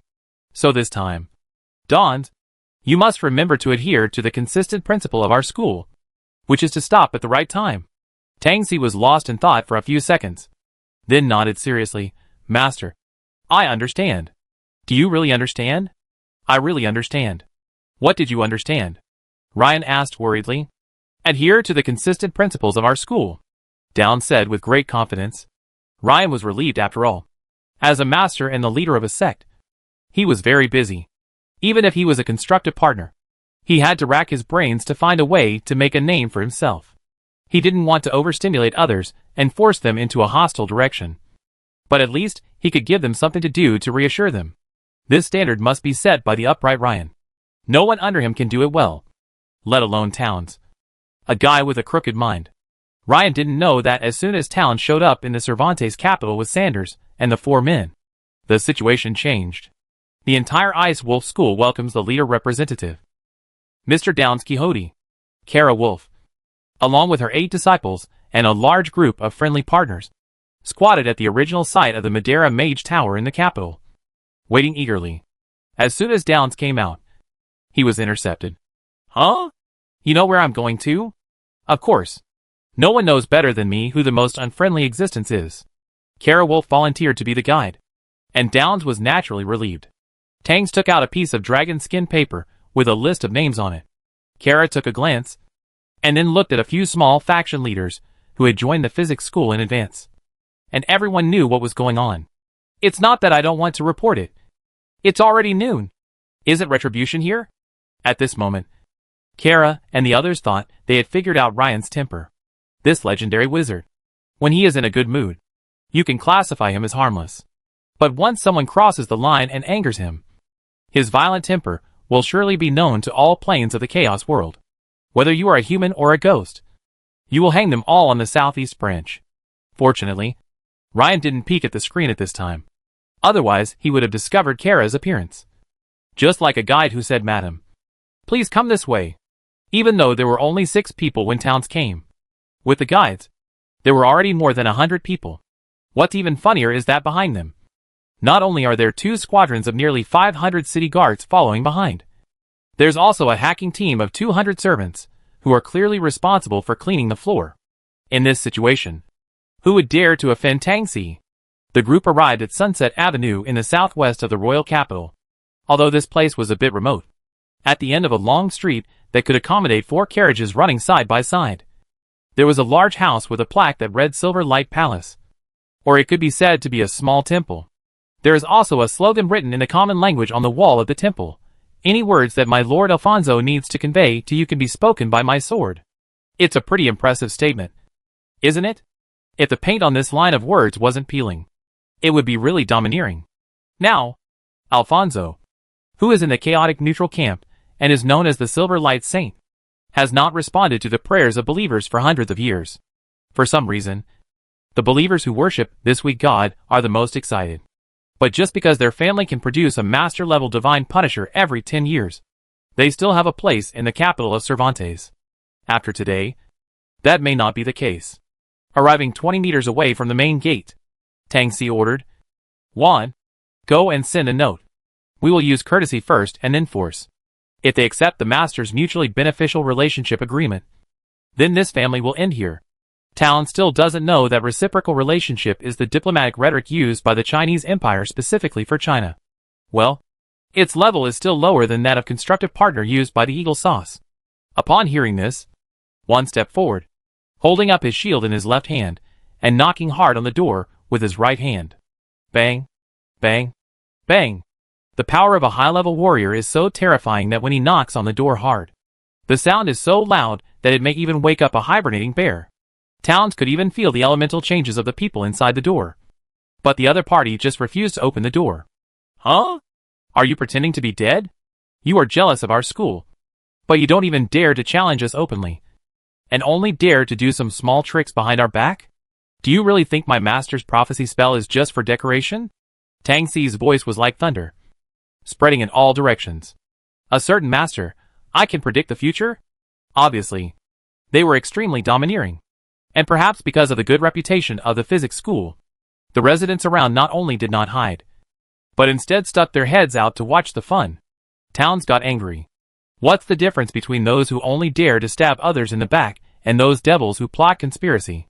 Could it be that your so-called gods have already shifted to the evil camp? If so, don't blame me for having a good talk with you. Then the most frightening scene happened. A dazzling purple beam of light suddenly hit the opponent's solid door panel covered with brass. The next second, countless lightning balls exploded on the door panel. Chapter 144. Even if I kill you, I will stop there. The other party's door panel did not fail to resist. The dozens of runes that appeared on the door turned purple gold in the lightning, exploded, and then turned into a pool of liquid metal. The gate and the outer wall of the building, which had lost its magical protection, flashed with arcs, and the building structure that had become ordinary collapsed in an instant. Countless bricks and stones were like a pile of bread crumbs blown away by a storm, crackling and sweeping towards the inner courtyard. After all, his ancestors were wealthy. So you just demolished his door like that? Is it really that serious? Seeing this scene, not only the onlookers in the distance, but even Kara and others who followed Towns, who clearly thought they were there to join in the cheering, forgot what to say at the same time, opened their mouths wide, revealing the hole in their throats. This is too violent. Countless spies from other factions who were secretly watching from behind in the crowd were so frightened that their legs were trembling, and they quickly sent their companions back to report the news. You bastards from the Silver Light Temple. I, Tang's asterisk Chakotay, have come here to reason on the orders of my master, the great wizard Tesla. Tang's bowed, and his thunderous angry voice spread throughout the entire temple. Tang Xi has come to destroy the house. Even if the guys from the Silver Light Palace are very capable of holding back, can they still hold back? The first step is the main gate, and the second step is probably the main gate of the inner hall. The gate of the inner court burst open, and a middle-aged man with silver hair and thick eyebrows wearing a robe with silver thread trimmings strode out with more than 30 silver-robed disciples. He shouted at them. The physics sect destroyed my temple for no reason. Is this your sect's neutrality? Ha ha. Tang Xi raised his sword-like eyebrows. We in the physics sect never cause trouble.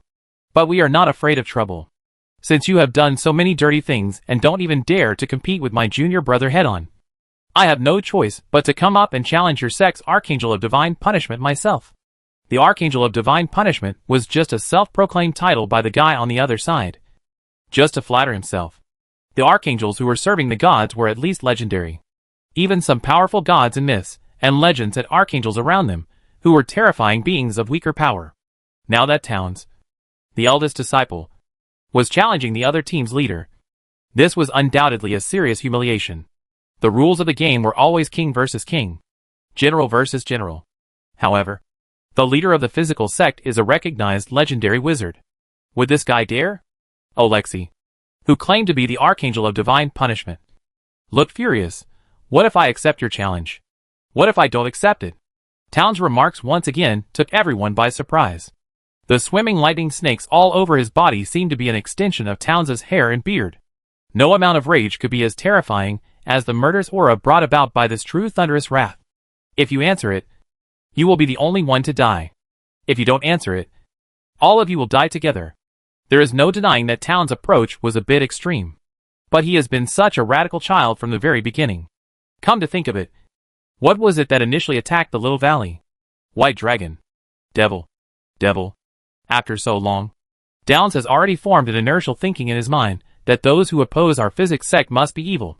Towns had long hated the guy who spread bad things about his master behind his back. Rather than saying that his methods were extreme, it would be better to say that the fact that he could endure until now was already a miracle for him. As soon as he uttered this harsh word, there was an obvious large-scale commotion on the opposite side. Some trainee divine punishers even intentionally or unintentionally distanced themselves from Alexei. This action confirmed Towns' judgment on Alexei. Seeing that the conflict was inevitable, Alexei roared, "I'll kill you first." After saying that, he took a step forward and threw a punch from a distance. A fist of light that was larger than a carriage appeared out of nowhere. If nothing unexpected happened, it would crush the user's enemy, or at least restrain the enemy's movements. This move is not unfamiliar to people with discerning eyes. If the one who performs this move is a good camp god punisher, this is a heavenly fist. If the one who performs this move is an evil camp profane fist, in theory, the one who performs this move is a neutral camp silver light god punisher lonely fist. The problem is, it's off. How could the cold and gloomy light around them have the power of the first generation of the Silver Light Temple's divine punisher? The Silver Light has a dull taste. Pastor Pat, one of the 4 people around Downs, was shocked at first, then delighted. Blasphemy. The opponent has clearly shifted camp, but has not yet completely moved away. But as an excuse for the start of the war, it is enough. Except for the isolated pirate kingdom overseas. Human countries cannot tolerate the guys from the evil camp, at least on the surface. Town shouted, in the name of Tesla. This voice made people around look at it sideways. No. You can call God's name. But how can you call Master's name like you do? A scene that shocked everyone happened. A huge hand of lightning appeared out of nowhere. And it just clenched its hand and tightly grasped the opponent's silver fist. As we all know, when boxing, if your full-strength punch can be caught by the opponent with one hand, then, honestly, don't fight. The feeling of despair of being stuck, neither going up nor down, burned away the last bit of Alexa's rationality. Go. Everyone. Go. Kill this blasphemer. Downs. A strange light ignited the miserable divine punishers behind him, looking at their bare teeth and painful expressions as if they were crying. You can tell that these guys may not really be willing to rush forward and die. But the power they possessed obviously implied some extremely powerful compulsory laws, which drove them like the babies, who were forced to go to the battlefield by the supervision team. And they all rushed towards towns with their weapons drawn. This scene was extremely evil. They no longer looked like a person, but like some creatures born in the darkness. Like moths, rushing towards the brightest lightning in front of them, even though they knew they would very likely turn into charcoal in the next second, just because of an order. Even if it could only disturb Tang Si for a moment, they would dedicate their bodies and souls to their god. Asshole. Sanders and his men rushed forward without hesitation. What surprised them a little was that Kara Wolf actually synchronized her movements with theirs. A big battle was about to break out, and Towns freed up his hands to launch a thunderous version of the flash spray at the opponent. Bang! Countless gold coins turned into shotgun LS and shot towards the opposite side, within the 120-degree wide fan-shaped range. At least 500 gold coins were shattered into pieces and shot out, baptizing the opponent with a metal storm before Sanders and his men pounced on them. For a moment, there was a chorus of screams from the other side. Many people were injured but not killed. Sanders and his men rushed over to collect heads. After taking the time to sweep the opposite side, Towns controlled the hand of lightning and crushed the opponent's lone fist with mixed power. The next second, an electromagnetic cannon took Alexa's head. It was only then that Ryan, who had received a system prompt, hurriedly contacted Downs through the fire bat. Wait! Didn't I tell you to stop when you're done? Towns said innocently. Even if I kill him, I will stop there. Chapter 145. Dear. Have you ever seen a group slide on their knees? Just tell me whether it has stopped or not. I haven't even used my ultimate yet, but I've killed the opponent with my A. Is this my fault? At least Towns didn't dig up other people's ancestors' graves. Towns spoke so confidently that it made it difficult for Ryan to react. No. Well, don't you think it's a little too much? Ryan was about to say something, but suddenly he saw the system prompt, because it was discovered that the Silver Light Palace camp had shifted to the evil side. The Cervantes Royal City Demon Hunting Team is dispatching. Ryan shuddered, suddenly realized something, and then sighed in his heart. For the officials of human countries, other things can be tolerated. This kind of camp is absolutely unbearable to evil. In most cases, once a person starts to fall, it is irreversible. The standard practice in all countries is to torture the person to death if you can't kill him, until he is scared to death, no matter how many times. Every time he encountered this kind of tug-of-war or fighting between camps, Ryan still felt that he could not get used to it. If we really go by this world's standards, who didn't jump back and forth when they were at the University of Ren? He is as cheap as a dog when asking for movies, and thinks the person is ugly after masturbating. Anyway, the per capita morality is full. Alas! Perhaps this is what is called being out of tune. But Ryan knew that Downs really stopped at the right time. At least Downs didn't go and kill the whole family. According to the rules of Camp Shift, if Downs really took action, no one would dare to say a word. This is the political correctness of the entire human camp. Master Lay thought again about how he dealt with the guys from the evil camp. Oh, our family has a solid foundation. So it's okay. Finally, Ryan said. Forget it. You have grown up. As long as you abide by lawful neutral, I will not comment on your affairs. Thank you for your understanding, Master. Tang Si bowed deeply to the fire bat. In fact, the two masters and apprentices really lacked an understanding when reacting to the outside world. After Downs led his team to destroy the Silver Light Palace, there was more than just the Cervantes King City. All the gangs and organizations that had participated in the instigation and dared not come out to challenge were panicked. Pass it on! Tang Si blew up the entire Silver Light Palace with one hand. And the next target is us XXXX. Pass it on! Wherever Tang Si goes, no one will be spared. And all will be sacrificed to the gods. Pass it on! This is your last chance. Pass it on. For some reason, in the major cities, a nimble bat would occasionally appear and suddenly frighten people to the ground. Ryan finally understood what it meant that rumors are more ferocious than tigers. The worse these guys had said about the physical sect before, the more panic they are feeling now. Just as Downs handed the job of cleaning up the mess to Cervantes' demon hunting team and led his men to the street, they suddenly found that they were blocked. Huh? You're all here?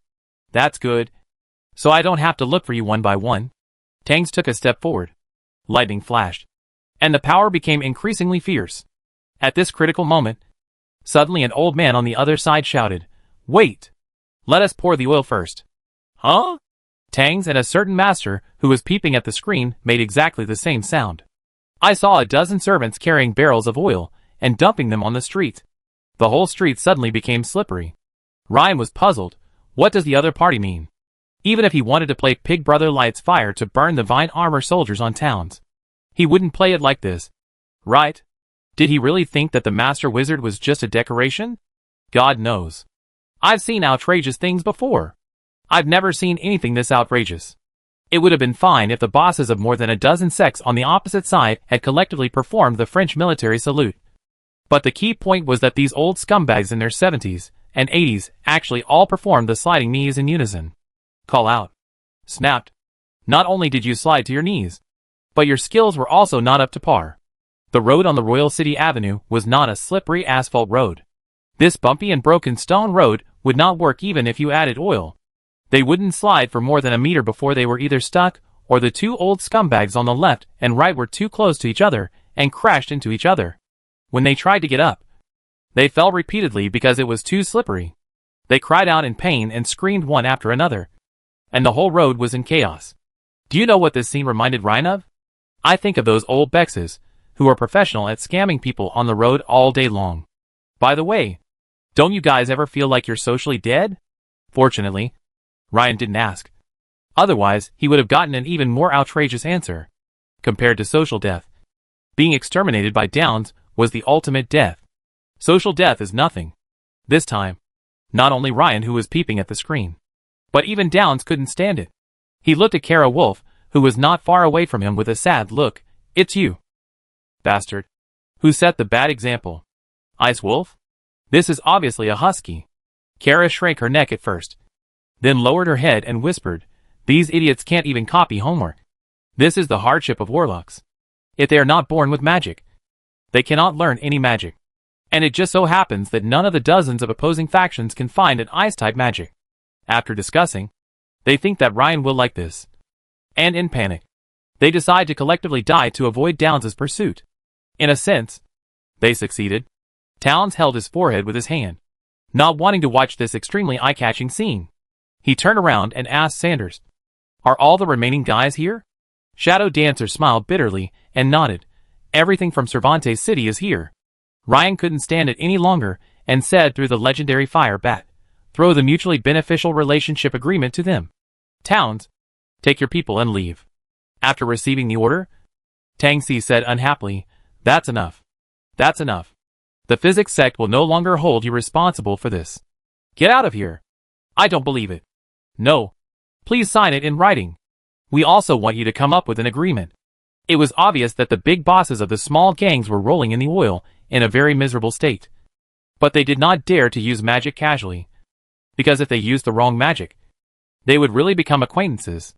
This funny picture of H.L. provided laughter for tens of thousands of soldiers and civilians in the royal city for a whole year. Ha ha ha. Aren't these the noble masters? Aren't you guys tough? If you have the guts, show your toughness against the physics school.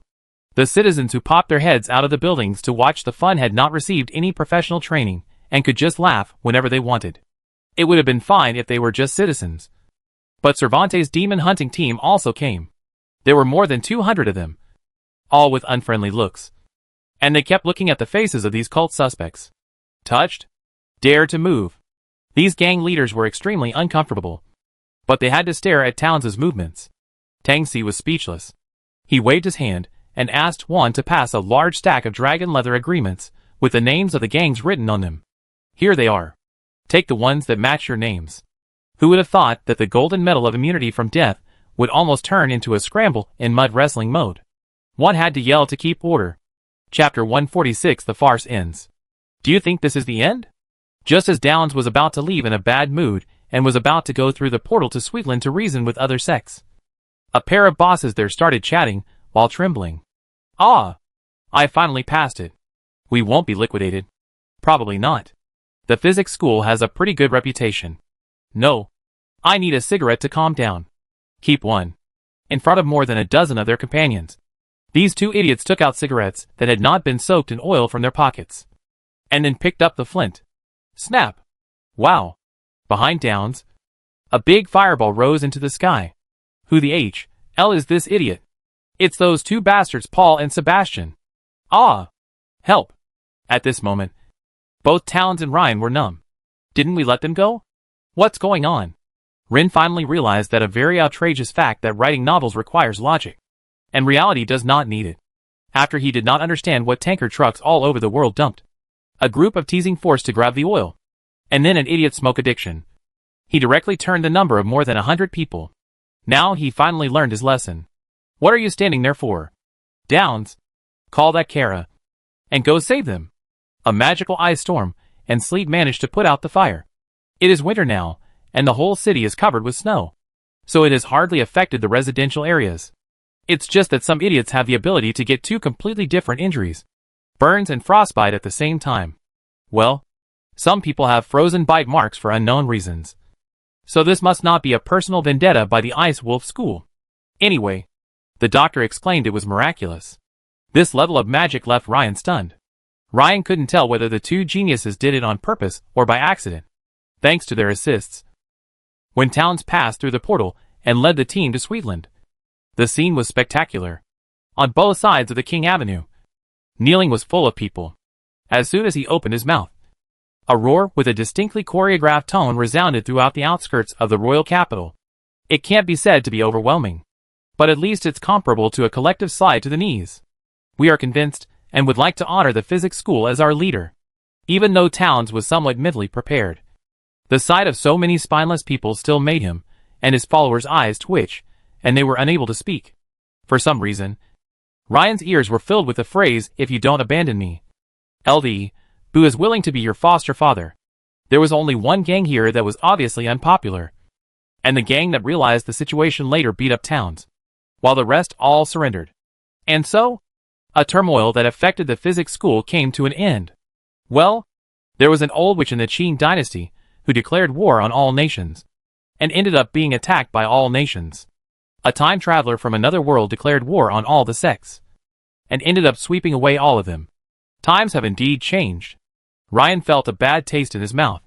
To this day, he doesn't know what his own reputation is. At least the notoriety of unlimited self-defense counterattack should be maxed out. 2 days later, when gang leaders wrapped in bandages and tied up like mummies came to Sanders and said, "I'm fine. I don't need Master Tesla to worry about me. And I don't need to pay for medicine." This level of magic refreshed Ryan's worldview. Just when Ryan thought the incident was over, outrageous aftermath continued. A visiting card? Ryan looked at Sanders, who was reporting to him.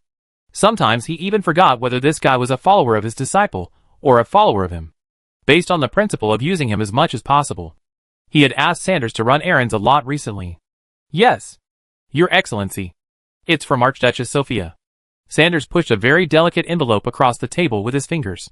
It was a very delicate parchment envelope, which not only had the wax emblem of the Principality of Marino on it, but also had a handwriting that looked somewhat sonorous. From Mr. Tesla. How to put it? This handwriting is more like practicing swordsmanship than writing. You can tell that the person who wrote it has tried to make the handwriting softer. But this seems to be out of tune with her life lately. After Sanders left, Ryan opened the envelope. It was a very clean letter, not even sprayed with the perfume commonly used by aristocratic daughters. Leyen was in a trance for a while. I remember the last time I received a letter. Or the last time. If Sophia sends me a pink envelope again this time, I, Leyen, will obey. At this time, it happened that Tang Si and his 3 companions came over, claiming to be visiting the teacher, but actually just strolling over. Before entering the house, Tang Si looked in through the open window. With his sharp eyes, he saw the emblem of Marino at a glance. Oh, is it Archduchess Marino, who is looking for master again? As soon as Town said that, the eyes of the 2 little bastards next to him immediately lit up. That look was like an upgrade from a dim night light to an industrial-grade lighting lamp. Ryan was embarrassed on the spot. What does it feel like? It was probably when I was in middle school. A male teacher pursued a female teacher, and he sneaked into a small forest to confess his love. And then the entire class of 200 people rushed over to watch. It is very joyful for young people to eat melons. But it is not good for the one who is treated as the melon. Ryan said sternly, it's official business. To discuss cooperation. I'm going to the Principality of Marino tomorrow. The 3 disciples slid into the room, bowed, and asked in unison, do you want disciples to accompany you? Ryan's eyelids twitched wildly at the same time. What a joke. If any little bastard among you knew about this, wouldn't the whole academy know about it? Alas, I failed to discipline my apprentice. Ryan had to add, humph. If you have the time, why don't you review your mechanics knowledge? I'm going to test you the day after tomorrow. If you don't learn well at a young age, things will be worse when you grow up. Ah, master. Don't. Master. I was wrong. The 3 funny guys wailed. Not to mention the 2 apprentices who had just started. Even the eldest brother, who was a master wizard with PTSD on the spot when he heard about the test. There was no need for Ryan to scare them. The 3 guys ran away tumbling and went back to review. If they fail the test, the nightmare of copying books will be waiting for them. You can't use any magic or do any tricks to copy the book. It gives me a headache just thinking about it. Ryan has not yet responded. And the Principality of Marino is even more nervous. Marino had encountered a sudden change before, and such a short time was not enough for him to recover. Sophia did her best, but she could only help the people to repair their houses for the winter and gather firewood. But the overall situation was still a mess. As soon as she heard the result of the 100 schools' trouble, her palace minister reminded her whether she should go to the physics school to get a friendly partnership sign. A powerful country doesn't need to do this. It's one thing to lick someone's boots in the dark, but at least you can't do this in public, because it would make it seem like a faction is above the country, which would be very embarrassing. In the past, only the sects of powerful gods could do this. Chapter 147 The Grand Duchess's Sorrow. No one in the physics school has been officially crowned a god yet, so it would be a bit embarrassing for any country to try to be a god now. Unfortunately, Marino is poor. The low-interest loan obtained from Sweetland was a financial relief. However, funds only make sense if they are transformed into goods and circulated in the market. Gold coins that cannot buy things are just waste. Given the remote geographical environment of Marino, it is impossible to attract caravans without paying a high price. Moreover, the mountain roads are rugged, so only a caravan can come. Forget about any horse-drawn team. This results in Marino's rare mineral advantages being unable to be utilized. The neighboring Cervantes kingdom also sells mines, but they can directly take away the iron ore and other ores from the nearby plains with horse-drawn carriages. Except for high-value minerals such as silver mines that can be minted on the spot, Marino really has no advantages. Only when Sophia took over the position of Grand Duke herself did she realize how difficult it was for her father to hold that position. There was no other way. But she had to find a solution. There were 100,000 people crying for food. And she was afraid of accidentally offending a legendary power like Ryan. It was precisely because she didn't know what Ryan's attitude was. So Sophia could only propose to visit him in person. In her private dressing room, Sophia, assisted by her hostess and etiquette teacher, tried out outfit after outfit with great anguish. The Grand Duchess felt like a mannequin in a tailor's closet. I say, there's no need to go through so much trouble. He's a great man who doesn't even look at my pink envelope. Just prepare clothes as you would for a summit-level meeting. Just as Sophia finished speaking, she was interrupted by the ceremonial officer. Your Majesty. Absolutely not. After all, Mr. Tesla drank the victory wine with you. Please remain absolutely confident in your charm. At the mention of the wine of victory, Sophia's face flushed with a charming blush. But unfortunately her shyness soon dissipated. She raised her arms, opened her hands, and looked at her increasingly thick finger joints and the newly visible calluses on her hands. She felt helpless and bitter. Previously, the Knights of Marino were wiped out, so she had to rebuild the Knights. And she had to be ready to fight at any time. As a result, her military strength increased, but her feminine power decreased. Maybe Lord Tesla doesn't like women like me who have hard muscles and a violent vibe. For a moment, the ceremonial officer and the maids all lowered their heads and counted the non-existent ants in the corner. Who dares to respond to this? It must be admitted that the painting style of Valkyrie and the like does not conform to the mainstream aesthetic of the Chaos continent. Angels and Valkyries are so popular because they have divine attributes. The angel itself is a highly concentrated spiritual energy body. How can there be more calluses? Sophia's distress is not without reason. It was the etiquette teacher who had been with her the longest and watched her grow up, who couldn't help but speak. Your Majesty. You should work harder on Lord Tesla's side.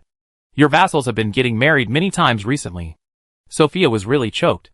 This was not her first day in the aristocratic game, so she certainly knew why. As the Grand Duchess of the Marino family, and the only heir of the family, the difficulty of her marriage has increased exponentially compared to the beginning. She is a female father-in-law and marry a foreign nobleman. It's export to domestic sales. Also because of her status, she married down, so the vassal family should at least have a legitimate son. This is divided into two cases. One is to enter. The Fengchen family changes to the heir. But in this way, a male who does not have the right to inheritance is not worthy of the identity of the female grandfather. The key point is that Sophia has had an affair with a legendary wizard. If any family marries her, will they have to worry about causing jealousy from Lei? Rumors have long been flying around that the great wizard Tesla will not wait any longer for revenge. And recently there have been reports of him killing nobles and sweeping through hundreds of sections. Who is tired of living and wants to gamble on the future of his fiefdom and family to seduce the great wizard's legendary girlfriend? In order to avoid becoming that big victim, the vassal officials have been busy arranging the marriages of their eldest sons recently. And those who are not married should get married as soon as possible. Sophia is miserable now. Although she has just reached adulthood, she still has the aura of being determined to continue on the path of being a leftover woman. She knew that although her vassals expressed their loyalty to her, they also hinted that they did not mind hearing news like yes, we have a child coming from the Grand Duke's palace. They did not even need the physics school to acknowledge it. As long as Master Tesla did not deny the news, that would be enough. This is like putting Sophia on the fire. And as long as Master Tesla is alive, this situation will not change. Oh! Keep changing. I need a set of clothes that are pretty but not flattering. As the news came back from the physics school, Sophia became more nervous. What? Archmage Tesla is coming here in person? No. I will just go to visit His Excellency the Archmage. After hearing this, the Grand Duchess was so scared that she almost fell off the Grand Duke's throne. Sanders smiled bitterly. Tesla's School of Magic is undergoing renovations recently, adding 2 laboratories, which makes it inconvenient to entertain guests. It's good that the Grand Master insisted that he come. I wonder if there are any difficulties in the Principality of Marino. Difficult? No. Of course not. It will be convenient for us to confirm the time so that we can welcome His Excellency the Grand Master. He said tomorrow morning at 9 in the morning. Isn't this time too official? Even in the afternoon. If it's a dinner party, then there's a chance to go the pink envelope route. Sophia's eyes dimmed when she heard this.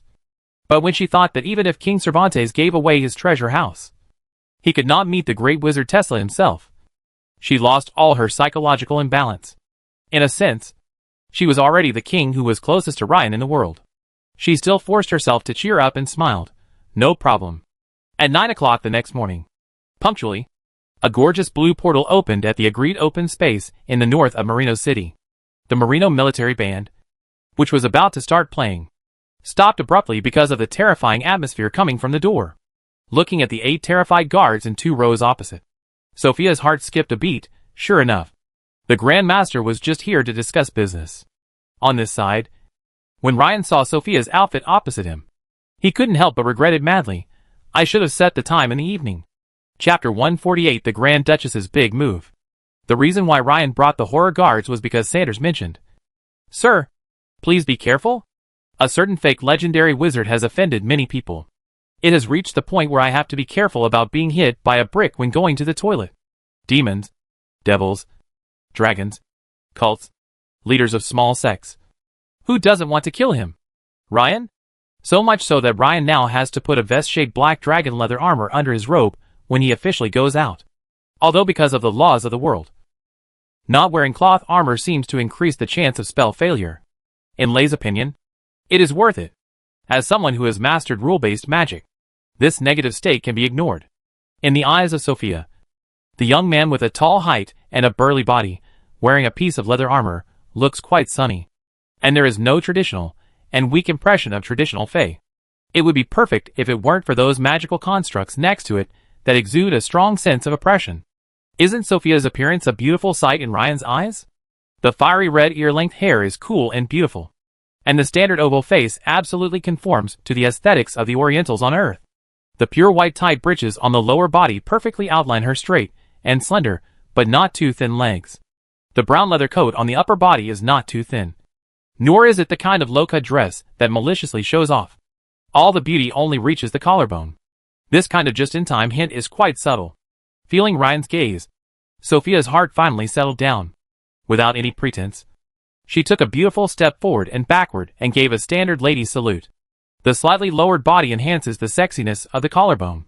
Coincidentally, a snowflake in the sky fell, and it just fell on her left collarbone nest, which stimulated Sophia a little shaking, which intentionally or unintentionally enlarged this effect. The two sides smiled at each other, noticing the subtle changes in each other's mentality. Welcome, Your Excellency, the Honorable Grand Master Tesla. Thank you for the warm welcome, Grand Duchess. The bland and formulaic opening seemed unable to conceal the passion underneath. Morning tea is ready. Please follow me. Without writing, the two took a carriage together. The meaningless small talk became slightly awkward as the scenery outside the city took in. Ryan saw a grand bonfire in the distance, but the fuel was in the form of human figures. These are all follow-up measures to the attack of the undead army, Sophia admitted bitterly.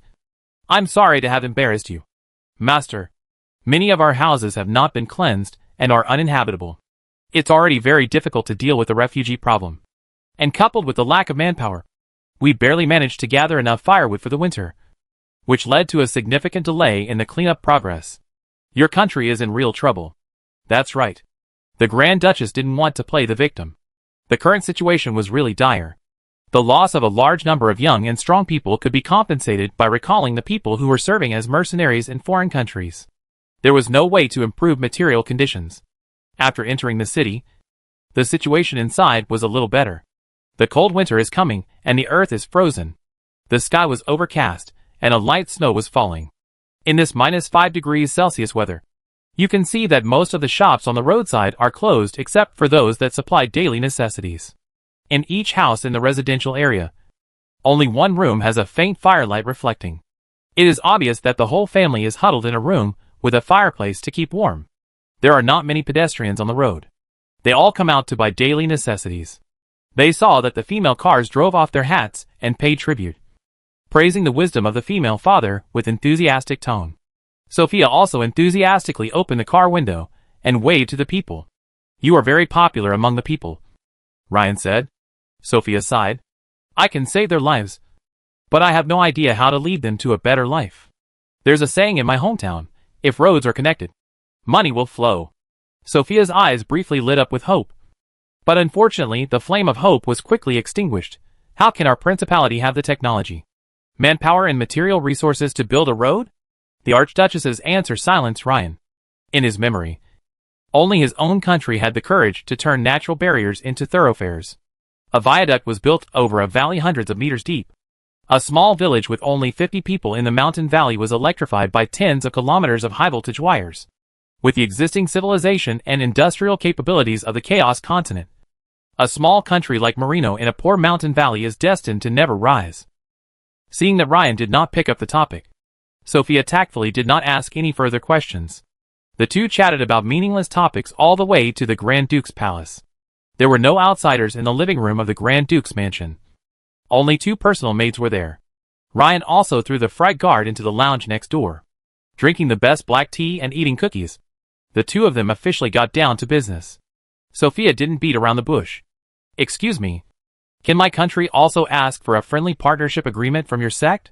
Although I personally think that we have the utmost goodwill towards your sect, and do not need these empty titles. My vassals do not think so.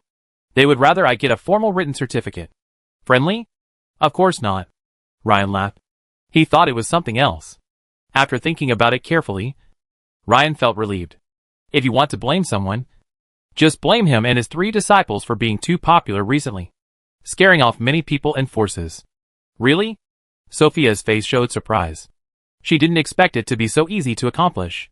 She had originally prepared a lot of excuses. But, is your country satisfied with this? If your country can offer better conditions, we are happy to establish a comprehensive strategic partnership with your country. Ryan threw out a bait. According to my way of playing, this is the 4th level from the top in the diplomatic hierarchy, which is 10 levels higher than friendly cooperation. Sophia was happy to take the bait. But she didn't have anything to show for it. My country's mineral resources? How many? Sophia gave a number. 1,000 tons of iron ore per year. Ryan smiled bitterly and shook his head.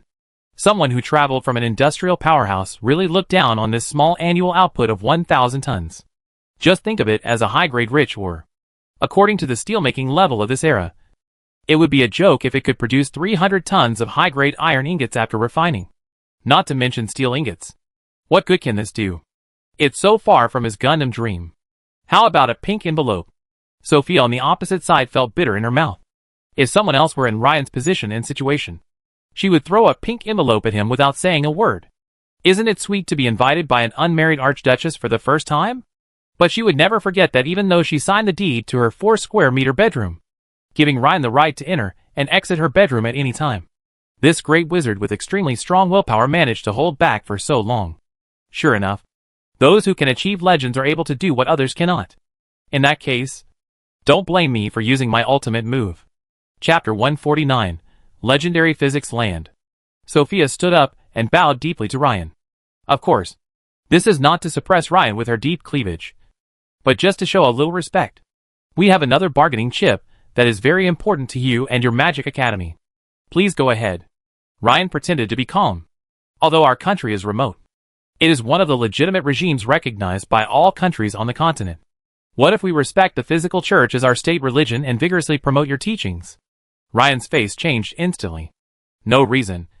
Just like the word who that suddenly appears in a mahjong game. The surprise that comes from the system prompt cannot be concealed. If the host accepts the proposal of Grand Duchess Sophia of Marino, physics will become the mainstream thought and belief of all Marino people. The entire Principality of Marino will become a Legendary Physics Land. Legendary Physics Land.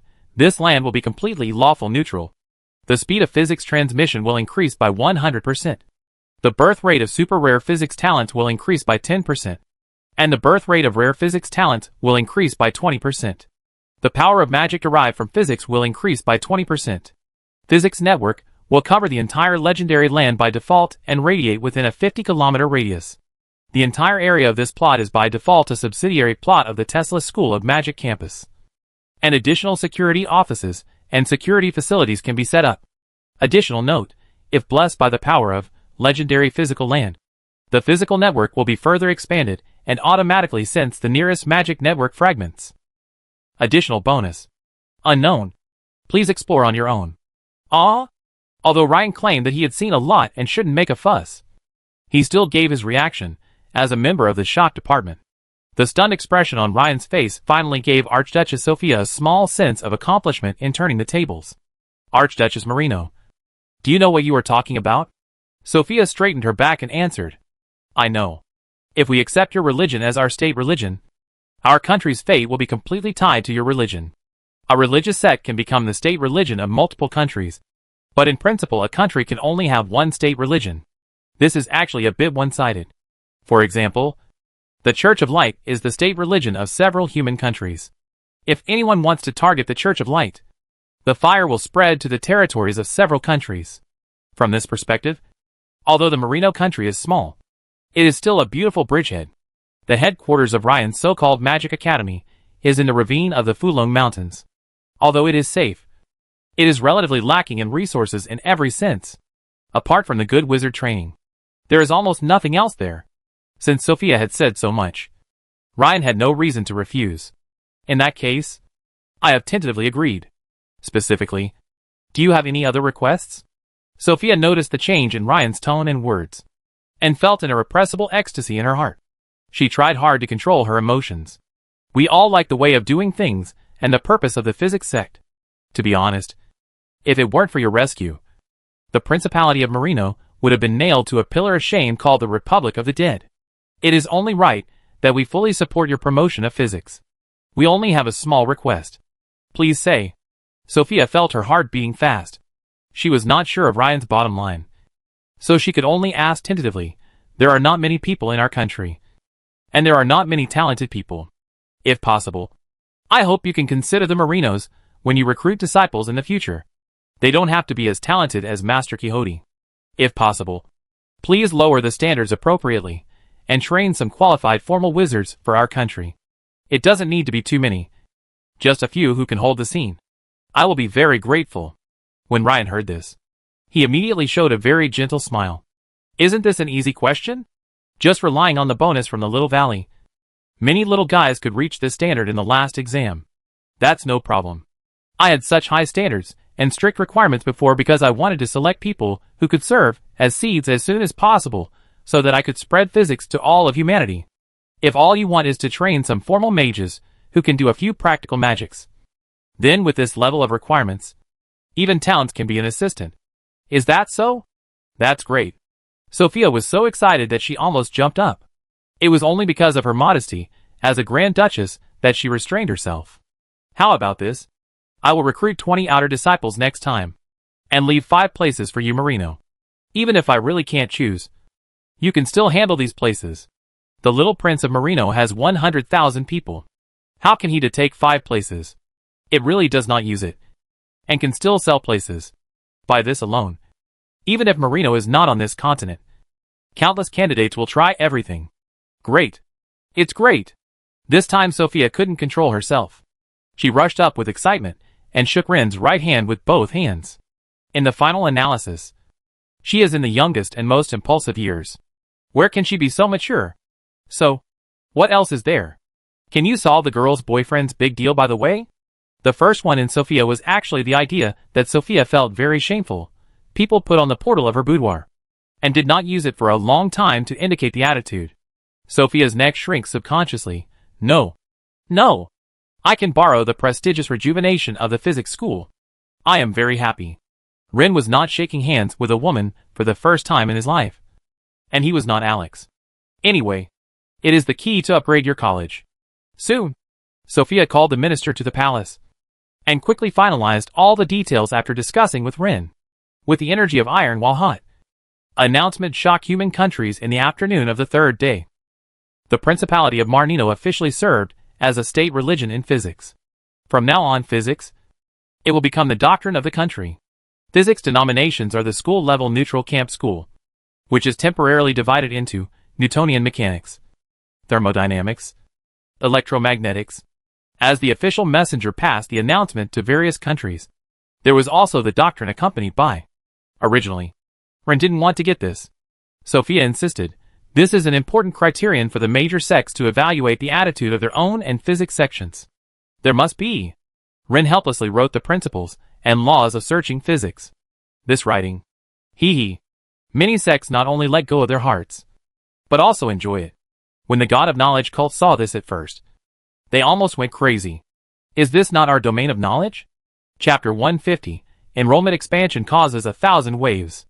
A number of big brothers, who knew the gods, taught all overnight, and found that this so-called physics denomination was made by mages wearing scientific skin to magic. It was okay for other countries.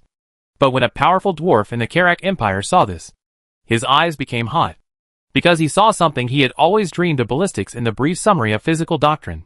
Compared with the reactions of major religious sects, the reactions of kings and emperors are the most real. As soon as King Cervantes patted his head, he almost burst into tears. Master Tesla can teach ordinary mage in batches. We are big. With the declaration of the declaration, there is also an enrollment chapter, which states that in February, the enrollment in February also recruited at least 2 inner disciples at the same level as Downs, and also recruited 30 outer disciples. The above explanation of the outer disciples is as follows. On weekdays, inner disciples such as Tang Si are responsible for serving as teaching assistants and teaching basic physics knowledge. There is a major exam every 6 months, and those who fail the exam will be expelled. If you can pass the exam twice, the academy will issue a completion certificate. Only disciples who are promoted to high-level mages will be issued a graduation certificate. Among them, 15 outer disciples will be recruited from all over the society. As long as they meet the condition of non-evil camp, the best qualifications will be selected as disciples. The tuition is free, but in return, they must bear various obligations to the master, such as working for the master for at least 10 years after graduation. And loyalty to the master takes precedence over loyalty to the country, etc. If these requirements are actually almost the same as the requirements of the Knights of the Cavaliers. In fact, the apprentices must be promoted to the obsession with the Cavaliers, and even cover the Cavaliers after the Cavaliers. The real key is in the note at the end. In addition, 15 self-funded students will be recruited, with an annual tuition of 3,000 gold coins. The quotas are 3 for Barbarossa, 3 for Karak, 2 for Cervantes, 2 for Sweetland, and 5 for the Principality of Marino. The Grand Master Tesla will select the corresponding candidates from no less than 20 candidates provided by various countries as his disciples. The candidates must pass the basic magic test. The Grand Master promises to train half of the 10 self-funded disciples into formal mages within 1 year. The people from Marino are not included. There are so many requirements for self-funded, and there are no additional conditions. This is what the kings of all countries move. Is this price expensive? It's really expensive, but definitely not black. You know, a knight will not be less than 300 gold coins from apprentices to becoming a knight. It takes at least 10 years to train a knight. Now Tesla the Great Mage says he will raise a wizard for you every year, which basically means he will raise one for every 2 places. The minimum is an ordinary wizard. What if one of them has a very high talent and gets promoted? A high-level mage who is directly listening to the king or the emperor will have the opportunity to revitalize the mage tower rotten in the main cities and fortress in various countries. This time, the emperors of the 2 empires that had not been moved before were really shocked. Emperor Barbarossa XIII waved his hand and said, "Send an envoy with gifts worthy of a legendary wizard to ask the Grand Wizard Tesla whether his magic academy will continue to expand in the future. And then ask the Grand Wizard to grant our country more apprenticeship quotas." The Imperial Palace minister stepped out and said, "Your Majesty, Shadow Dance Master Nathan Black Shadow is familiar with Master Tesla, and his disciple Sanders Dark Guard is the only follower of the Grand Master's disciple Downs Quixote. Master Black Shadow can be the deputy envoy. The Emperor is old, at least not confused. Reward Nathan * Black Shadow, in order to avoid H.L. and Abyss forces peeking at the School of Magic of Tesla. If necessary, you can turn Nathan and his other apprentices to serve Master Tesla." Gong Xiang nodded. "Indeed. I heard that the magic of Master Tesla does not rely on the magic net. The origin of their denominations can better make up for the vacancy of human fighting power on the battlefield. For nearly 100 years, humans have had to rely on unreliable warlocks and other wizards, whose powers are sometimes effective and sometimes not, to fight against the devils and demons. The price of the scarcity of spellcasters is that tough battles can often only be fought with human lives. The kings of various countries are really fed up with this humiliation. You don't need many mages. As long as you can activate the hundreds of mage towers in core positions on each line of defense, you will make a lot of money. You know, the passive defense range of a mage tower may be only a few dozen meters. Under the supervision of someone, the attack range can be expanded. The attack radius of some top-level mage towers can exceed 1 kilometer, easily covering a large defense area. If the defensive pressure of Devil's Mouth is reduced, the living environment of all human beings on the continent will be much better. The Emperor and the King did not have to look at the pension billing bill every day. As the saying goes, the enemy's hero is my enemy. As the light of hope for mankind, the evil camp on the opposite side must be wishing for his death. Fortunately, the Grand Master's record in this area is unmatched. But even if the Archmage doesn't need much protection, his vulnerable magic apprentices do. While all countries intend to send a huge magic apprentice candidate team, they made the decision of protect our master. Let's not talk about the guards sent by various countries. The college alone enrolls, so that the countries in the south of the mainland are completely boiled. Whether it is your circle or the folk, they are crazy about asking about enrollment. Not to mention that common people can change their fate by becoming a wizard. Even the old nobles would be jealous. After recognizing the national religion of the physics denominations as the Kingdom of Marino, this means that physical denomination has completely appeared on the top stage of human society. If a large number of masters can be emerged, humans even have the opportunity to recover the land occupied by foreign ethnic groups such as orcs. This is a real living space. The most direct impact is that the officials leading the officials organize the team, and the 5-year middle school entrance examination and 3-year simulation were sold crazy. Because a certain poor former nobleman was executed, there are no more randomly modified test questions and laws on the market. But there are so many pirated books that Count Ramen is in tears. Voice of Earl's Mystery, My Little Money. Then, this year's main examination venue was actually located in that remote place in the Kingdom of Marino, which made everyone who knew where that place was look bitter. If you want to be a mage, you must first max out your constitution. Right? Chapter 151 Infrastructure Maniac Gene. Many people tease this matter, and some concluding translations are, do you want to duel A? And then the talent point double holding weapon. And finally the magic talent to have a lighting complete? To be honest, 99.99% of people would just laugh off this kind of teasing, and then smile bitterly and think of ways to get a pack horse, or at worst a donkey to ride on. It was the Principality of Marnino in the Poor Ravine. If it wasn't for the last time that the country was almost eliminated, at least 90% of the people in the world would not even know that there was such a country. But someone believed this bad joke, and a silly boy actually went to sharpen his weapon before the battle. Oh! He went to lift weights. It feels good to lift weights for a while. And it feels good to lift weights all the time. He held a 100 gene iron lump in each hand as a dumbbell, and repeated the action of lifting and lowering it with a speed so fast that it seemed like an afterimage. The earthquake-like vibration when lifting the dumbbells made the surrounding trees rustle. Fortunately, his house was in a remote place far away from the village. Otherwise the villagers would definitely scold this kid for being sick. On the other side, on a beach in the southernmost part of the continent, a girl wearing a red dress and as beautiful as a blonde doll was washed ashore. Cough, cough, cough. She seemed to have drowned, but suddenly she jumped up like a zombie. She hunched her body in pain, and tried her best to spit out the seawater that had poured into her lungs through her mouth and nose. Having your nose filled with salty and bitter seawater is definitely not a relaxing experience.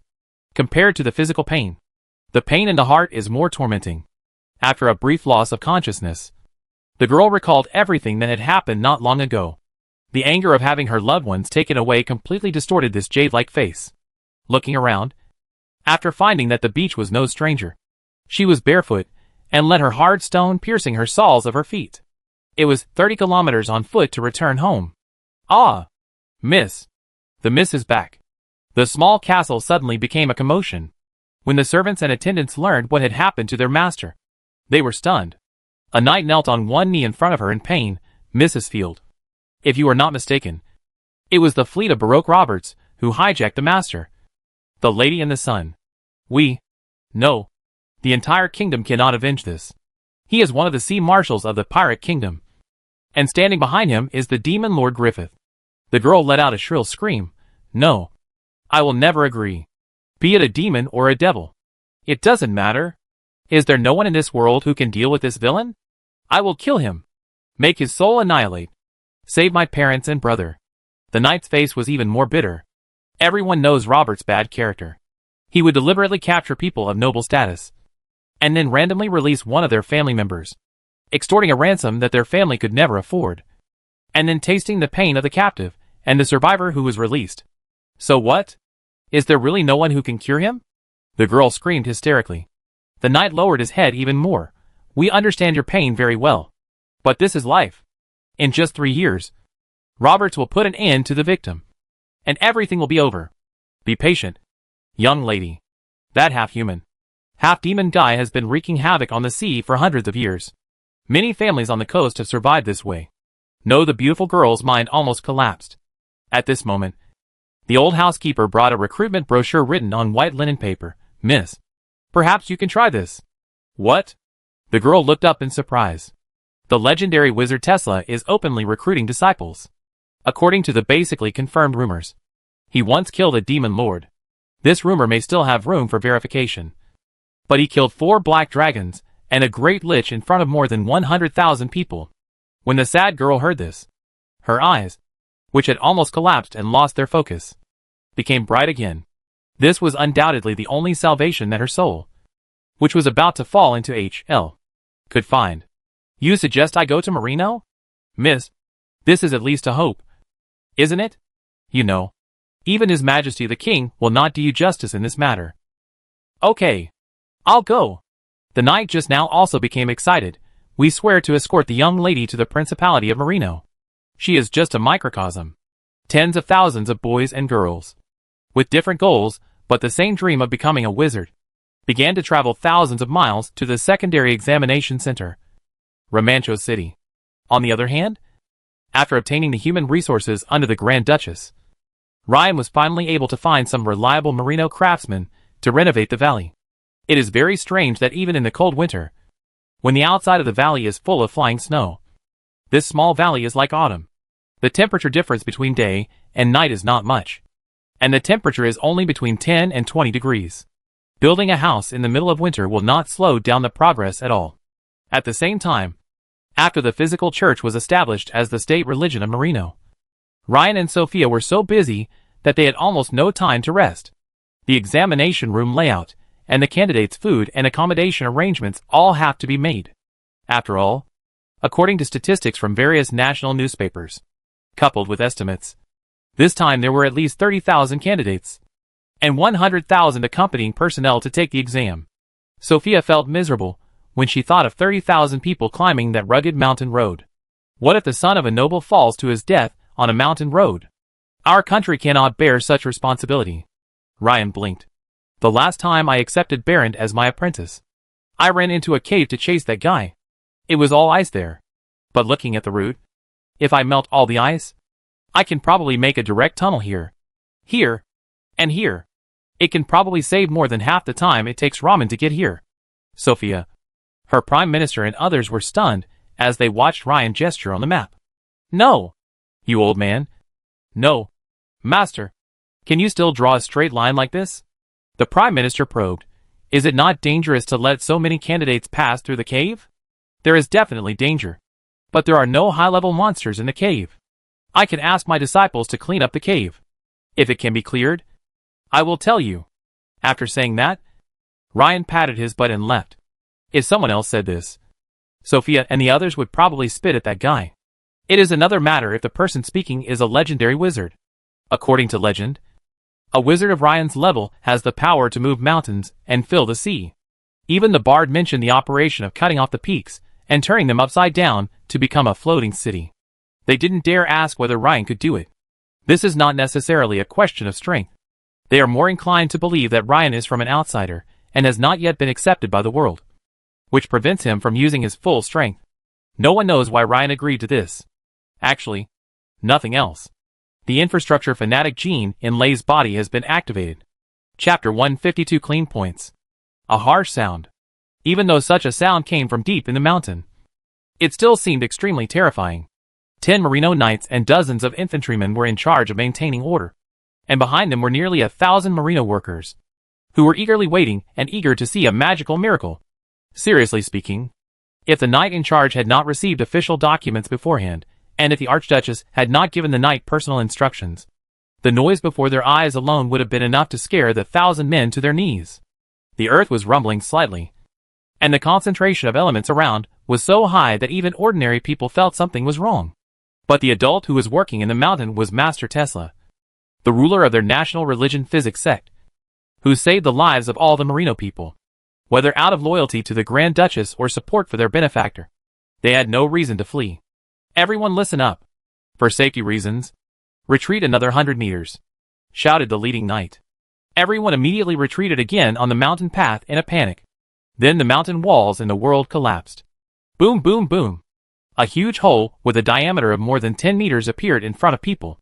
The cave entrance is huge, and the adjectives of the Yuden and black are not stained at all. Looking at this man-made miracle, nearly 1,000 people, including the knights, bowed down in unison. Praise the Grand Master. Long live Master Tesla. Miracle. This is definitely a miracle. The suffering of more than a dozen generations of mountain people cannot be described in simple words. In many cases, this kind of isolation brings security, but also completely isolates prosperity. How does it feel like to have to walk a week to get out of the mountain, even if you are a fast walker? That means nothing can be eaten while it's hot. This feeling of being one step behind others in everything is really bad. So much so that the Merinos were ridiculed as slow people by other countries, and they dared not refute it. People have a stereotype that the Merinos are unruly people born from poor and remote areas. But after all, they are really good at fighting. Today, the closed mountain country has saved at least 4 days of walking thanks to the opening of this tunnel. This is not a joke. The shape of the mountain never changes according to human will. Without this 4-kilometer-long tunnel, it would be difficult to climb this mountain, which is more than 300 meters high and whose walls are almost vertical to the ground, by human power. If you want to bypass it, then you have to bypass this huge several-shaped mountain range. You must walk along the stone road next to the mountain stream. Be careful about the mountain floods, but also be careful of the falling stone next to the mountain. It is even worse to meet the rainy days. To say it would take 4 more days would be a conservative estimate. What remains is the issue of tunnel safety. At the entrance of the tunnel in the city of Ramon, despite the biting cold wind, the hearts of hundreds of adventurers were burning with excitement, and all of them cast their eyes towards the figure standing high on the stone platform. He is the pride of the La Mancha people, and even all the Cervantes people. Master Don Quixote. Downs opened the large boxes very simply and roughly with one hand, grabbed a handful of gold coins, and let them fall. The crisp sound of ding-dong-dong is so exciting. I won't waste my words. This is a grand event for the Ramachas and Merinos. Get rid of all the evil things in this mountain path, and follow all the rules of the Adventurers Guild. If you can't handle it, come back and let me know. Even I can't handle it, and my master can't handle it either. I want to see a clean tunnel within a week. Oh, the adventurers raised the weapons in their hands excitedly, and waved excitedly. As Downs ordered, they rushed into the cave with the team, holding the torch, and rushed into the cave with various caves. When they cleared the things like cave people inside, the tunnel was completely clean. On the other side, Rin stared at the scene in the system interface. He didn't spend much money to exchange the deed for this broken mountain from Count Raig. According to the system, this is part of the legendary physical land. According to the system markings, the wild monsters with the highest challenge level are only level 9.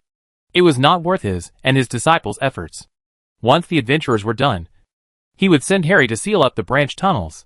In the future, he would probably not have to worry about it. If the tunnel was damaged, the system would notify him immediately. The apparent effort was to split the tunnel tolls with Count Ramachas, and the Grand Duchess would negotiate these. Anyway, Rin should do almost all. The rest were all miscellaneous tasks, such as asking stonemasons to build stone steps in the tunnel to prevent passers-by from falling, and installing sockets for torches for lighting, etc. Those were slow and tedious tasks that could not be rushed. Of course, when the candidates come over, Ryan will give them a little surprise. Talons! This tunnel is quite important. Remember to ask the adventurers to clean it up. Ryan just gave the order casually. After all, if you don't use creatures like disciples after raising them, it will be meaningless. Okay. After Ryan left, Talon suddenly felt a little confused. Wait. Master said to clean it up a little bit. Or a little bit. Don't argue. Coincidentally, in the common language of chaos humans, 1 in 100 million have the same pronunciation. Downs felt overwhelmed when he thought that even if he killed all the underground creatures near the tunnel, He would not be able to prevent the burrowing monsters from coming out from some unknown corner. Fortunately, Towns is no longer the miserable disciple fighting alone.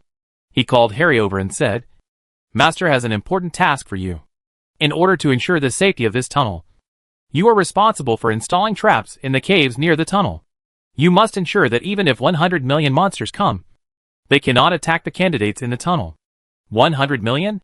That's so exaggerated. Harry opened his eyes wide. "Brother, did you misunderstand the master's instructions?" Towns patted Harry on the shoulder and said, "That's just an exaggeration. Anyway, it means that we have to deal with a lot of things. Since the land here can be connected to the physical network, it doesn't require you to inject magic into every trap. So just go for it." Harry still felt that this was a little unreliable. "So how many traps and protective spells should I set?" Casually, "Just get enough." Downs was called away before he finished speaking. As the boss who presided over the work of cleaning up, he was going to the town. Harry was left standing alone at the entrance of the cave, feeling the cold wind blowing in. Harry's heart was burning with excitement, and the corners of his mouth couldn't help but grin. "Do it until I think it's enough? This is a huge project. But why do I feel so happy and at ease?" Hee. Chapter 153, The Underground Series. Ryan would never have dreamed that a conversation between two people would turn out like this. The so-called layer of layer is more than that. In the 4-kilometer tunnel, there are 6 large channels and 41 small tribes. After all, there are many races in this world that have the ability to dig holes. Even the mountain dwarves, who are strong, can only divide their forces to guard the situation. Ryan was busy with this and that, and didn't notice the tiny fluctuations in the physical network or the slight increase in daily magic power consumption. Trigger-type magic traps have this characteristic. A lot of magic power is consumed when the runes are first carved. But once the magic trap enters standby mode, the consumption is very small. Seriously, Harry knows a magic rune. However, when the entire cave was engraved with scorched ears, Achamid, Hic Asterisk Angenius, the one who proposed the concept of absolute 0 degree.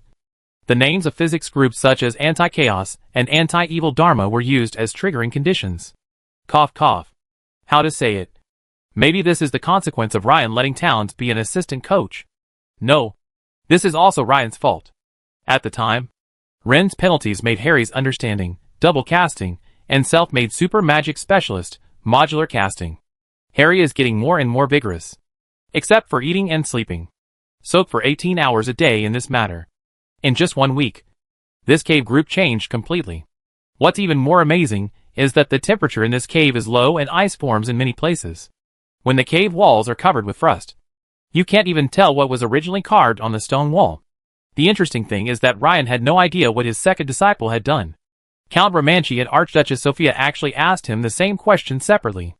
"Master, can you really guarantee the safety of this mountain tunnel?" "Of course. I have already arranged it."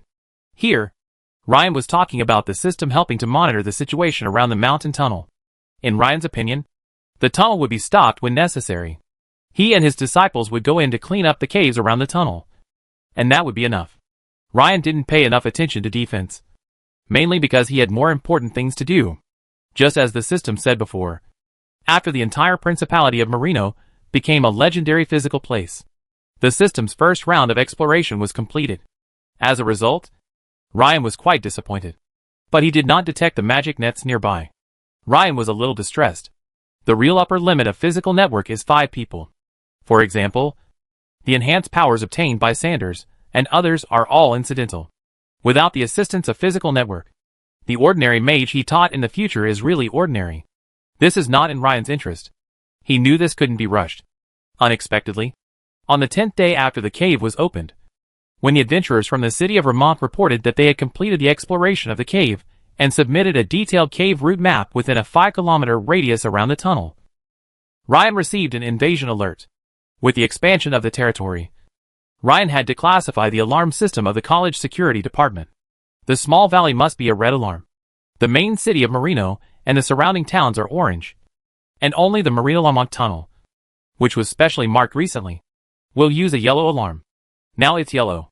A large number of red dots appeared in the cave terrain map made Ren wake up. There are thousands of, even if the opposite side is full of miscellaneous soldiers. This is a large-scale invasion. Ren was boring. in the cave that was frozen. He could not use a fire bat. At this moment, in the northwest of the tunnel, 10 kilometers in the tunnel, and a fairly spacious cave with an altitude of 150 meters.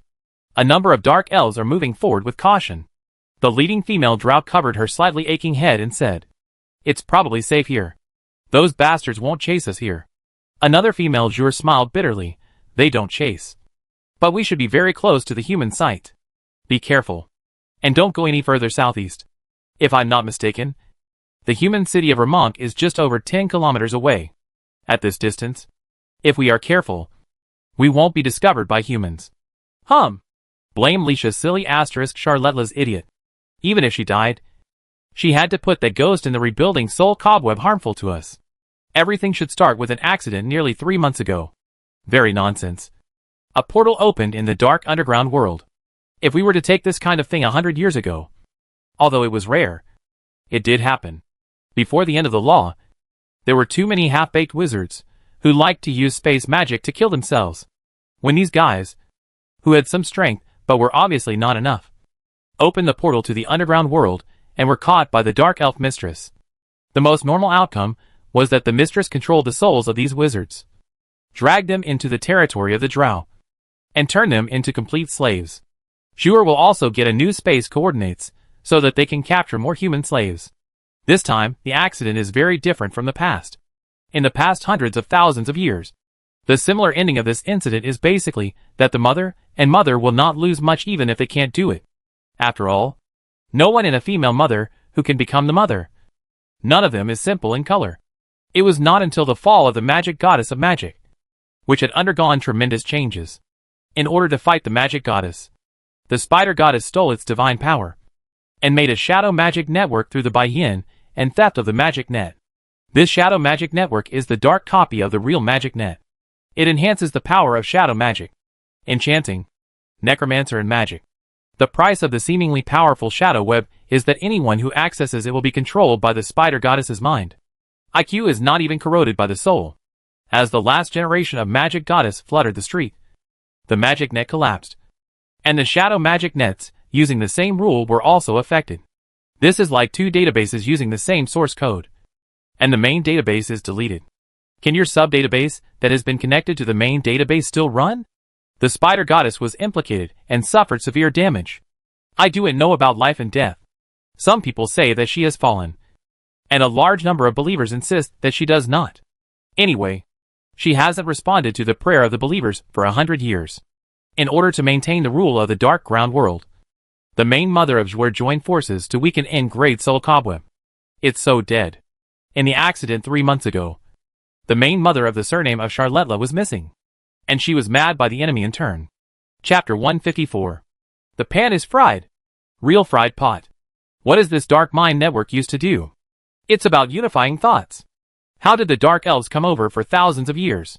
Isn't it just that they survive in the crazy internal circulation with such terrible ideas as being insidious and cunning, murdering their superiors, harming their colleagues, and using any means to get to the top, etc.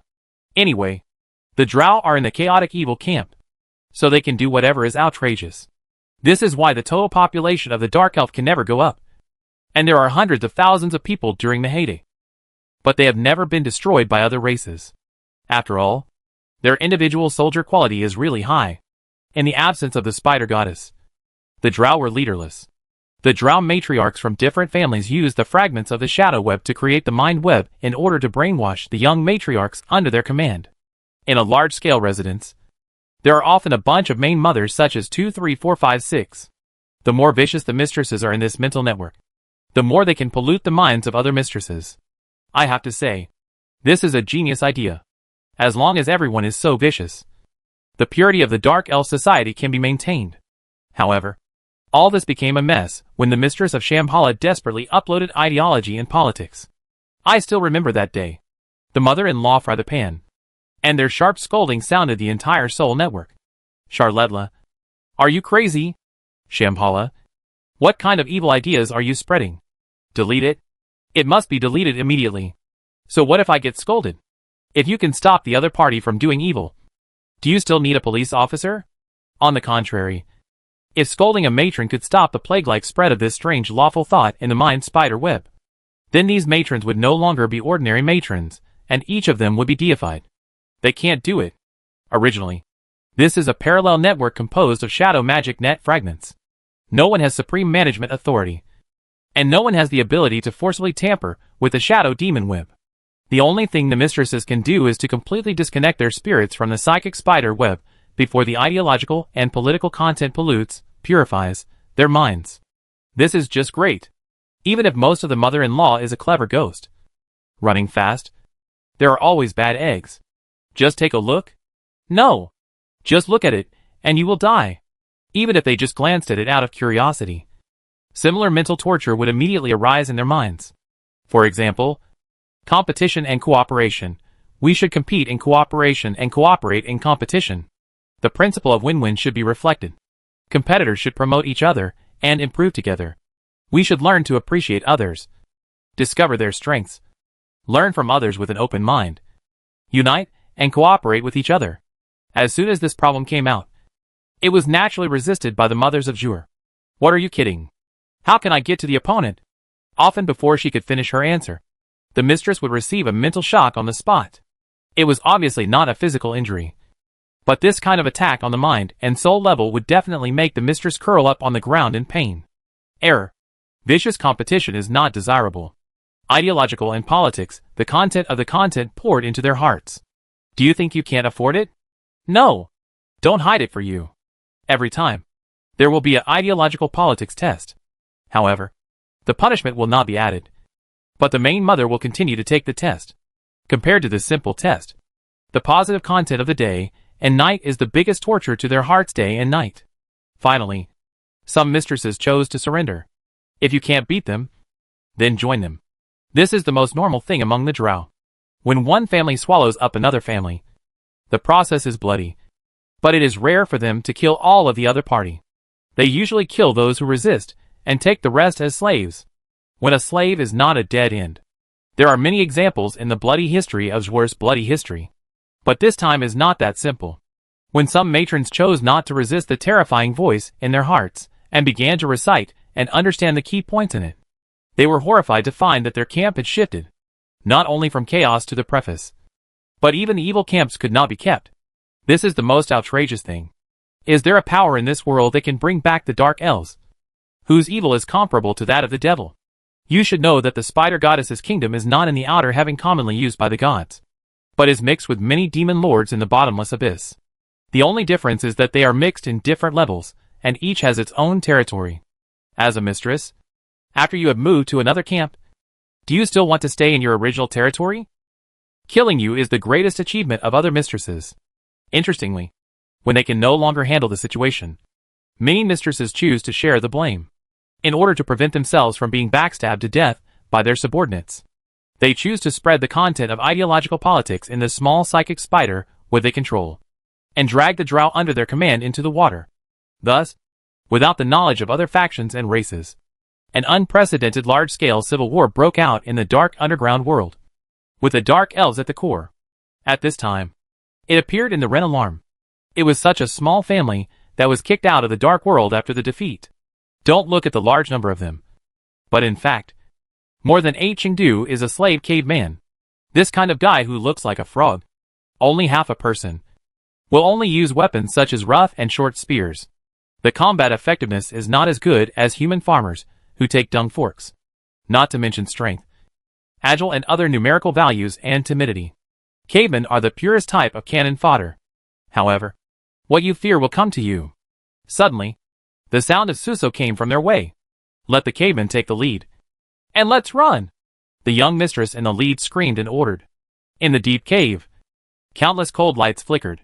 Those were the sharp eyes of the demon spiders, each of which was fixed on the damned drow traders not far away. Obviously fear. But by the means of mastering the mother of Zhor, the cave people rushed with tears while holding a poor short spear stick, and launched a desperate charge to those magic spiders. Nearly 1,000 cave dwellers were unable to stop the torrent of demon spiders. Their bodies were easily bitten through by these demon spiders, whose main bodies were as big as water tanks. The hard portion bite their throats, pierced their muscles, and stuck their thin limbs. Their only achievements were arouse the desire of the magic spiders. Many demon spiders ignored orders and frantically devoured the flesh and blood of the cavemen. In a sense, this is also a delay in success. Chapter 155, There is no policy. The Zhur ran away. Even if they realized the traces of human activities obviously in the way, it couldn't control it. What was strange was that just after more than 100 drow survivors ran through a long icy passage, the passage behind them suddenly exploded. Boom, boom, boom, boom. The continuous explosion sounded in a narrow cave, and the huge roar was too unfriendly for the natural +2 perception race. This is a torture to their strong hearing. None of all the rushing in the rush was not a sharp shaking, as if trying to expel this noise out of his ears. In this cold cave, there was actually a heat wave rushing to them. The distance was a bit far, so it was not a shock wave. But the unpleasant smell of burning spiders was something they would never mistake. Because sometimes when they fought against underground fire lizards, the other side would do the same to their magic spider comrades. Huh? Quarfii. What did you do? It's really not your trap. A male dark elf warlock asked the wanderer beside him. Wallen. How is this? Which I saw that I had that other among the other thing? At this time, the leader, Matron Actina, who was protected by them in the middle of the team, suddenly stopped and raised her right hand high, seeing this gesture representing stop, even though there was a commotion behind them. This drow team of more than 100 people had to stop. Mother-in-law. What's wrong? Her maid asked hurriedly. At this time, everyone saw that her clean and handsome face was full of abnormal big sweat beads. This amount of exercise was never so sweat for a master mother of a magic martial arts. Spider? No. God. Mark and Engel. We are actually deep in the center of hundreds. No. At least thousands of traps. A black-skinned drow called out a strange name in the dark elven language, instead of the name of the spider goddess. This was undoubtedly a very strange thing. But no drow around her expressed any surprise. No. It should be said that they have been deeply harmed long ago. And they will join. What trap? Everyone was shocked. Most of them are evocation traps. But they are powered by anti-chaos array and anti-evil array. I overlooked this because our vanguard didn't suffer any damage just now. But as the elemental reactions around me became stronger, I finally woke up. The drow matriarch, who looked young and had fair skin, began to tremble. At this time, the only evil artists and warlocks in the team also shouted with crying. Seeing ghosts? It's true. We are saying less 100 element traps. Touched? Dare to move. No one knows whether there are other triggers in this pile of traps. A large vote. Dimmel felt extremely ridiculous, and had to consider that there would never be a problem in the world that would never be idle to put in the cave. No. Perhaps this should be asked. Who has the ability to engage in so many elemental traps in the end of this mage from the end of the world? Actina felt cold sweat on her back. No matter who did it. Placing so many magic traps means that we have definitely alerted a terrorist force that we cannot afford to offend. Mother! What should I do? Everyone panicked. At this moment, there was a sudden, fast and dense sound in the cave behind him. They are no stranger to this voice. And only the shadow spider demon will make this sound. This giant spider demon with shadow attributes has more than a carriage with a round body alone. With a long keelable limb with a length of more than 5 meters. It is one of the most terrible killer in the world. What's even more terrifying is that it represents the spider goddess, and is often commanded by the major mistresses to hunt down the spider goddess's enemies. They betrayed the spider goddess, and abandoned the chaotic and evil camp, and devoted themselves to the preface to the neutral camp. It is undoubtedly all the enemies of all traditional Zhur, which is the object of killing. This kind of powerful shadow spider demon can fight with this little Zhur? What's more, after abandoning the faith, Actina was rejected by the shadow power. And now she almost lost all the casting ability. Run! No longer care about anything. A lot of Zhur sat opened his long legs and ran desperately. There are indeed many traps ahead. And it is obvious that the other party has missed one point. These drow traders, who have changed their beliefs, will not trigger the traps. They are just gambling. There will be no conventional traps in the cave. It will fall into the mud like this. Ah! Is this fossil as mud? No. This is a triggering trap, which instantly melts the ice to make the whole floor become Zay state. Everything happened so suddenly. They had just rushed to a giant underground cave of about 300 square meters, and were running towards the only way to escape. Suddenly, A large area of frozen soil turned into extremely sticky mud, trapping all the drow here. What makes them desperate is that the shadow spider representing the crime. It is here. With the help of dark visual that Zor has, they clearly see that the status of the magic spider is not good. The burn caused by flames and lightning, plus frozen frostbite outside, made the big spider covered with mottled scars. The magic spider without the vocal organs still resolutely execute the command of the owner, and quickly bitten towards these traitors. This scene plunged them into complete despair. The shadow magic spider is a master-level monster. In this region, a team of standard master-level adventurers may not be able to confront a shadow spider, let alone 3. It is true that they were injured, but they were definitely enough to deal with these 100 or so drow. At this moment, the leading shadow spider had apparently triggered another trap. A series of red lines suddenly appeared on the seemingly flat frozen ground in the cave. These red lines connected to each other, forming fiery red nodes. Then countless blazing beams of light spurted out from the ground, focusing on the most vulnerable abdomens of the spiders. The flame was immediately ignited, and it was like a huge ring one by one. The flames were focused on the pillar focus of the fire pillar. They gathered from all directions, and made the heaviest shadow spider injured in the front of the fire. In the firelight, Acdina seemed to vaguely see the word jewel written in a strange language. What made her unbelievable was that she had clearly seen similar Chinese characters in the dream that made her fall. At this moment, a bright blue and white glory flashed in the cave, and the 4 heights appeared in the middle. Ren suspected, Harry? Do you kill this master-class spider? No. All of these spiders kill? Harry blinked, Master. Wasn't it you who asked Towns to let me set up so many traps? Down spread on both hands. Obviously you. How do you say that? Ah. Yes. It's just no strategy. Ah? Chapter 156 Harry's Promotion. My good apprentice. Is there a possibility of hundreds of millions of possibilities? This remark was very hard in Ren's throat. Obviously in this broken cave, even if it is very deep, there is a 9-level monster. Suddenly, thousands of small spiders running out of the deeper and dark areas next door, plus 3 shadows of the average challenge level 15 are really living ghosts. Rennings must admit that even if he faces this number of strange sea, he will have a headache. After all, the terrain is broken and the enemies are rushing in from dozens of passages. Ryan alone can't stop all the monsters, which means that the civilians who are still working in the tunnel will suffer losses. Now, Harry's trap is bombing with the opponent's mobs and bosses. Think about it carefully. It seems that the incident was really instructed by Ren himself. Is the apprentice doing things 100 million points? Is it too much? Ren glanced at the system again and looked at the horizon full of thousands of trigger element trap icons in the field of vision. He was caught in thought. Well, it's really too much. Anyway, Ren now doubt whether he has a strange characteristic named Destiny back dart. The most important part is coming. Congratulations to the host. Your second apprentice Harry * Winston has finally met the promotion conditions and officially began to be promoted to the Master of the Master. Ren widened his eyes, full of unbelievable heart. Harry? You started to be promoted? Ren's loud voice surprised the 3 disciples at the same time. Harry himself was aggressive. No. How can the promotion master be so simple? Well, wait. My magic flow seems a bit different. Really? Harry! Congratulations. Down shouted immediately. Harry, you immediately calm down and feel the flow of magic. If you can, you don't want to protect it. At least you can take care of both plastic energy. Ren ordered Harry in a very fast tone. Only the little dwarf next to it was rushed. Master, brother, there are 2 shadow spiders who are not dead. Belit really reminded them that who knows Ren's words and blocked it. Cut. 2 master-level garbage monsters. How can my apprentice be promoted to be tight? When the 3 apprentices heard it, they suddenly felt warm.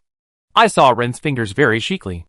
Only Zhuer, who has the best purpose, can be seen, and the end of their authenticity lit a reflection. There was a large ice on the wall suddenly cracking, and the position moved like a mirror. At the same time, the tunnel entrance of Marno's direction, with the glorious flashes, renovated the rivers and lakes. When a bunch of colorful lights with a diameter of only 2 meters suddenly shot into the tunnel, all Ramen who was working in the work was scared. Ah! What's this? The Archmage's magic? Huh? It seems like it has no effect on us? Some stomists even stretched the iron axe in their hands to stretch the edge of the beam, and unexpectedly found that there seemed to be nothing special. The gorgeous beams kept reflected through the smooth ice surface in the tunnel. After 4 times the mirror reflected, the beam came to the huge empty hole where the shadow magic spider was located without stagnation. The 2 demon spiders that had just jumped out of the flames were about to pounce on the culprit that caused them serious injuries. A very disturbing feeling covers them. The horrible atmosphere of that moment in their DNA is now turning them into a fly ash in the same way. Hiss. If they have vocal organs, they will inevitably let out a heart-wrenching scream at the end. It's a pity that they don't. The violent collision of their mouthparts is their ultimate way of expressing pain. The huge body now has nowhere to hide, even if they want to drive the chewed limbs and let themselves back. It is too late. Under the witness of Actina and other rebellions, the terrible man was just one finger. A rainbow light was killed across the space, and the shadow magic spider that could not be able to fight was bombarded. The brilliant rainbow light was simply killing madly. It continued to blast in the direction where the shadow spider came from. Countless small spiders following behind the shadow spider were also killed. The dazzling rainbow light spread all the way out of the cave, under the continuous reflection of the cave ice. The outrageous play of this one-button clear screen was completely scared. Renan didn't care about Harry nervously. From high level to masters, it is the last chance to form habits and change the specialty. Harry, don't think about your defenses. Hurry up and repeat in your mind the names of the great physicists you know. Harry was a little bit. He was obviously not as good as Downs. Harry has to change back to some of his extremely weak points. And you can imagine how difficult this is. Ren's words were obviously effective, although Harry had lost its focal length. In confusion, he had his head to protect his family and protect his protection. But at the last moment, the master's name, like the thunder he represented, appeared majestically in his spiritual sea. Lei Guan killed the enemy with Harry's mind.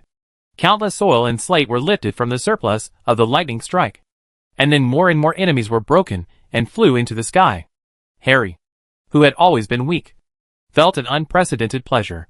Gradually, when Harry threw the last stubborn demon in his imagination into a thrusting sand trap, when it was unable to move, he used a serial 18 thunder to kill him. All the illusions in his mind dissipated. The magic power surging in his body began to calm down. At the same time, Ren, which was prompted by the system, finally put down a big heart. Congratulations, host. Your second apprentice Harry has officially become a level 11 master mage. His main specialty is the protection magic department, and his secondary specialty is the wind elemental magic department and the evocation department. Host, you can now share protection magic specialization characteristics. It's still crooked, but not completely crooked.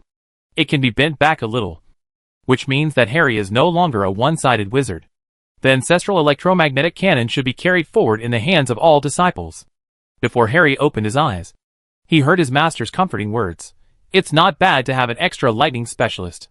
The other 2 disciples felt that master's perception was so powerful, and they made multiple praise. At this moment, Ryan caught a glimpse of the drow still trapped in the frozen swamp. He was stunned for a moment. You are not dead yet. Aldridge was immediately showed expressions of despair. Chapter 157. Always have a solid foundation. Killing Jur couldn't make a point, so he couldn't commit this. The drow's faces turned pale. This is not to blame Ren. After all, these bitter black skin can't move in Harry's trap. Under normal circumstances, the evil creature light is injured by the end of the light of heaven. Although Ryan was just asking out of curiosity, he had no idea how much he had expanded the psychological shadow area of these poor people. In other words, who is normal? He will be able to live and live. Ryan raised his hand and wanted to throw these black skins away. At this moment, Actina closed her eyes in despair. Pray, awaken compatriots. May mark and then accept our purified souls. A group of desperate drow raised their heads at 45 degrees, placed their right hands on their left chests, and prayed together.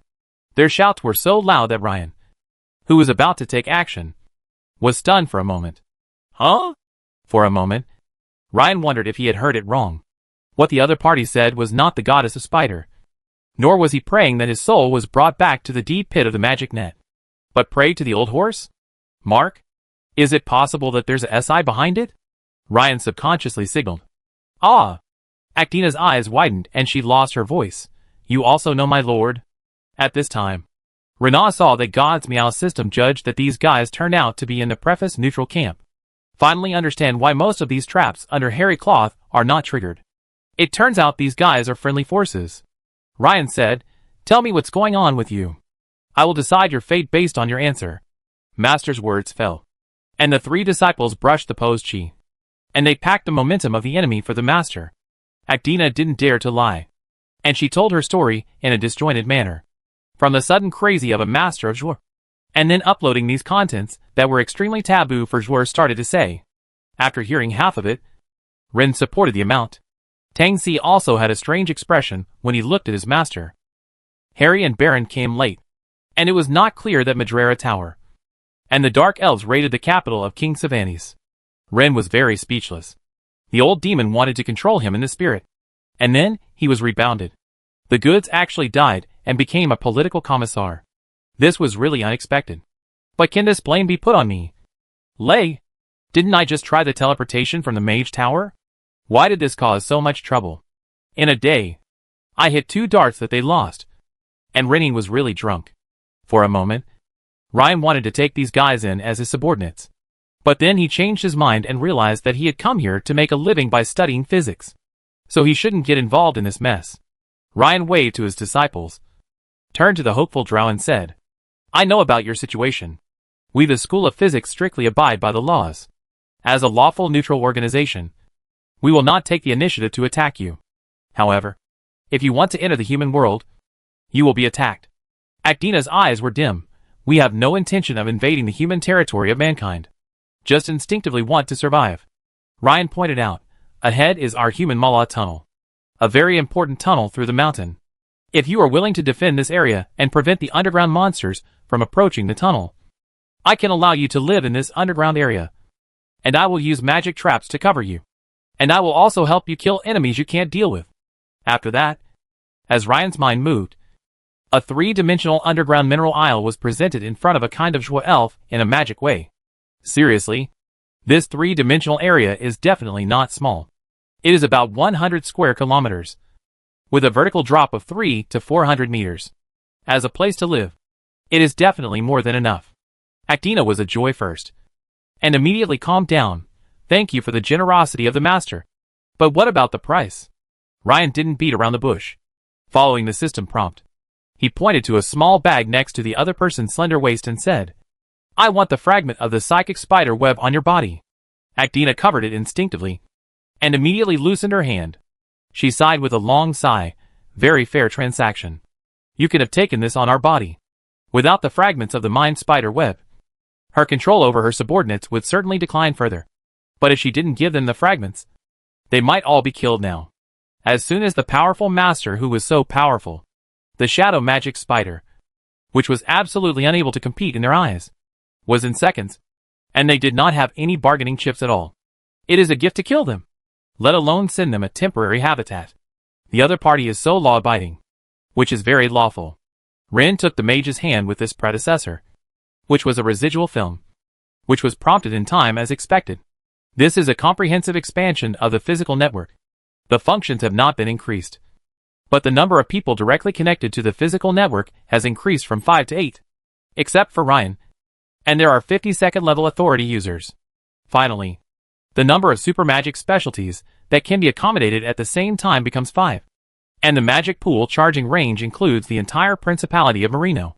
This is equivalent to the wind scratching every day over the Imperial period, which has also become a gadget similar to wind power, which can fill the magic pond energy.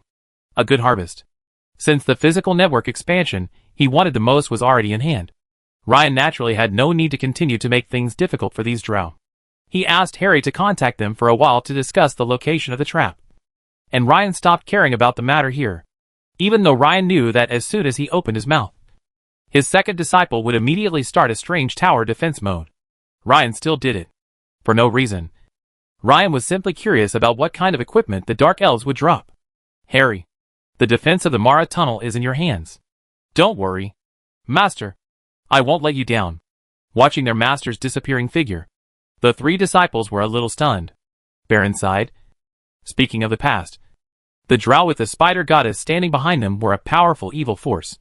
For those of us who once lived underground, who wouldn't be afraid of the spider goddess? Now the shadow demon spider representing the spider goddess can be killed just as Master said.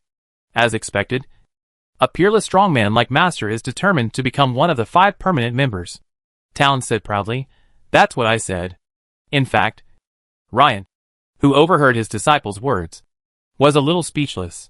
Is it possible that I am just a dead pig that is not afraid of boiling water? A few days later, the Mara Tunnel was officially open to traffic. The first wave of people to experience the tunnel were mostly Merinos returning from outside. When passing through the central area of the tunnel, some people naturally asked about safety issues. The knight on guard pointed proudly and said, "Don't worry. Our Master Tesla always has a solid foundation when doing things." Following the direction he pointed, people were surprised to see the corpse of a shadow spider sealed in a huge lump of glass. Chapter 158 Border. Humans living in the world of Cause are no stranger to Warcraft. But not everyone has the opportunity to witness a master-level Warcraft with their own eyes.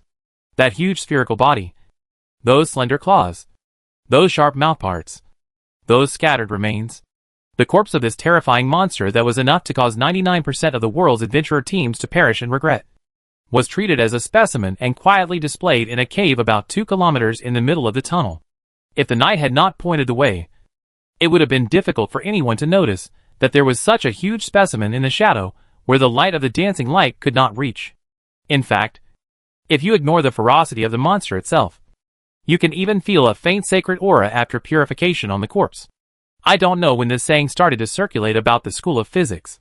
Master Tesla hated the monsters without a sense of boundaries, so he made the monsters into boundaries. Perhaps this is the alien version of the truth is only within the range of the electromagnetic gun.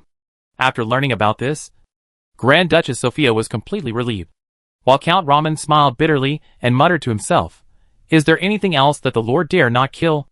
Inside the Cervantes Palace, Gannis's expression was very calm. "Kill them all if they come." This is very much like the style of that lord. People don't know that there were actually 3 shadow spiders attacking this time. And the bodies of 2 more were also processed by the light of heaven and thrown into 2 main forks deeper underground. This is a warning to the entire Zoal group. At first, Actina was worried that the mistresses who were hunting them would not know when to advance or retreat. But she was actually worrying too much. At the moment when the spider goddess's whereabouts were unknown, in order to use the shadow demon spider, the mistress's soul must be possessed in the demon spider, so that the demon spider could be driven to perform its duty of cleaning out the traitors. Otherwise, the demon spider's intelligence would not be enough to accomplish such a complicated task. However, the demon spider was killed by Ryan with a snap of his fingers. The scene in the temple at that time was awe. 3 matrons, 1 with 5 senses that spewed fire, and 2 with 7 orifices that spewed out colorful streams of light. The power of the light of heaven that spread through the soul connection even blasted half of the spider temple in the underground city of Agaric. No. Does the spider goddess no longer protect us? The sudden death of the 3 matriarchs caused the entire city to fall into chaos, because there were only 3 families and 3 matriarchs in this underground city. After the tragic death of the former first matron Shambhala, the 3 major families experienced a tragic and bloody reshuffle before they regained a fragile balance. The annihilation of the matrons was seen as a divine revelation by many drow, who were forcibly reshuffled to lawful neutrality. The spider goddess must have fallen. Resist the tyranny of the mistress today. Kill! The whole city was once again engulfed in fire and bloodshed. Similar rebellions have occurred countless times in Jwer's extremely long history, but never has one been like this one, which has completely shaken the foundation of its rule. It's very simple. In the past, no matter who won and came to power, they would still respect the spider goddess as the supreme god. To put it bluntly, all the previous unrest was just the spider goddess raising poisonous insects, using blood and death to select the stronger, more insidious and cunning believers. What about this time? Because the strongest spellcasting matrons in the city died suddenly one after another, the conservative drow, who still followed the old customs, were once again plunged into a fight. After 2 major reshuffles, the strength of the conservatives was weakened to the maximum extent, and the reformists raised the banner of rebellion at this time. The result was a success. When the reformists killed all the followers of the spider goddess, it was rare that their leader did not fall into blind arrogance. We only have 500 drow. But once the 2 surrounding drow cities know about this, They will form an alliance to attack us without hesitation. The mistresses can easily mobilize an army of more than 5,000 drow, plus the cave dwellers and other servants. We will face at least 100,000 enemies. We must retreat. Where to retreat? The human world? You must be kidding. The human nations will kill us first. No. Your news is behind. Actina has just found us a legendary Master Tesla who is willing to give us a shelter in the mountainous area near Marino. Also, do you guess who killed those 3 shadows? His Jewer took a bite of coolness. This incident was really too hasty. There is no organization or discipline to speak of. They just don't rebel. Their beliefs and camps have been forcibly changed, and they will definitely be sacrificed in blood to the spider goddess, who is unknown whether she has fallen or not. At the end of this civil strife, no matter how arrogant they were, they didn't think they could overturn the entire drow world with their fighting power. At this time, finding a good dock became a must. Fortunately, a powerful human wizard appeared and gave no respect to the spider goddess, and generously chose to accept them. They were given shelter not as slaves, but in a relatively independent capacity. Is there a better option than this? The answer is no. Especially when they hurriedly arrived at the area where Actina's companions were. They were stunned by the scene before them. It was an entrance of a huge underground cave. 2 gigantic specimens of shadow spiders were embedded in the rocks on both sides of the huge cave, which was over 30 meters high. One was covered in traces of burning flames, while the other had a glassy texture that gave it a sacred feel, no matter how ferocious and terrifying they once were, representing the cruel and terrifying spider goddess behind them. They are now just a proof of the enemy wizard's show of force physical. The rebels entered the cave with great surprise. And a day later, when the first conservative drow ranger scout arrived, the situation took a turn for the worse. When the news got back to the rear, the drow matriarchs were furious. They originally thought that this was just a trivial rebellion, and that they could quickly wipe out the rebels by gathering superior forces, using their blood and lives to warn the slaves what the consequences of resistance would be. But the death of the demon spider meant that their glory and supreme combat power were useless. How could an ordinary enemy be able to easily kill 3 master-level magic spiders with magic? Only the legendary strong. Especially when they used the legendary mastery magic like other deceived victims. They immediately learned about the terrifying achievements of Master Tesla that could not be written on a single A4 paper. Even if we exclude the Devil Brigade and the like. The victims they have confirmed to be above the master level include Devil Lords, White Dragons, Black Dragons, Archliches, and their Shadow Spiders. Such a horrific record. He is definitely a grumpy old man. Interestingly, according to the instructions, all of Tesla's kills are defensive counterattacks. Fortunately, he is lawful neutral. If he were lawful good, the mistresses would be unable to sleep. In order to purify evil, they would kill their way into H.L. Aren't there enough messengers of justice like the Abyss? Perhaps evil wins every time. But again, at what cost? None of the cunning main mother wants to become the price. Chapter 159. Speaking is a monster. No! How can we let the traitor be so happy?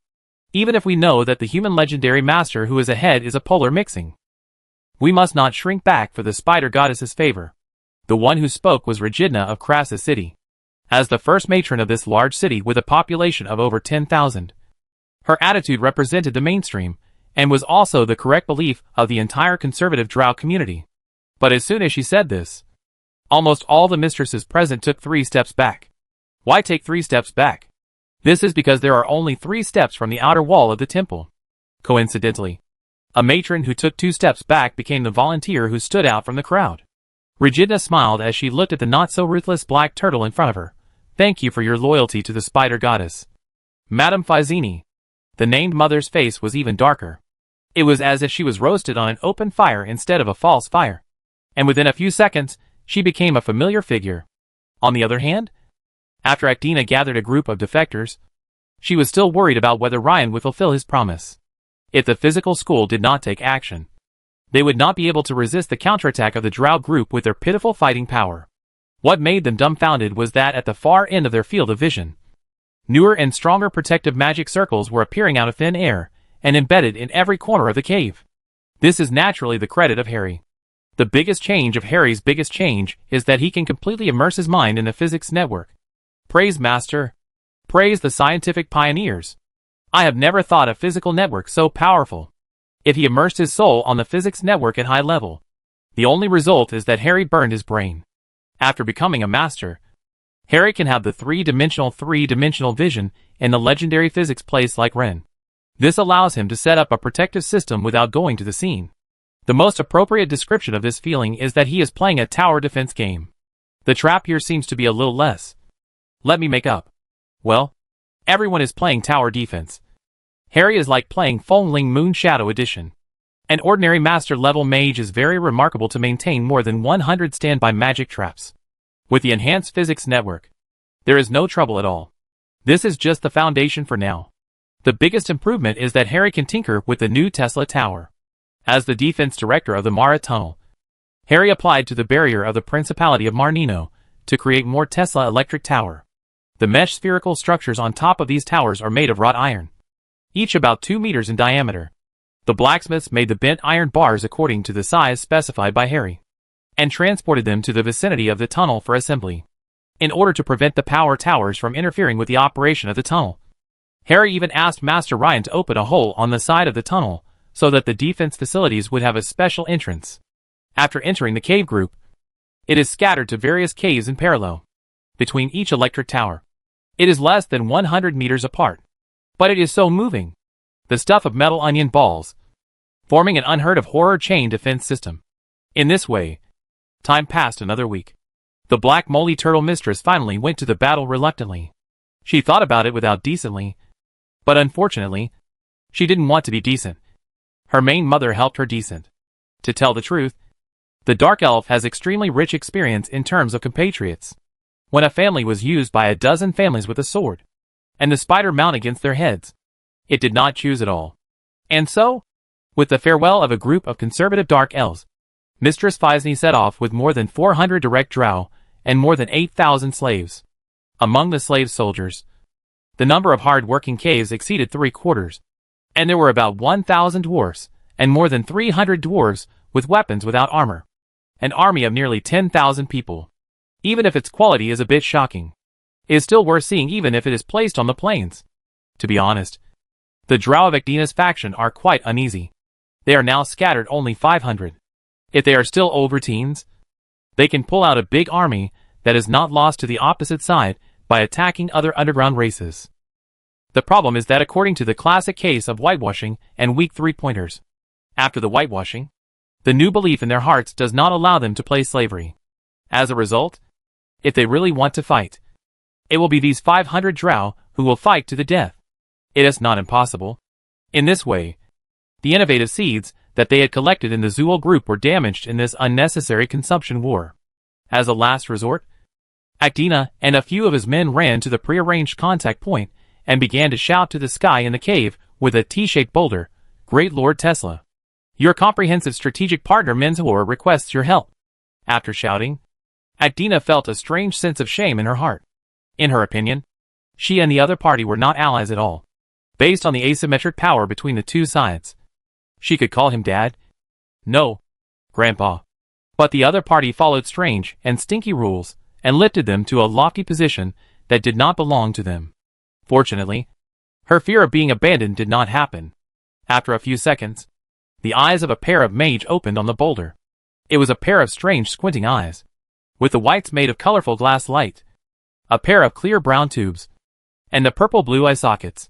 Acdina can easily recognize that it is the eyes of the apprentice of the Master Harry. People in Harry and Marino, through physical network, contacted the allies in the Mara tunnel through the air. "I am Harry * Winston. Master has completely handed me the defense of the Mara tunnel. A master-level strongman is responsible for contacting.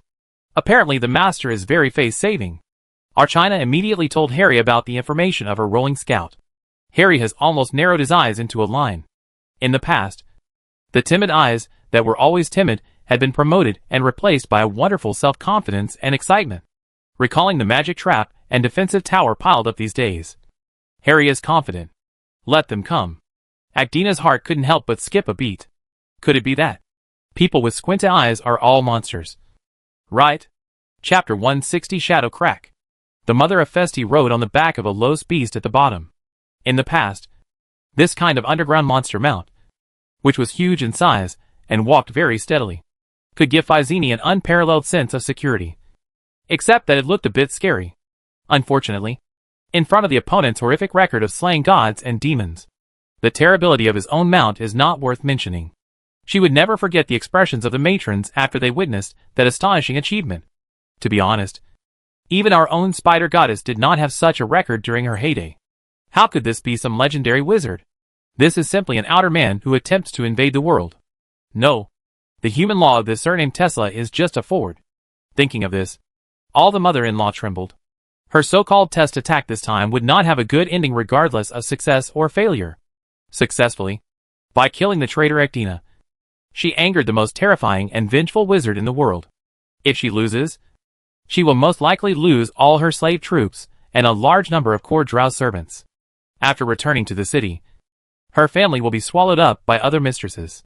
If she is lucky, she will be a cleaning girl and wait for a few decades to see if she has the chance to murder the mistress and turn the tables. If she is unlucky, she will die on the spot. No matter how you look at it, this is a dead end. Surrender before fighting?